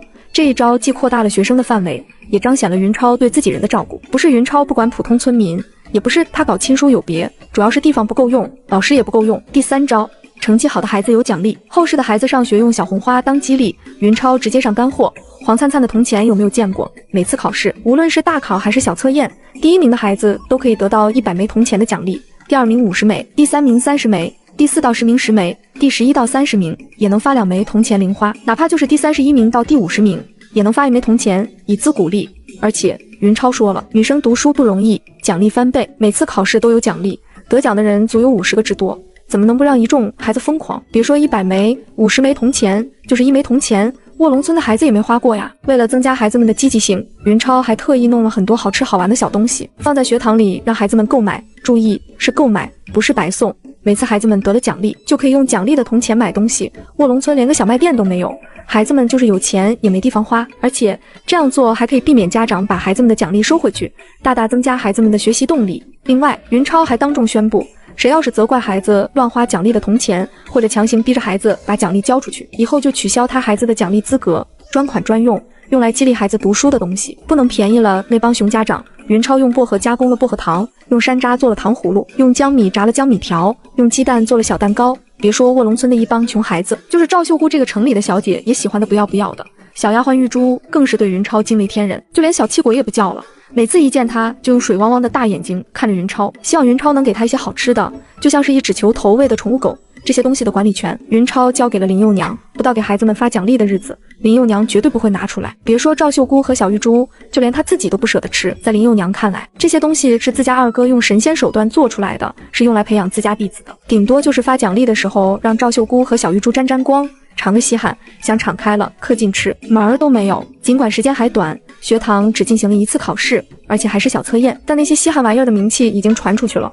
卧龙村的孩子们哪吃过这么好吃的珍贵东西？只是尝了1次，很多孩子就下定了一定要读好书的决心，不为别的，就是为了下次还能吃到，就足以让一帮孩子拼命学习了。至于那些没获得奖励的孩子，当然是只能看着别人吃，云超是绝对不会给他们开后门的。想吃就自己努力，不要希望别人施舍。看着同窗享用美食，闻着美食的味道，那些没有获得奖励的孩子险些没哭起来。最后还是林幼娘实在不忍心，每人让他们尝了一点点，就是这一点点，不知道让多少孩子对林幼娘感恩戴德，一辈子都忘不了。这下学堂的名声算是彻底传开了，村正真是说到做到，真给孩子们发钱啊！还有村正亲手做的那些好吃的，到底是什么样子，又是什么味道呢？听一帮孩子把那些东西说得天花乱坠，卧龙村的村民都快稀罕死了。哪怕吃不上，能让俺们看一眼也行啊！云超的一系列骚操作下来，之前不愿意让自家孩子读书的村民，很多都主动要求把孩子送到学堂，尤其是女孩子的数量一下子就翻了一番。女孩子一般都成熟的比较早，而且相对男孩子比较踏实，学习成绩相对来说要好一些，获得奖励的比例更大。而且云超还给女孩子奖励翻倍，让他们获得的奖励更多。最关键的一条就是女孩子比较懂事，心比较细，很多得了奖励，买了好吃的，都没舍得自己吃完，带回家也让兄弟姐妹和父母尝尝。因此，谁家有女孩子读书的，家里人可算是有口福了。别的村民没见过、没吃过村正的好东西，他们见过，甚至还吃过。人就怕对比，原先卧龙村家家都一样，都是吃了上顿没下顿，谁也不笑话谁，谁也不羡慕谁。现在不一样了，只要听云超的话，跟着云超走，就能吃好的喝好的，就连家里的孩子闺女也能给家人长面子。这谁还能受得了？人家的孩子都那么有出息，自家的孩子可不能落后啊！学生人数陡然增加，可把赵秀姑和小玉珠难为坏了，教室都快装不下了，有些孩子甚至都没有座位，每次上课都要蹲着听讲。为此，小玉珠找了云超好几次，让他千万不要再招学生了。他们俩精力有限，教室的地方也有限，根本就教不过来。于是云超专程交代几个瓦匠，让他们设计一个学堂。这一次，云超准备来个大的，建一所能容纳1000人的学校。云超并不是好高骛远，而是未雨绸缪。真要是将来三水镇的孩子们都来上学，1000人的学校都不一定够用。听说云超要盖学校，哪怕就是外村的帮工和工匠，也对云超敬仰不已。云村正出钱出力，免费让村里的孩子读书，名声早就传开了。现在又准备建一座这么大的学校，云村正这是准备让多少孩子来读书啊？超哥儿，山水镇来人了，说县里的大老爷到了山水镇，让各村的村正赶紧过去。县令可不会给一帮泥腿子村正下什么公文，无法分辨来人说的是真是假。于是云超在见了2个传令的差役之后，就打发他们先回去，并没有跟着他们一起走。2个差役就是三水镇本地人，知道云超不好惹，没有为难他，只是让他不要拖延，县太爷怪罪下来，谁也吃罪不起。2个差役走后，云超没有问手下一众小子的意见，直接准备出发。松了一口气的同时，一众小子有些怅然若失。超哥今天怎么不问俺们问题了呢？怪不习惯的。云超挑了10个小子，没有骑马，也没有坐车，更没有走路，而是准备另辟蹊径。这段时间，云超可没有闲着，除了训练手下一帮小子之外，还让他们学会了一项技能——滑冰。为此，云超还特意让木匠和铁匠合作，打造了简易的冰刀鞋，其实就是一块木板下面装一个类似冰刀的东西，然后往脚上一绑。一众小子都很年轻，学习滑冰根本就不是个事，很快就学会了，高手谈不上，用来赶路绝对没问题。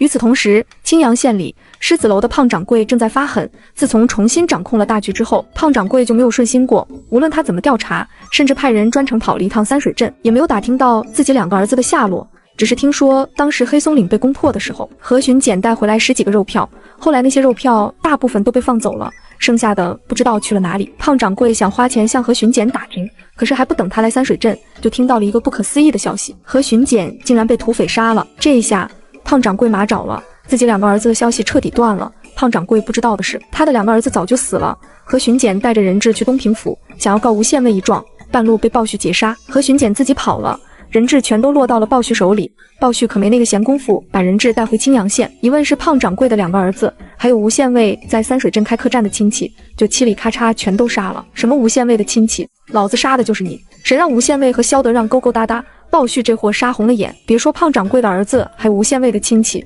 就连2个黑松岭的俘虏都被他杀了。既然你们已经出卖了兄弟，准备给狗官当人质，那还活着干什么？统统都给老子去死吧！胖掌柜已经不可能找到他的2个儿子了，没有了后代，胖掌柜的心里就开始扭曲了。古人不是后世的现代人，对传宗接代看得非常非常重，没有了后代，就等于是没有了传承，无论自己获得多少成功都没用了。人一旦疯狂起来，什么事情都干得出来。胖掌柜咬牙切齿，他要报复，报复吴县尉，报复土匪，报复赵润春，报复云超，甚至是报复所有人。好吧，胖掌柜的反人类、反社会人格诞生了，别人不好对付，胖掌柜第一个瞄上的就是云超，都怪卧龙村的云二，要不是他，自己又怎么会一下子损失那么多打手？狮子楼又怎么会被萧德让趁虚而入，让自己受了这么大的罪，还绝了后？可是云二这小子不知道犯了哪门子毛病，连钱都不赚了，竟然不来送鱼，说是把捕鱼的方法卖给了他们村正。老子找一个村正干什么？老子现在不想赚钱，就想杀人。对了，听说卖馒头的武大跟云二那小子挺熟悉，还跟云二学了蒸馒头的新法子。好啊，武大你个吃里扒外的东西，好好的青阳县人不当，非和一个泥腿子勾勾搭搭，那就先拿你开刀。王石头办事，云超放心，时间不长，张四海就回来报告，说已经调查清楚了，县令的确在三水镇，石头在巡检司外面盯着，暂时看不出有什么异常。其他几个村正呢？来了没有？还没有打听出来，好像还没过来。超哥，我去其他方向看看，要是有人过来，我回来通知你。可以。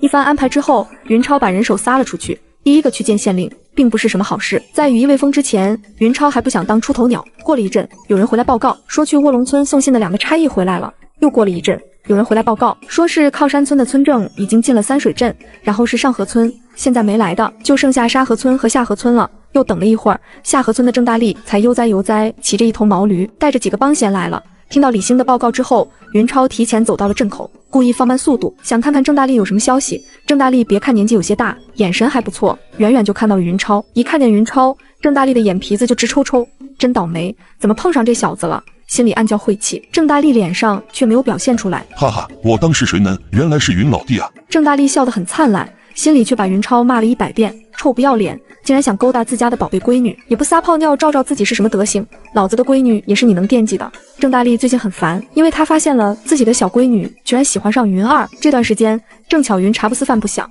一心就想去卧龙村，后来还是赖志成的老婆说起，郑大力才知道小闺女为什么这么魂不守舍。不行，绝对不行！郑大力自认为了解云超，那小子不是什么省油的灯，千万别跟他扯上关系，不然早晚倒霉。有句话是怎么说来着？怨憎会，越是讨厌谁，就越容易遇到谁。更可恶的是，心里骂云超，郑大力脸上却不能表现出来，担心这小子给他玩阴的。云超这次比较客气，郑老哥，不知道县令找咱们有什么事情？你有没有什么内幕消息？见云超这么客气，郑大力的耳朵一下子就竖了起来。有阴谋，一定有阴谋，不然云二不可能对自己是这种态度。没有，老哥也是刚到，什么都不知道。郑老哥，走，咱们兄弟一起进去。今天老弟以你马首是瞻，你说往哪，咱们就往哪；你说跟谁干，咱们就跟谁干。郑大力直翻白眼，说得好听，老子让你打县太爷，你敢吗？这小子今天怎么这么古怪？该不会是惦记自己的宝贝丫头吧？越看云超，郑大力就越觉得这小子像是想拱自家菜园子的土猪，要不是打不过，非捅死他不可。两人进了巡检司，县令还在后堂休息，差役让几个村正在花厅等着，等人齐了再说。郑大力和云超不是最后到的，最后到的是沙河村的村正。之前在攻打黑松岭的时候，沙河村的村正挂了，这个村正是新的，可能是何巡检后来任命的。郑大力给云超介绍，沙河村的新村正也姓沙，叫沙亮福，看来和老村正一样，都是沙家人。不知道是不是云超的错觉，总觉得沙亮福看自己的眼神怪怪的，似乎带着一股敌意。沙村正，你以前认识我吗？哼，我不认识你，我兄弟认识你。哦，那感情好，不知道你兄弟是哪位？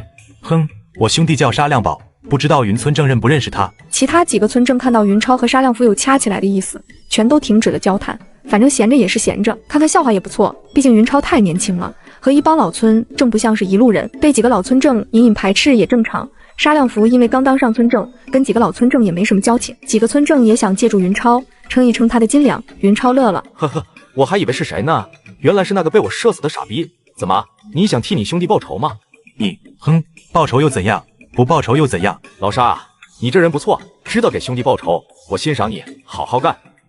沙亮福气坏了，不管怎么说，自己也是中年人，被一个毛头小子拍着肩膀说看好你，实在丢面子。可是云超的态度很温和，脸上始终带着微笑。沙亮福发火也不是，不发火也不是，难受的要命。好吧，主要是他不敢发火，连黑松岭的土匪都不是云二的对手，他哪敢和云二当面硬刚。上河村的村正冷哼一声，之前对你云二客气，只不过是看何巡检的面子，你替他打败了土匪，是他面前的红人，现在姓何的死了，你还狂什么狂？真把自己当头算了。云儿，不管怎么说，沙村正也比你的年纪大，也算是你的长辈，对长辈说话最好客气点。哦，请问咱们各个村子之间的辈分是怎么排的？谁年轻谁的辈分就小吗？这讲词多。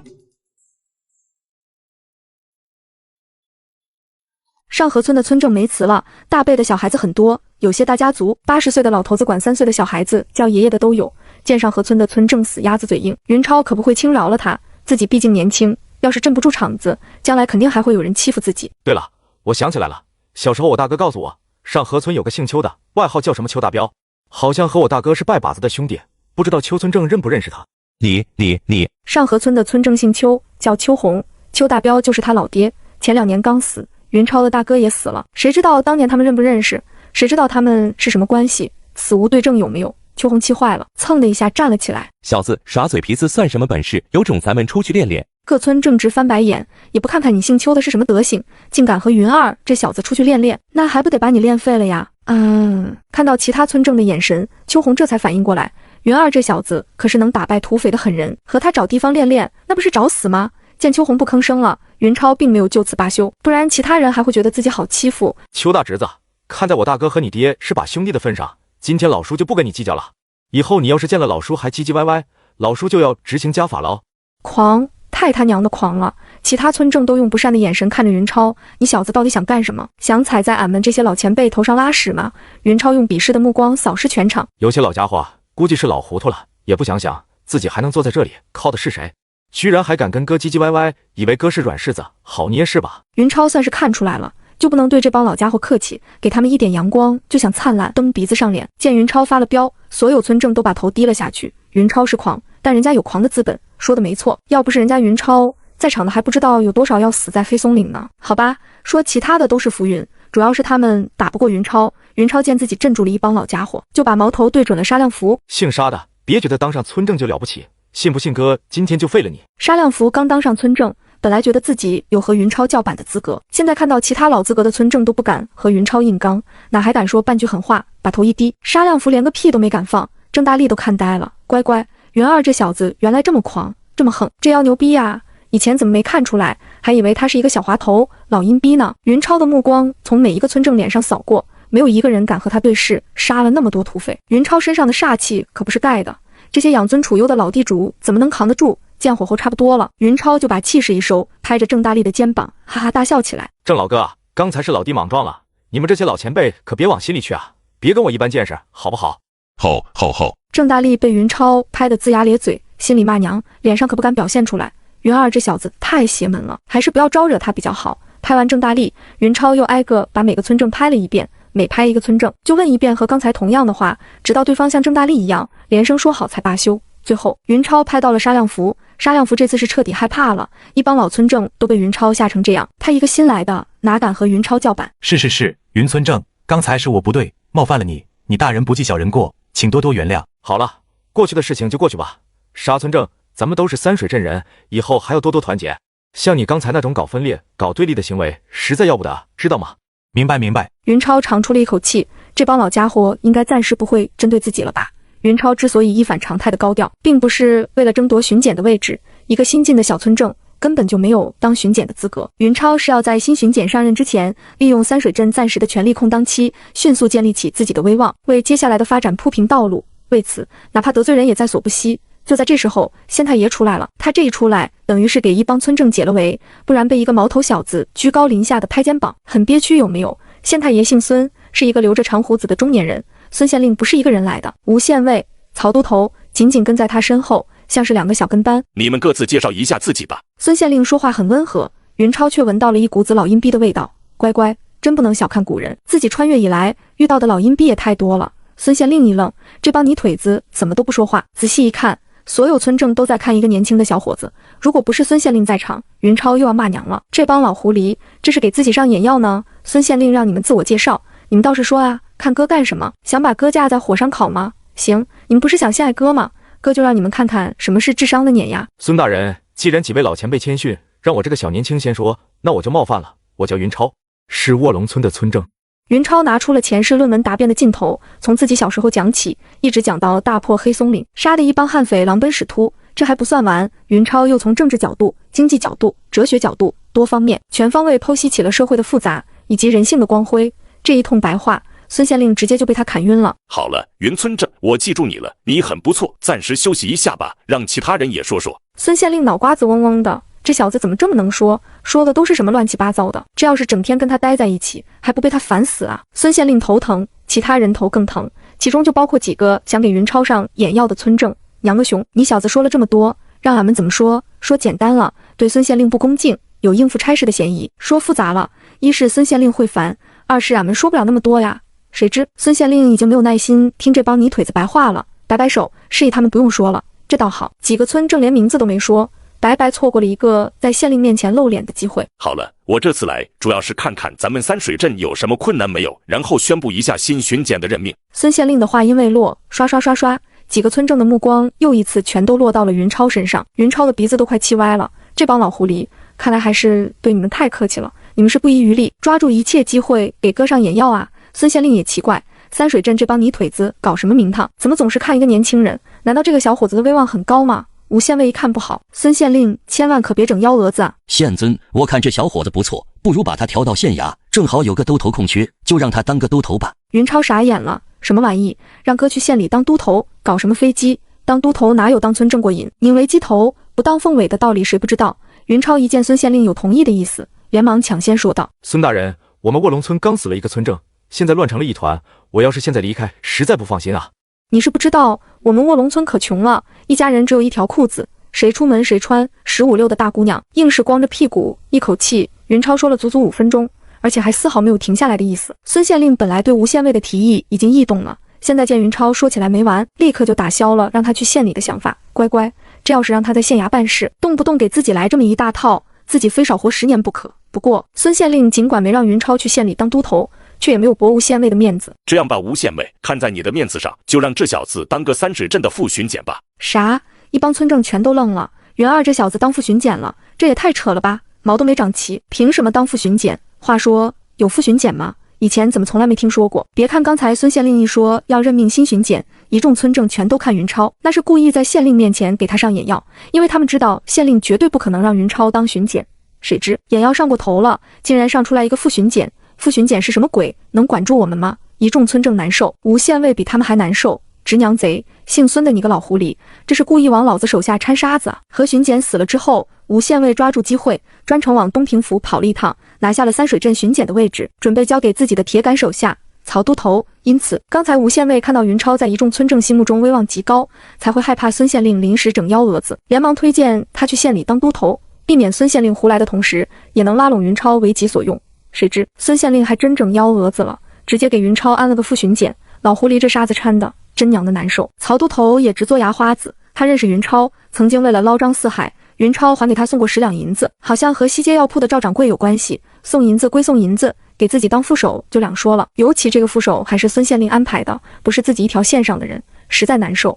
别人都还好说，其实云超自己是最懵逼的，万没想到自己不争不抢，居然当上了个副巡检。副巡检是什么职位？有没有级别？算不算朝廷命官？不等云超说话，孙县令就说道：“小伙子，从今天开始，你就是3水镇的副巡检了。”孙县令不但没给云超拒绝的机会，谁拒绝的机会也没给。作为青阳县的一把手，任命一个不入流的官职，完全就是小意思。姓吴的既然想从自己手里切下一块肥肉，那咱们就谁也别想痛快。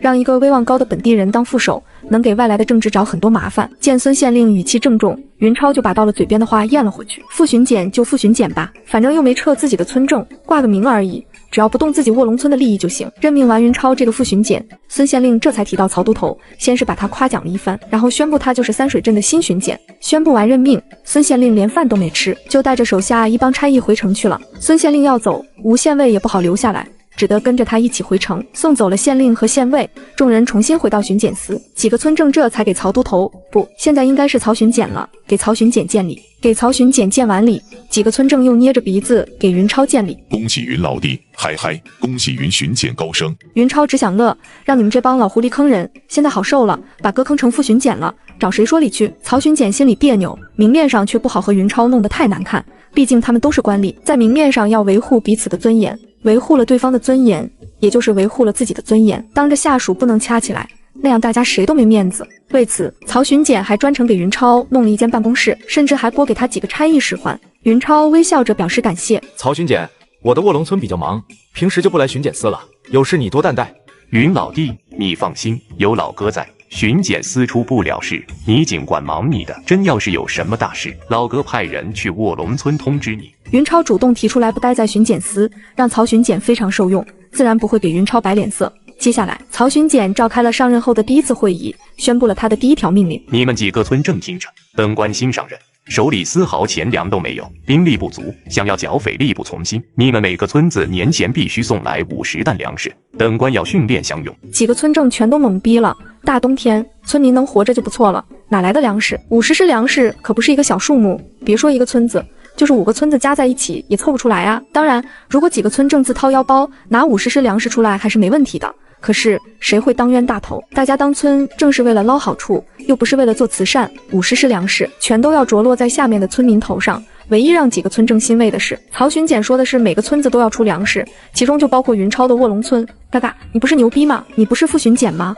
怎么和俺们一样都要出粮食啊？然而还不等几个村正找到平衡，就听曹巡检接着说道：对了，云老弟，你们卧龙村有困难，这次就算了，那50担粮食全当是老哥支持你了。云超自己都没想到，当上了副巡检还真有好处。这次省了50石粮食，下次不知道还省什么。是不是服徭役的时候也能少出点人？其他几个村正的眼睛珠子都红了。凭什么？云二只不过是一个毛都没长齐的臭小子而已，凭什么他就不用交粮食？就因为他是副巡检吗？副巡检是什么品阶？入流吗？可惜面对新官上任3把火的曹巡检，几个村正是敢怒不敢言。别看曹巡检官不大，品阶不高，罢免他们一个小小的村正还是没问题的。有气没地方撒，有火不敢发，几个村正只得苦苦哀求，希望曹巡检能网开一面，看在百姓贫苦、生活不易的份上，少收一些粮食。曹巡检从善如流，态度很和蔼。既然大家都困难，那就少拿一些，每个村子出40担粮食就行。天色也不早了，我就不留大家了，都散了吧。说完，曹巡检转身就走，留下一帮村正大眼瞪小眼。直娘贼，姓曹的面似忠厚，实则奸诈，看似一下子捡了10石粮食，肯定是早就想好了。本来要的就是40石，50石只不过是等着大家还价而已。对了，还有云二，让他去和曹巡检谈谈，他不是副巡检吗？本地人的副巡检就该给本地人办事。咦，云二呢？云二那小子去哪里了？云超已经闪了，一帮老狐狸，哥可不会留下来给你们当枪使。曹巡检新官上任3把火，这第1把火肯定要烧起来，除非造反，不然云超也拦不住。既然使不上力，还留下来干什么？听一帮老狐狸诉苦吗？云超一出来，手下一众小子全都愣了。云超是穿着便服进去的，却穿着一身公服出来了，而且不是一般的公服，好像是官服。副巡检和典吏之类的品阶差不多，都属于不入流的官员，连个从9品都算不上。如果非要套后世的级别，大概跟县里的副局长差不多。不过未入流的官也是官，是有官服的。云超一身官服穿在身上，简直亮瞎了一众小子的铝合金狗眼。超哥，你这是？恭喜超哥，贺喜超哥，你终于当上巡检了啊！超哥儿真当上巡检了，太好了！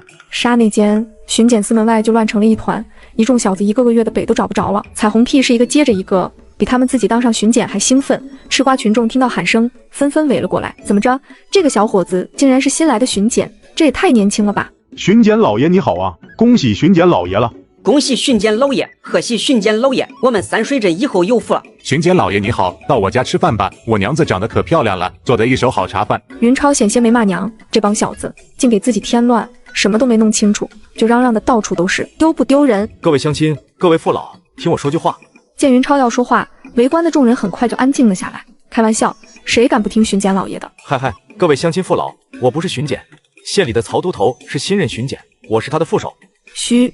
一众吃瓜群众几乎同时松了一口气。娘的，还以为是巡检老爷呢，吓死俺了！可不是咋的，俺就说嘛，这小子这么年轻，怎么可能是巡检？原来是新巡检的副手啊！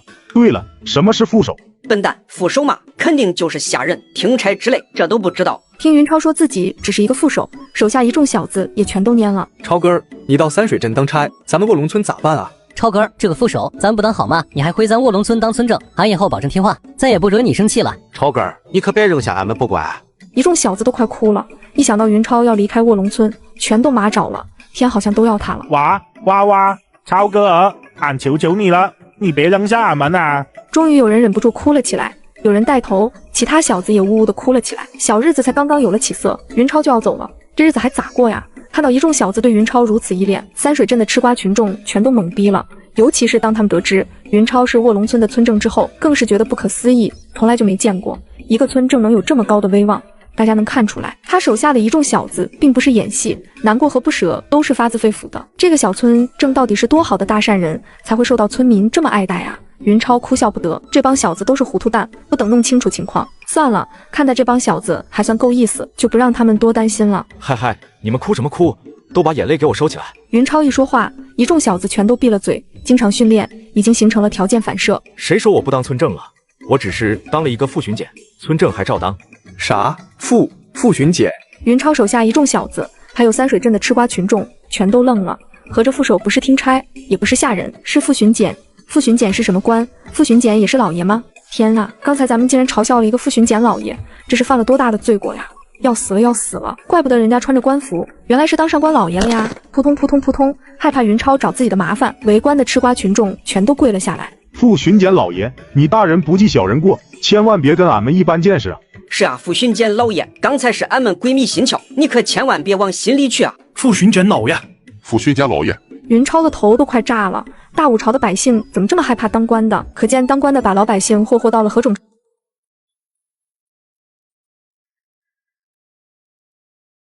云超一行速度很快，比来的时候还快。云超当上了副巡检，手下一众小子简直都乐疯了。尽管不知道副巡检到底是什么品阶，但肯定比村正大。也就是说，以后在三水镇，他们的超哥就是一人之下、万人之上的大官了。看以后谁还敢欺负卧龙村，看以后谁还敢瞧不起他们卧龙村人。尤其当云超说起新巡检让每个村子都交40石粮食，卧龙村却不用交的时候，一众小子看云超的眼神更是佩服到了无以复加的程度。俺说什么来着？超哥厉害吧？你们还不信？现在看看，超哥才刚当上副巡检，就给卧龙村省下了40石粮食，以后还不知道有多少好处在等着咱们卧龙村呢。大武朝的百姓最怕什么？并不是交税，交税固然可怕，但还没有服徭役可怕。每次服徭役，卧龙村都会有人一去不还，就算带回来，也可能带回来一身的伤病，甚至缺胳膊少腿。如果云超当上了副巡检，能让卧龙村人少服一些徭役，那真是做梦都能笑醒啊！退1万步讲，就算还得服徭役，有云超这个副巡检罩着，大家也能好受一些，最起码安排一些轻活应该还是可以的。怀着兴奋的心情，一众小子的速度不快才怪，恨不得一步就跨回卧龙村，把这个好消息和父老乡亲一起分享。眼看就要到卧龙村，云超突然一愣，做了一个停下来的手势。一众小子尽管不知道云超要干什么，却毫不犹豫地执行了命令，连忙减速。由于惯性，一行人又滑出去10几米才停了下来，好几个小子都险些摔倒。很快，大家就知道云超为什么要停下来了。风中传来一个女人的哭声。尽管这里距离卧龙村已经很近了，也就几百米，但大冬天，村子外面几百米和荒郊野外几乎没什么区别，谁会跑到这里哭？而且哭声越来越近，好像是冲着卧龙沟来的。云超又打了一个手势，一众小子心领神会，纷纷靠向卧龙沟南岸，利用落差避开岸上来人的视线。哭声是从岸上传来的，听方向应该是在卧龙沟南岸。时间不长，哭声就接近了。女人的哭声中似乎还夹杂着一个婴儿微弱的哭声。一个女人一边哭一边还在念叨什么：“当家的，求求咱们的孩子。”什么意思？一众小子面面相觑。女人的声音听起来有些耳熟，好像是卧龙村人。还不等一众小子弄明白是怎么回事，突然又听到了一个男人的声音。可惜男人的声音不大，再加上音调比较低，听不清说了些什么。不过随着距离接近，渐渐大家就听清楚了。当家的，求求你就留下他吧，毕竟是咱们的骨血啊！滚开！留下他，留下他，咱们全家都得饿死！一众小子面面相觑，真晦气，竟然遇到了这种事情。云超一愣，不知道这帮小子为什么是这种表情。云超穿越而来，尽管有身体原主的记忆，但毕竟两世为人，有些事情一时半会想不起来。不过当他看到众人的表情之后，很快就明白了是怎么回事。刹那间，2个血淋淋的大字浮现在他的脑海之中：逆婴。由于生产力落后，在大武朝，婴儿的夭折率非常之高。不过不像后世人说的那样，古人的夭折率高是因为医疗水平不行。医疗水平固然是一个原因，但不是主要原因，主要原因还是老百姓穷，穷的看不起病，穷的养不起娃，甚至穷的连自己都养不起。再好的医疗水平也是白搭。古人可没有什么有效的避孕手段，冲动一上来那是直接就干。因此怀孕在所难免，就算再不想生孩子，怀孕了又能怎么办？避孕手段落后，打胎更是不可取，弄不好是要人命的。怀孕了就只有生下来，可是家里实在太穷，本来粮食就不够吃，再多一张嘴更是捉襟见肘，根本就养不活。除非把其他家里人的口粮给孩子吃，那样其他人就要饿死了。是饿死家人，还是饿死新生的孩子，恐怕不想选也得选。再加上很多人都重男轻女，所以很多人家生下女孩子就会想办法弄死，就是不弄死也会活活饿死。为了减少孩子的痛苦，同时也为了眼不见心不烦，很多人就用了一种非常残酷的方法，把刚生下来的女孩子溺死。听岸上一对夫妻的对话，应该是男人想把孩子扔到卧龙沟里，女人心疼不愿意。明白了是什么情况之后，云超险些没气炸肺。别人习惯了可以无动于衷，他云超却不能冷眼旁观。不说前世因为小堂妹的被拐，云超心里有了执念，就是作为一个现代人的骄傲，也不允许他放任这种惨无人道的行为出现在自己的地盘上。于是云超一挥手，一众小子就开始解冰鞋。等大家脱掉了冰鞋，岸上的2个人也到了沟边。当家的，求求你留下他吧，俺可以到村正的工地做帮工，俺来养活这个孩子，好不好？好你娘个头，不要跟俺提约二那小子，你要是敢去他的工地干活，俺就休了你。这时候一众小子已经听出来2个人是谁了，一个是村西的尤二姐，另一个是她男人，姓贺，没有名字，因为在家里排行第4，大家都管他叫贺老四。云超突然发现一众小子看自己的眼神似乎有些不对劲。这帮小子怎么回事？眼神怎么这么奇怪？知道了一众小子为什么用奇怪的眼神看自己，云超气得险些跳脚。那都是以前的云儿干的好不好？关个鸟事。再说10来岁的孩子又能有什么坏心思？好奇心驱使之下干一些调皮的事情不是很正常吗？不就是几年前贺老四成亲的时候，原主钻到他们床底下听墙根了吗？有什么大惊小怪的？出去打听打听，谁还没听过墙根？别说大五朝，就是后世也有闹洞房的。记不清了，是不是原主好奇之下偷偷伸手摸那个尤二姐的屁股来着？嗨，记不清就是没发生过，没发生过哈。再说原主干的荒唐事，关个鸟事。云超狠狠用眼睛瞪着一众小子，如果不是担心岸上的夫妻俩听见，非拽着一众小子的脖领子，好好问问他们，自己是不是一个纯粹的人，一个高尚的人，一个脱离了低级趣味的人。当家的，俺都说多少回了，从那一夜之后，俺可没跟云村正说过一句话。哼，贱人！要是你对云儿那小子没意思，怎么还叫得那么好听？什么孙正，要叫云儿，不能叫孙正。摸别人婆娘的屁股，嗨，算个什么孙正？一众小子实在忍不住了，憋得那叫一个难受。云超真想找个冰窟窿，把这帮唯恐天下不乱的小子全都塞进去。女人的哭声突然大了起来，应该是2个人已经到了沟边。别扔啊！当家的，俺求求你了，别！云超没办法再待下去了。本来以为贺老四是想把孩子扔到冰窟窿里，现在看来，贺老四很可能直接从岸上往卧龙沟里扔。这么高扔下来，别说孩子，大人也受不了。嗷呜！一众小子集体目瞪口呆。超哥什么时候学会狼叫了？叫的还这么像，神仙就是神仙，连学个狼嚎都能这么像，真是不服不行啊！云超一学狼嚎，可把岸上的人吓坏了。狼，赶紧跑！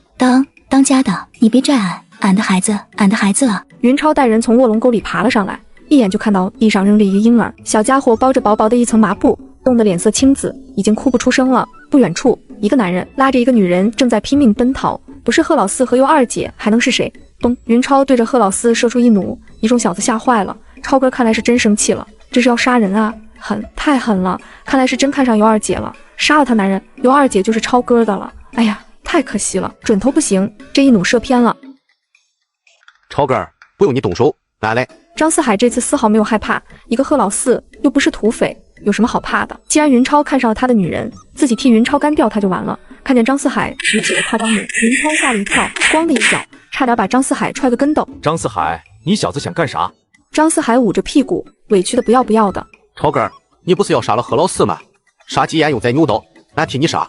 云超气坏了，再看一众小子的眼神，似乎和张四海差不多。你们是不是也都觉得我要杀贺老四？不是，绝对不是。一众小子齐齐摇头，可是他们的眼神分明就是在说，你就是想杀贺老四。云超气得哇哇叫。你们这些笨蛋，用你们比猪还笨的脑子想想，我要是想杀贺老四，怎么可能射不中？可惜云超解释了半天，再看一众小子的眼神，依然是左眼写着怀疑，右眼写着我信你个鬼。贺老四的腿都吓软了，扑通一声瘫到了地上，浑身直哆嗦，站都站不起来了。一支弩箭扑哧一下钉在身前，换谁不害怕？要是再跑得快一些，他贺老四现在已经挂了。等贺老四看到云超带着一众小子出现在沟边的时候，一颗心顿时就沉到了谷底，明白了，肯定是刚才自己说的话被云儿听见了。云儿这是要杀了自己呀！想到这里，贺老四哪还敢嘴硬，当即就给云超磕起头来。云儿，嗨，云村正，俺求求你，你就把俺当个屁放了吧！你不是看上俺婆娘了吗？俺不要了，送给你。贺老四，说什么屁话？谁看上你家婆娘了？我问你，谁让你扔孩子的？啊！贺老四有些懵逼，扔孩子不是很正常的事情吗？卧龙村扔孩子的人家多了，你一个堂堂的村正，干嘛唯独跟我贺老四过不去？肯定还是看上俺婆娘了，这是故意找理由要杀了俺啊！然而下一秒，贺老四就不这么想了，因为他想到了一件非常可怕又非常窝囊的可能。云儿气成这样，这个孩子该不会是他的吧？一想到不知道从什么时候开始，自己头上就已经绿油油的了，贺老四就有一种跳进卧龙沟自杀的冲动。老天爷，你就开开眼，放一个雷劈死这对臭不要脸的狗男女吧！云超见贺老四一副生无可恋的样子，看自己的眼神跟看杀父仇人似的，当即就怒了。贺老四，你死不悔改是吧？你们把他押起来，回村开公审大会。一听云超要开公审大会，贺老四当即就清醒了。娘哟，公审大会呀！云儿哪次开那个什么公审大会，不弄死几个人？今天轮到自己头上，还能有好吗？云村正，俺不敢了，再也不敢了。你和俺婆娘的事情，俺以后再也不敢管了。求求你，你就饶了俺吧！云超气得嗓子冒烟，咋还解释不清了咩？再看一众小子的眼神，云超更是抓狂。哼，你们都过来看看，这孩子像我吗？一众小子齐齐点头，像。太像了。云超一回村，卧龙村又轰动了。离开的时候，云超穿着便服，回来的时候竟然穿了一件官服，这是真当上巡检老爷了呀！还不等云超解释，消息就已经传开了。什么？云儿那小子真当上巡检老爷了？不可能吧？云儿今年才多大，毛都没长齐，怎么可能当上巡检老爷？太好了，草哥儿当上了巡检老爷，以后咱们卧龙村再也不用服徭役了。对，俺怎么就没想起来呢？太好了，不用服徭役了。云超一看这样不行，不能让谣言继续下去。现在还是说自己当了官，要是有人说自己和尤二姐生了孩子，那才是跳进黄河也洗不清了。哐哐哐哐哐，铜锣声一响，无论是在家的村民，还是在卧龙沟北岸的帮工，全都飞也似的冲向村里的晒谷场。云超当上了巡检老爷，第一次召集大家集合，谁敢迟到？咦，那不是贺老四吗？怎么被绑起来了？是啊，就是贺老四。难道这货得罪村正了？对了，村正不是几年前摸过他婆娘的屁股吗？是不是贺老四怀恨在心，想要刺杀村正啊？他敢！贺老四要是敢对超哥不利，俺杀他全家！各位父老乡亲，澄清一下，我没有当上巡检，只是巡检的一个副手。一众小子齐翻白眼，又来了。之前在三水镇，你就说是巡检的副手，吓得俺们哇哭，还让三水镇的一帮吃瓜群众鄙视了半天。后来才知道，副手不是听差的下人，也不是佣人，是副巡检老爷。当时就把三水镇那帮土包子吓尿了。现在又是这一招，你这是又想钓鱼了呀？果然不出一众小子所料，卧龙村人比三水镇人更加没见识，连三水镇人都不知道副手是什么意思。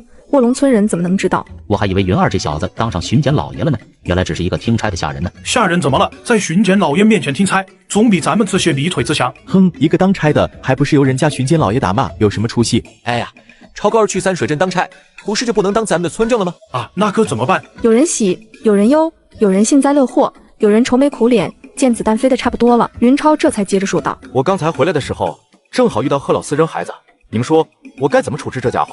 一众小子机灵一下子，全都警觉起来，套路怎么变了？在三水镇的时候不是这样啊！你先说自己只是一个副手，然后就说自己是副巡检，现在怎么变了？不说自己是副巡检，直接说起了贺老四，有阴谋，这里头肯定有阴谋，一定要小心小心再小心，可千万别被钓了鱼呀！跟云超去三水镇的一众小子知道真相，可是村民不知道，见云超当了下人还牛逼哄哄。有些和他不对付的人就看不下去了。云儿，你不是给巡检老爷当什么下人了吗？还管俺们卧龙村的事情干什么？是啊，人家贺老四养不活孩子，扔了很正常，谁家还没扔过孩子？哼，俺家也扔过，还扔了俩。咋了，云儿？你现在已经不是俺们的村正了，还能咬俺呢？一众小子齐齐摇头，完了，这帮不开眼的家伙，这下彻底暴露了。不仅是卧龙村的村民，就连没有跟着云超去三水镇的一帮小子，也都以为他要离开卧龙村，一个个眼眶都红了。超哥儿要走了，咱们可咋办啊？对了，超哥儿要去三水镇。咱们也能跟着去啊！超哥儿，你去哪里，咱们就跟你去哪里。对，超哥儿，你去山水镇当差，俺们就当你的跟班，什么都不要，只要能吃口饭就行。超哥儿，俺们都跟你去。要是那个巡检敢欺负你，俺们就杀了他，让你当巡检。四海，你来给大家介绍一下我以后的具体工作怎么安排。张四海早就想跳出来了，这帮不开眼的货竟敢嘲笑超哥，真是活得不耐烦了。哼，你们都听着，村正说的副手可不是你们说的下人，也不是什么听差，是县太爷亲口任命的副巡检老爷，官位仅比正巡检老爷低那么一点点，在三水镇是一人之下，万人之上，明白了吗？啊，副巡检老爷，不可能，绝对不可能。张四海，你是在胡说八道，对不对？你们知道吗？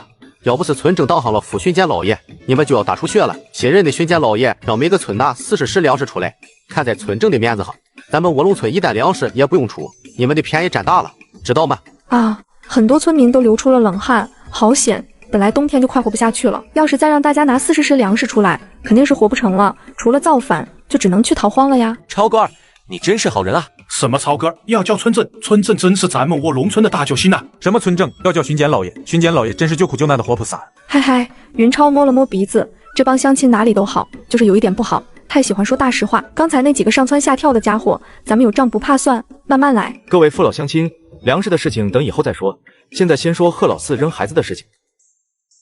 知道云超当上了官老爷，等他再说贺老四的时候，就没人敢唧唧歪歪了。要是有人家里揭不开锅，完全可以到我的工地上干活，怎么也能吃饱饭，每天还能拿2升粮食回家，勉强也能度日。因此，谁要是用养不活孩子当借口，抛弃亲生骨肉，纯粹就是胡说八道，是杀人。别跟我说以前扔孩子很正常，那是我还没有当村正，现在我是咱们卧龙村的村正，咱们卧龙村的每一个人，包括刚生下来的孩子，都归我管，没有我的同意，谁也不准私自决定我管辖的百姓死活。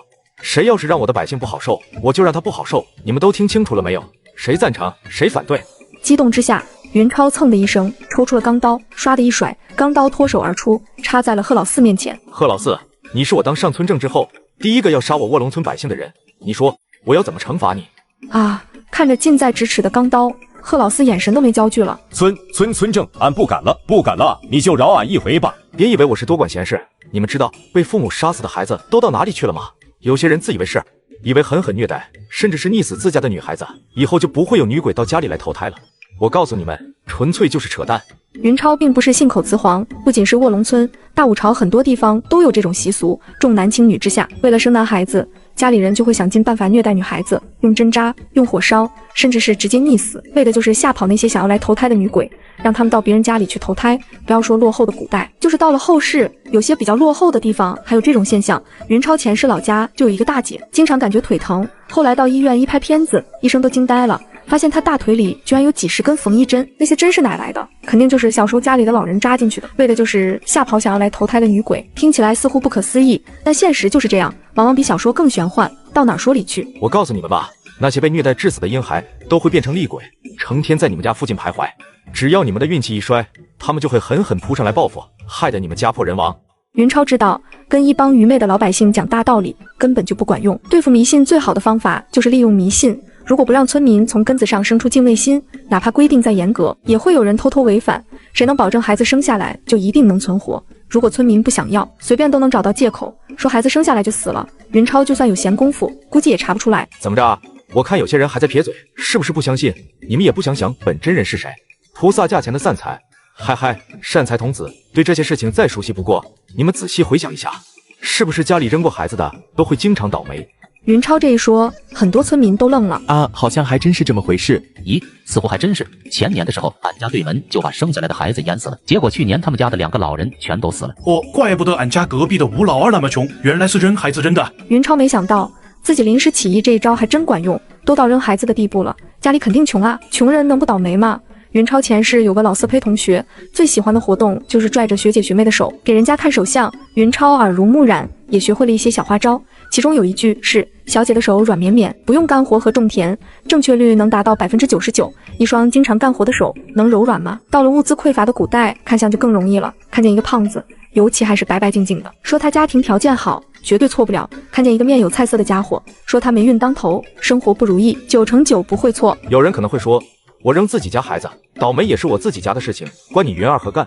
我在这里告诉大家一个秘密，这是泄露天机的事情，我只说一遍，以后谁要是再问，我一个字都不会说。一听云超要泄露天机，很多亲近他的人都吓坏了。超哥儿、村正、巡检老爷，别说了，俺们相信，俺们相信啊！是啊，超哥儿，泄露天机的事情还是不要说了，万一你有个3长2短，俺们可咋活呀？村正，你放心，以后谁要是敢再扔孩子，俺一定饶不了他。大家安静，听我把话说完。既然我已经决定要说出这个秘密，就没有反悔的道理。大家听着，只要是咱们卧龙村人犯的罪，不仅仅是报应在他自己身上，咱们整个卧龙村都会一起跟着倒霉。就是因为咱们卧龙村扔孩子的特别多，所以咱们卧龙村才最穷，才最倒霉。你们好好想想，是不是这么回事？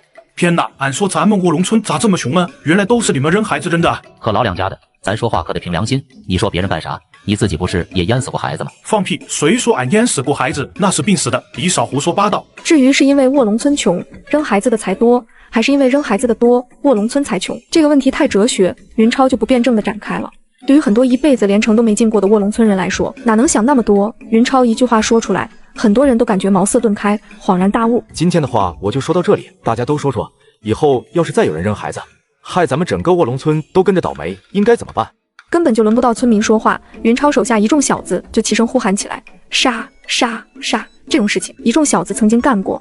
有一次在三水镇嗷嗷一叫唤，吓得整个三水镇都炸了，就连和巡检也骑着马跑了。可见这么干的声势有多吓人，村民几乎全都吓了一跳。云二手下这帮小子也太野蛮了，这是杀过多少人才能这么可怕呀？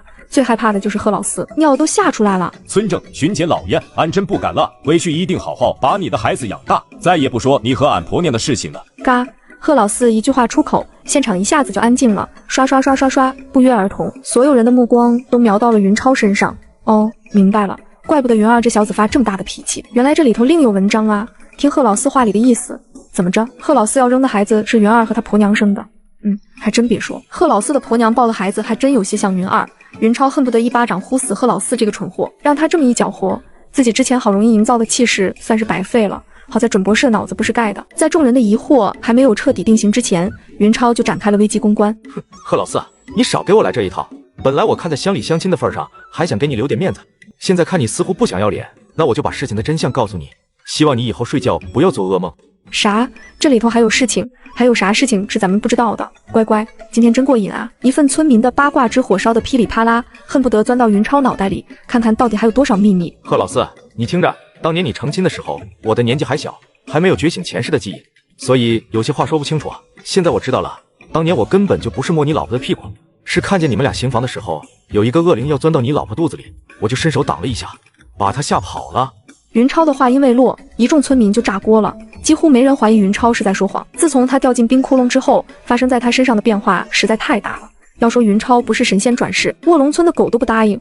而且云超说的每一句话都有鼻子有眼，一个土包子根本就不可能编得出来。卧龙村有一个算一个，所有人都说不出这样的话，甚至想都想不到，如果云超不是神仙下凡，怎么可能知道这么多？尽管不知道云超说的恶灵具体是什么，但一众村民即便是用屁股想也知道，绝对不会是什么好东西，说不定比讨命鬼还厉害。要不是云超，很可能现在贺老四已经完蛋了。贺老四自己也傻眼了。难道云儿说的是真的？他真没有和自己婆娘上过床？哼，贺老四，你也不想想，超哥是什么人？什么漂亮的娘子找不到，怎么可能看上你婆娘？睁开你的狗眼看看，巡检夫人、赵小姐、玉珠姑娘，哪一个不比你婆娘好看？赵润春气的只想打张四海一顿，这小子说的都是什么话？你说云儿的童养媳就行了，提老子的宝贝闺女干什么？正在看热闹的赵秀姑万没想到张四海会突然提到自己，而且还是和云超联系在一起。什么漂亮不漂亮，看上不看上的，羞死人了。小玉珠也羞得小脸通红，一个劲儿瞟云超，一双大眼睛亮亮的，不知道在想些什么。云超狠狠瞪了张四海一眼，这小子真不能惯着，给点颜色就想灿烂，这是又飘了呀。张四海的话说的虽然有歧义，道理却是这个道理。不要说一众村民，就连贺老四也相信了。是啊，人家云儿什么样的漂亮娘子找不到，怎么可能和一个成了亲还生过2个闺女的妇人勾勾搭搭？别说贺老四婆娘的屁股还真不小，摸起来手感应该不赖吧。为了避免尴尬，云超连忙抢过了张四海的话头。贺老四，这样吧，既然你嫌弃你老婆，我就替你做个主，你们和离吧。尤二姐，你也别害怕，我替你做主，给你再找个好人家，咱们好几个大师傅的儿子都还单着呢，哪个不比贺老四强？嫁给他们，包你吃香的喝辣的，生多少孩子也不用担心养不活。啊，别说了，村正，俺求求你，别让俺和婆娘和离好吗？俺离了她没法活。贺老四彻底麻爪了，生怕老婆答应，跪着爬到他面前，抱着老婆的大腿求原谅。家里的，俺以后再也不打你了，一定好好干活。俺去村正的工地上干活，挣粮食，养活你和孩子们。求求你，千万别离开俺啊！云超没有搭理贺老四，一挥手，手下几个小子抬过来一个大箱子，一众村民伸着脖子瞪着眼，想看看箱子里是什么，是不是云超又要发银子了？箱子一打开，一众村民很失望，那么大一个箱子，还以为里头装的是银子，原来是一箱子纸。云超在箱子里翻了翻，拿出一张发黄的纸。贺老四，你知道这是什么吗？不知道。我告诉你，这是你爷爷给赖家打的欠条，当年他借了赖家5斗粮食，要是按照欠条上写的，到现在要还10石粮食。现在赖志成老婆把这些欠条转给我了，你的粮食不用还给赖家了，还给我就行。现在就回家拉粮食吧。啊，不仅是贺老四傻了，一众村民全都傻了。云儿什么时候把赖家的欠条弄来了？不知道村里人有多少都曾经借过赖家的粮食。这要是云儿按照欠条上写的，一家挨着一家要债，大家还不得都去逃荒啊？贺老四嘴唇都紫了，比他要扔掉的小女儿的嘴唇都紫。村正啊，俺还不起啊！一句话没说完，贺老四就2只眼睛往上一翻，华丽丽的晕了过去。云超把村民欠赖家的借条一拿出来，全体村民没有一个不傻脸。以前赖志成那么坏，也没见他用这些陈年的欠条逼人还债。最多就是用他们要挟大家，让大家给他们赖家干白活，债了，岂不是说他比赖志成还狠？完蛋了，真是应了那句话，知人知面不知心。云儿以前那么好，谁知道这才刚当上村正，原形就露出来了，这是要把大家往死里坑啊！于是乎，所有村民都瞪向了贺老四，你娘的好好的得罪谁不好，非得罪云儿，现在好受了，云儿把欠条拿出来了，大家都要跟着你倒霉。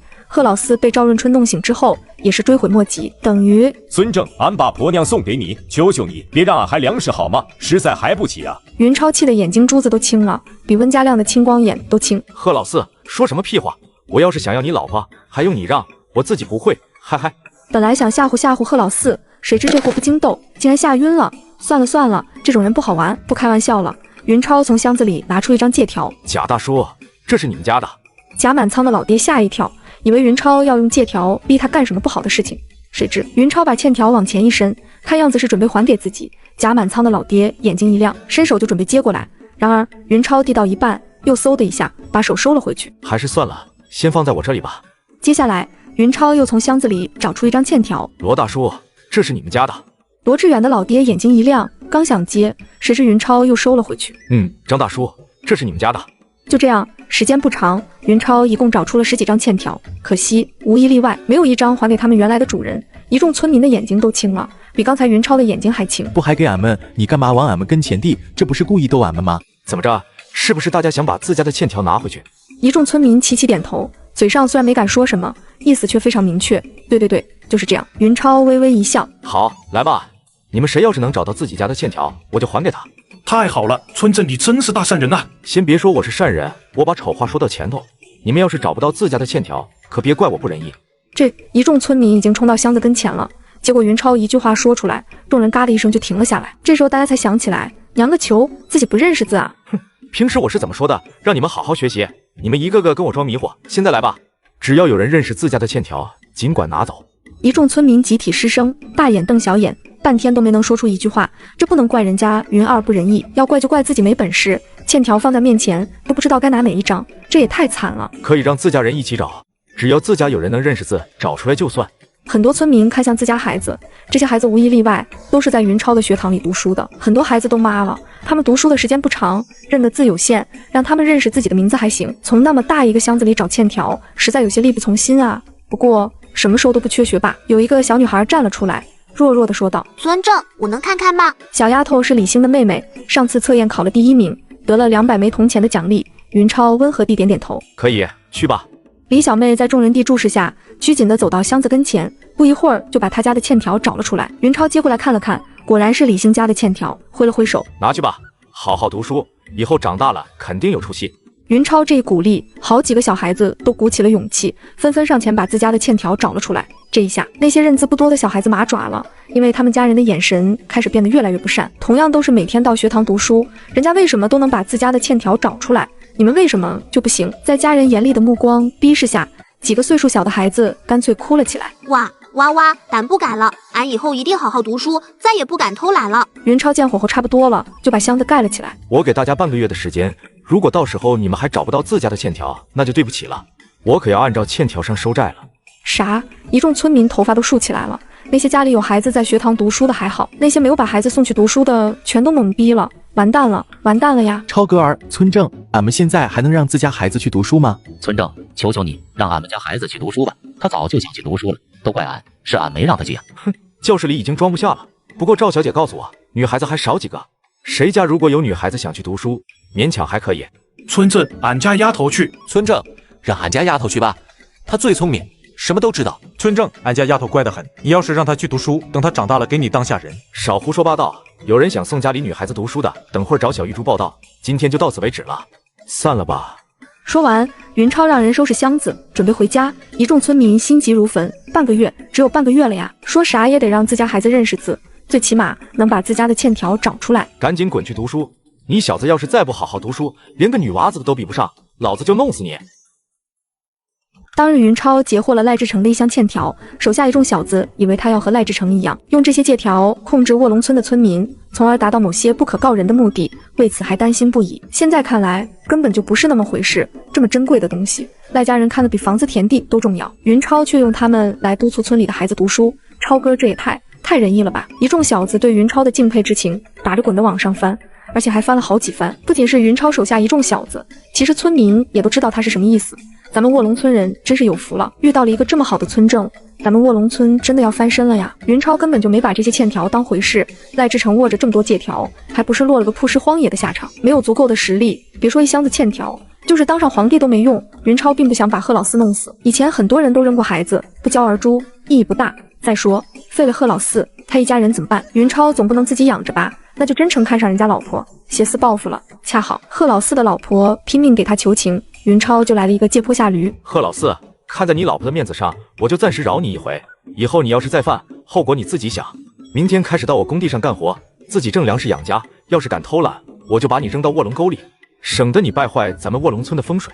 云超既然出手保下了贺老四的孩子，就不能让他轻易死掉。真要是活活饿死，一是不人道，二是会影响自己的威信。是。贺老四哪敢说个不字，连忙没口子地答应。很多村民眼珠子都红了，扬个腿。贺老四这货因祸得福，不但没有倒霉，反而还走了狗屎运，居然能到村正的工地上干活。乖乖，该不会云二这小子真和他老婆有一腿吧？不然怎么会对贺老四这么好？各位父老乡亲，今天我云超把话撂在这里。卧龙村是咱们所有卧龙村人的卧龙村，从今天开始，谁也不准损害卧龙村的利益。谁要是干了对卧龙村不利的事情，就是对不起所有卧龙村人。云超尽管学的不是管理学，但主人翁精神还是知道的。把你们给我干，变成你们给自己干，村民的积极性一下子就提升上来了。云超一番话说的一众村民热血沸腾，活了半辈子才明白，卧龙村不是某一个人的卧龙村，是全体卧龙村人的卧龙村。维护卧龙村的利益，就是维护大家的利益，更是维护自己的利益。好，村正说的太好了，以后谁要是再干缺的事，就是跟咱们整个卧龙村人过不去。于是贺老四马找了。他发现几乎所有人都在用不善的目光瞪着他，谁让这货想扔掉孩子？云超可是说了，扔的孩子越多，卧龙村的运气就越差。村子的运气差到一定程度，整个村子的人都要跟着倒霉。这些年卧龙村这么穷，大家这么倒霉，肯定是因为有人经常干伤天害理的事情。好容易出了云超这个散财童子，压住了卧龙村的霉运。要是不抓住机会，赶紧改变卧龙村的运气，早晚大家还会倒霉。突然，在卧龙沟北岸看工地的一个帮工慌慌张张跑了过来。东家，不好了，咱的驴死了。怎么回事？云超哭笑不得，自己刚刚来了一招借坡下驴，自己的驴就死了，这也太黑色幽默了。报信的帮工被云超散发出来的气势吓了一跳。东家，驴是被熊拍死的，一头熊从山里跑出来，把咱们的驴拍死了。啥？有熊？不仅是云超，所有卧龙村人都吓了一跳。大冷的天，哪来的熊啊？北山里有熊，不过一般都是在天热的时候活动，冬天都找地方眯着去了，几乎没听说狗熊冬天出来过。熊呢？伤到人没有？云超两世为人，对人命看得很重，和一头驴比起来，无一人更重要。没有人受伤，熊一出来，咱们的人都跑了，就剩下那头犟驴，想跟熊比划比划，结果被熊几巴掌就拍死了，拖进山里去了。走，过去看看。听说没有伤亡，云超总算松了一口气，带着手下一众小子，带着乔七叔，后面跟着帮工和村民。云超一行气势汹汹杀到了卧龙沟北岸，几个留下来看工地的帮工正在束手无策的乱转，见云超来了，总算是找到了主心骨，连忙围了过来，七嘴八舌开始讲之前的事情。几个人说的大同小异，就是一头熊冲出来拍死了那头犟驴，然后拖到山里去了。冬眠呐！乔七叔以前从来没有听说过冬眠这个词，不过稍微愣了一下之后，很快就想明白了是什么意思。超哥，你是说熊冬天睡大觉吧？是的，熊到冬天一般都会找地方睡觉，一直睡到来年春天，等天气暖和了才出来。不过有时候饿极了，也会跑出来找吃的。乔七叔，不管什么原因，总之这头熊不能留，必须除掉。今天幸好有毛驴顶着，下次要是伤了人怎么办？听云超这么说，众人对他的敬佩之情一下子就提到了一个新高度。恐怕也只有像云村正这种好人才会把人命当回事，像以前的赖志成，还有三水镇的巡检老爷，根本就不在乎人命，在他们眼里，一个人甚至都比不上一头驴。超哥，冬天出来活动的熊脾气很坏，不好对付啊。乔七叔忧心忡忡，不想让云超冒险。作为向导，一旦出了事情，他绝对是难辞其咎。乔七叔，有危险咱们也得除掉它。那头熊这次尝到了甜头，下次肯定还会来，等伤了人再后悔就晚了。幼娘，拿去看吧，看完了帮我收起来。啊，二哥，明天不穿了吗？穿着多威风啊！威什么风？碍事。哦，林幼娘吐了吐小舌头，林家小妹的气质又回来了。看到小姑娘的可爱劲儿，云超一个没忍住，吧唧就在她的小脸上香了一口。哎呀，二哥，你坏死了！嗨嗨，云老弟，我能进来吗？一个不和谐的声音突然在门外响了起来。不用问，云超也知道是谁，所谓的青阳县第一名医赵润春。担心刚才的事情被赵润春听见，林幼娘羞得面若桃花，连忙拿着云超的官服进了里屋。进来吧。一看见赵润春，云超险些没乐出来。老小子满脸都是疲惫，跟逛了3天3夜青楼似的。见云超憋笑憋得脸通红，赵润春的气就不打一处来。你云儿天天给人按摩试试，说不定还不如老子呢。云老弟，能不能找个地方？我有话想单独和你讲。云超吓一跳，赵润春这货鬼鬼祟祟的，该不会是想逼着自己娶他闺女吧？老赵啊，有些话我要先说清楚，将来我是要娶我们家幼娘当娘子的，就算有再好的姑娘，也不能跟我们家幼娘争啊。对已经勤俭持家惯了的林幼娘来说，损失了一头毛驴，简直心疼的都不行了。之前在外面害怕给云超丢人，一直忍着没哭，现在云超一提起毛驴，哪里还能忍得住？泪水像是断了线的珍珠，噼里啪啦直往下掉。得，云超最怕女人哭，尤其是小姑娘，实在不知道该怎么哄。幼娘，别哭了，明天我就进山给咱的驴报仇。一听云超要进山猎熊，林幼娘一下子就把泪水收了回去。二哥，咱不给驴报仇了好不好？你别进山了，人家不哭了还不行吗？哈哈，小丫头，放心吧，你二哥可没那么容易死。林幼娘一把捂住了云超的嘴，不许胡说，赶紧，你说呸呸呸！云超哭笑不得，年轻真好，哥那已经逝去的青葱岁月呀。第二天，因为昨天夜里发生的事情，云超进山给驴报仇的计划落空了。嗨嗨，别误会，不是昨天夜里云超劳累过度，是因为昨天夜里下雪了。尽管雪下的不大，只是覆盖了薄薄的一层，但昨天那头熊留下的痕迹完全看不到了。看着银装素裹的北山，云超实在不甘心。时间越久，熊留下的痕迹就越淡，等雪一化，就更找不到了。乔七叔，现在雪已经平了，我一定要进山瞧瞧，万一能找到那头熊呢？见云超下了决心，乔七叔只得答应带着大家进山。其实他也不甘心，有那么多能打的小子当帮手，这样的机会以前想都不敢想。这次如果错过了，下次不知道什么时候才能猎熊。猎熊不同于猎野猪，云超可不敢麻痹大意，一下子把原来的一帮小子全都带上了，只留下了受伤的二愣子和陈健看家，顺便训练那些新来的小子。新来的一帮小子也想跟着进山，云超没同意，乔七叔也不赞成。没有经过战场的洗礼，一旦和熊面对面干起来，很容易慌乱。经过和黑松岭土匪的一战，云超总结出了一个道理：打仗并不是人越多越好，没有足够的训练，没有足够的士气，人越多越容易出乱子。乔七叔告诉云超，下点小雪并不影响打猎，相反还更容易打到猎物。不过那要下过雪2-3天才行，刚下雪，动物一般都眯起来了，不好找。云超不在乎，他又不是打其他动物的，只要能找到那头熊就行。可惜熊昨天留下的痕迹被雪掩盖了。乔七叔带着大家在山里转悠了大半天，也没有发现丝毫蛛丝马迹。等众人从山里出来的时候，只拎了10来只山鸡、野兔。看到一帮小子蔫头耷脑，乔七叔劝慰大家不要灰心，进山打猎可不是那么容易的，空手而归是很正常的事情。别以为猎人每次进山都有收获，那样猎人早就发财了。打不到猎物才是常态，打到了猎物是走好运，尤其是狼、熊之类的大型野兽，想猎杀它们，难度绝对不是一般人能想象的。有些猎人一辈子都没有杀过一匹狼，更没有猎过一头熊。有乔七叔宽心，一众小子的心情这才好了一些。不过云超能看出来，乔七叔自己也很沮丧，只是安慰一众小年轻罢了。等没人的时候，乔七叔找到云超，超哥，这样下去不行，谁知道那头熊是不是又钻到什么地方睡觉了？要是他不出来活动，咱们找一冬天也不一定能找到。那怎么办？难道就这样放弃了？超哥，明天我去一趟靠山村，找人借2条狗回来。好。云超当然不会反对，工欲善其事，必先利其器，磨刀不误砍柴工。要是乔七叔能借2条猎犬，肯定能事半功倍。第二天，乔七叔一大早就出发了。云超想派2个小子跟他一起去，被乔七叔拒绝了。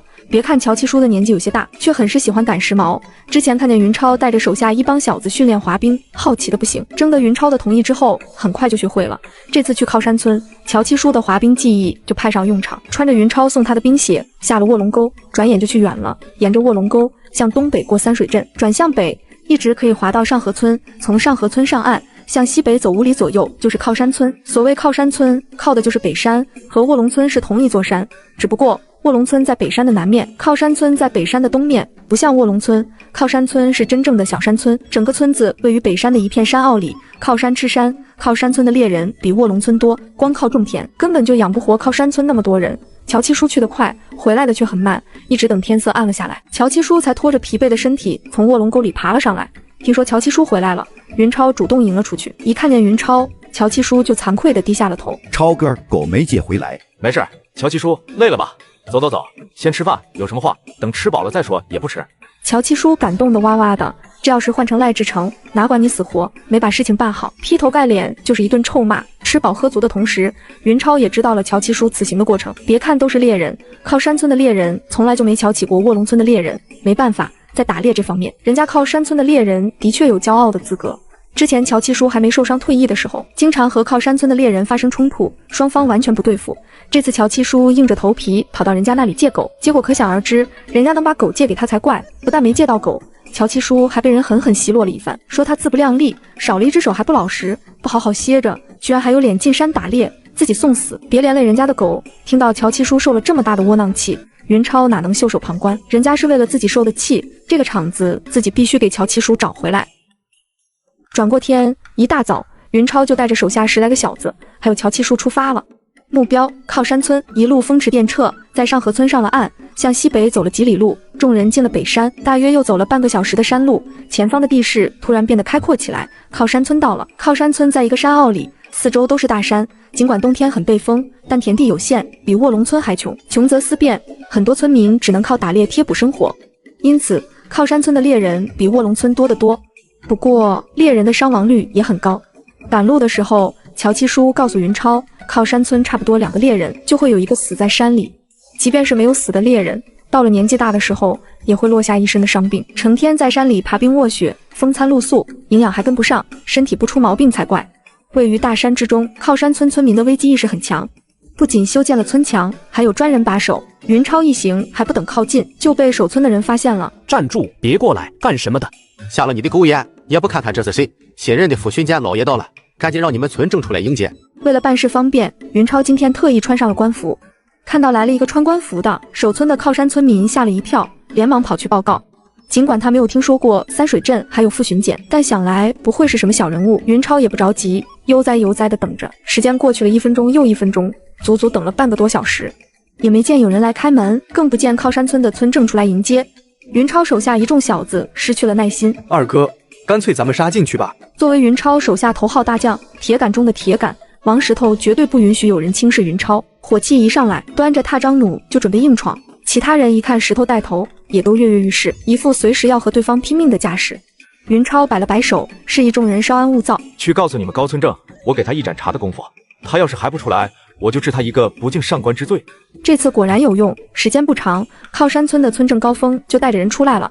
一见云超，高峰就一路小跑迎了过来。巡检大人，俺刚才不在家，进山打猎了，刚回来，有怠慢之处，还请你多多原谅。懒得和老狐狸啰嗦，既然对方已经给自己下马威了，云超自然也不会给他好脸色。高峰，咱们明人不说暗话，既然你做了初一，就别怪我做15。现在我给你2条路选择，一是让我杀了你，二是给我挑2条好狗。啊！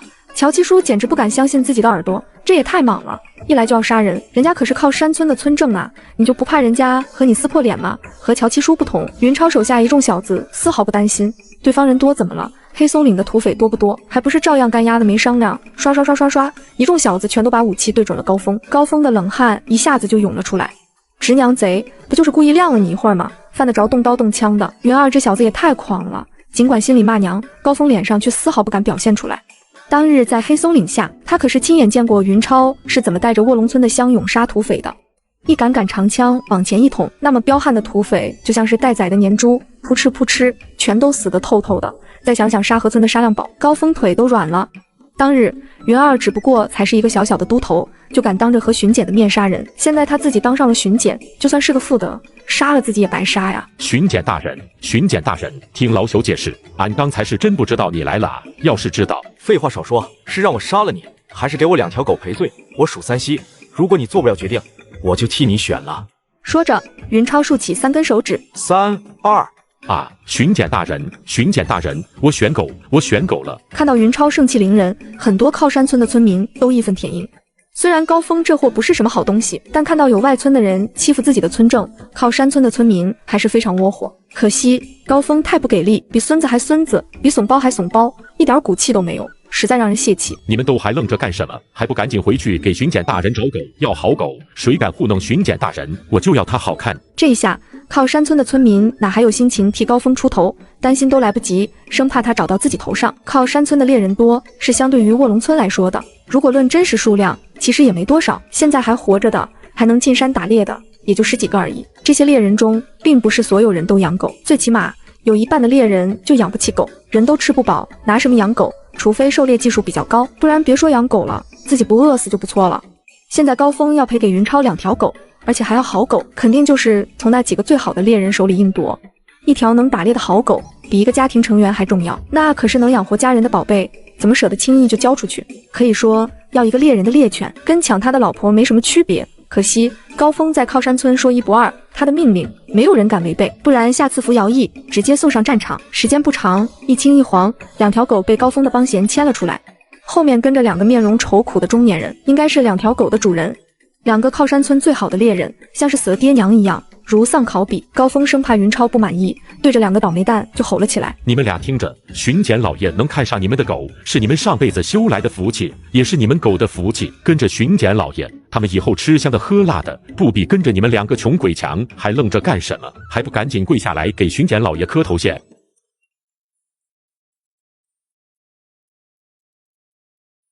两条狗的主人尽管憋屈的抓狂，可是面对村正，面对比村正似乎还厉害的副巡检老爷，他们最终还是什么都没说，强忍泪水，准备给云超跪下去磕头。磕头就不用了，我来问你们，你们这两条狗能打猎吗？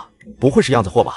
两个猎人尽管畏惧，但听云超瞧不起自己的狗，还是没能忍住。大老爷，他们不是样子货，是靠山村最好的狗。高峰吓坏了，生怕两个猎人惹怒云超，连累到他头上。你们俩废物，也不撒泡尿照照自己是什么德行，竟敢和副巡检老爷犟嘴！来人啊，掌嘴！两个帮闲跳了出来，过去就要扇两个猎人的耳光。看到这一幕，云超手下一众小子几乎全都勾起了回忆。以前云超还没有崛起的时候，赖志成就像是高峰一样，对待卧龙村的村民非打即骂，根本就不当人看。现在看到靠山村人的遭遇，一众小子心有戚戚。要是没有超哥，自己现在还像是这些靠山村的村民一样，被赖志成永远踩在脚下。好了，你们都回去吧，我还要进山猎熊，没工夫跟你们啰嗦。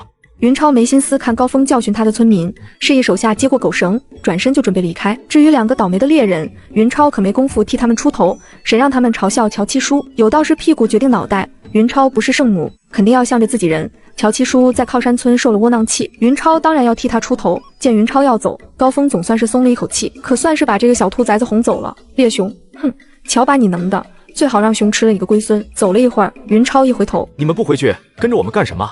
两个猎人没有回靠山村，远远跟在云超一行人身后。他们的狗似乎知道了是怎么回事，频频回头张望。只可惜绳子在别人手里，只得乖乖跟着走。哪怕是再凶的狗，只要能从他们主人手里接过绳子，就会乖乖跟着走。这是世代驯服的结果。在主人不反对的情况下，狗一般不会咬牵绳子的人。两个猎人见云超问话，连忙靠了过来。大老爷，你要猎熊，就让俺们跟着去吧。俺们的狗没有俺们指挥，是打不过熊的。云超明白了，两个家伙原来是担心他们的狗被熊所伤。云超一指乔七叔，我可以让乔七叔指挥他们。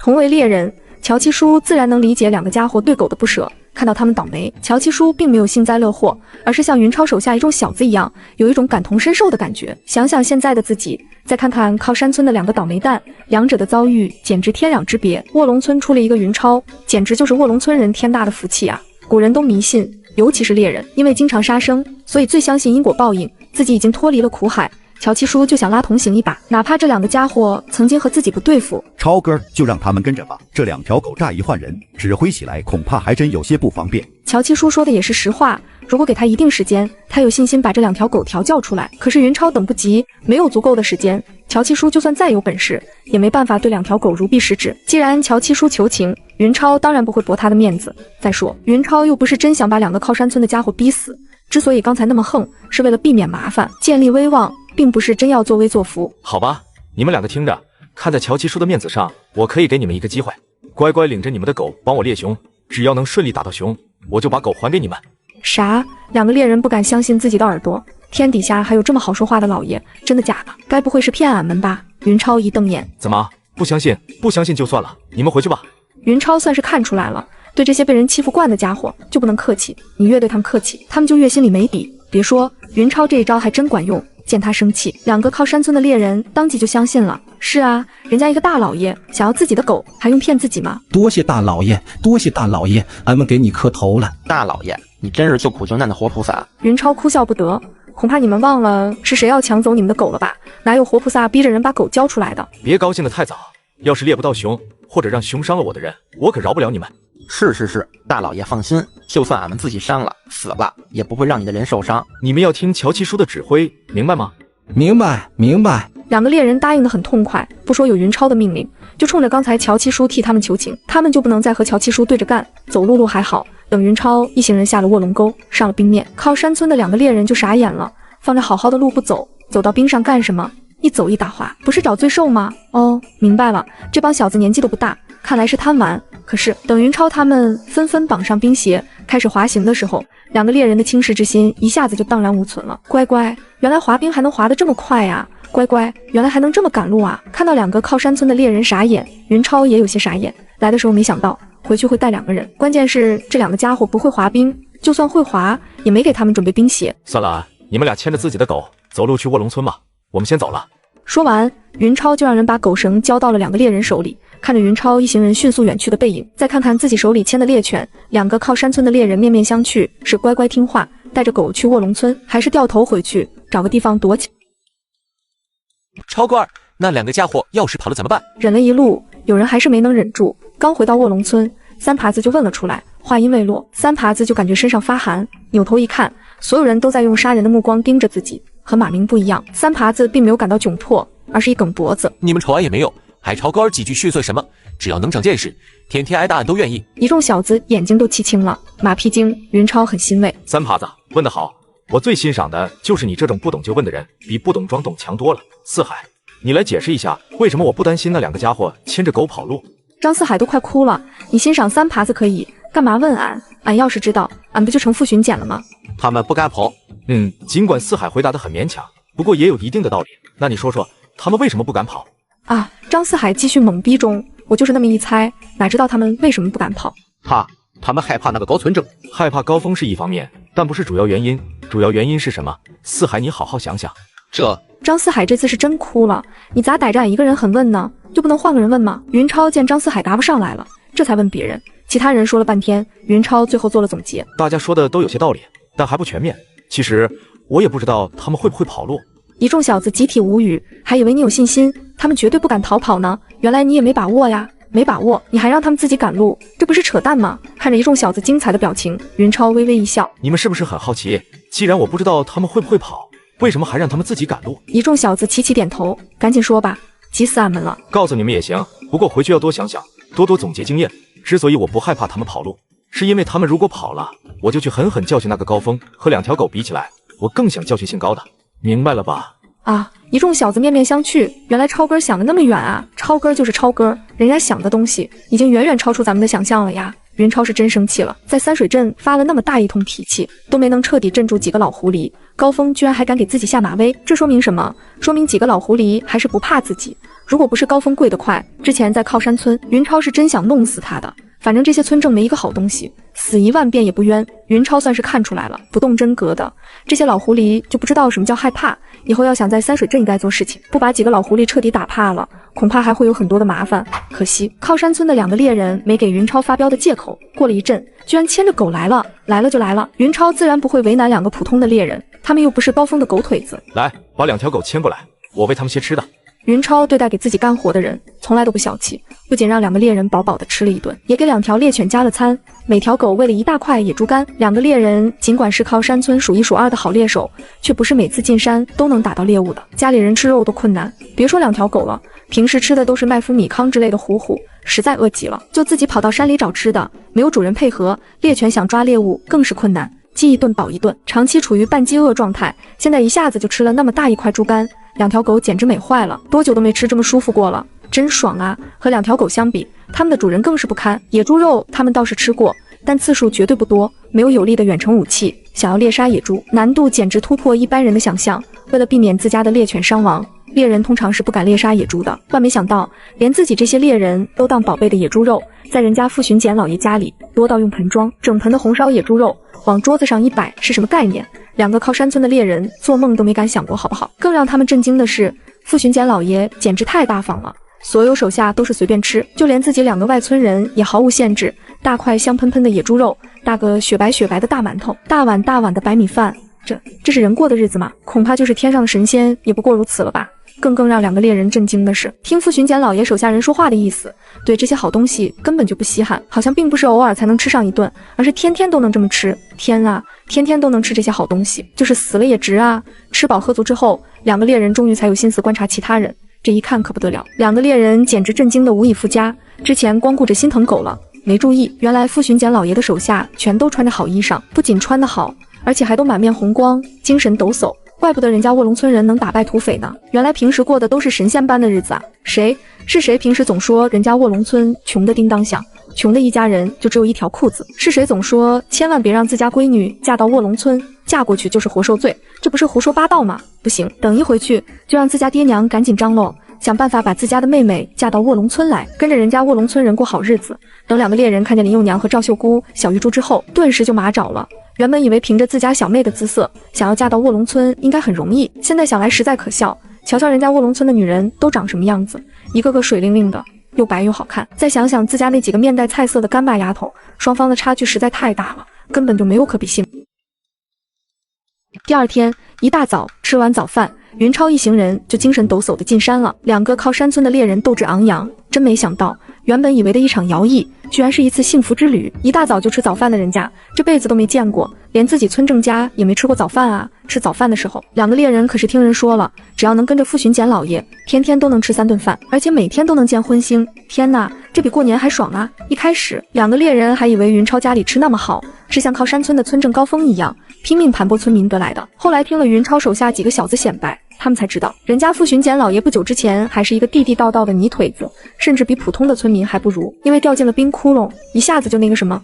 对了，觉醒了前世的记忆，原来人家是菩萨驾前的神仙，想什么来什么，要多少东西就有多少东西。乖乖，卧龙村竟然出了一个神仙，怪不得人家卧龙村人能过上好日子，跟着神仙混，天天吃好的，喝好的，据说动不动还能发银子，这日子过得，给个县太爷都不换啊。远的不说，就看看乔七叔，一个残废的猎人，就是因为跟了傅巡检老爷，一天能吃3顿饱饭不说，还能每天领5升粮食回家，那可是5升粮食啊！自己要是也能每天领5升，别说5升，就是2升，也足够让家里人活下去了呀。在赶路的过程中，两个猎人就渐渐起了异样的心思，一定好好表现，最好能让傅巡检老爷看上自己，以后专程给他打猎，变成他的手下。上次云超带人进山是刚刚下过雪，乍一下雪，山里的动物一般会躲起来，所以刚下过雪进山，一般是打不到什么猎物的。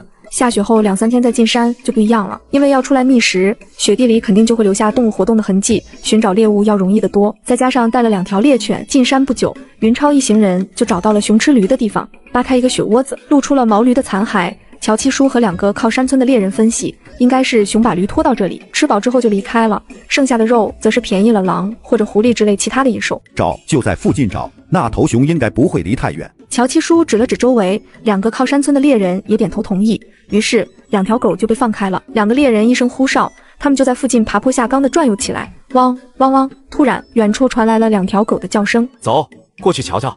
不用几个猎人说话，云超就带人朝狗叫声传来的方向跑了过去。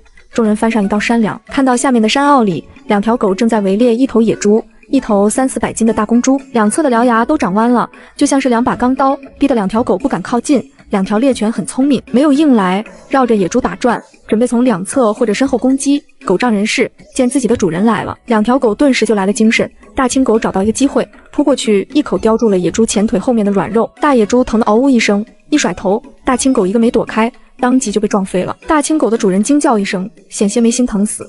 好在他的大青狗打了几个滚就站了起来，看样子伤得不重。大青狗刚爬起来，还不等缓过一口气，大野猪就朝他冲了过来。这要是被大野猪正面撞上，别说大青狗，就是豹子也够呛。幸亏还有一条大黄狗，见同伴遇险，大黄狗朝着野猪的后门就下了口，一嘴过去，正叼在野猪的菊花上，疼得他嗷呜一声，整个身体都抬了起来。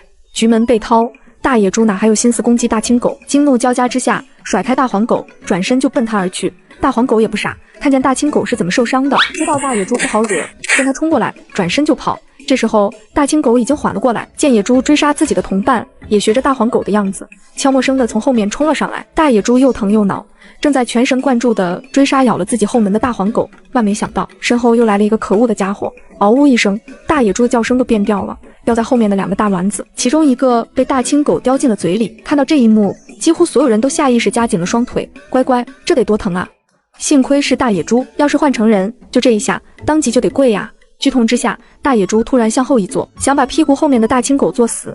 大青狗之前吃了一次亏，知道野猪不好对付，感觉情况不对，赶紧松开嘴向后一跃，要害受伤。大野猪终于害怕了，突然一个加速，甩开2条狗就逃。2条狗一见野猪要逃，更是来了精神，汪汪叫着追了上去。狗和很多野兽一样，猎物越是逃跑，它们就越兴奋，追得越狠，这是野兽的本能。猎物越跑，捕食者的危险就越小。所以在野外如果遇到了野兽，除非有把握逃掉，不然千万别急着逃跑，一旦把后背留给对方，很可能这辈子都看不到第二天的太阳啊。论起奔跑速度，狗通常是要快过野猪的，何况大野猪还来了一个菊花残、蛋蛋伤。不过短时间狗想要追上野猪，也并不是一件容易的事情，需要一定的时间。片刻之后，一猪两狗就消失在众人的视线之中。快追！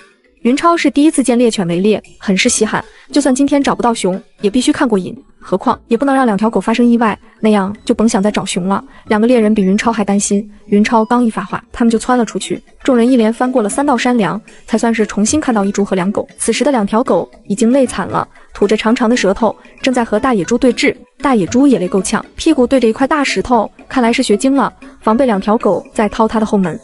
乔七叔，你说咱们如果不帮忙，大青和大黄能把野猪拿下来吗？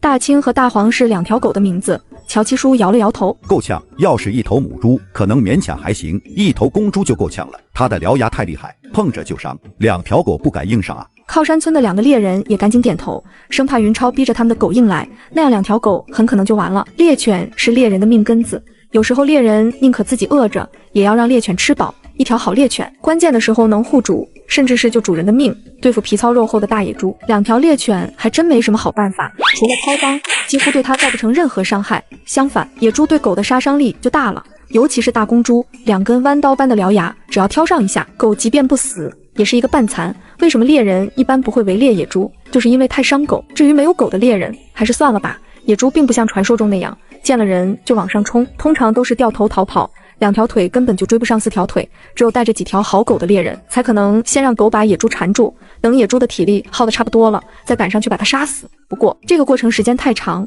变数太多，一个弄不好，不是猎犬出现伤亡，就是猎人自己伤亡。所以哪怕是靠山村最好的猎人，也很少能吃到野猪肉，因为很难打到。见自己的狗缠住了野猪，两个猎人很是焦急，担心他们受伤，主动请缨要上前助战。云超摆了摆手，没让两个猎人过去。两个猎人以为云超要看狗猪大战，敢怒不敢言，只能眼巴巴看着两条狗，生怕他们有个3长2短。云超并不是想继续看稀罕，他要练兵。石头，你带10个兄弟过去，小心点，别伤着狗。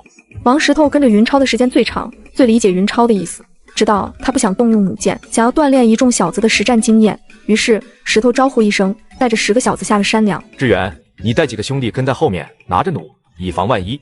罗志远也带着几个小子下去了，作为后备队，他们端着踏章弩，随时准备救援。两个靠山村的猎人傻了，不知道云超为什么放着那么多弩不用，非要和野猪近战，还是太年轻了，年轻气盛，喜欢冒险，简直拿手下的人命不当回事。乔七叔因为比较了解云超，所以不像两个靠山村的猎人那么想，若有所思地点了点头。怪不得一帮毛头小子跟了云超之后就变得这么能打，原来都是云超一点一点训练出来的呀。两条猎犬通人性，见自己人下来了，顿时就抖擞精神，围着大野猪拼命转，防止它逃跑。大野猪也不傻，见来了那么多两脚无毛怪，知道不能继续待下去，连忙逃跑。可惜两条狗已经摸到了窍门，只要野猪想逃，就从后面攻击它的菊花或者蛋蛋。大野猪再是皮糙肉厚，要害受到攻击也受不了，只得继续靠着东西，防止鸡飞蛋打。这么一耽误，石头就已经带人到了。10来个小子呈半月状排开，把野猪堵在一块大石头前面。两个猎人一看包围圈已经形成，连忙吹起了口哨。两条狗听到主人呼唤，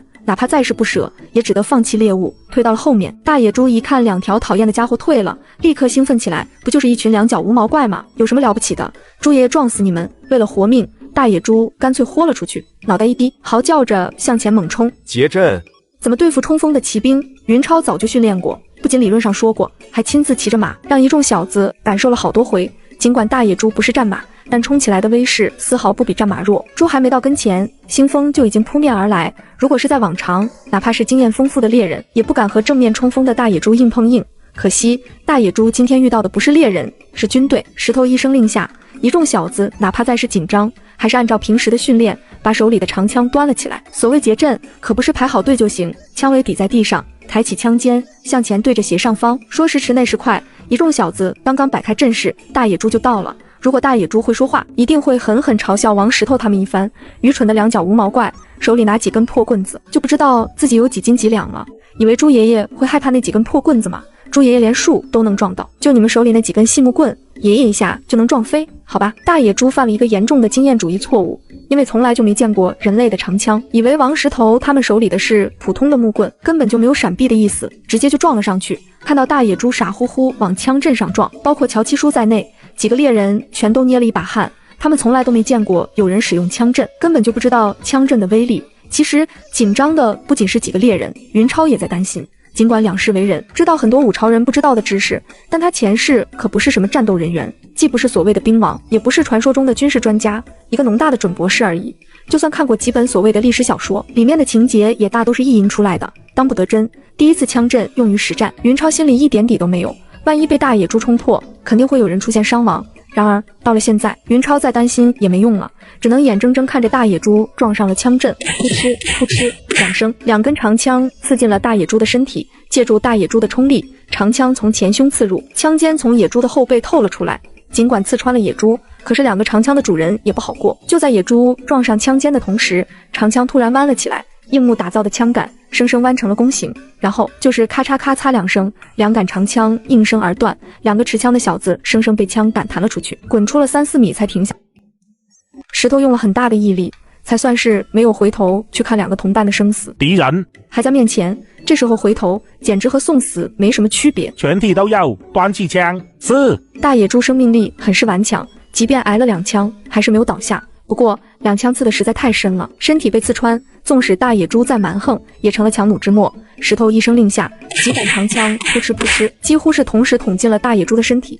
这一下，大野猪再也坚持不住，痛苦的嚎叫一声，重重的摔倒在地。2条狗扑了上去，疯狂撕咬。大野猪4条腿抽搐了一阵，很快就不动了。石头刚想把2条狗赶开，乔七叔就跑了过来。石头，别赶他们，让他们咬一会儿。为什么啊，乔七叔？野猪已经死了啊。乔七叔告诉石头，同时也是讲给大家听，有些野兽是很狡猾的，见势不妙就会装死。如果看见猎物倒地，就把猎犬赶开，几回之后，猎犬就会形成习惯，以后只要猎物一倒地，它们就会撤下来。一旦遇到装死的野兽，很可能就会趁机逃脱，甚至是伤到猎人。哦，明白了。石头没有再管2条猎犬，回头查看2个同伴的伤势去了。别动，让赵医生来。云超大喊一声，不让石头动2个被枪杆弹飞的小子。通常情况下，没有医学常识的人最好不要乱动伤者，那些看到有人摔倒就马上去扶的人，尽管是一片好心，但很容易好心办坏事，给伤者造成2次伤害。万一有骨折之类的伤势，随便乱动，断骨很可能会导致伤上加伤，严重的甚至可能刺穿内脏，危及生命安全。赵润春也来了，不是云超忽悠来的，是他自己主动要来的。听说云超要猎熊，赵润春主动找到云超，非要跟着不可。一开始云超以为他想看热闹，听了解释才知道，原来赵润春是担心云超他们胡来，浪费了狗熊一身的好材料。赵润春告诉云超，熊的一身都是宝，鼻子、膝盖等等都是上佳的药材，最珍贵的就是熊胆，确切的说是熊胆里的胆汁。然而想获得一副完美的熊胆，就要有专业技术，并不是谁都可以做到。既然赵润春主动要跟着，云超自然不会反对。一是他确实不会处理熊身上的东西，二是有个医生跟着，万一有人受伤还能派上用场。还真别说，赵润春跟着还真有用。见2个手下受伤，云超拽着赵润春就往山梁下面跑。赵润春被云超拽得踉踉跄跄，好几次都险些摔倒，气得哇哇大叫。还好2个小子的伤势并不重，毕竟年轻，10几岁的年纪，骨头比较软。经过赵润春一番仔细检查，发现一个小子扭了脚，另一个被枪杆抽断了2根肋骨，问题不是很大。咔吧一声，赵润春把断掉的肋骨复了位，又解下了他的绑腿，紧紧把他的胸膛缠了起来。绑腿是云超的发明，好吧，是云超跟后世那支25000里战略转进的队伍学的。赶路的时候打上绑腿，不但不容易疲劳，还能增加效率。好了，不要有大的动作，回去养2个月就行。受伤的小子一听就哭了，养2个月才能好，那得耽误多少时间啊？之前受伤的二愣子和陈健错过了多少次立功的机会，扭了脚的小子也郁闷的抓狂，他也没比断了肋骨的小子强多少，踝关节错位。赵润春给他正了骨之后，也交代他要养上1个月，不然将来容易落下后遗症。赵润春给2个小子治伤的同时，云超准备喂狗，一是让他们尽快恢复体力，二就是给他们一些甜头，提升捕猎的积极性。喂狗的事情，云超没有插手，交给了靠山村的2个猎人。2个猎人不愧是专业人士，3下5除2就把野猪开了膛。征得云超同意之后，2个猎人把猪心一分为2，每条狗喂了1半，然后他们又把猪肝分成2半，扔给了2条狗。狗和很多野兽一样，都喜欢吃猎物的内脏。捕获了猎物之后，野兽通常都是先吃内脏，然后才吃肉，主要原因就是内脏营养丰富，而且柔软，既容易吞下肚子，又容易消化。一个猪心一副猪肝，2只狗风卷残云，片刻功夫就吃了个精光，然后眼巴巴看着他们的主人，希望还能再吃一些。可惜2个猎人没有再喂他们。云超觉得2条狗立了功，就对2个猎人说道：“看起来他们好像没吃饱，不用省，再喂一些吧。”这2个猎人面面相觑，不敢违背云超的命令。可是乔七叔给他们解了围：“超哥，现在要是直接回村，就可以让2条狗吃饱了。要是想继续找熊，就不能让他们吃饱，不然他们就不想动弹了。”哦，明白了。云超尴尬地笑了笑，看来是自己小白了，专业的事情专业的人干。以后在打猎方面我有什么说的不对的，你们可以指出来，不要害怕。见云超态度和蔼，2个猎人很是感动，怪不得人家年纪轻轻就能当上副巡检老爷，而自己的村正那么大年纪了，还是一个村正，2者的差距实在太远了呀。尽管2个猎人说不出格局之类高大上的词汇，但他们明白云超的心胸和气度绝对不是他们靠山村的村正能比的。2个小子受了伤，肯定是不能跟着继续找熊了。云超让人制作了2个简易担架，派了4个小子抬着他们出山，那头大野猪就先扔在这里了。等几个送人出山的小子回去之后，多找几个人回来拖出山就行。4个小子闷闷不乐地抬着2个受伤的倒霉蛋走了，不能跟着云超猎熊，实在是遗憾。不过哪怕再遗憾，云超的话他们也不敢不听，甚至连抗议的都不敢。云超不止一次强调过，平时如果谁有意见，尽管提出来，可是一旦上了战场，谁都不能违背指挥官的命令，哪怕是质疑都不行，必须服从，服从再服从。整整找了1天，乱七八糟的猎物打了不少，就是没有找到那头熊。下过雪之后，山里的动物好找了很多，只要在雪地上活动，就能留下印记。2条猎犬都是好猎犬，受到了乔七叔的多次夸赞。通常情况下，能顺着动物留在地上的气味找到猎物，就已经算是好猎犬了。不过一旦下雪，地上的气味被掩盖，这种猎犬就麻找了。大青和大黄不一样，地上有雪，它们就仰着头闻味道，通过空气里残留的气味寻找猎物，这就牛逼了，一般的猎犬根本就做不到。2个靠山村的猎人也兴奋不已，以前他们进山打猎，无非就是下几个套子，掏几个鸟窝，偶尔运气来了，才能逮着1只半只的山鸡野兔。哪像现在，一群战斗力非凡的小子听他们指挥，山鸡野兔打到腻，野猪野狼都不在话下。他们的装备也鸟枪换炮，原来的破刀换成了钢刀，软趴趴的猎弓换成了牛角弓，这样的弓别说射兔子，野猪都能射呀。尽管1天都没找到熊，云超还是对2个猎人和他们的狗很是满意。回家之后，分别喂了2条狗1大块的野猪五花肉。这年头人都吃不饱，何况是狗，能吃一些麦麸野菜团子就不错了。如果帮主人打到了猎物，也只是多少沾点荤腥，想敞开了吃肉，根本就是不可能的事情。2条猎犬今天跟着云超，可算是过足了瘾，吃肉吃到饱，而且还是油水充足的野猪五花肉，简直都爽翻了。看到云超用野猪五花肉喂狗，很多帮工都心疼的不行，这里可是经常能活活把人饿死的大武朝。看到云超如此浪费，一个词自然而然就出现在众人的脑海之中，败家子。甚至连2条狗的主人都觉得云超奢侈，实在是暴殄天物。不过2个猎人感动得哇哇的，从来没见过像云超这么好的官老爷，尽管败家了一些，但人家是真好，不但对狗好，对人也好。哪怕没有找到熊，云超也没有亏待2个猎人。你们俩今天也辛苦了，每人5升粮食，走的时候一起结算。2个猎人今天是真出力了，这一点云超能看出来，乔七叔也能看出来，告诉云超说他们没有偷懒。不得不说，这一点云超就佩服乔七叔。上次去靠山村，嘲笑他的人里就有这2个家伙，受了那么大的窝囊气，还能站在公正的立场上为他们说话，可见乔七叔的人品如何。2个猎人本来就感动，这下干脆感动哭了，趴地上就给云超磕头。要是靠山村的村正也能像这位巡检老爷这么好，那靠山村的乡亲该多有福啊。从其他人的只言片语里，他们已经大致知道了云超是一个什么样的人。刚见到云超的时候，还以为云超是一个欺男霸女、无恶不作的坏官，万没想到云超霸道是霸道了点，但人是真好。看看那些跟着他的人是什么待遇，无论是卧龙村的本地人，还是外村来干活的帮工，个个吃得面色红润，精神抖擞。吃得好也就算了，每人每天还有2升粮食的酬劳，这是什么概念？2个猎人以前听都没听说过。更让他们没想到的是，云超居然一视同仁，作为猎人，乔七叔1天能领5升粮食，他们居然也能领5升粮食。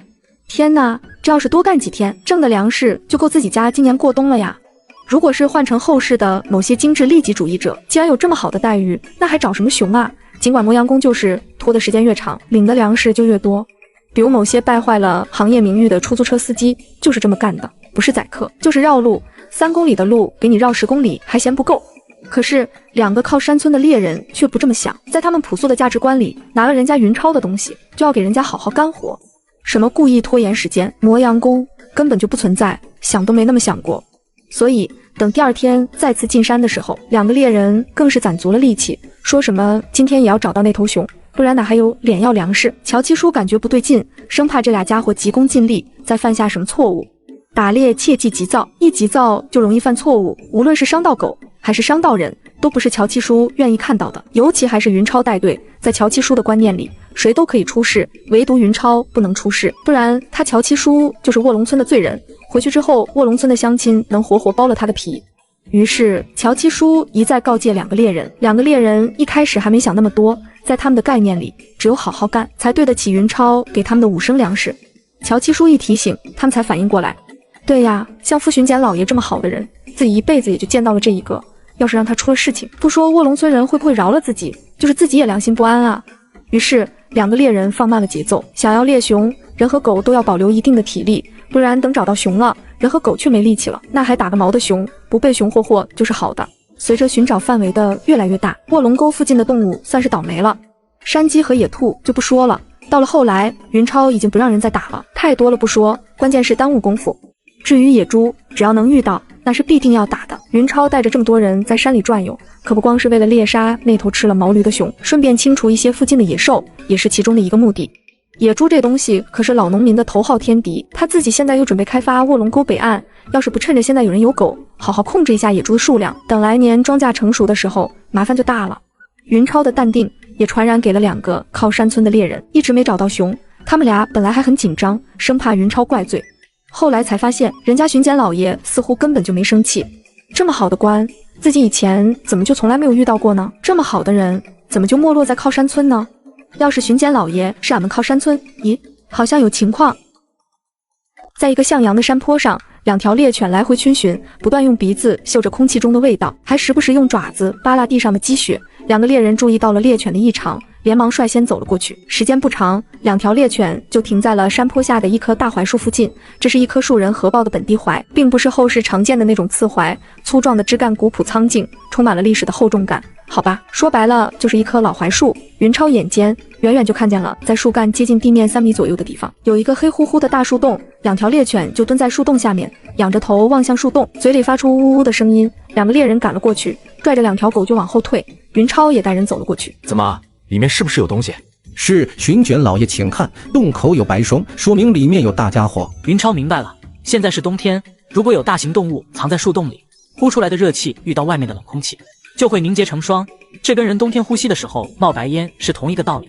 云能看出来树洞里是什么吗？8成是熊，除了熊，很少有大家伙在冬天钻洞子睡觉。云超知道，乔七叔说的睡觉，并不是通常意义上的睡觉，就是冬眠的意思。这些猎人都没文化，说不出冬眠这种所谓的洋玩意。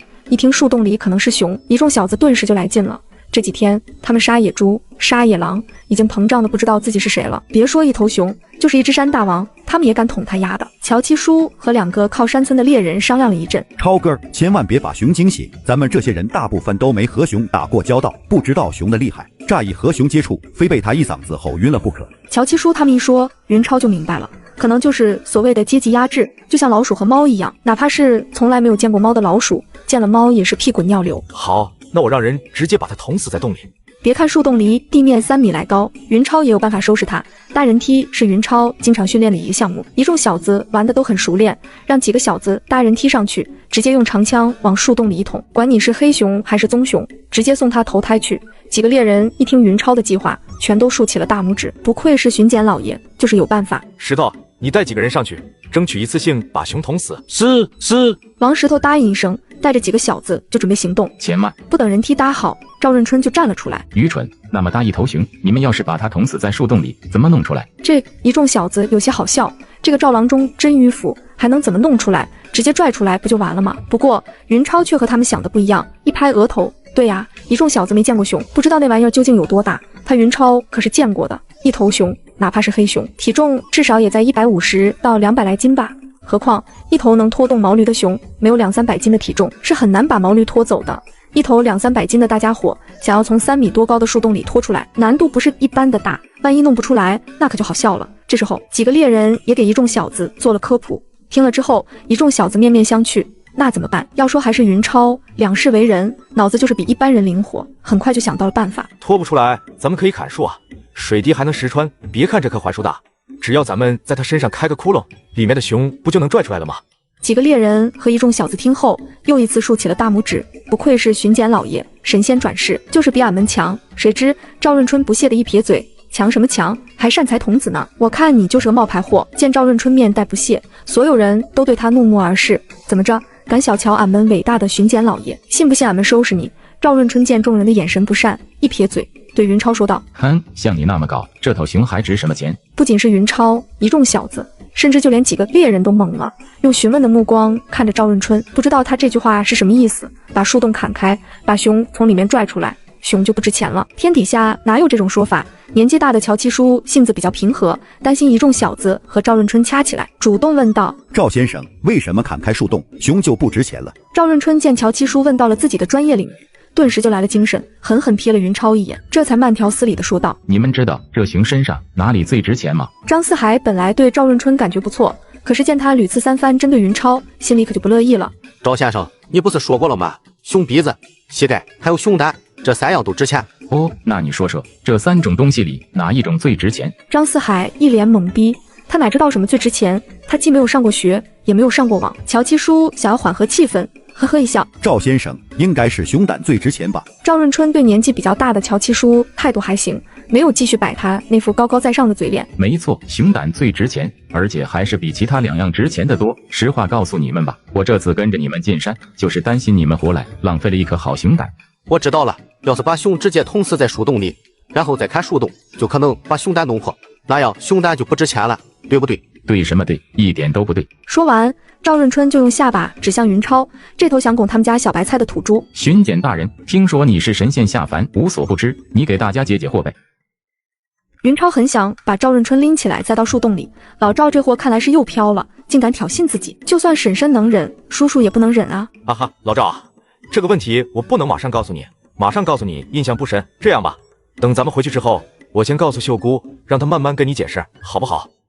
不好，你们听着，我现在就告诉你们。担心云超霍霍自家的小白菜，赵润春哪还敢嘚瑟，老老实实把其中的原委说了一遍。熊胆之所以值钱，并不是胆囊值钱，而是胆囊里的胆汁值钱。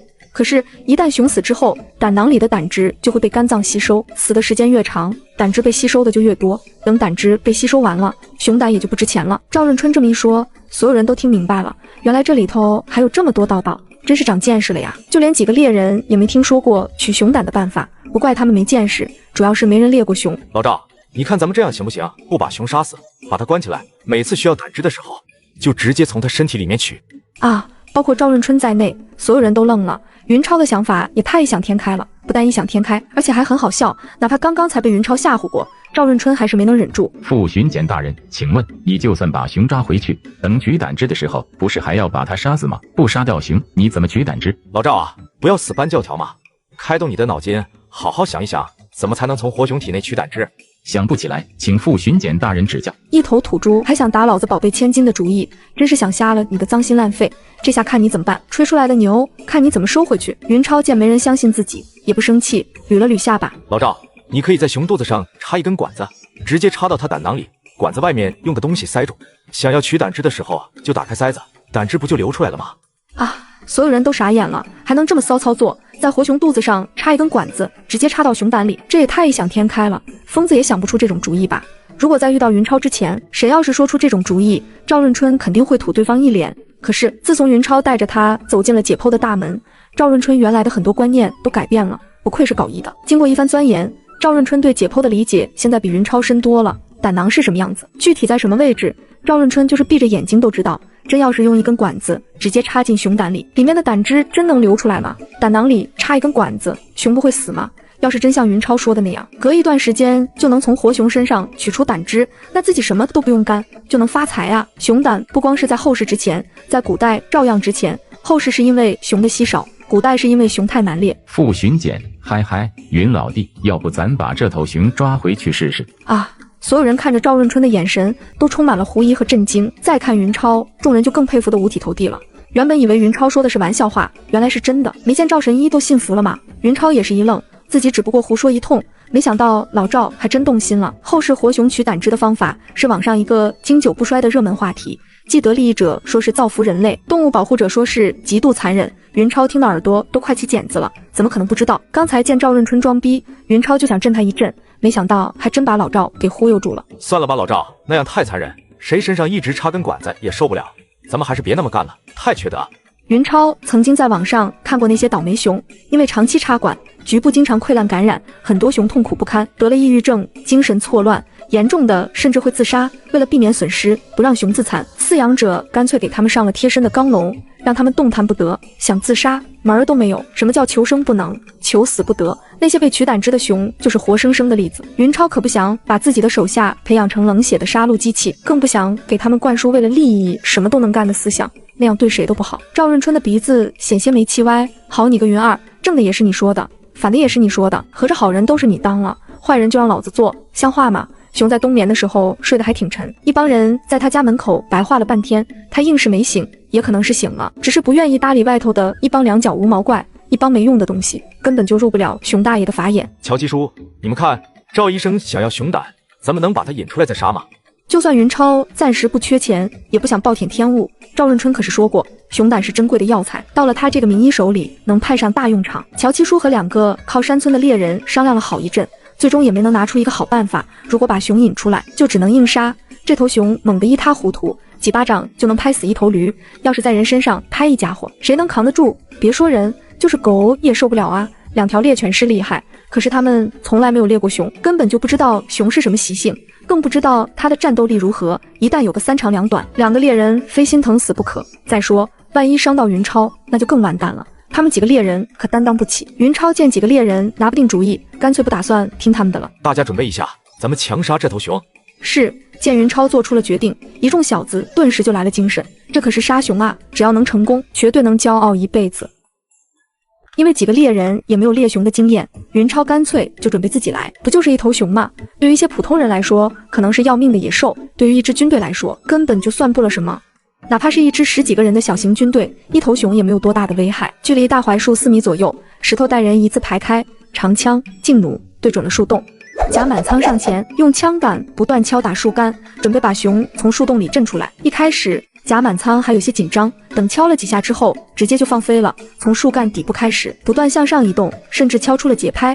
敲击树干底部的时候，发出的是当当的实音，到了离地半米左右，就变成了空空的声音，里面应该就是树洞。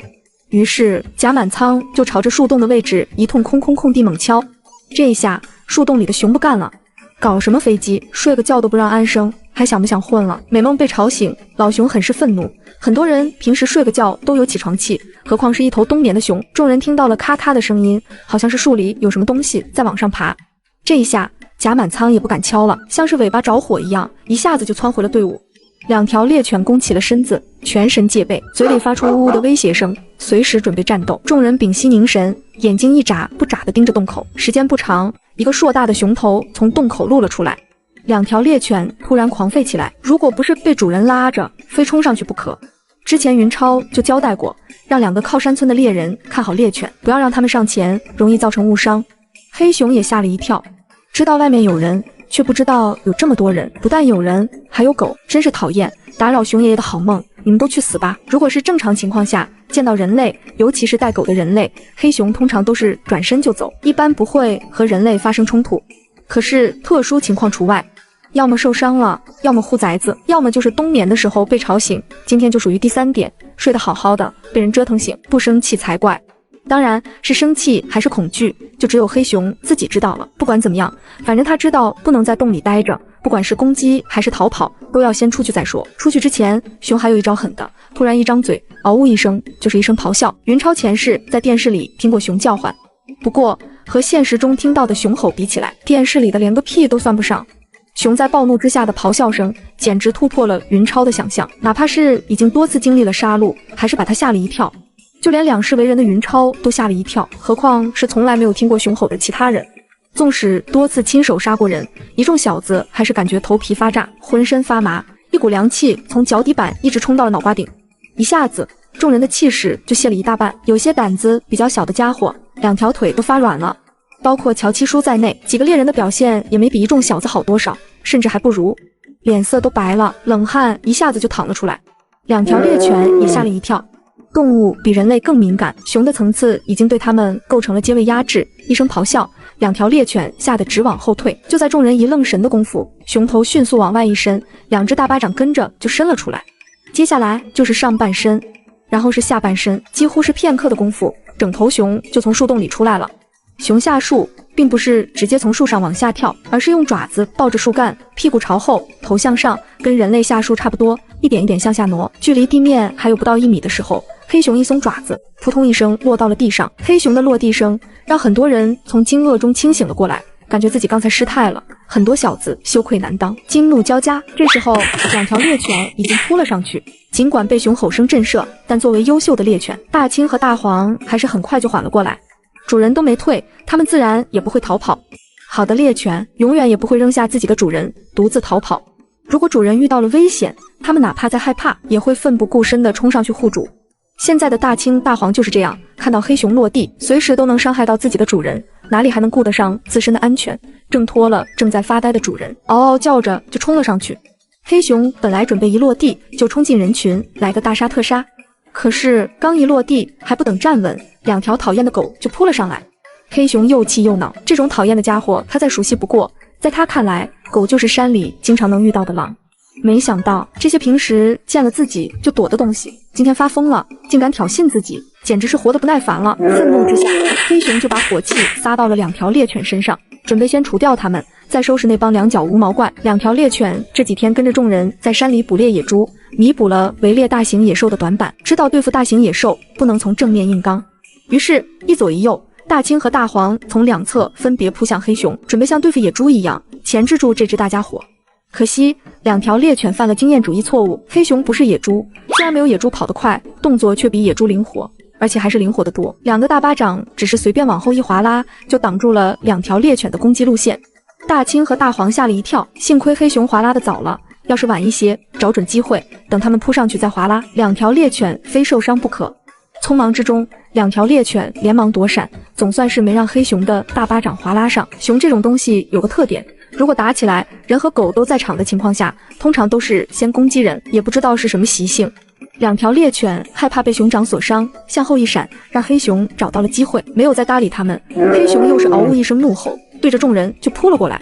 猎犬一扑一退，时间仅仅才一瞬间，却给了一众小子反应过来的时间。不等黑熊冲进人群，石头和贾满仓手里的踏章弩就扣响了，嘣嘣，一只弩矢射中了黑熊的肩膀，另一只射中了他另一边的肩膀。如果是人，别说中了2弩，就是1弩，不管射中哪里，都能让他停下来。然而众人面对的是黑熊，身上中了2弩，不但没能给他造成制动效果，反而还激发了他的凶性。又是一声怒吼，震得树上的枯叶刷刷的往下掉，震得面对他的几个小子头晕眼花，连手里的枪都端不稳了。黑熊不是野猪，眼睁睁看着锋利的枪尖，可不会傻乎乎往上撞。趁着几个小子被熊吼震慑，大巴掌随便一划拉，几杆长枪就被他划拉到了一旁。这一下，黑熊面前再无阻碍。面对几个目瞪口呆的小子，黑熊上半身一抬，就要来一场痛痛快快的扑杀。突然，2条猎犬从后面扑了上来，见黑熊要伤人，他们不顾危险，干脆豁了出去，宁愿被熊掌所伤，也要拖住他的脚步。一青一黄2条大狗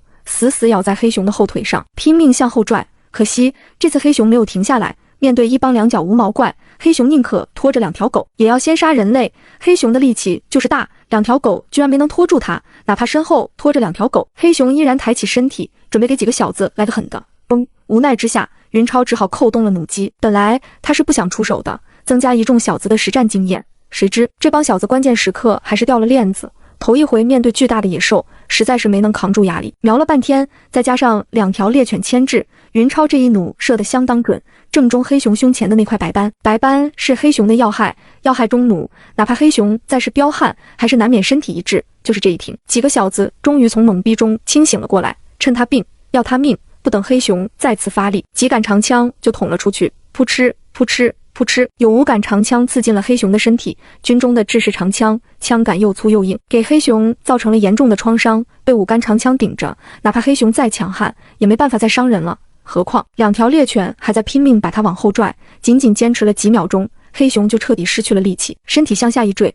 轰隆一声倒在地上。两条猎犬一看黑熊抗能力，扑上去疯狂撕咬起来。云超没有阻拦，让他们发泄一阵，同时也能提升他们的野性。直到这时候，还有个别小子没能反应过来，比如张四海。在刚才的战斗中，张四海一直处于懵逼状态。自从听见第一声熊吼，张四海就懵逼了，一直懵逼到黑熊彻底断气。云超站在人群后方，战场上的一切进入眼底。看来张四海还是不能上战场，这小子干别的都行，就是打仗不行。要说反应快，海鼠王石头和贾满仓，他们反应过来的时间最短，在其他人还懵逼的时候，他们已经对着黑熊射击了。至于几个猎人，也就那么回事，打猎他们是专业的，可是猎杀黑熊，他们的经验也不比一众小子强多少，甚至胆量还不如一众小子，就连一众小子都吓懵了，何况是几个猎人。功劳最大的是2条猎犬，正是他们一次又一次影响了黑熊，才给了其他人反应的时间。如果今天没有2条猎犬，哪怕有云超压阵，也难免出现伤亡。黑熊太彪悍了，双方的距离又近，哪怕云超能射他一弩，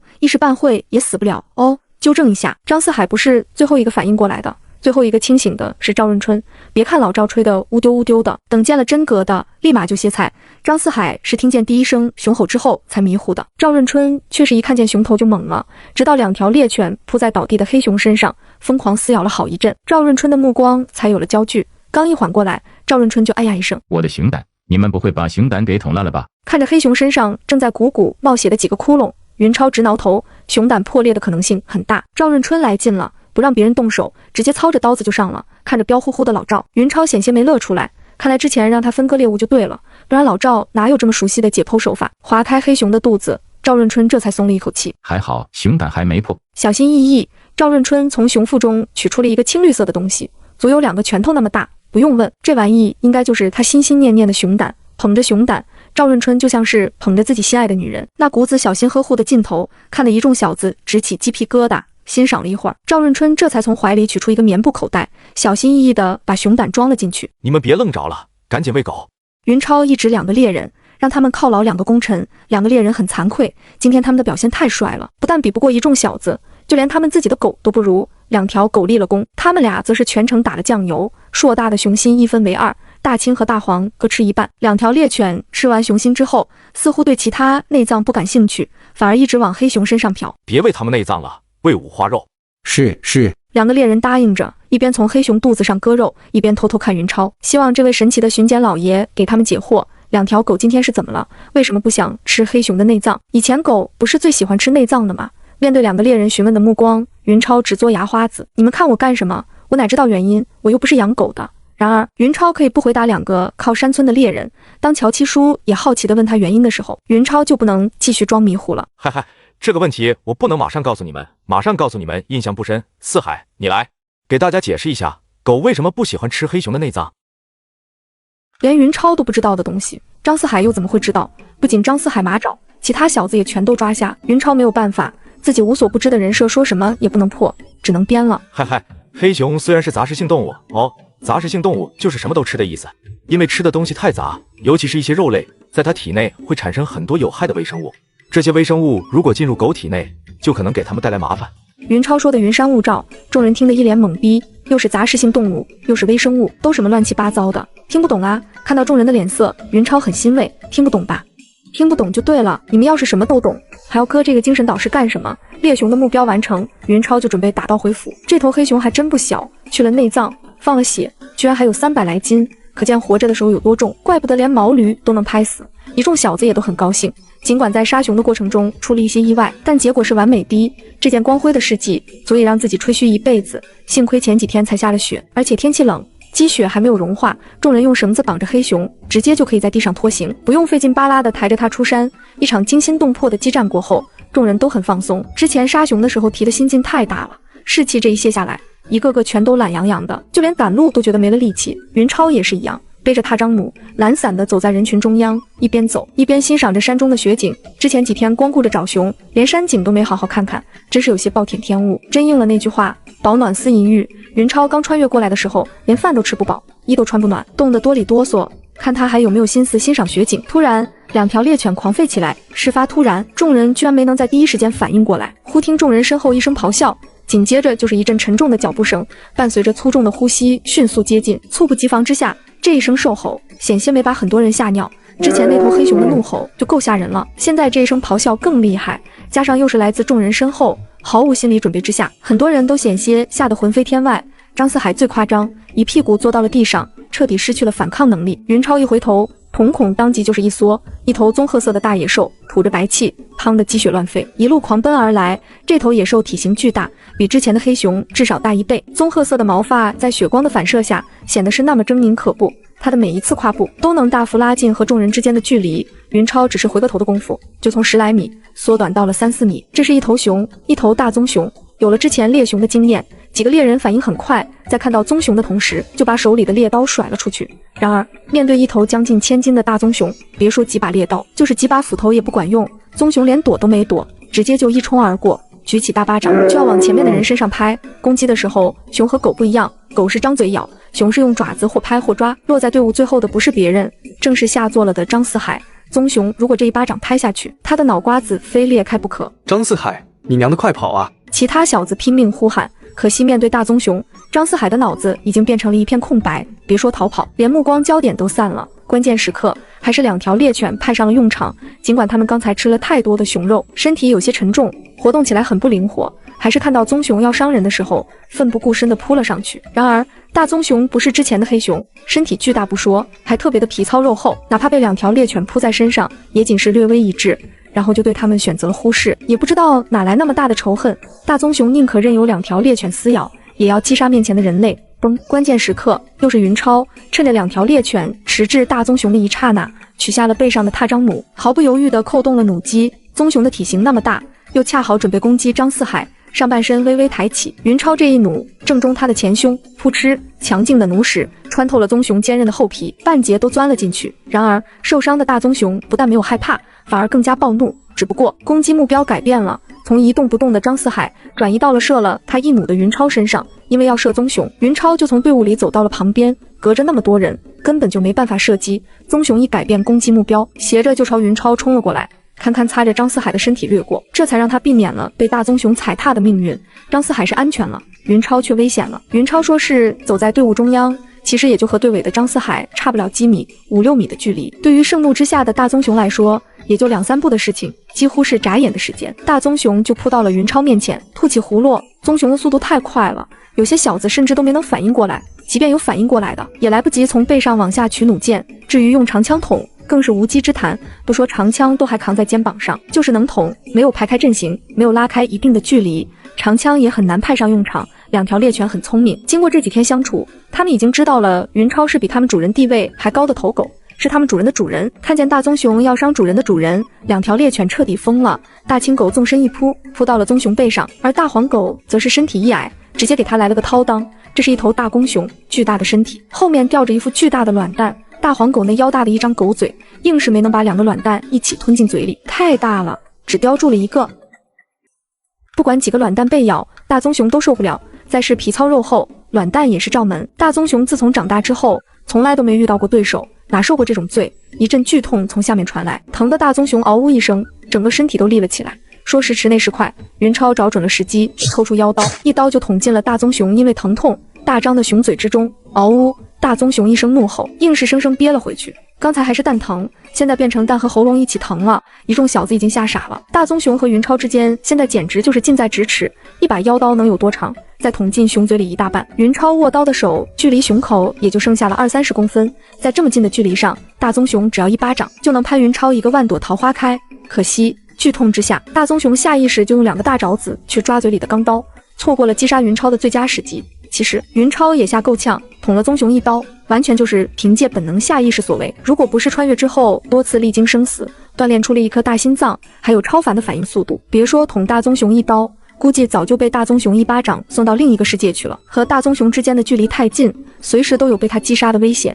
云超一刀得手，丝毫不敢怠慢，连忙向后一纵，顺势把熊嘴里的腰刀抽了出来。扑哧一声，一股血箭从大棕熊的嘴里飙射而出，喷了云超一头一脸。重伤之下，大棕熊彻底疯狂，四肢着地，突然向前一窜，想要扑杀云超这个重伤他的2脚无毛怪。然而大棕熊忘了一件事情，还有一只可恶的家伙咬着他的卵蛋吊在后面，往前猛地一窜，加上大黄正好用力向后撕扯，擦的一下，一个硕大的熊蛋居然活生生扯了下来。嗷呜！大棕熊发出了绝望的哀嚎，痛失卵蛋，喉咙飙血，哪怕再强悍，也成了强弩之末。鼓起最后的余力，大棕熊朝着云超发动了此生最狠的一击，同时也是此生最后一击。砰！这一巴掌拍的，一棵两人合抱的大树整整晃动了半分钟才停下来，树上的枯枝败叶咔咔的往下掉。看到瘫倒在地的大棕熊，还有扑在他身上疯狂撕咬的2条猎犬，云超心有余悸的长长出了一口气。刚才云超向后一纵，身体正好贴在一棵大树上，刚停住，大棕熊就扑了过来。云超下意识向旁一闪，大棕熊一巴掌就拍到了大树上。看到这么大的一棵柳树都被大棕熊拍得左右摇摆，云超吓出了一身冷汗。这一巴掌要是拍在自己身上，别说自己只是一个人，就是一头野牛估计也够呛。云超后怕，其他人比他还后怕，都后怕懵逼了。刚才看到云超遇险，一众小子想要营救根本就来不及。王石头和贾满仓几个反应快的小子倒是从背上取下了劲弩，可是端着弩，几个小子硬是没敢射。仓促之间，万一射偏，射不到熊也就算了，要是给云超来上一家伙，那就真悲催了。投鼠忌器，几个小子稍微一犹豫的功夫，云超就连连遇险，险一险就送了性命。老天保佑，那么凶猛的一头野兽都没能伤到云超，还真是吉人天相。可见云超没有撒谎，如果不是天上的神仙下凡，怎么可能躲过今日这一劫？2个靠山村的猎人险些小便失禁，主要是被云超给吓的。一旦云超有个3长2短，他们2个外村的向导下场即便是用屁股想也知道，能活着回去都是一种奢望。王石头不知道是想要发泄心中的恐惧，还是担心大棕熊没有死透，对着硕大的熊头就是一弩。2个靠山村的猎人也反应了过来，分别往棕熊身上射了一箭，打到了大型野兽，不管死没死，都要往要害上补一下，这叫以防万一。一众小子纷纷朝云超跑去，上上下下检查了好几遍，直到确定他安然无恙，这才算是彻底放心。他们可不是刻意拍云超的马屁，是真吓坏了。谁都可以出事，就云超不能出事。要是云超有个3长2短，他们这些手下哪里还有脸回去？就是有脸回去，也不敢回去。其他人都没死，甚至连受伤的都没几个，就死了一个云超。村里人不吃了他们才怪。云超现在是全村人的希望，乡亲们才刚刚过上好日子，要是被这帮小子给整丢了，可想而知会是什么后果。确定云超没有受伤之后，一众小子没有经过商量，不约而同就跪到了云超面前。超哥儿，都怪俺们保护不力，你打俺一顿吧。超哥，俺们真是废物，平时没有好好训练，白费了你的一番苦心，你就狠狠惩罚俺们吧。好哥。说着，王石头就哽咽起来。他这一带头，一众小子很快就哭成了一片。云超一愣，这是搞什么名堂？既然进山打猎，哪能没有危险？你们都哭什么哭？这么大了，丢不丢人？赶紧起来！云超想把一众小子拽起来，可是他们不知道是刚才害怕过头了，还是别的什么原因，一个个哭得哇哇的，拽了几次都没拽动。刚才和大棕熊搏斗的时间虽短，云超却已经耗尽了体力，甚至都有些透支。现在一众小子往地上一跪，想把他们拽起来还真有些困难。都别哭了，给我滚起来！还真别说，云超这一发飙比好言相劝管用得多，一众小子立马哭得就轻了，一个个乖乖从地上爬了起来。看到一众小子的表现，靠山村的2个猎人也好，赵润春也罢，心里的震惊简直突破了天际。他们能看出来，这帮小子并不是装出来的，是真心实意替云超害怕，是真心实意向云超认错。怪不得人家云超年纪轻轻就能当上副巡检，手下人的战斗力这么强，看来人家对手下是真好，手下对他也是真效忠啊。刚出了那么大一个纰漏，几个猎人哪里还敢怠慢，带着2条猎犬开始在周围寻找起来。时间不长，乔七叔就回来告诉云超，在附近的一块大石头后面发现了一个洞穴，大棕熊应该就是从那里面钻出来的。据几个猎人猜测，大棕熊很可能是被黑熊咆哮的声音惊醒的。如果是其他动物在附近活动，冬眠状态下的大棕熊或许还不会理睬，可是另外一头熊不行，哪怕是体型比它小得多的黑熊，大棕熊也不会允许它侵犯自己的领地。当然，也可能是大棕熊闻到了黑熊散发出来的血腥味，担心自己也遭遇不测，这才从冬眠的洞穴里爬了出来。一出来就看到这么多身上沾着熊血的2脚无毛怪，惊怒交加之下，大棕熊直接就发动了攻击，引以为戒。几个猎人哪怕发现了大棕熊冬眠的巢穴，也丝毫不敢松懈，继续在周围巡逻。赵润春不管那一套，他现在就像是一个刚刚学会了开车的小菜鸟，对解剖特别感兴趣，尤其是之前云超跟他讲了活熊取胆汁的事情，让他充满了好奇。好容易有了一头大棕熊可以研究，赵润春怎么可能错过机会？不用云超吩咐，就主动请缨，争着给大棕熊开膛。哇，童胆！赵润春突然一声惊呼，险些没把一众小子吓死。刚刚大棕熊才来了这么一下子，现在赵润春又来，时不时就一惊一乍的，谁能受得了？幸亏一众小子年轻，要是换成岁数大的，非突发心脏病不可。惊吓过后，一众小子的好奇心就上来了。赵郎中干嘛一惊一乍的？什么是铜蛋？难道是说大棕熊的蛋特别硬，跟铜做的似的？等一众小子看了之后，几乎就没有不失望的。什么铜蛋？是铜胆。只见赵润春手里捧着一个婴孩脑袋大小的熊胆，正在津津有味地欣赏。变态，大变态！跟着云超这么久，一众小子学了不少后世的词汇，其中就包括变态，一个喜欢研究尸体，把这些血淋淋的东西当宝贝的家伙。不是变态，谁还是变态？云超也很好奇。老赵，这熊胆怎么是黄色的？胆囊不都是青绿色的吗？赵润春不屑地瞥了云超一眼。小子，你懂什么？黄色的熊胆叫铜胆，功效比绿色的熊胆好很多。就这一个铜胆，价值至少是绿胆的数倍。云超不懂医学，赵润春说什么，他都只有听着的份儿，也不知道是真是假，有没有封建迷信的成分。行了，老赵，别墨迹了，赶紧收拾吧，时间不早了，收拾完咱们早点回家。哼，赵润春懒得和一个啥都不懂的小白说话，尤其还是一个想拱自家小白菜的土猪。之前赵润春还以为云超知识渊博，在医学上的造诣之深，可以碾压青阳县一众同行。等接触的多了才知道，云二似乎不是什么医学大家，当代的医学知识不说是一窍不通吧，也是一知半解。可是要说他不学无术吧，赵润春还真说不出口。这小子知道很多闻所未闻的医学知识，像什么人体解剖，还有什么人体几大系统，听得赵润春一愣一愣，简直惊为天人。因此赵润春认为云超是一些旁门左道的传人，不是正宗的医学传承。当然也可能是像卧龙村人传说的那样，云超是什么散财童子，神仙下凡，不然他一个土生土长的卧龙村人，哪知道那么多医学知识。那头黑熊体型小，还可以拖出山，可是这头大棕熊太大了，即便没有1000斤，也有800斤，就算除去内脏放单血，600-700斤也打不住。想要把这么重的一个大家伙弄出去，可不是一件容易的事情。于是云超的现场教学又开始了。你们都开动脑筋想一想，怎么才能把他弄出山？云超的话音未落，一众小子的眼神几乎全都落到了张思海身上。你小子不是能耐吗？你小子不是会抢答吗？俺们现在都让着你，你倒是说啊！张思海这次是真哭了，羞愧难当，加上后怕，还外带生气，眼泪不争气的拼命往下掉。云超也愣了，张思海这小子怎么回事？自己不就是问了一个问题吗？怎么还哭了咩？连续2次被熊吓到，张思海直到现在都没能完全缓过来，脑子到现在还是一片空白，说话都费劲，还抢答个锤子。见张思海蔫巴了，一众小子又看向贾满仓，你小子不是也能耐吗？经常和张思海抢着回答问题，现在该你表现了。贾满仓刚才护驾不力，险些让云超命丧熊稳，哪里还敢嘚瑟？别说抢答了，恨不得找条地缝钻进去。现在蹦跶的越欢就越丢人，机会还是让给别人吧，都是年轻人，哪个小子不要脸？刚才犯了那么大一个错误，一众小子现在都跟斗败的鹌鹑似的，谁也不愿意出头。云超一看这样下去不行，众人的士气太低了，这要是再遇到什么野兽，非出现伤亡不可。于是云超就开始让大家唱歌，尽管这时候唱歌有些违和，但提升士气的效果是明显的。一帮农家子又会唱什么歌曲？顶多会几支小调小曲，不过那是云超穿越之前，等他穿越之后就不一样了。一首好汉歌简直颠覆了众人的三观，该出手时就出手，风风火火闯九州，听听多带劲！原来歌还能这么唱，以前怎么从来都没听说过。于是在众人第一致要求下，云超就把好汉歌交给了大家。可以说卧龙村现在小到刚会走，老到99几乎全都会唱，就算不会唱，多少也会哼哼几句。即便好汉歌唱下来，一众小子的士气高多了，再加上云超又做了一顿思想工作，等赵润春把整头棕熊分割之后，众人的士气已经恢复了一大半。可惜和越来越精神的一众小子相比，赵润春却是越来越蔫巴。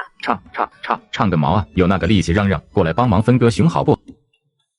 为了方便运输，云超让赵润春把大棕熊的皮扒了下来，然后分割血带。想要分割一头这么大的野兽，光靠赵润春一个人累死也够呛。几个猎人一起帮忙，忙活了好半天才算是分割完毕。云超让人制作了几个简易的爬犁，把分割的雄狮放在上面，拖着爬犁前进。黑熊也放到了爬犁上，这样不会损伤熊皮。无论是野猪皮还是熊皮，云超都不会丢掉，这些都是制作皮甲的好材料。最近卧龙村来了一个皮匠，云超已经开始着手让他制作皮甲了。好在刚下过雪，地上的积雪还没有融化，摩擦力比较小，不然爬犁根本就不好使。到了之前打死野猪的地方，云超又让人制作了一个简易爬犁，把野猪拖了上去，放了血。除了内脏的野猪，尽管还有300来斤，总算勉强可以拖动，不用再让赵润春分割。就这样，众人走一会儿，歇一会儿，走走停停，一直到了天快黑的时候，也没能走出北山。超哥，这样下去不行，大家的体力越来越差，天黑也走不出去啊。要不咱们把这头野猪丢掉吧？这么冷的天，在山里过夜可不是好玩的。这对于前几天还全家饿肚子，随时可能饿死的乔七叔来说，白白扔掉这么大一头野猪，简直比捅他一刀还心疼。2个靠山村的猎人也直嘬牙花子，太败家了。谁家要是能有这么一头野猪，直接就能娶个媳妇有没有？现在却要白白丢掉，他们怎么能不心疼？超哥，要不你们先走，我留下来看着，等明天你再派人来接我。乔七叔实在不舍得，主动提出来要在山里守着野猪。2个猎人也是跃跃欲试，作为猎人，在山里过夜是经常现象，算不了什么。可惜云超还是拒绝了。不行啊，乔七叔，还有你们俩都记着，咱们的原则是以人为本，只要人在，什么都可能有。如果人没了，那就什么都没有了。2个猎人感动得哇哇的，瞧人家巡检老爷，再想想自己那个不靠谱的靠山村村镇高峰，根本就不在一个层次上。如果说高峰是狗熊，那么巡检老爷就是大棕熊啊！就在这时候，张四海突然叫道：“超哥，有野兽！”张四海这一声音调都变了，可见恐惧到了何种程度，众人也都吓了一跳。还有完没完了？平时连一头野兽都不好找，今天却一头接着一头主动撞上来，这是怎么猎？顺着张四海目光的方向，众人举目一望，娘个腿！张四海，你小子少一惊一乍的，哪是野兽，分明是人，好不好？一众小子气坏了，气得只想暴捶张四海一顿，来的分明是一群人，这小子却说是野兽，人吓人吓死人，好不好？云超没有骂张四海，这小子今天吓坏了，难免有些草木皆兵，要是再骂他，容易留下心理阴影。等接近之后，众人才看清楚，来的是卧龙沟工地的帮工，几个送伤员出山的小子，组织了几10号帮工来接应云超他们了。来得正好，众人今天又是寻找猎物，又是杀猪，又是杀熊，体力和精神都消耗得太狠，现在拖着这么多东西出山，确实有些力不从心。有了众帮工帮忙，在天色彻底黑下来之前，众人总算是走出了大山，回到了卧龙沟北岸。一见云超带人回来了，早就等在山外的众人欢声雷动，如果不是身份有别，非把云超举起来扔几下子不可。尤其是看到大家拖在简易爬犁上的那些东西，所有人都惊骇得无以复加。一头大野猪也就算了，这个大家最近经常见，已经习惯了，没有多少兴趣。一头黑乎乎的大熊实在是太稀罕了，很多人这辈子都没见过熊，乍一看见，哪怕是一头死熊，也是吓得哇哇怪叫。尤其是一些女人，尖叫声简直突破了天际，跟被人戳到了极点似的。然而，当云超让人把几大块的东西拼在一起的时候，众人震惊的已经说不出话了。之前的黑熊就够让人震撼的，重新拼起来的大棕熊简直突破了大家的想象。天底下怎么还有这么庞大的野兽？这要是在山里遇见，有多少人也不够他霍霍的呀！就是这么一头猛兽，居然死在云超手下。据说还是超哥亲手用刀捅死的，众人都不知道该说什么了。不愧是神仙下凡，菩萨驾前的散财童子，连这么凶猛的野兽也能杀，还有什么是他杀不了的？好啊，太好了！超哥的战斗力越强，就越不容易出事。只要超哥不出事，大家就能跟着他过好日子。突然，在一片赞叹声中，出现了一个不和谐的声音：进山之前，老子是怎么交代你的？一定要保护好超哥儿，保护好超哥儿。你倒好，竟然让他亲自去杀熊，什么事情都要超哥儿自己做。还要你们这些手下干什么？众人仔细一看，原来是贾满仓的老爹贾正经在发飙，也不知道这家伙发什么疯，好端端干嘛要骂自己儿子？不过片刻之后，就有人反应了过来，老贾说的对呀，那么多人都在，怎么能让云超亲自杀熊呢？万一有个3长2短怎么办？反应过来的众人一阵后怕，一想到失去云超的后果，大家的冷汗哗啦一下就下来了。小兔崽子，以后要是再让超哥儿冒险，老子就打着你的腿！小王八羔子，超哥杀熊的时候，你们在干什么？小驴球子让你们保护超哥，你们倒好，眼睁睁看着他去冒险杀熊，不知道自己是干什么的吗？不光是一众小子的家人，卧龙村的很多帮工都用不善的眼神看着他们，很多人都不寒而栗。真要是云超受了伤，甚至是丧了命，刚刚才有起色的小日子，立马就得完完。云超没有让众人再闹下去。各位，今天都辛苦了，明天一定来上工啊！咱们明天吃熊肉。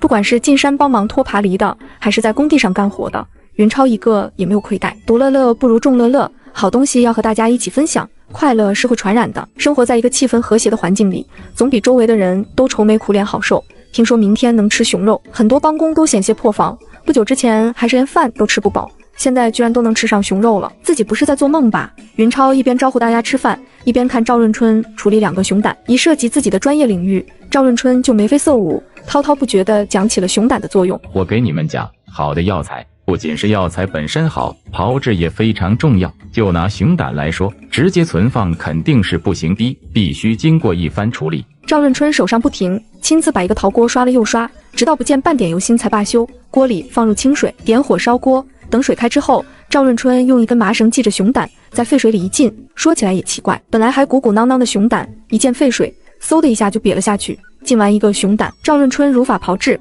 又把另一个熊胆进了，然后亲自把2个熊胆挂在仓房的房梁上，说是要阴干。赵润春再三嘱咐管理仓库的林幼娘，千万别乱动，什么时候看到熊胆鼓起来，就让林幼娘通知他，还要重复之前的过程，一直等熊胆不再膨胀为止。林幼娘现在不仅是学堂的主管，还是仓库的主管，甚至还是财务主管。通常情况下，云超是不管后勤的，哪怕家里藏着几万两银子，也是统统交给林幼娘保管。林幼娘也没有辜负云超的信任，成长得特别快，哪怕家里有几万两银子，也是该吃吃，该睡睡，再也不是当日那个因为50两银子就准备成夜不睡觉，防备小偷的毛丫头了。为了跟上云超的脚步，林幼娘一边管理学堂，一边和赵秀姑、小玉珠他们刻苦学习。短短的时间，别的孩子才认识了几10个字，他就已经能认识几百个字了。也就是测验的时候，林幼娘没有参加，不然第1名肯定就是他。另外，云超还私下里教林幼娘学算术，一张白纸好作画，云超直接教她阿拉伯数字。小姑娘的进步，就连云超都感觉惊讶。要说聪明程度，林幼娘的资质不能算是顶尖，可是论起刻苦，云超敢说，即便是放到后世的学校里，小姑娘也是最刻苦的一小撮人之一。而且小姑娘在数学方面还是有些天赋的，学了没多久就已经掌握了多位数的加减法，乘法口诀更是背得滚瓜烂熟。只是多位数乘除的时候还差着点火候，云超已经很满意了。想要发展，没有一个得力的后勤根本就行不通，与其交给外人管理，哪有交给自己人放心。大武朝可不是后世，一个女人想要背叛，成本不是一般的高，那种卷着老公的钱跟别的男人跑的女人不是没有，但很少很少，成千上万个女人里也出不了一个。林幼娘心地善良，尽管对赵秀姑很是警惕，却对她爹赵润春很是敬佩。在小姑娘看来，一个能辛辛苦苦免费给乡亲们治病的郎中，绝对是一个好郎中。于是林幼娘让赵润春放心，熊胆有他看着，绝对出不了问题。赵润春虽然对云超这头想拱自家小白菜的土猪非常不满，却对林幼娘充满了好感。这么好的一个孩子，真不知道是怎么落在云儿这小子手里的，白瞎了。处理完熊掌，赵润春才腾出手处理熊鼻子和熊膝盖。据赵润春讲，熊鼻子能治癫痫，熊的膝盖骨能治风湿。云超也不知道真假，听听就是，谁知道老赵这货是不是在忽悠自己？见云超一脸无可无不可的表情，赵润春当即就急眼了。小子，怎么着不相信？第2天中午，云超果然没有食言，让众人吃上了熊肉，嚼着大块大块的熊肉，众人简直爽翻了。香，真他娘的香！不愧是超哥打的熊，吃起来就是这么香。以前做梦都没想过，自己这辈子竟然还能吃上熊肉，就这一回，就足够自己吹一辈子了，好不好？云超虽然前世没有吃过熊肉，却知道熊身上哪个部位最好吃，熊掌。后世只要是个正常人都知道。不过，在信息闭塞的大武朝，除了上层人士，知道熊掌好吃的人还真不多。偌大的卧龙村，除了云超，连一个都没听说过，因此居然没有一个人动那些熊掌。在众人看来，熊掌就是熊爪子，放着油汪汪的熊五花肉不吃，抱着一个熊爪子啃，简直就是吃饱了撑的。可是当众人发现云超不仅自己啃熊爪子，还让林幼娘、王婶跟着他一起啃熊爪子的时候，心里就不由开始泛起了嘀咕。云超是败家了一些，有时候的举动也挺古怪，可是从来没见过他坑自己人啊。云超自己啃爪子也就算了，还让身边亲近的人也啃，难道熊爪子有什么特殊作用？赵润春来的有些晚，一看云超正在和林幼娘、王婶一起吃熊掌，他的宝贝闺女却在吃熊肉，当即就不干了。云儿，你太过分了！你自己一家人吃熊掌，却让我女儿吃熊肉，你摸摸自己的良心，难道就不觉得痛吗？啥？众人一脸懵逼，不明白赵郎中这是发了哪门子火，让你闺女吃熊肉还不好，非要让她啃熊爪子才是好，这是什么道理？熊掌那么大，不可能整个放下去煮，都是剁成一块块的。赵润春丝毫没有给众人解释的意思，直接就给赵秀姑盛了好几大块。丫头，赶紧吃，以后少搭理某些人，嘴上说的好听，真到动真格的时候就现原形了。小丫鬟玉珠也不傻，一看赵润春给自家小姐吃熊掌，连忙也盛了一块，想要尝尝是什么味道。小玉珠这一尝可不得了，2只本来就大的眼睛，刹那间又大了1倍。真好吃！众人一直都在注意着这边，见小玉珠吃的这么忘我，好奇心当即就起来了。王石头第一个走到锅边，盛了一块熊掌放进嘴里，听石头发出一声长长的呻吟，众人都睁大了眼睛。怎么样？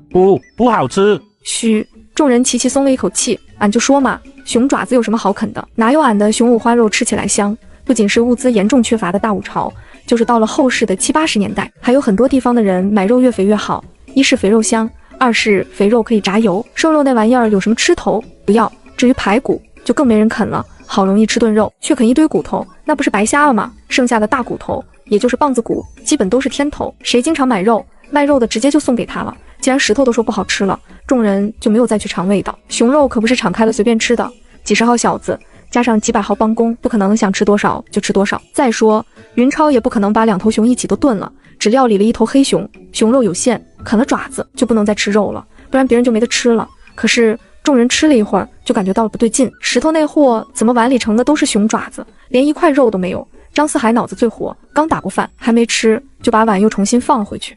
哎呀，差点忘了，最近胃口不好，不想吃肉，就啃几块骨头吧。说着，他也盛了几块熊掌，找个地方吃了起来。聪明人可不止张四海一个，一看他和石头的表现，就知道这里头有猫腻。好几个正要打饭的小子都改变了主意，把本来要吃的熊肉改成了熊掌。1头熊严格说起来就只有2个掌，当然如果把后脚也算上的话，那就是4个。不管是2个还是4个，数量都是有限的，你盛几块他盛几块，很快就没有了。贾满仓打饭的时候一看熊掌没了，直接就把窗户纸给捅破了。好啊，你们吃熊掌却让俺们吃肉，你们真够意思。满仓别喊了，石头都说熊掌不好吃，张四海他们也都说不好吃，俺就没吃，还是吃肉吧。你小子是真傻还是假傻？没见他们碗里盛的都是熊掌吗？要是不好吃，他们怎么光挑着熊掌剩啊？贾满仓一说，不仅是马明，很多小子都反应了过来，往石头张四海他们碗里一看，后知后觉的一帮家伙险些没气死。你们这帮家伙真不够意思啊！尤其是石头，收获的目光最多。没想到你王石头浓眉大眼的也能干出这种事情。石头一边啃着熊掌，一边心里好笑，这帮家伙真是不长记性。没见二哥都在啃熊掌吗？早就告诉你们了，跟着二哥学，准保没错。连二哥都在啃熊掌，你们偏偏吃肉，这不是自找苦吃吗？石头心里正美着，头上突然咣叽挨了一下子。娘，你干嘛用筷子敲碗？你小子跟谁学的？以后不能再捉弄大家了，知道吗？石头一撇嘴，嘴上答应，心里却不服气，心说你刚才吃熊掌的时候也没听你说好吃啊，你自己吃美了，却来教训儿子。就在众人正吃得热火朝天的时候，看守村门的护村队员跑来报告，说是送粮食的车队又来了。这段时间，吴掌柜已经派人送来了好几波粮食，每次都是50石，云超准备让他拢共送够500石为止。就这，云超还担心不够，张嘴吃饭的人太多，估计等不到明年夏收就要再买粮食。送粮的车队有专人对接，不用云超操心，所以他就没当回事。可是护村队员告诉云超说，送粮的人里有个自称姓吴的人，要见他。云超站了起来，走，看看是不是吴掌柜来了。一见云超起身，一众小子也都站了起来，不管是吃了一半的，还是刚开始吃的，全都放下了手里的碗筷。看到这一幕，赵润春的瞳孔缩了缩，云二这小子的威望越来越高，这样下去不行，自家的宝贝闺女有被拱的危险。赵秀姑的眼睛亮晶晶的，这是一个极不好的苗头，必须掐灭。云超摆了摆手，示意众人接着吃，他只带了几个小子走了出去。村外，云超一眼就看到了熟人。吴掌柜，哪阵香风把你刮来了？真是稀客呀！云老弟，不对，现在应该叫你巡检大人了。我是听说你高升了，专程来恭喜你的，恭喜恭喜啊！说着，吴掌柜还拱了手，做了揖，并且呈上了8色点心作为贺礼。云超一愣，吴掌柜，你这消息够灵的，一个副巡检而已，还劳动你的大驾，真是不好意思。两个人寒暄了几句，云超就把吴掌柜引到了家里。幼娘，赶紧给吴掌柜盛饭，再炒几个菜，我要请吴掌柜喝一杯。当初云超还穿着一身破衣烂衫的时候，吴掌柜就没有小看过他，所以云超对吴掌柜还是比较亲近的，觉得他值得一交。当然，云超之所以这么热情，跟大武朝的民风也有关系。正所谓有朋自远方来，不亦乐乎。哪怕人家吴掌柜是抱着功利心来的，云超也不能失了礼数。礼仪之邦可不是随便叫的，更不是自吹自擂，能称为礼仪之邦，并不是后世的精致利己者弄出来的，完全就是华夏先人一代又一代遵守礼数的结果。两人落座之后，吴掌柜才告诉云超，他是听吴县尉说的，所以才知道云超当上了三水镇的副巡检。云超一愣，看来吴掌柜和吴县尉关系不一般啊，两个人都姓吴，难道是一家人？如果是一家人的话，吴掌柜这次来跟吴县尉有没有关系？啃着熊排，吴掌柜啧啧赞叹：老弟，老哥今天沾你的光了，大冷的天竟然能吃上这种好东西，真是难得啊！云超亲手做的红烧熊排，软糯酥烂，色泽诱人，肥而不腻，瘦而不柴。即便是见多识广的吴掌柜也吃得不亦乐乎。除了红烧熊排，还有爆炒里脊、卤肥肠、凉拌饵丝、糖醋鲤鱼。有的菜式吴掌柜在狮子楼吃过，有的却听说都没有听说过。配着云超从赖志成家弄来的米酒，又吃又喝，简直美坏了。万万没想到，在卧龙村这样的穷乡僻壤，竟然能吃到如此的美味，真是绝了。还有林幼娘的厨艺，也让吴掌柜赞叹不已，羡慕云超福气好，找了一个会做饭的好娘子。另外，吴掌柜还因为看到了一个人而惊讶。赵郎中，你怎么在这里？赵润春是来蹭饭的，老赵丝毫没跟云超客气，有好吃的就吃，有好喝的就喝。谁让云超打他宝贝闺女的主意，同在青阳县做买卖，两个人当然认识。赵润春一边蹭饭，一边向吴掌柜打听情况。吴掌柜，城里最近有什么变化没有？吴掌柜一头雾水，不知道赵润春是什么意思。城里很正常啊，没什么变化，怎么了？对了，要说有变化，还真有。什么变化？就是你啊，大家都说你失踪了，可能是出去进货的时候被土匪杀了。那我娘子呢？没有改嫁吧？顿饭吃下来，云超终于知道吴掌柜是来干什么的了。他是奉了吴县尉的命令来当说客的。云超没有猜错，吴掌柜就是吴县尉的人，他是来说服云超以后和吴县尉站在同一立场上，也就是来拉拢云超的。经过一番调查，吴县尉发现云超并不是孙县令的人，所以就起了拉拢他的心思。如果云超识相，以后就把他当成自己人；如果不识抬举，那就对不起了。最近青阳县的土匪闹得很凶，难免会干出一些天怒人怨的事情，比如杀一个副巡检之类。云超又不是愣头青，当然不会梗着脖子硬顶，嘻哈哈就应付了过去。吴掌柜感觉自己完成任务，很是高兴，拍着胸脯：老弟，以后千万不要跟老哥客气，咱们都是自己人，有什么事情尽管说，能办的老哥给你办，不能办的老哥也想办法给你办。吴掌柜，那个牙人老张，你还记得吗？记得。怎么了？他是不是惹到老弟你了？吴掌柜，你回去之后帮我捎个口信，让他帮我买50头价格公道的牛，我们之间的事情就一笔勾销了。怎么了老弟？你告诉老哥，是不是姓张的干了什么坏事？如果是一般的小事，比如报了个高价，多赚了云超几两银子之类，相信以云超今天表现出来的豪爽，绝对不会专程和自己说起。既然云超这么说了，肯定问题小不了。云超当然不会替牙人张隐瞒。上次我找他买牲口，他见我买的牲口多了，就把消息放了出去。接下来的话，云超不用说，吴掌柜也知道，肯定是老张和人勾结，想要讹诈云超。哼，老弟，你说他们讹了你多少钱？老哥一定让他加倍偿还。既然云超答应站在吴县尉一边，吴掌柜就必须有所表示，顺便也彰显一下自己的能力。云超微微一笑：不用了，有几个无赖闲汉勾结了2个官差，在半路想要杀人越货，都被我送到另一个世界去了，就剩下一个老张，我一直没腾出功夫找他算账。啥？云超说的轻描淡写，吴掌柜却听得血雨腥风。云超虽然说的简单，吴掌柜却能想象出当时的情景。如果不是云超手底下有功夫，或许就已经被牙人张找的那些泼皮无赖给害了。可以说，牙人老张和云超已经不是一般的仇怨了，用生死之敌来形容都丝毫不为过。让吴掌柜惊讶的是，听云超话里的意思，可不光杀死了几个无赖，还杀了和他们勾结的官差。这么大的事情，云超就这样直接说了出来，丝毫都不避讳，是不是意味着云超已经把他老吴当成自己人了呀？能年纪轻轻就当上副巡检，尽管是一个不入流的杂官，吴掌柜也不敢小瞧云超。正如当日头一回见云超的时候，吴掌柜就没有小看他一样，总觉得这个年轻的小伙子身上有一种特殊的气质，这种气质非常罕见，跟一般人都不一样。而且今天亲自走了一趟卧龙村，吴掌柜更是坚定了自己的想法。光是看卧龙村人表现出来的那股子昂扬的气势，就知道云超不是一般人，哪怕是普通的村民，也都个个面色红润，走路带风，跟其他村子的泥腿子完全不同。至于云超那些亲信手下，就更了不得了。走路的时候，2人成排，3人成行，步伐整齐，动作矫健，一看就知道训练有素。怪不得仅凭着一村之力，就能打得黑松岭的土匪狼奔使突，果然不凡。老弟，你就放心吧，买牛的事情包在老哥身上。那个牙人老张是老哥介绍给你的，老哥一定给你一个交代。如果云超是一般人，吴掌柜哪会管他死活？可是云超现在不但是副巡检，而且还是吴县尉拉拢的对象。为了教好云超，也为了和牙人张撇清关系，吴掌柜可没打算像云超说的那样，让牙人老张帮他买一些牛就拉倒。云超当然不会替一个坏了良心的牙人说话，吴掌柜既然愿意收拾他，那就收拾好了。云超可没有功夫把注意力一直放在一个上不了台面的人渣身上。送走了吴掌柜，赵掌柜又开始作妖了。云老弟，云大巡检，能不能跟你商量个事情？不等赵润春把话说完，云超就开始摇头。老赵啊，你的解剖学研究的怎么样了？能给病人做外科手术了吗？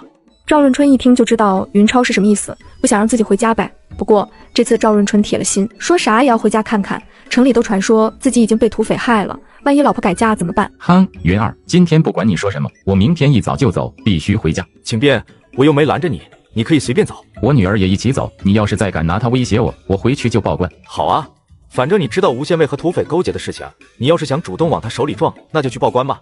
看他知道了你掌握着他的把柄之后，会不会把你当神仙供起来？你赵润春马找了，吴县尉可不是好相与的，真要是让他知道了自己有他勾结土匪的把柄，即便是用屁股想也知道是什么后果。其实赵润春说要报官，只不过是痛快嘴吓唬云超而已。不说云超救过他们父女的命，就冲着云超现在是副巡检，就不是他赵润春一个白身能告赢的。哪怕云超是再不入流的杂官，当官的也会向着云超。正所谓官官相护，作为同一阶级，当然要维护本阶级的利益。最后，云超又苦口婆心地给赵润春分析了一通城里的局势。在狮子楼的胖掌柜覆灭之前，赵润春回去确实有危险。放心吧，老赵，我已经给吴县尉说过了，让他派人通知一下你娘子，说你没死，请他过几天再改嫁。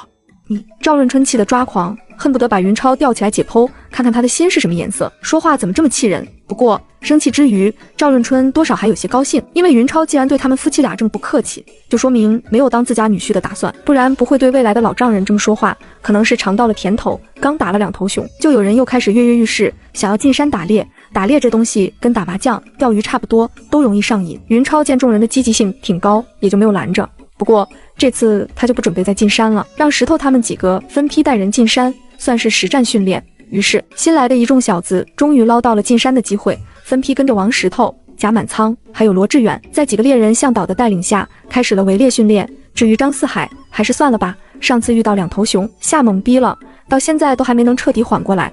尽管新来的小子训练时间还短，配合起来不是那么默契，也没有那股子杀气，但在一帮老小子的带领下，进步起来特别快。一开始连只山鸡野兔都打不着，没过几天就能猎杀野猪了。到了腊月23的前一天，竟然猎了1头熊。可惜的是，2条猎犬都受伤了，因为新来的小子没有猎过熊，一上来就被熊猴懵逼了。2条猎犬为了不让黑熊冲进人群，拼命想拖住它，结果挨了2爪子，背上的皮都被掀了起来。好在有了2条猎犬的拖延，一众小子及时反应了过来，射杀了黑熊，这才没有造成人员伤亡。因为救治及时，2条猎犬也没有丧命，只是暂时打不了猎了，必须等伤势恢复才行。看到2条猎犬的惨状，云超也很是心疼，嘱咐2个猎人一定要保证他们的营养，天天都要喂肉。2个猎人感动得哇哇的。他们不是没有跟着靠山村的村正进过山，可是每次只要有猎犬受伤，村正高峰都是非打即骂，有时候猎犬战死了，高峰不但不劝慰，还会骂他们无用，甚至让人把狗拖回去吃肉。看看人家巡检老爷是怎么对待猎犬的，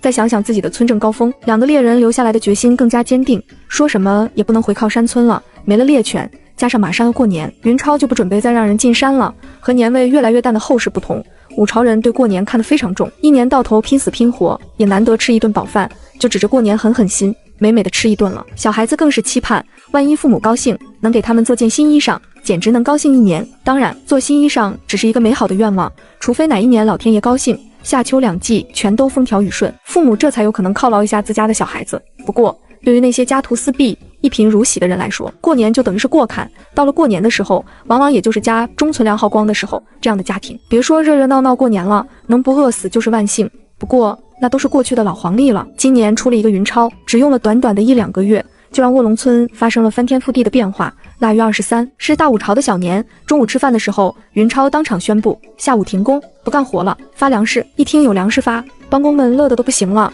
辛辛苦苦干了这么久，不就是为了这一天吗？尽管每天有2升粮食的酬劳，却不是每天都发的，那样工作量太大，能把发粮食的人累死。一开始大家都缺粮，云超就5天一发，到了后来，帮工们家里能过得去了，云超就10天一发，为的就是减少林幼娘的工作量。现在要放假，哪怕还不到发粮食的时候，云超也嘱咐林幼娘，酬劳按10天算，让大家过个好年。到了下午，领完粮食，众人感谢了云超，刚准备离开，谁知就被云超叫住了。大家先别急着回家，这不眼看就要过年了吗？我寻思着让大家过个肥年，打算给大家发点肉，数量不多，别嫌弃啊。啥？超壳儿说啥？好小子，要发肉。老六，赶紧掐俺一下，看看俺是不是做梦。云超刚准备给大家发肉，有一个守门的护村队员跑了过来。巡检大人，村外来了一个半大小子，说是从青阳县来的，找你有急事，要不要让他进来？听说来的是个半大小子，云超就让护村队员把他带了过来。乔运哥，你怎么来了？乔运哥是在青阳县卖国府蜜饯的小贩，自称和武大关系不错，云超还曾经买过他半篮子东西。一看见云超，乔运哥的眼泪就下来了。校管人，救命了！见乔运哥穿着破衣烂衫，蓬头垢面，云超就知道这小子应该是落难了。不过云超可没打算随便就给他出头。当日在青阳县，云超向他打听武大的消息，这小子不见兔子不撒鹰，直到买了他半篮子国府蜜饯才肯说出实情。就这还自称和武大关系好，云超没觉得好到哪儿去。哦，说说看，出了什么事情？这里乔运哥犹豫了，支吾了半天，都没能说出个1、2、3。云超摆了摆手，乔运哥，你走吧，我连你得罪的是谁都不知道，没办法帮你，万一我也得罪不起，岂不是连累了我们卧龙村？这小子到现在还在耍滑头，云超可不会惯着他。乔运哥没办法，只得透露了一些东西。校官人，我看见有人绑架了一个人的女儿，就告诉了那个人，结果那个人没干过绑架他女儿的人，我害怕报复，就从青阳县跑了出来。乔运哥，你还是走吧。还是那句话，我连你得罪的是谁都不知道，没办法庇护你。乔运哥可不敢告诉云超，他得罪的是萧德让和胖掌柜，云超只是一个小小的村正。听说那两个狠人之后，还不立马就跪呀？当日他拿了赵润春的银子去指认绑架赵秀姑的土匪，结果没找到人，知道不好，没等胖掌柜和萧德让找他算账，就溜之大吉了。本来乔运哥觉得有赵润春的银子，到哪里都能生活，而且还会过得很好，结果等到外头才知道，根本就不是那么回事。在青阳县，他算是本地户，一般人还不怎么欺负他。到了人家的1亩3分地，麻烦就来了。时间不久，身上的银子就被敲诈了个光光，眼看就要活不下去。乔运哥灵机一动，想起了武大似乎在乡下有个阔亲戚，于是乔运哥偷偷摸回了青阳县，找到武大，旁敲侧击打听出了云超的来历。谁知云超这货不讲究，非要打破砂锅问到底。问你娘个熊啊！问小爷是武大的朋友，你只管好吃好喝好招待就是，打听那么多干毛？小爷得罪谁关你鸟事？心里腹诽，乔运哥脸上可不敢表现出来，眼珠子一转，顿时就记上心头。校官人，我得罪的是几个无赖泼皮，你尽管放心，他们绝对不敢来卧龙村找你的麻烦。话说到一半，乔运哥就说不下去了，因为他看到了赵润春。赵润春知道他得罪了谁，只要云超一问，他刚撒的谎立马就会穿帮。其实在乔运哥看见赵润春之前，赵润春早就看见他了。云超是众人的目光焦点，几乎所有人的注意力都在他身上。乔运哥一来，赵润春就把他认了出来，想要过来打听城里的情况，却听到乔运哥说谎。乔运哥拼命给赵润春使眼色，不让他乱讲，乃至赵润春根本就不尿他那一壶。一个街上卖果脯的小贩，怎么可能入得了堂堂青阳县第1名医的法眼？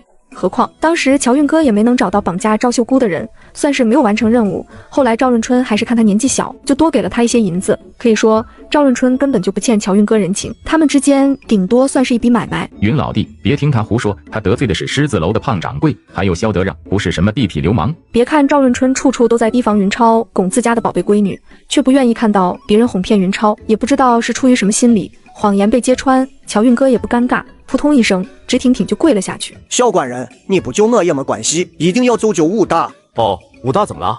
乔运哥一听云超的语气，心里就是一喜，乡下的土包子，任你奸诈如鬼，还不是要喝小爷的洗脚水？武大快不行了，校官人你要是再不去，恐怕就再也见不到他了。乔运哥越是说的事态危急，云超就越老神在在。这小子滑不留手，处处都透着精明，处处都带着算计，云超才不会踩他的坑。见云超似乎并不着急，乔运哥眼珠一转，顿时就想出了一条妙计。校官人，你是不知道，庞掌柜的亲戚看上武大娘子了。说到这里，乔运哥故意停，想要卖一个关子，引云超发问。可是乔运哥停了半晌，也不听云超吭声，只得继续往下讲。校官人，你是没见过庞掌柜的那个亲戚，长得真不赖，一副书生打扮，说不尽的风流，道不完的潇洒。有一次，他从武大门前经过，武大娘子正在楼上关窗户，谁知窗户的杆子没拿好，掉下去砸了小大官人的头。这一次，云超终于有反应了，目瞪口呆地看着乔运哥，严重怀疑这货的笔名叫兰陵笑笑生。乔运哥，你先停一下，我问问你，那个胖掌柜的亲戚是不是叫西门大官人？乔运哥啪的一声猛拍了一下大腿。校官人，你真是神了嘿！胖掌柜的亲戚虽然不姓西门，但他因为住在西门里胖掌柜家，就给自己起了个名号叫西门，所以大家都管他叫西门大官人。哦，接着说，武大娘子的插杆砸了西门大官人的头，然后呢？乔运哥见云超上钩了，不由微微一笑。校官人，你是不知道那个武大的娘子长得有多漂亮。你和武大是亲戚，肯定见过他娘子，我就不说了。接着说西门大官人。说到这里，乔运哥又顿了一下，发现周围很多人都在全神贯注听他讲故事，顿时就更来劲了。那个西门大官人一见武大的娘子，就挪不开眼睛，迈不动步，心里大叫一声：好一个下了凡间的仙子，要是能弄回家好好享受。乔运哥是个人来疯，人越多他就越来劲，这帮没见识的泥腿子，看小爷怎么戏耍你们。然而还不等充分发挥，云超就把他打断了。乔运哥，你先停一下，等我给大家发完肉，你再讲故事也不迟。什么讲故事？乔运哥傻眼了，姓云的怎么回事？怎么会知道小爷讲的是故事？云超可没有给乔运哥解惑的意思，招呼手下3大女将开始发肉。自从到了卧龙村，田小娥他们3个从黑松岭回来的女人，充分发挥了主观能动性，工作认真负责，一丝不苟，成了林幼娘最好的帮手。林幼娘身兼多职，还能把事情办得游刃有余，跟3个女人的给力分不开关系。田小娥、花儿姐、唐小妹，一个比一个认真，各自拿着一把刀和一杆秤，在王婶的监督下给大家分肉。刚来卧龙村的时候，很多人都看不起他们，经常对他们指指点点，说他们不要脸、大破鞋。可是随着他们在林幼娘手下做的工作越来越多，说他们闲话的人就越来越少了。最起码当着他们的面，没人再说3道4了。林幼娘现在可不是以前那个黄毛丫头，是云超的大管家。哪个不开眼的家伙敢招惹林幼娘重用的人，哪怕是3只破鞋，也没人敢得罪。因此3女不但对云超感激，对林幼娘也是非常感激。如果林幼娘容不下他们在卧龙村根本就待不下去。云超给大家发粮食，3女就已经很心疼了，现在又要发肉，3个女人更是心疼的不要不要的。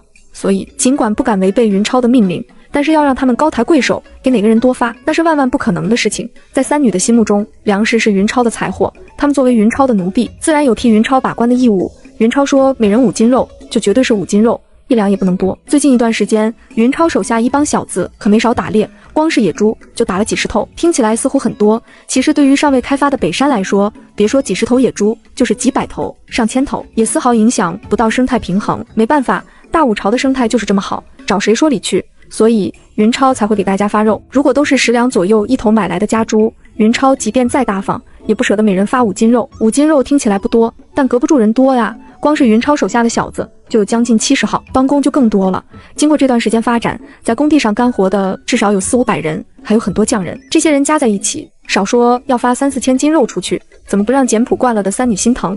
于是，一边发肉，3个女人就一边念叨：拿好了，千万可别掉了。知道小官人给你们发这些肉有多难得吗？都是拿手下的人命换来的。拿好，回去别忘了告诉家里人，这是小官人发的肉，吃水不忘挖井人，人要懂得感恩啊。小心一些，别大大咧咧的，要是辜负了小官人的一片苦心，将来是要有报应的。云超刚一靠近，就听到了3个女人的碎碎念，感觉脸上火辣辣的，太尴尬了有没有？好在大部分人都比较淳朴，没有因为3个女人的唠叨就生出逆反心理，相反，听到他们说云超的好话，也纷纷跟着附和。站在旁边，乔运哥看着众人一个个欢天喜地的领肉，不仅是口水，眼珠子都快要掉下来了。小爷不是在做梦吧？这年头还有给手下人发肉的东家。乔运哥从小就在城里到处混，听说过的八卦不要太多，就是没有听说过哪个东家像云超这么大方，不仅发粮食，还发肉，而且一发还是5斤这么多，这可是5斤肉啊！自己卖多少国府蜜饯才能赚回来？姓云的小子就这样白白发出去了。要是把这些肉全都给小爷，小爷就能成小官人了呀！看着众人高高兴兴的领粮领肉，乔运哥的心里那叫一个不平衡。不行，小爷也要从姓云的身上捞些油水下来，可不能白跑这一趟。这年头文化娱乐极度匮乏，尤其像卧龙村这种鸟不拉屎的地方，别说网络，连个说书人都见不着。好容易来了一个能说会道的小子，讲的还是城里人的风流韵事，听起来贼拉过瘾，众人怎么能轻易错过？所以领完东西之后，大部分人都留了下来，等着继续听乔运哥白话。乔运哥并不知道萧德让已经完蛋了，越说越来劲。萧官人，你是不知道，自从那个西门大官人见了武大娘子之后，就茶不思饭不想，得不到小娘子他就没法活。于是几乎是同一时间，青阳县子时街一个中年胖子晃晃悠悠走了过来。这家伙不是别人，正是重新掌控了狮子楼的胖掌柜。虽然摆脱了萧德让，胖掌柜却形成了反社会、反人类的性格。他已经来紫石街转悠好几回了，为的就是报复武大，确切的说是报复云超。要不是为了拿回给云超的银子，他也不会派那么多打手出城。如果打手都在，萧德让也不可能趁虚而入，控制了狮子楼。如果没有萧德让，他的几个儿子就不会死，他就不会绝后。因此，胖掌柜固执地认为自己倒霉的根源就在云超身上。可是云超那小子躲在卧龙村不出来，胖掌柜暂时拿他没办法，只能拿和云超有关系的武大撒气。可恶的是，倒霉催的武大也不给力，成天躲在家里不出来，说是在养伤，养你娘个熊啊养！信不信老子一把火烧了你的狗窝？就在胖掌柜琢磨怎么收拾武大的时候，突然有一根杆子从天而降，咣的一声砸中了他的脑袋。男人头，女人腰，轻易不能动。胖掌柜本来就是满肚子邪火无处发泄，现在又被东西砸了头，火气就再也压不住了，一抬头就要破口大骂。胖掌柜一抬头，一句“指你娘”到了嘴边，又生生被他咽了回去。2楼窗口露出一张芙蓉玉脸，一双妩媚的大眼睛仿佛会说话，一张樱桃小口似乎在无声地发出邀请。胖掌柜当场就呆了，颈椎咔吧一声，差一点错位。乖乖，青阳县怎么有这么好看的女人？以前怎么从来没听说过？好吧，以前胖掌柜不缺女人，自然没有这么饥渴。哪怕是见了美女，也没有这么大的反应。现在不行了，胖掌柜的女人全都被萧德让和鲍旭霍死了，就剩下了一个年老色衰的正气，还因为多次受辱变得疯疯癫癫。于是乍一看见如花似玉的武大娘子，胖掌柜那颗反人类的淫心一下子就躁动起来。侄你娘，这个小娘子是老子的了。就在胖掌柜发呆的功夫，武大娘子已经从楼上下来了，她不小心砸了路人的头，自然要下来道歉。古人对礼仪还是非常讲究的，何况她一个小门小户人家的娘子，不敢不道歉。就胖掌柜那一身的装扮，一看就知道不是一般人。大武朝的阶级分化比后世还严重，一旦惹了惹不起的人，这辈子说不定就完了。武大娘子一出来，胖掌柜的颈椎就好了，不仅颈椎好了，视力也好了。眼前的小少妇实在是漂亮，眉似初春柳叶，常含着雨恨云愁，脸如三月桃花，暗藏着风情月意，纤腰袅娜，拘束的艳懒英慵，谈口轻盈，勾引的疯狂蝶乱，玉貌妖娆花解语，芳容窈窕玉生香。俺滴个小乖乖，这要是弄到床上，2年都玩不腻呀。于是武大娘子刚一开口道歉，胖掌柜的一双咸猪手就伸了过去。小娘子，不打紧，不打紧，赶快起来。古人和后世人不一样，礼节是很周到的。通常情况下，男人行礼是拱手或者作揖，女人就是行万福礼。人家武大娘子只不过是微微一屈膝，胖掌柜就要伸手去扶。这一下武大娘子吓坏了。按照礼节，女子施礼，男人是不能真用手去扶的，只用虚扶一下就好。虚扶变成了真扶，要么就是自家男人，要么就是耍流氓。见一个滑腻的中年胖子想要占自己的便宜，武大娘子连忙向后一退，应付了一句就转身进屋去了。胖掌柜心里一喜，以为小少妇是在暗示自己跟着他进屋，于是胖掌柜迈步就想跟进去。然而刚上了台阶，就听到咣的一声，房门从里面关上了，还险些碰到鼻子。这一下胖掌柜气得鼻子都歪了，好你个小娘子，竟敢耍弄老子，老子一定要让你求生不能，求死不得。胖掌柜的反社会反人类性格实在操蛋，报复心可不是一般人能想象的，越是得不到的他就越要得到，就算自己得不到也要毁掉。胖掌柜眼珠子一转，一条毒气就冒了出来，转身进了旁边的一间茶坊。三水镇卧龙村，乔运哥整整讲了2个小时，说的嘴皮子都裂了。吃瓜群众听的也是如痴如醉。可是偷眼一看云超，乔运哥的眼泪险些没气出来，哪里还有云超的影子？刚才乔运哥讲的兴奋，一时没注意，不知道云超什么时候已经走了。云超两世为人，什么精彩的故事没听过，乔运哥讲的尽管还行，但是要看跟谁比，跟云超前世的那几位著名评书大家相比，根本就不够看。乔运哥一个毛都没长齐的半大小子，又能知道多少东西？无非都是道听途说，糊弄没有见识的一帮村民还行，想要忽悠云超，那是半点可能也没有。云超这个正主都走了，乔运哥还讲个什么劲？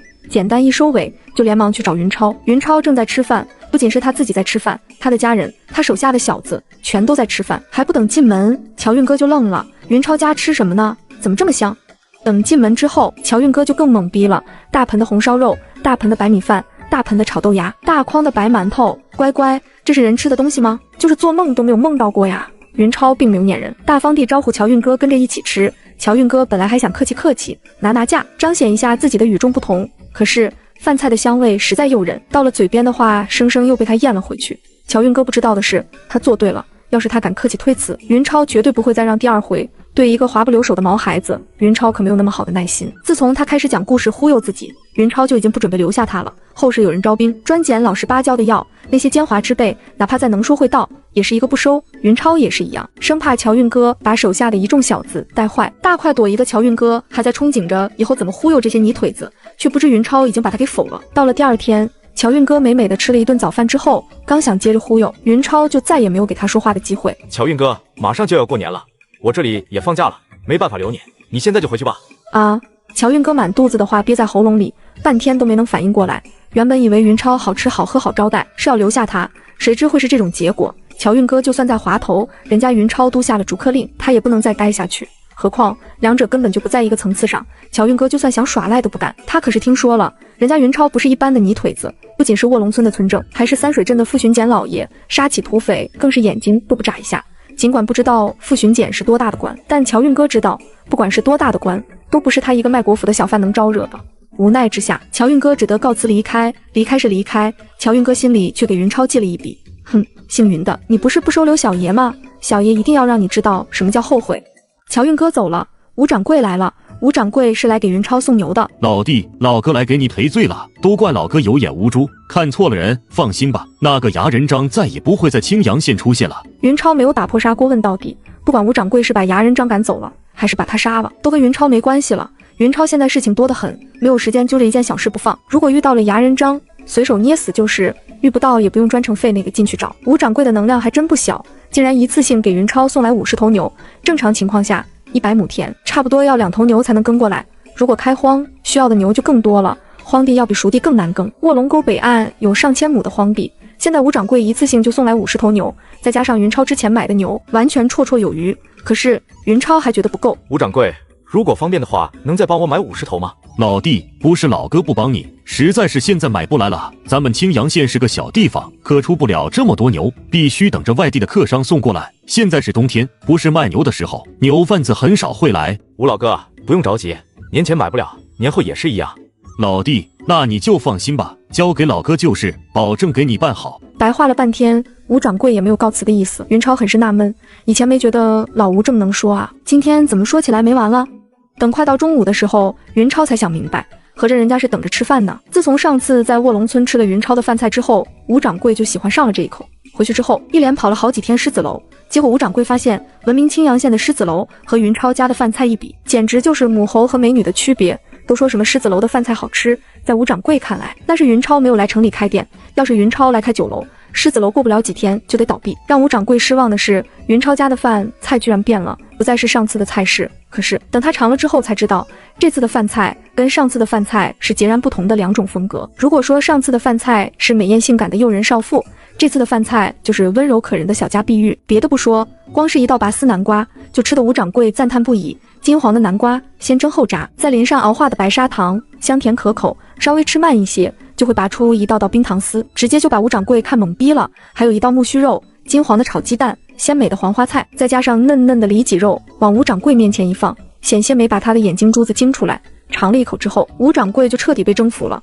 如果云超不是副巡检，只是一个普通的泥腿子，立马就把云超抓回去当自己的专职厨师，其他几道菜也都不差。奶白的鲫鱼汤，鲜香的山鸡炖野蘑，香味独特的九转肥肠，还有缺少辣椒的夫妻肺片。为了感谢吴掌柜送来那么多牛，同时也为了让他再送那么多牛，云超亲自下厨，料理出来的菜品简直闻所未闻，见所未见。不仅是吴掌柜，就连舔着脸跑来蹭饭的赵润春也目瞪口呆，在大快朵颐的同时，心里把云超骂了100遍。好你个云二，会做这么多好吃的，平时怎么就没见你孝敬过老子？就是还想打老子宝贝闺女的主意，做你的春秋大梦去吧。与此同时，青阳县子时街隔壁开茶坊的王婆走进了武大家里，说是要做几身衣裳，请武大娘子过去帮忙。古代的街坊邻居和后世不一样，在后世一些城里的商品住宅，有些邻居住了若干年，连对方姓什么都不知道。在古代，街坊邻居是非常重要的，有道是远亲不如近邻，通常有什么事情都是邻居帮忙的比较多，像什么盖房子，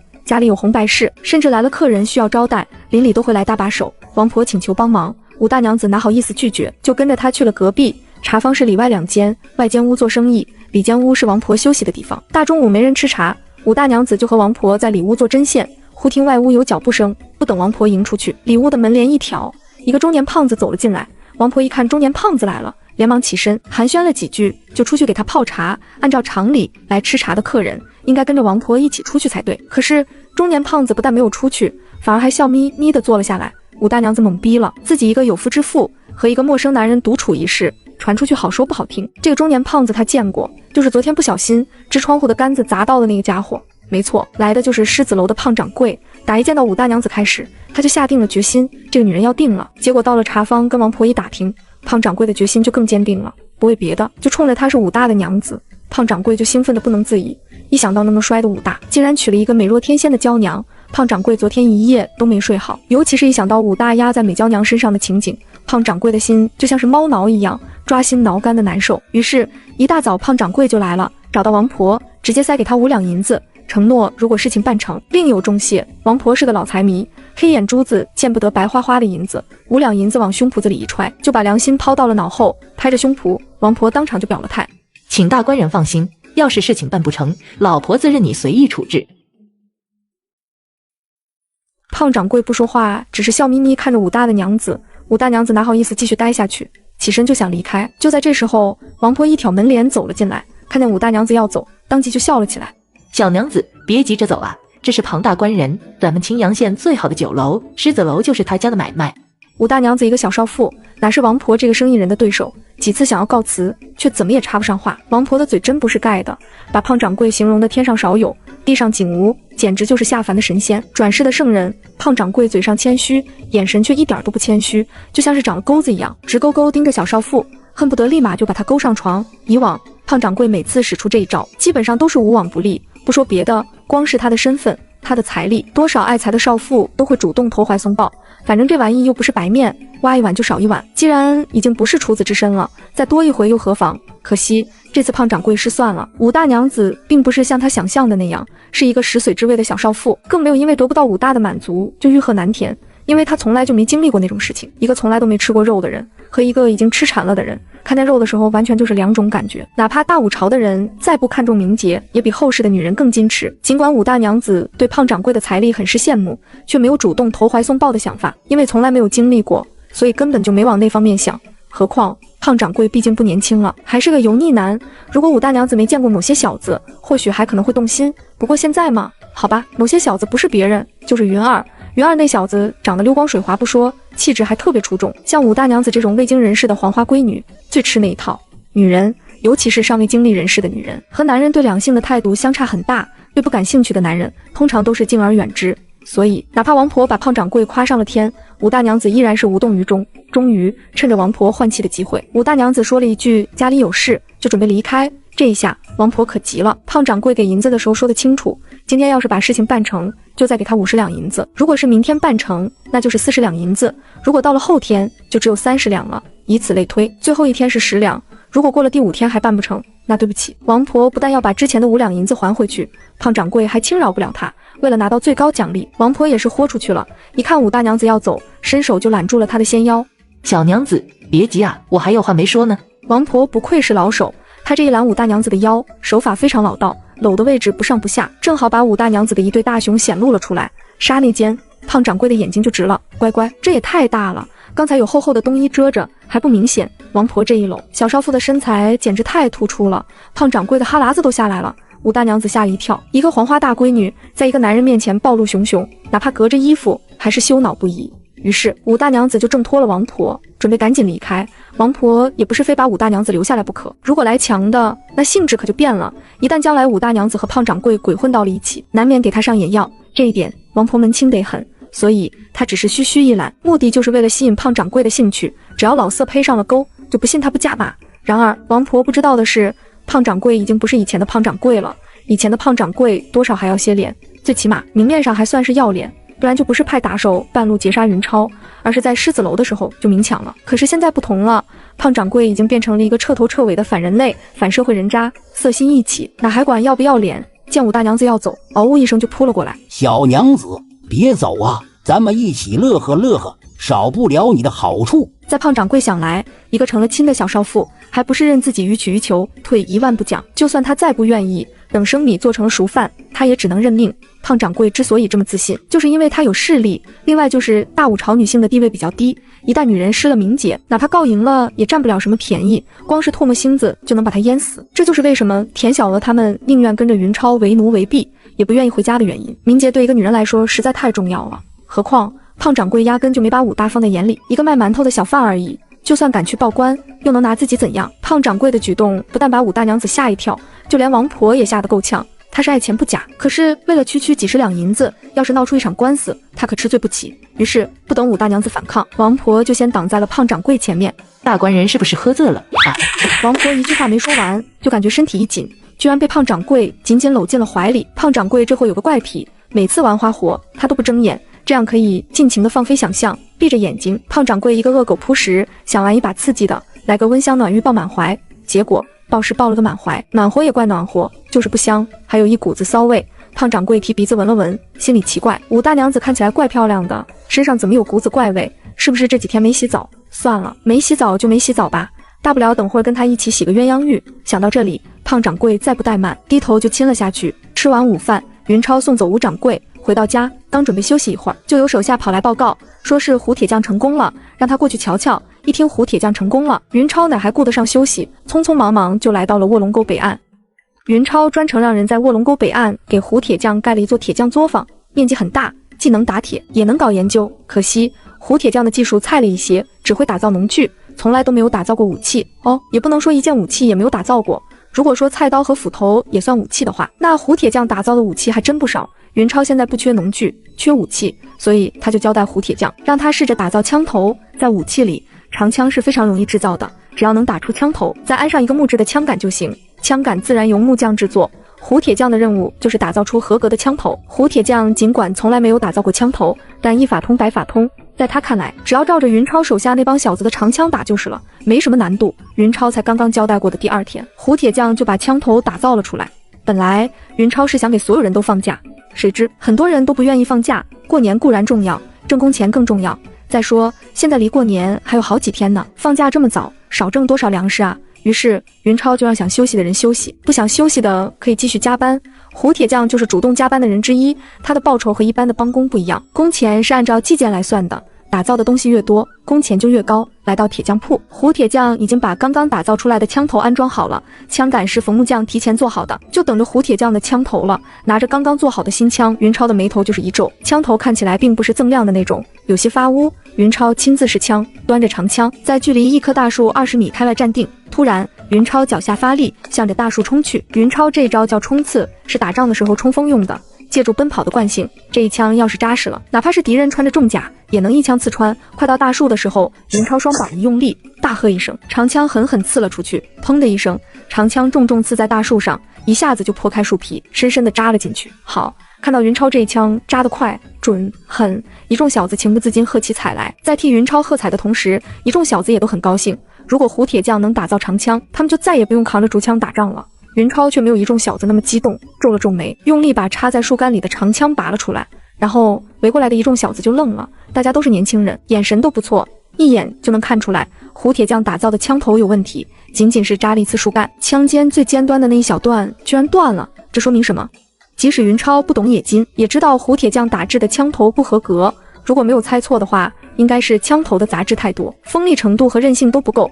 一众小子都用郭云超在青阳县买来的长枪，知道不可能仅仅扎了一次大树就让枪尖损坏，不用问，肯定是胡铁匠的技术不过关。胡铁匠打造出来枪头之后，不是没有和原来的长枪对比过，还找东西扎了几枪，可是他的扎枪和云超的冲刺完全不同，力道根本就不可同日而语。当时觉得还行，在云超手里一使就露馅了。胡铁匠既惭愧又尴尬，当着这么多人的面，脸丢大了，不但丢脸，还害怕被云超惩罚。东家巡检老爷安。胡师傅不用自责，做事情哪有不失败的，失败乃成功之母，失败不可怕，可怕的是没有战胜失败的决心。咱们一起研究，慢慢来，我相信你一定会成功的。作为一个农大准博士，云超知道搞研究不是请客吃饭，别说失败一次，失败几十几百几千次都很正常。因此胡铁匠失败了，云超丝毫都不生气，这跟他前世做实验的时候遇到的挫折根本就没法比，简直就是小巫见大巫。不过对于胡铁匠来说，云超的一番话却完全突破了想象。以往给官府服徭役，干好了是应该的，干不好有罪。胡铁匠认为自己把差事搞砸了，会狠狠受到云超的责罚，要么扣工钱，要么挨鞭子。谁知云超不但没有生气，也没有扣工钱，甚至连一句难听话都没说，这让已经被压迫惯了的胡铁匠怎么能不感动？不仅是胡铁匠，几乎所有匠人都感动得哇哇的。早知道天底下还有这么好的东家，自己早就来卧龙村了好不好？其实云超根本就没想那么多，更不是刻意收买人心，只不过是前世的时候习惯了，每次实验失败都要安抚一下手下的小兵。仔细询问了胡铁匠打造枪头的流程，云超又让胡铁匠当场开炉演示了一遍。看到云超丝毫不嫌环境脏乱，忍着炉火的高温和大家一起找问题，所有的匠人都肃然起敬。这辈子能跟着一个这么好的东家，真是祖上烧高香了呀！云超尽管不懂冶金，但他的知识广博，看了一遍胡铁匠地操作之后，心里大致就有数了。如果没有猜错的话，应该是炉温不够，导致出批的杂质残留过多，从而影响了成品的品质。于是云超准备先提升一下炉温，如果还不行，再找其他问题也不迟。想要提升炉温，无非就是从几方面想办法：第一，更换更好的燃料；第二，增加燃料在同一时间内释放的热量；第三，改良炉具；第四，好吧，就连前3点都是云超自己瞎琢磨的，根本就不知道对不对。云超首先考虑的就是燃料，胡铁匠用来给炉子加热的是木炭，如果想要改良燃料，就要把木炭换成煤炭，甚至是焦炭。煤炭比木炭的燃烧值大，用煤炭比用木炭的炉温高。可惜的是，卧龙村只有木炭，没有煤炭。如果想用煤炭，就要去外面买。大武朝可不是后世，交通极其不便，如果要大量购买煤炭，耗费太多不说，也不是说买就能买回来的，云超根本等不起。既然暂时弄不来煤炭，云超就只能从提升木炭的燃烧效率入手。首先，云超瞄上的就是胡铁匠用的鼓风设备。云超发现胡铁匠用的风箱非常简陋，原始的令人发指。前世，云超小时候在老家见过那种老式的风箱，就是用手推拉一根木杆，就会发出呼哒呼哒的那种木头箱子。小孩子好奇心强，云超还曾经拆开看过，到底里面是什么结构，才能让人说出老鼠钻风箱、两头受气的歇后语。尽管时间长了，云超有些记不清楚了，但基本原理他还是知道的，无非就是活塞运动而已。活塞运动，别说云超一个准博士，就是学过初中文化知识的人，仔细琢磨一下都能做出来。仔细回想着前世的记忆，云超拿着一根烧黑的木炭，在地上开始写画画。看到云超像是着了魔一样，在地上画着各种鬼画符，很多人都惊呆了。乖乖，神仙下凡就是不一样，超哥这是要做法呀！如果是云超刚穿越过来那会儿，成天神神叨叨，说不定早就被人捆起来驱除邪祟了。可是现在不同，随着云超的地位越来越高，越表现得与众不同，其他人就越对他敬畏。有些事情如果放在苦逼百姓身上，就是搞封建迷信；如果放在有身份的人身上，就是神通。到哪说理去？要让云超画什么基因图谱，或许还会难为住他。可是要让他设计一张老式风箱的图纸，不说是探囊取物，也是小菜一碟。时间不长，云超就把几个木匠叫到了跟前，指着地上的鬼画符说道：“几位师傅，你们看这东西，你们能做出来吗？”云超画的不只是一幅图，有外形图，还有内部图，有横截面的，也有纵截面的，一共好几幅。几个木匠面面相觑，刚才他们一直都在旁边看着，居然没看出来这些是图纸。不是木匠没本事，主要是云超在图纸上标了太多的符号，尤其是那些阿拉伯数字和字母，谁能看出来是什么东西？看到几个木匠一脸懵逼，云超知道自己有些操之过急了，就指着每一张图给他们讲解起来。云超设计的确切的说是复原的，是类似双动式活塞风箱的东西，一个矩形的木箱子，箱内用一块隔板把箱子分为2层，上层内装有活塞，活塞与拉杆相连，拉杆连接着风箱外面的拉手，在活塞与隔板相接的地方，云超安排了一些羽毛，防止空气溢出。风箱的下面一层是风道，隔板的两端有2个风口，两端各有一个进风孔，口上装有一个活瓣，使空气只朝一个方向流动。使用这种风箱的时候，只要把风箱上的拉杆一拉一推，就能使空气往复运动，吹进炉膛里，空气供应足了，氧气也就充足了，木炭燃烧的也就更快更充分了，单位时间内释放出来的热能也就更多了，炉温自然就上去了。云超当过导师的助教，在讲课方面并不是小白，结合图形一番深入浅出的批讲，几个经验丰富的木匠很快就听懂了。听明白之后，几个木匠面面相觑，真没想到这些鬼画符竟然是一种新式风箱的图纸。他们可是亲眼看见云超是怎么设计出这些图纸的，就用了那么短的时间，一种巧妙的新式风箱就设计出来了，这也太神了吧！当然，在实物出来之前，几个木匠还有些将信将疑，这东西到底管不管用，真能让胡铁匠打造出合格的枪头？怀疑归怀疑，几个木匠丝毫不敢怠慢，立刻就准备开工。看了一会儿，云超就皱起了眉头，因为他发现了一个问题，几个木匠的手艺都不错，但是有个毛病，就是个做个的，你做你的，我做我的，毫无分工可言。看来是每个人都想做出一个风箱。几位师傅停一下，你们各做个的，什么时候才能做好啊？几个木匠一头雾水，不知道云超是什么意思。东家不这么干还能怎么干啊？我们从小学徒就是这么干的啊。几位师傅，你们是不是要分一下工？比如有人做箱板，有人做拉杆，大家分别做出不同的部件，然后往一起一组装，不就好了吗？这几个木匠欲言又止，不知道该怎么回答云超这个傻叉。别以为古人都是笨蛋，分工合作的事情人家早就知道，以往干活哪一次不是分工合作？比如徒弟拉锯，师傅掏笋，可是要让不同的木匠师傅分工合作，那就扯淡了。东家，我们的木尺都不一样，做出来的东西装不上啊。啥？这次轮到云超懵逼了，不是说打秦始皇那时候就开始统一度量衡了吗？怎么到现在还都不一样？经过一番了解，云超终于明白，尽管几个木匠的标尺大致差不多，但要是到了精细的层面，那就不行了。每个木匠的标尺都是从师傅那里传下来的，大部分都是出师的时候师傅亲手制作，当做送给徒弟学艺有成的礼物。问题就出在这里，再是手艺精湛，也难免会出现误差，每往下传一代，标尺的误差就会大1分，一代代传下来，误差就越来越大，最后的结果是每个木匠的标尺都不一样，而且差距还不小。了解了情况之后，云超直挠头，看来自己还得从统一度量衡开始。秦始皇没干成的事情，自己还要接着干。然而云超认为很简单的事情，却遇到了大麻烦，想统一标尺门儿都没有。几个木匠都用惯了自家师傅传下来的标尺，想要让他们接受别人的标准，那是万万不能。这些古代的匠人都是一根筋，你打他们可以，杀了他们也行，要让他们改变从小就形成的规矩，那是根本不可能的。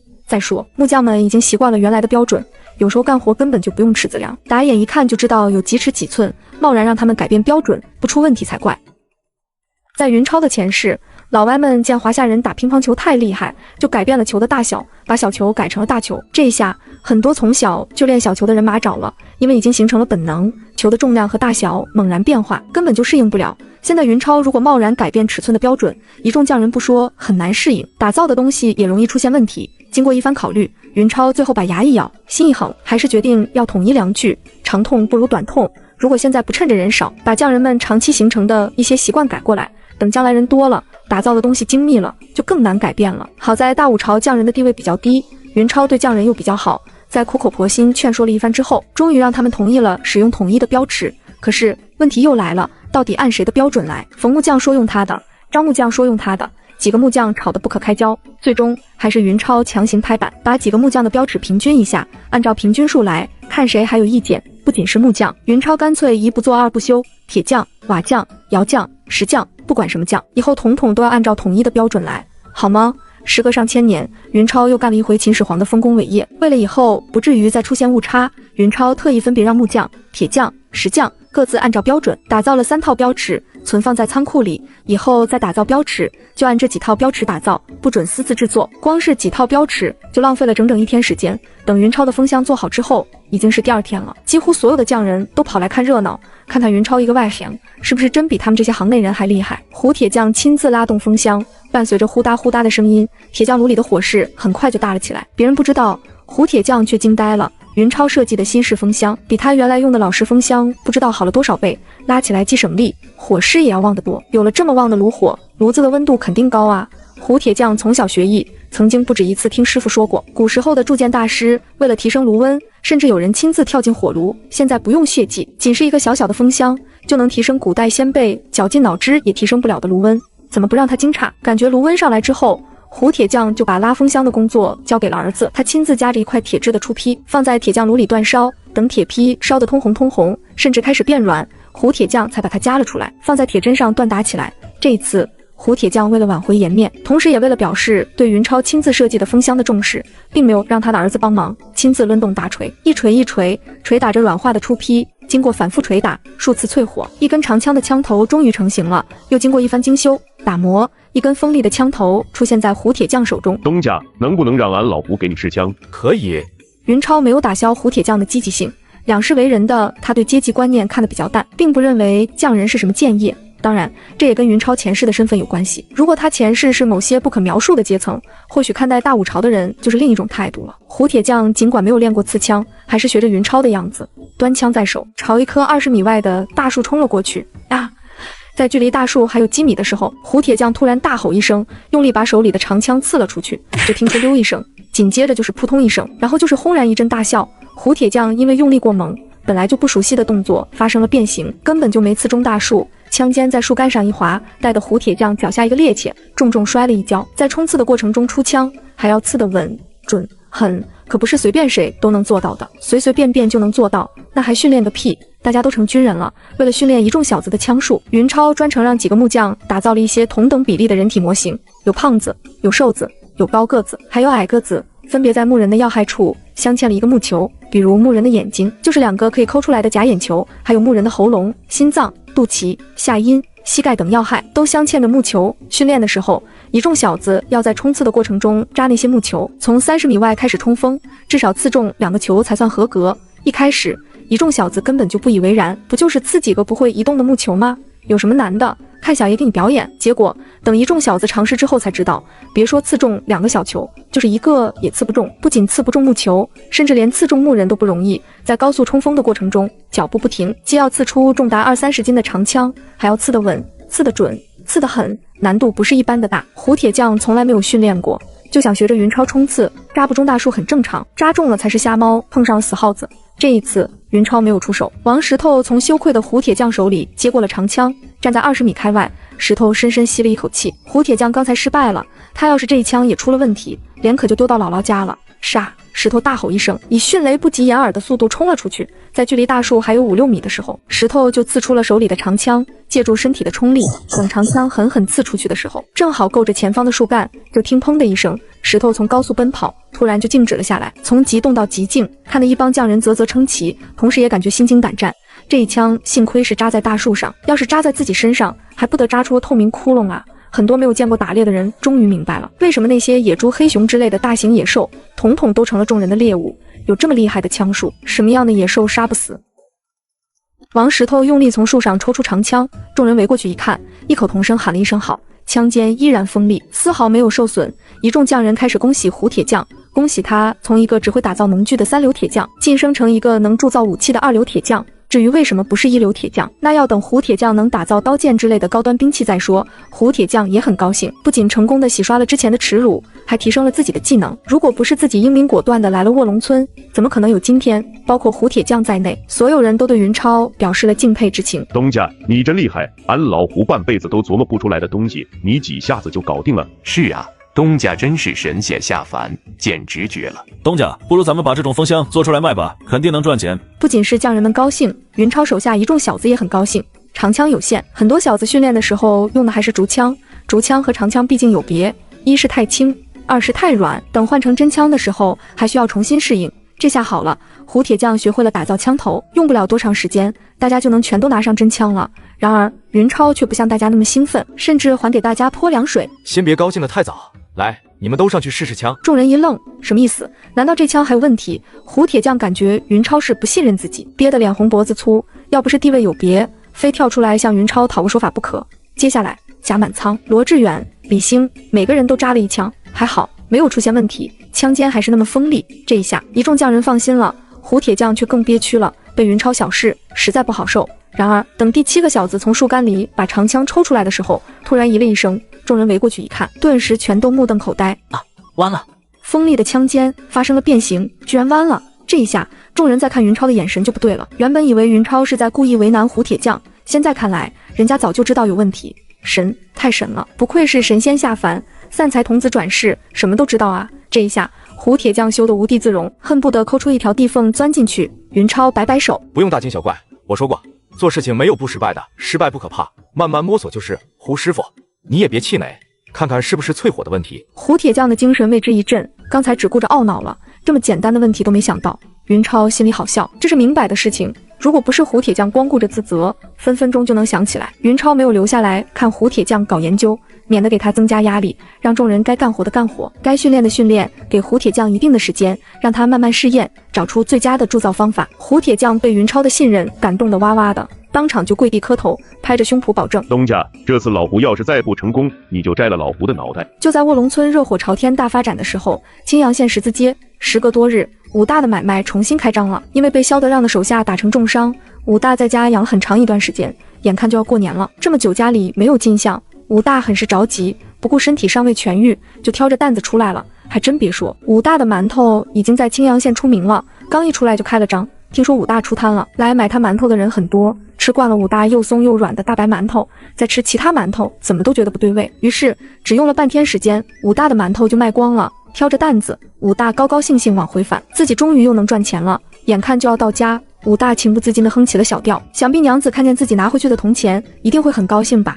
突然武大停了下来，他看到自家门口有一个男人，男人像是有什么心事，不停地在自己家门外转悠。武大眼神不是太好，没看清是谁，只知道那家伙是个胖子。看到这一幕，武大心里不禁一凛，以往他每次出摊都提心吊胆，生怕家里的娘子出事。打成亲开始就没少有狂风浪蝶打他娘子的主意，要不是自家娘子恪守妇道，他武大现在头顶上早就绿油油的了。担心之下，武大不由加快了脚步，想看看那个在自家门外转悠的胖子到底是谁。可惜还没等武大看清楚，那家伙就一转身进了隔壁的茶坊。武大生性老实，哪好意思追到茶坊里去看，只得悻悻地准备回家。然而还不等他进门，就听见屋里有人说话：“哎呦，你个死相的，大官人有什么不好？地位又高又有钱，长得还好，哪一点不比你那个3寸丁骨树皮强？你说实话，你那个3寸丁那方面行吗？老婆子我都觉得他肯定不中用。”听到这里，武大像是被人抽了筋的长虫，身子突然就是一软，肩上挑的担子咣当一声掉在地上，惊动了屋里的人。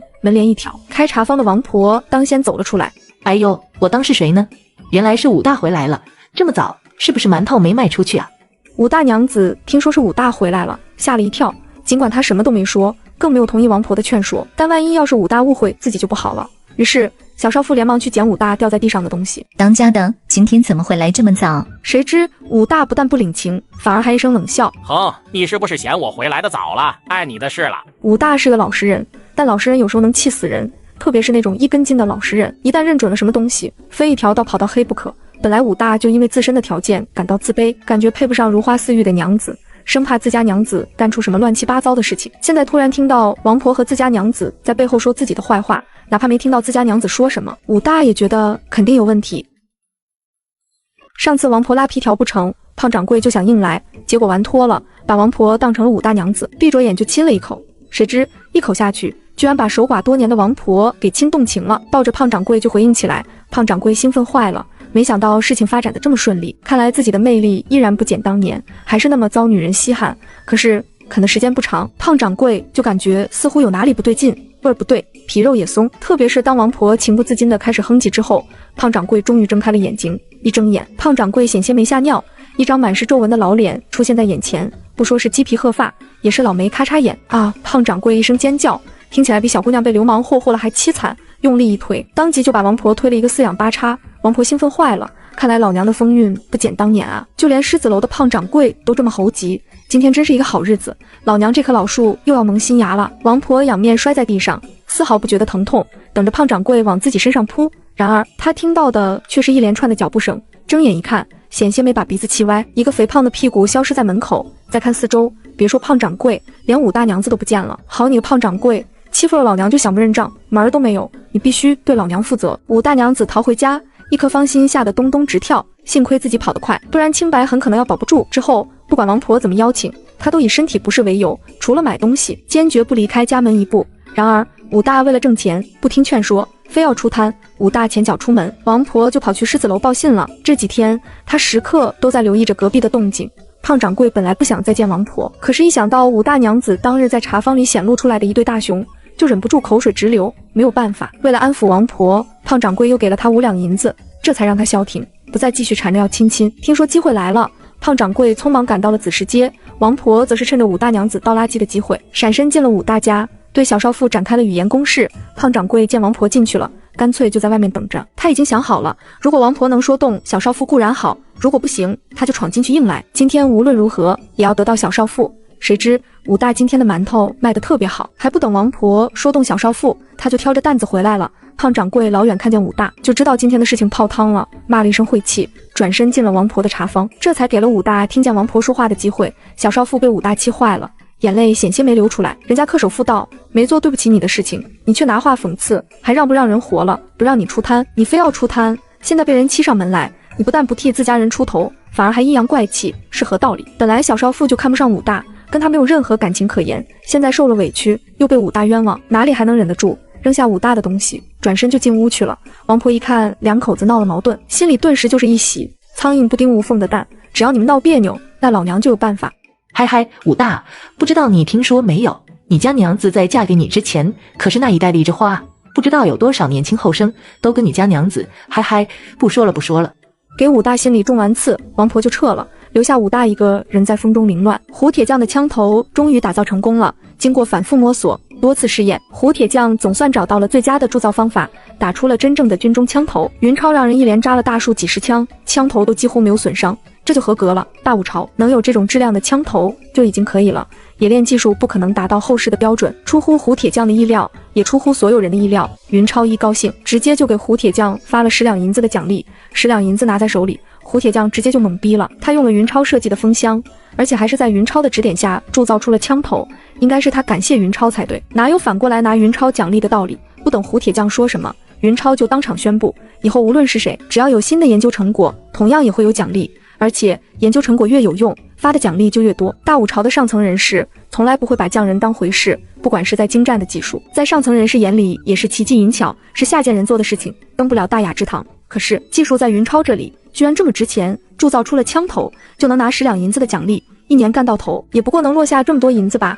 云超千金买马骨的激励政策大大提升了一众匠人的积极性。不等他把话说完，有些匠人已经迫不及待的想要回去搞革新了。双喜临门，胡铁匠前脚打造出了合格的枪头，后脚几个窑匠就把烧砖的砖瓦窑建好了。在建窑的这段时间，云超一直都让帮工在打砖坯，现在砖瓦窑完工，正好可以烧一批砖试试。烧砖这种事情，窑匠们是内行，根本就不用云超操心。从山里运回来的木柴多的是，云超一声令下，众帮工在几个窑匠的指挥下，开始往土窑里摆放起了砖坯。因为材料有限，所以窑匠们建的是最简陋的土窑。云超已经交代过了，等烧出几批合格的砖之后，就用砖头搭建新的砖瓦窑。而且云超还告诉几个窑匠，如果他们能烧出耐火砖，就像胡铁匠一样，重重有赏。云超正准备看看窑匠是怎么烧砖的，能不能想办法改进一下工艺，就有护村队员跑来报告，说是三水镇来人了。三水镇来了2个差役，一见云超就施礼：副巡检老爷，曹巡检请你去一趟三水镇，说是有事情要和你商量。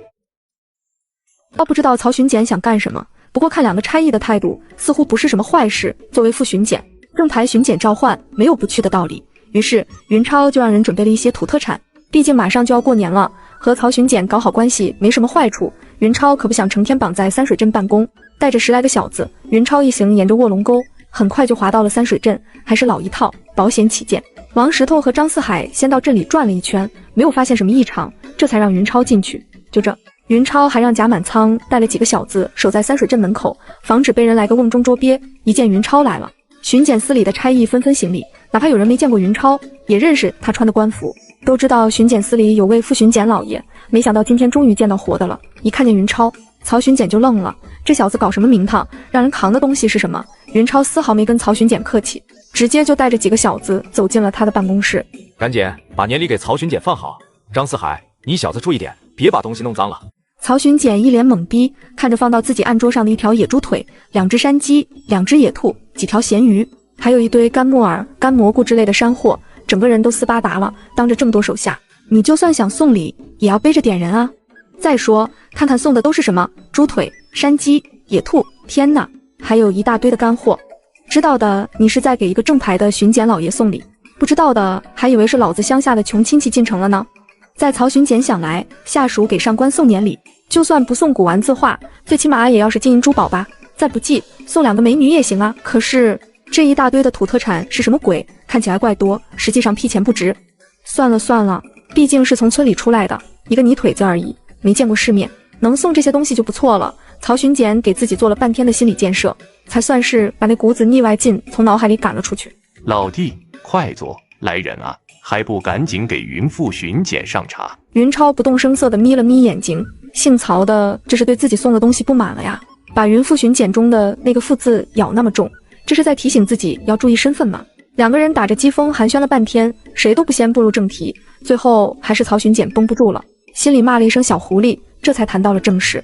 老弟，老哥这次把你请来，主要是想和你商量一下趁着过年剿匪的事情。这次轮到云超懵逼了，目瞪口呆的那种懵逼，严重怀疑姓曹的是精神病犯了。是，青阳县境内有不少土匪，有的规模不比黑松岭的土匪小，可是要剿匪也不能挑过年的时候啊，剿匪肯定就要动用乡勇，大过年的你不让老百姓在家好好过年，折腾他们干什么？云超不在其位不谋其政，哪知道曹巡检的难处，因为刚刚当上巡检，还没有立起威望，附近的土匪根本就不尿他那一壶。以前何巡检在的时候，附近大大小小的土匪赶上逢年过节，哪一伙不给他孝敬？就是因为黑松岭的土匪是新来的，没有拜何巡检的码头，而且扩张很快，影响到了其他土匪的利益，何巡检才会发兵剿灭。现在曹巡检刚刚上任，丝毫没有威望可言，谁会搭理他？眼看就要过年了，主动给他孝敬的土匪拢共才只有2伙，而且还都是10来个人的小势力，送的也都是跟云超差不多的土特产，值不了几个钱。给脸不要脸，老子连黑松岭的土匪都能剿灭，你们这些小杂鱼竟敢不给面子，信不信老子灭了你们？好吧，曹巡检真会给自己脸上贴金，把剿灭黑松岭土匪的功劳算到了自己身上。黑松岭虽然覆灭了，三水镇的土匪并没有变少，而是变多了。很多从黑松岭逃掉的土匪在附近又拉起了山头，成立一股一股的小土匪。这些小势力刚刚成立，经验不足，又害怕三水镇的官兵找他们算账，压根就没想过要往曹巡检跟前凑合，所以曹巡检才会大发雷霆，准备来个杀鸡害猴。当然，借着剿匪的名义，让各个村子再献上一批粮食，顺便捞一点外快，也是曹巡检的一个小目的。说完之后，曹巡检看向云超，等着他表态。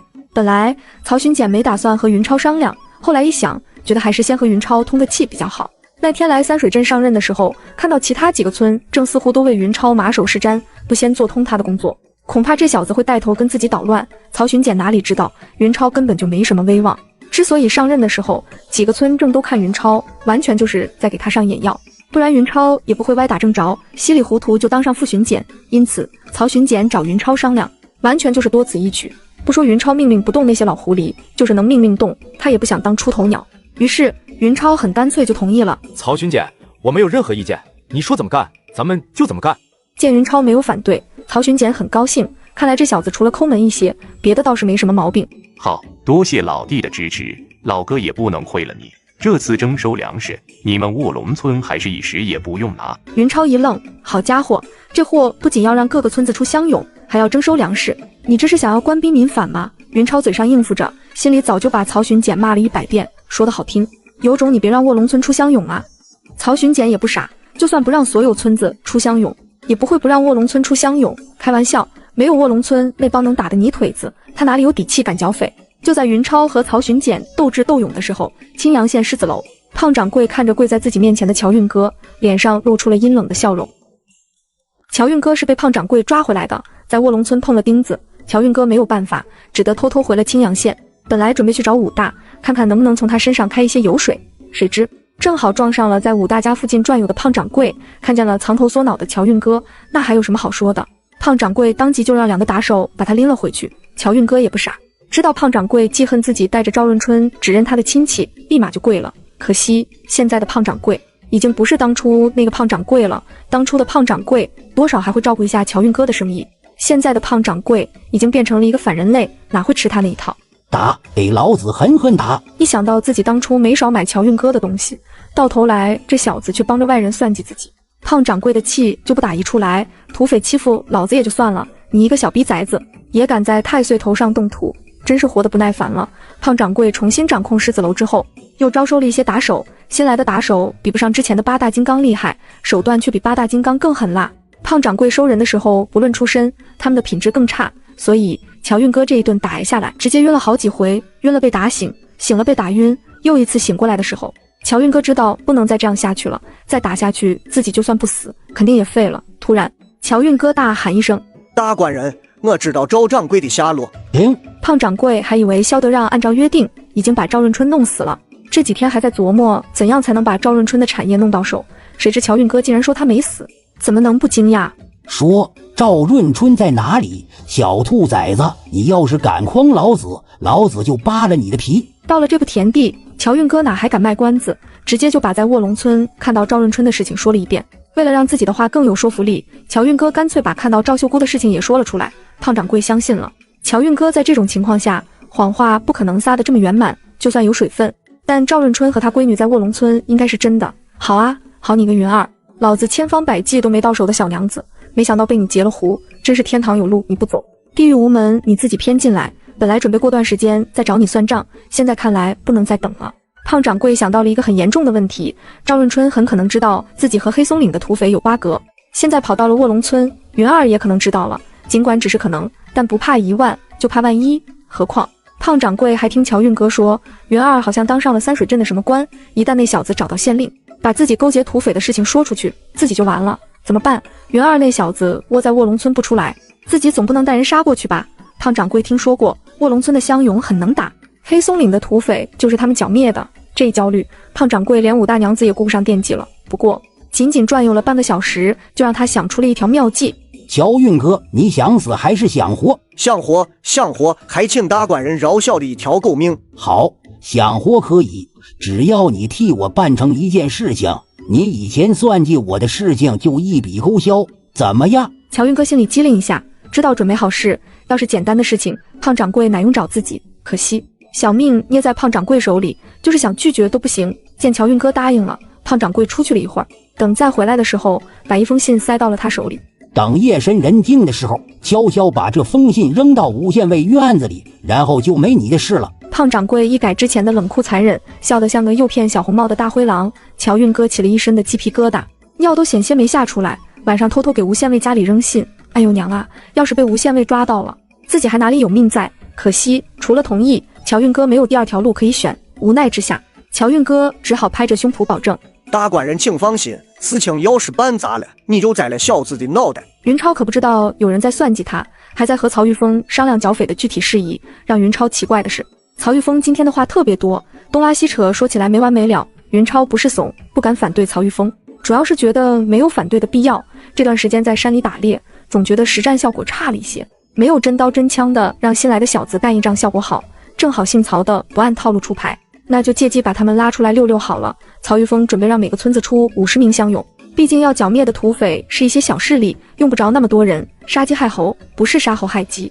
挑的土匪势力太强，万一杀秃噜了怎么办？吸取了何巡检的教训，曹玉峰可不会犯同样的错误。大股的土匪他可不会去磕，老太太吃柿子专捡软的捏，准没错。就在此时，其他几个村正到了，曹玉峰打了个时间差，先让人通知云超，后让人通知其他村正，为的就是让几个村正误以为剿匪的事情是他和云超提前商量好的，在他们之间制造矛盾。谁知云超是沿着卧龙沟滑冰来的，速度比曹玉峰想象中要快得多。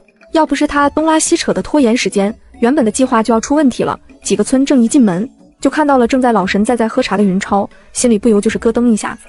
他们最害怕的就是云超这个本地人和曹玉峰勾结在一起。等曹玉峰一宣布过年要剿匪，几个村正更加坚信云二这小子肯定是给姓曹的当了舔狗，甚至就是他给曹玉峰出的馊主意，不然为什么别的村子都要出5担10粮食，他们卧龙村却一根毛都不用拔？几个村正哪里知道，云超心里也在骂娘，姓曹的不是东西，竟敢算计自己，什么把自己找来商量事情，完全就是一个阴谋。好，很好，既然是你姓曹的不仁在先，那就别怪哥不义在后了。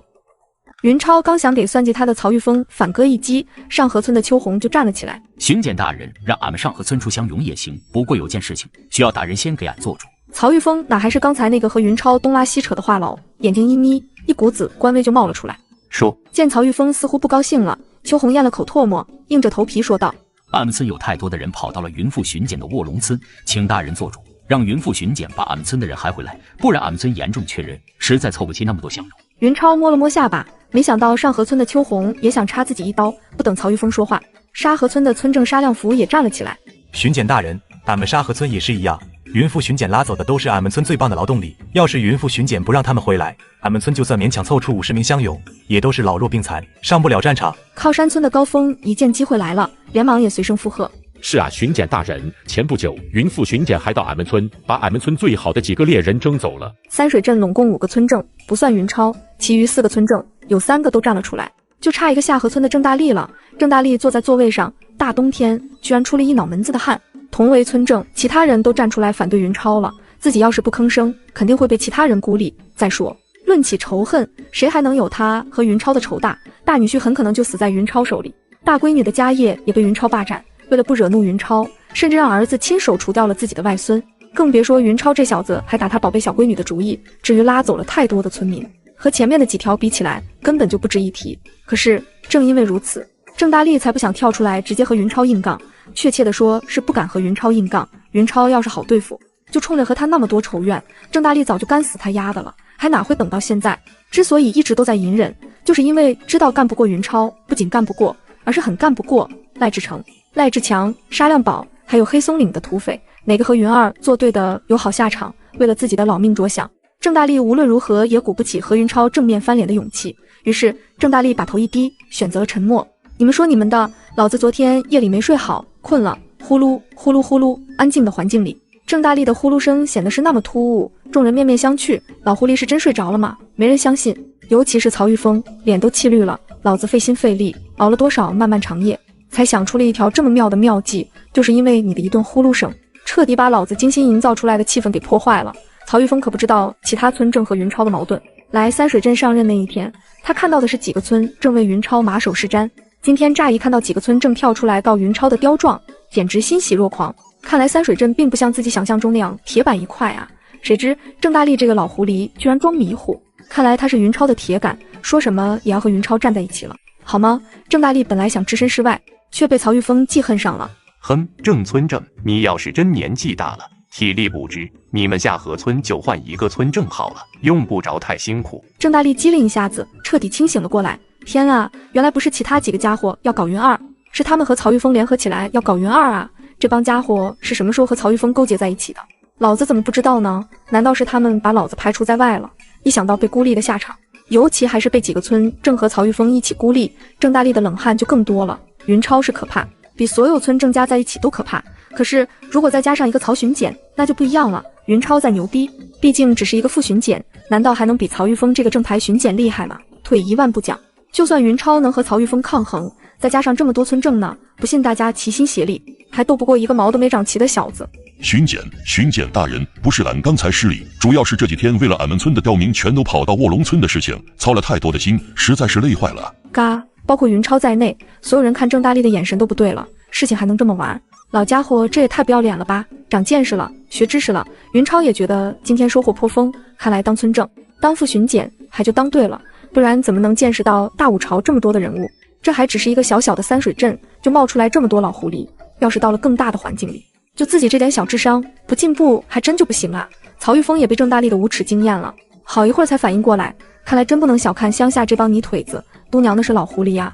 云副巡检，既然几个村正都说你征走了他们的村民，你就解释一下吧。我记得副巡检好像没有征收徭役的权利吧？来了，几个村正全都竖起了耳朵，瞪大的眼睛，狗咬狗的好戏就要开演了。娘的，姓曹的不够意思，你倒是给老子们上点瓜子，7杯茶呀！看好戏没有茶水点心，总觉得少点什么有没有？见曹玉峰的狐狸尾巴终于露了出来，云超笑了。姓曹的要是一直都对自己客客气气，还真不好跟他翻脸，毕竟云超是个讲究人，人家没把他怎么样，他一般也不会把人家怎么样。正所谓人不犯我，我不犯人。云超尽管不认为自己是什么好人，但也不想当一个不择手段的坏蛋。可惜姓曹的不讲武德，这才刚上任多久就想杀鸡害猴了。哦，应该是杀猴害鸡，想用云超这只实力最强的大猴子的血震慑其他那些弱渣鸡。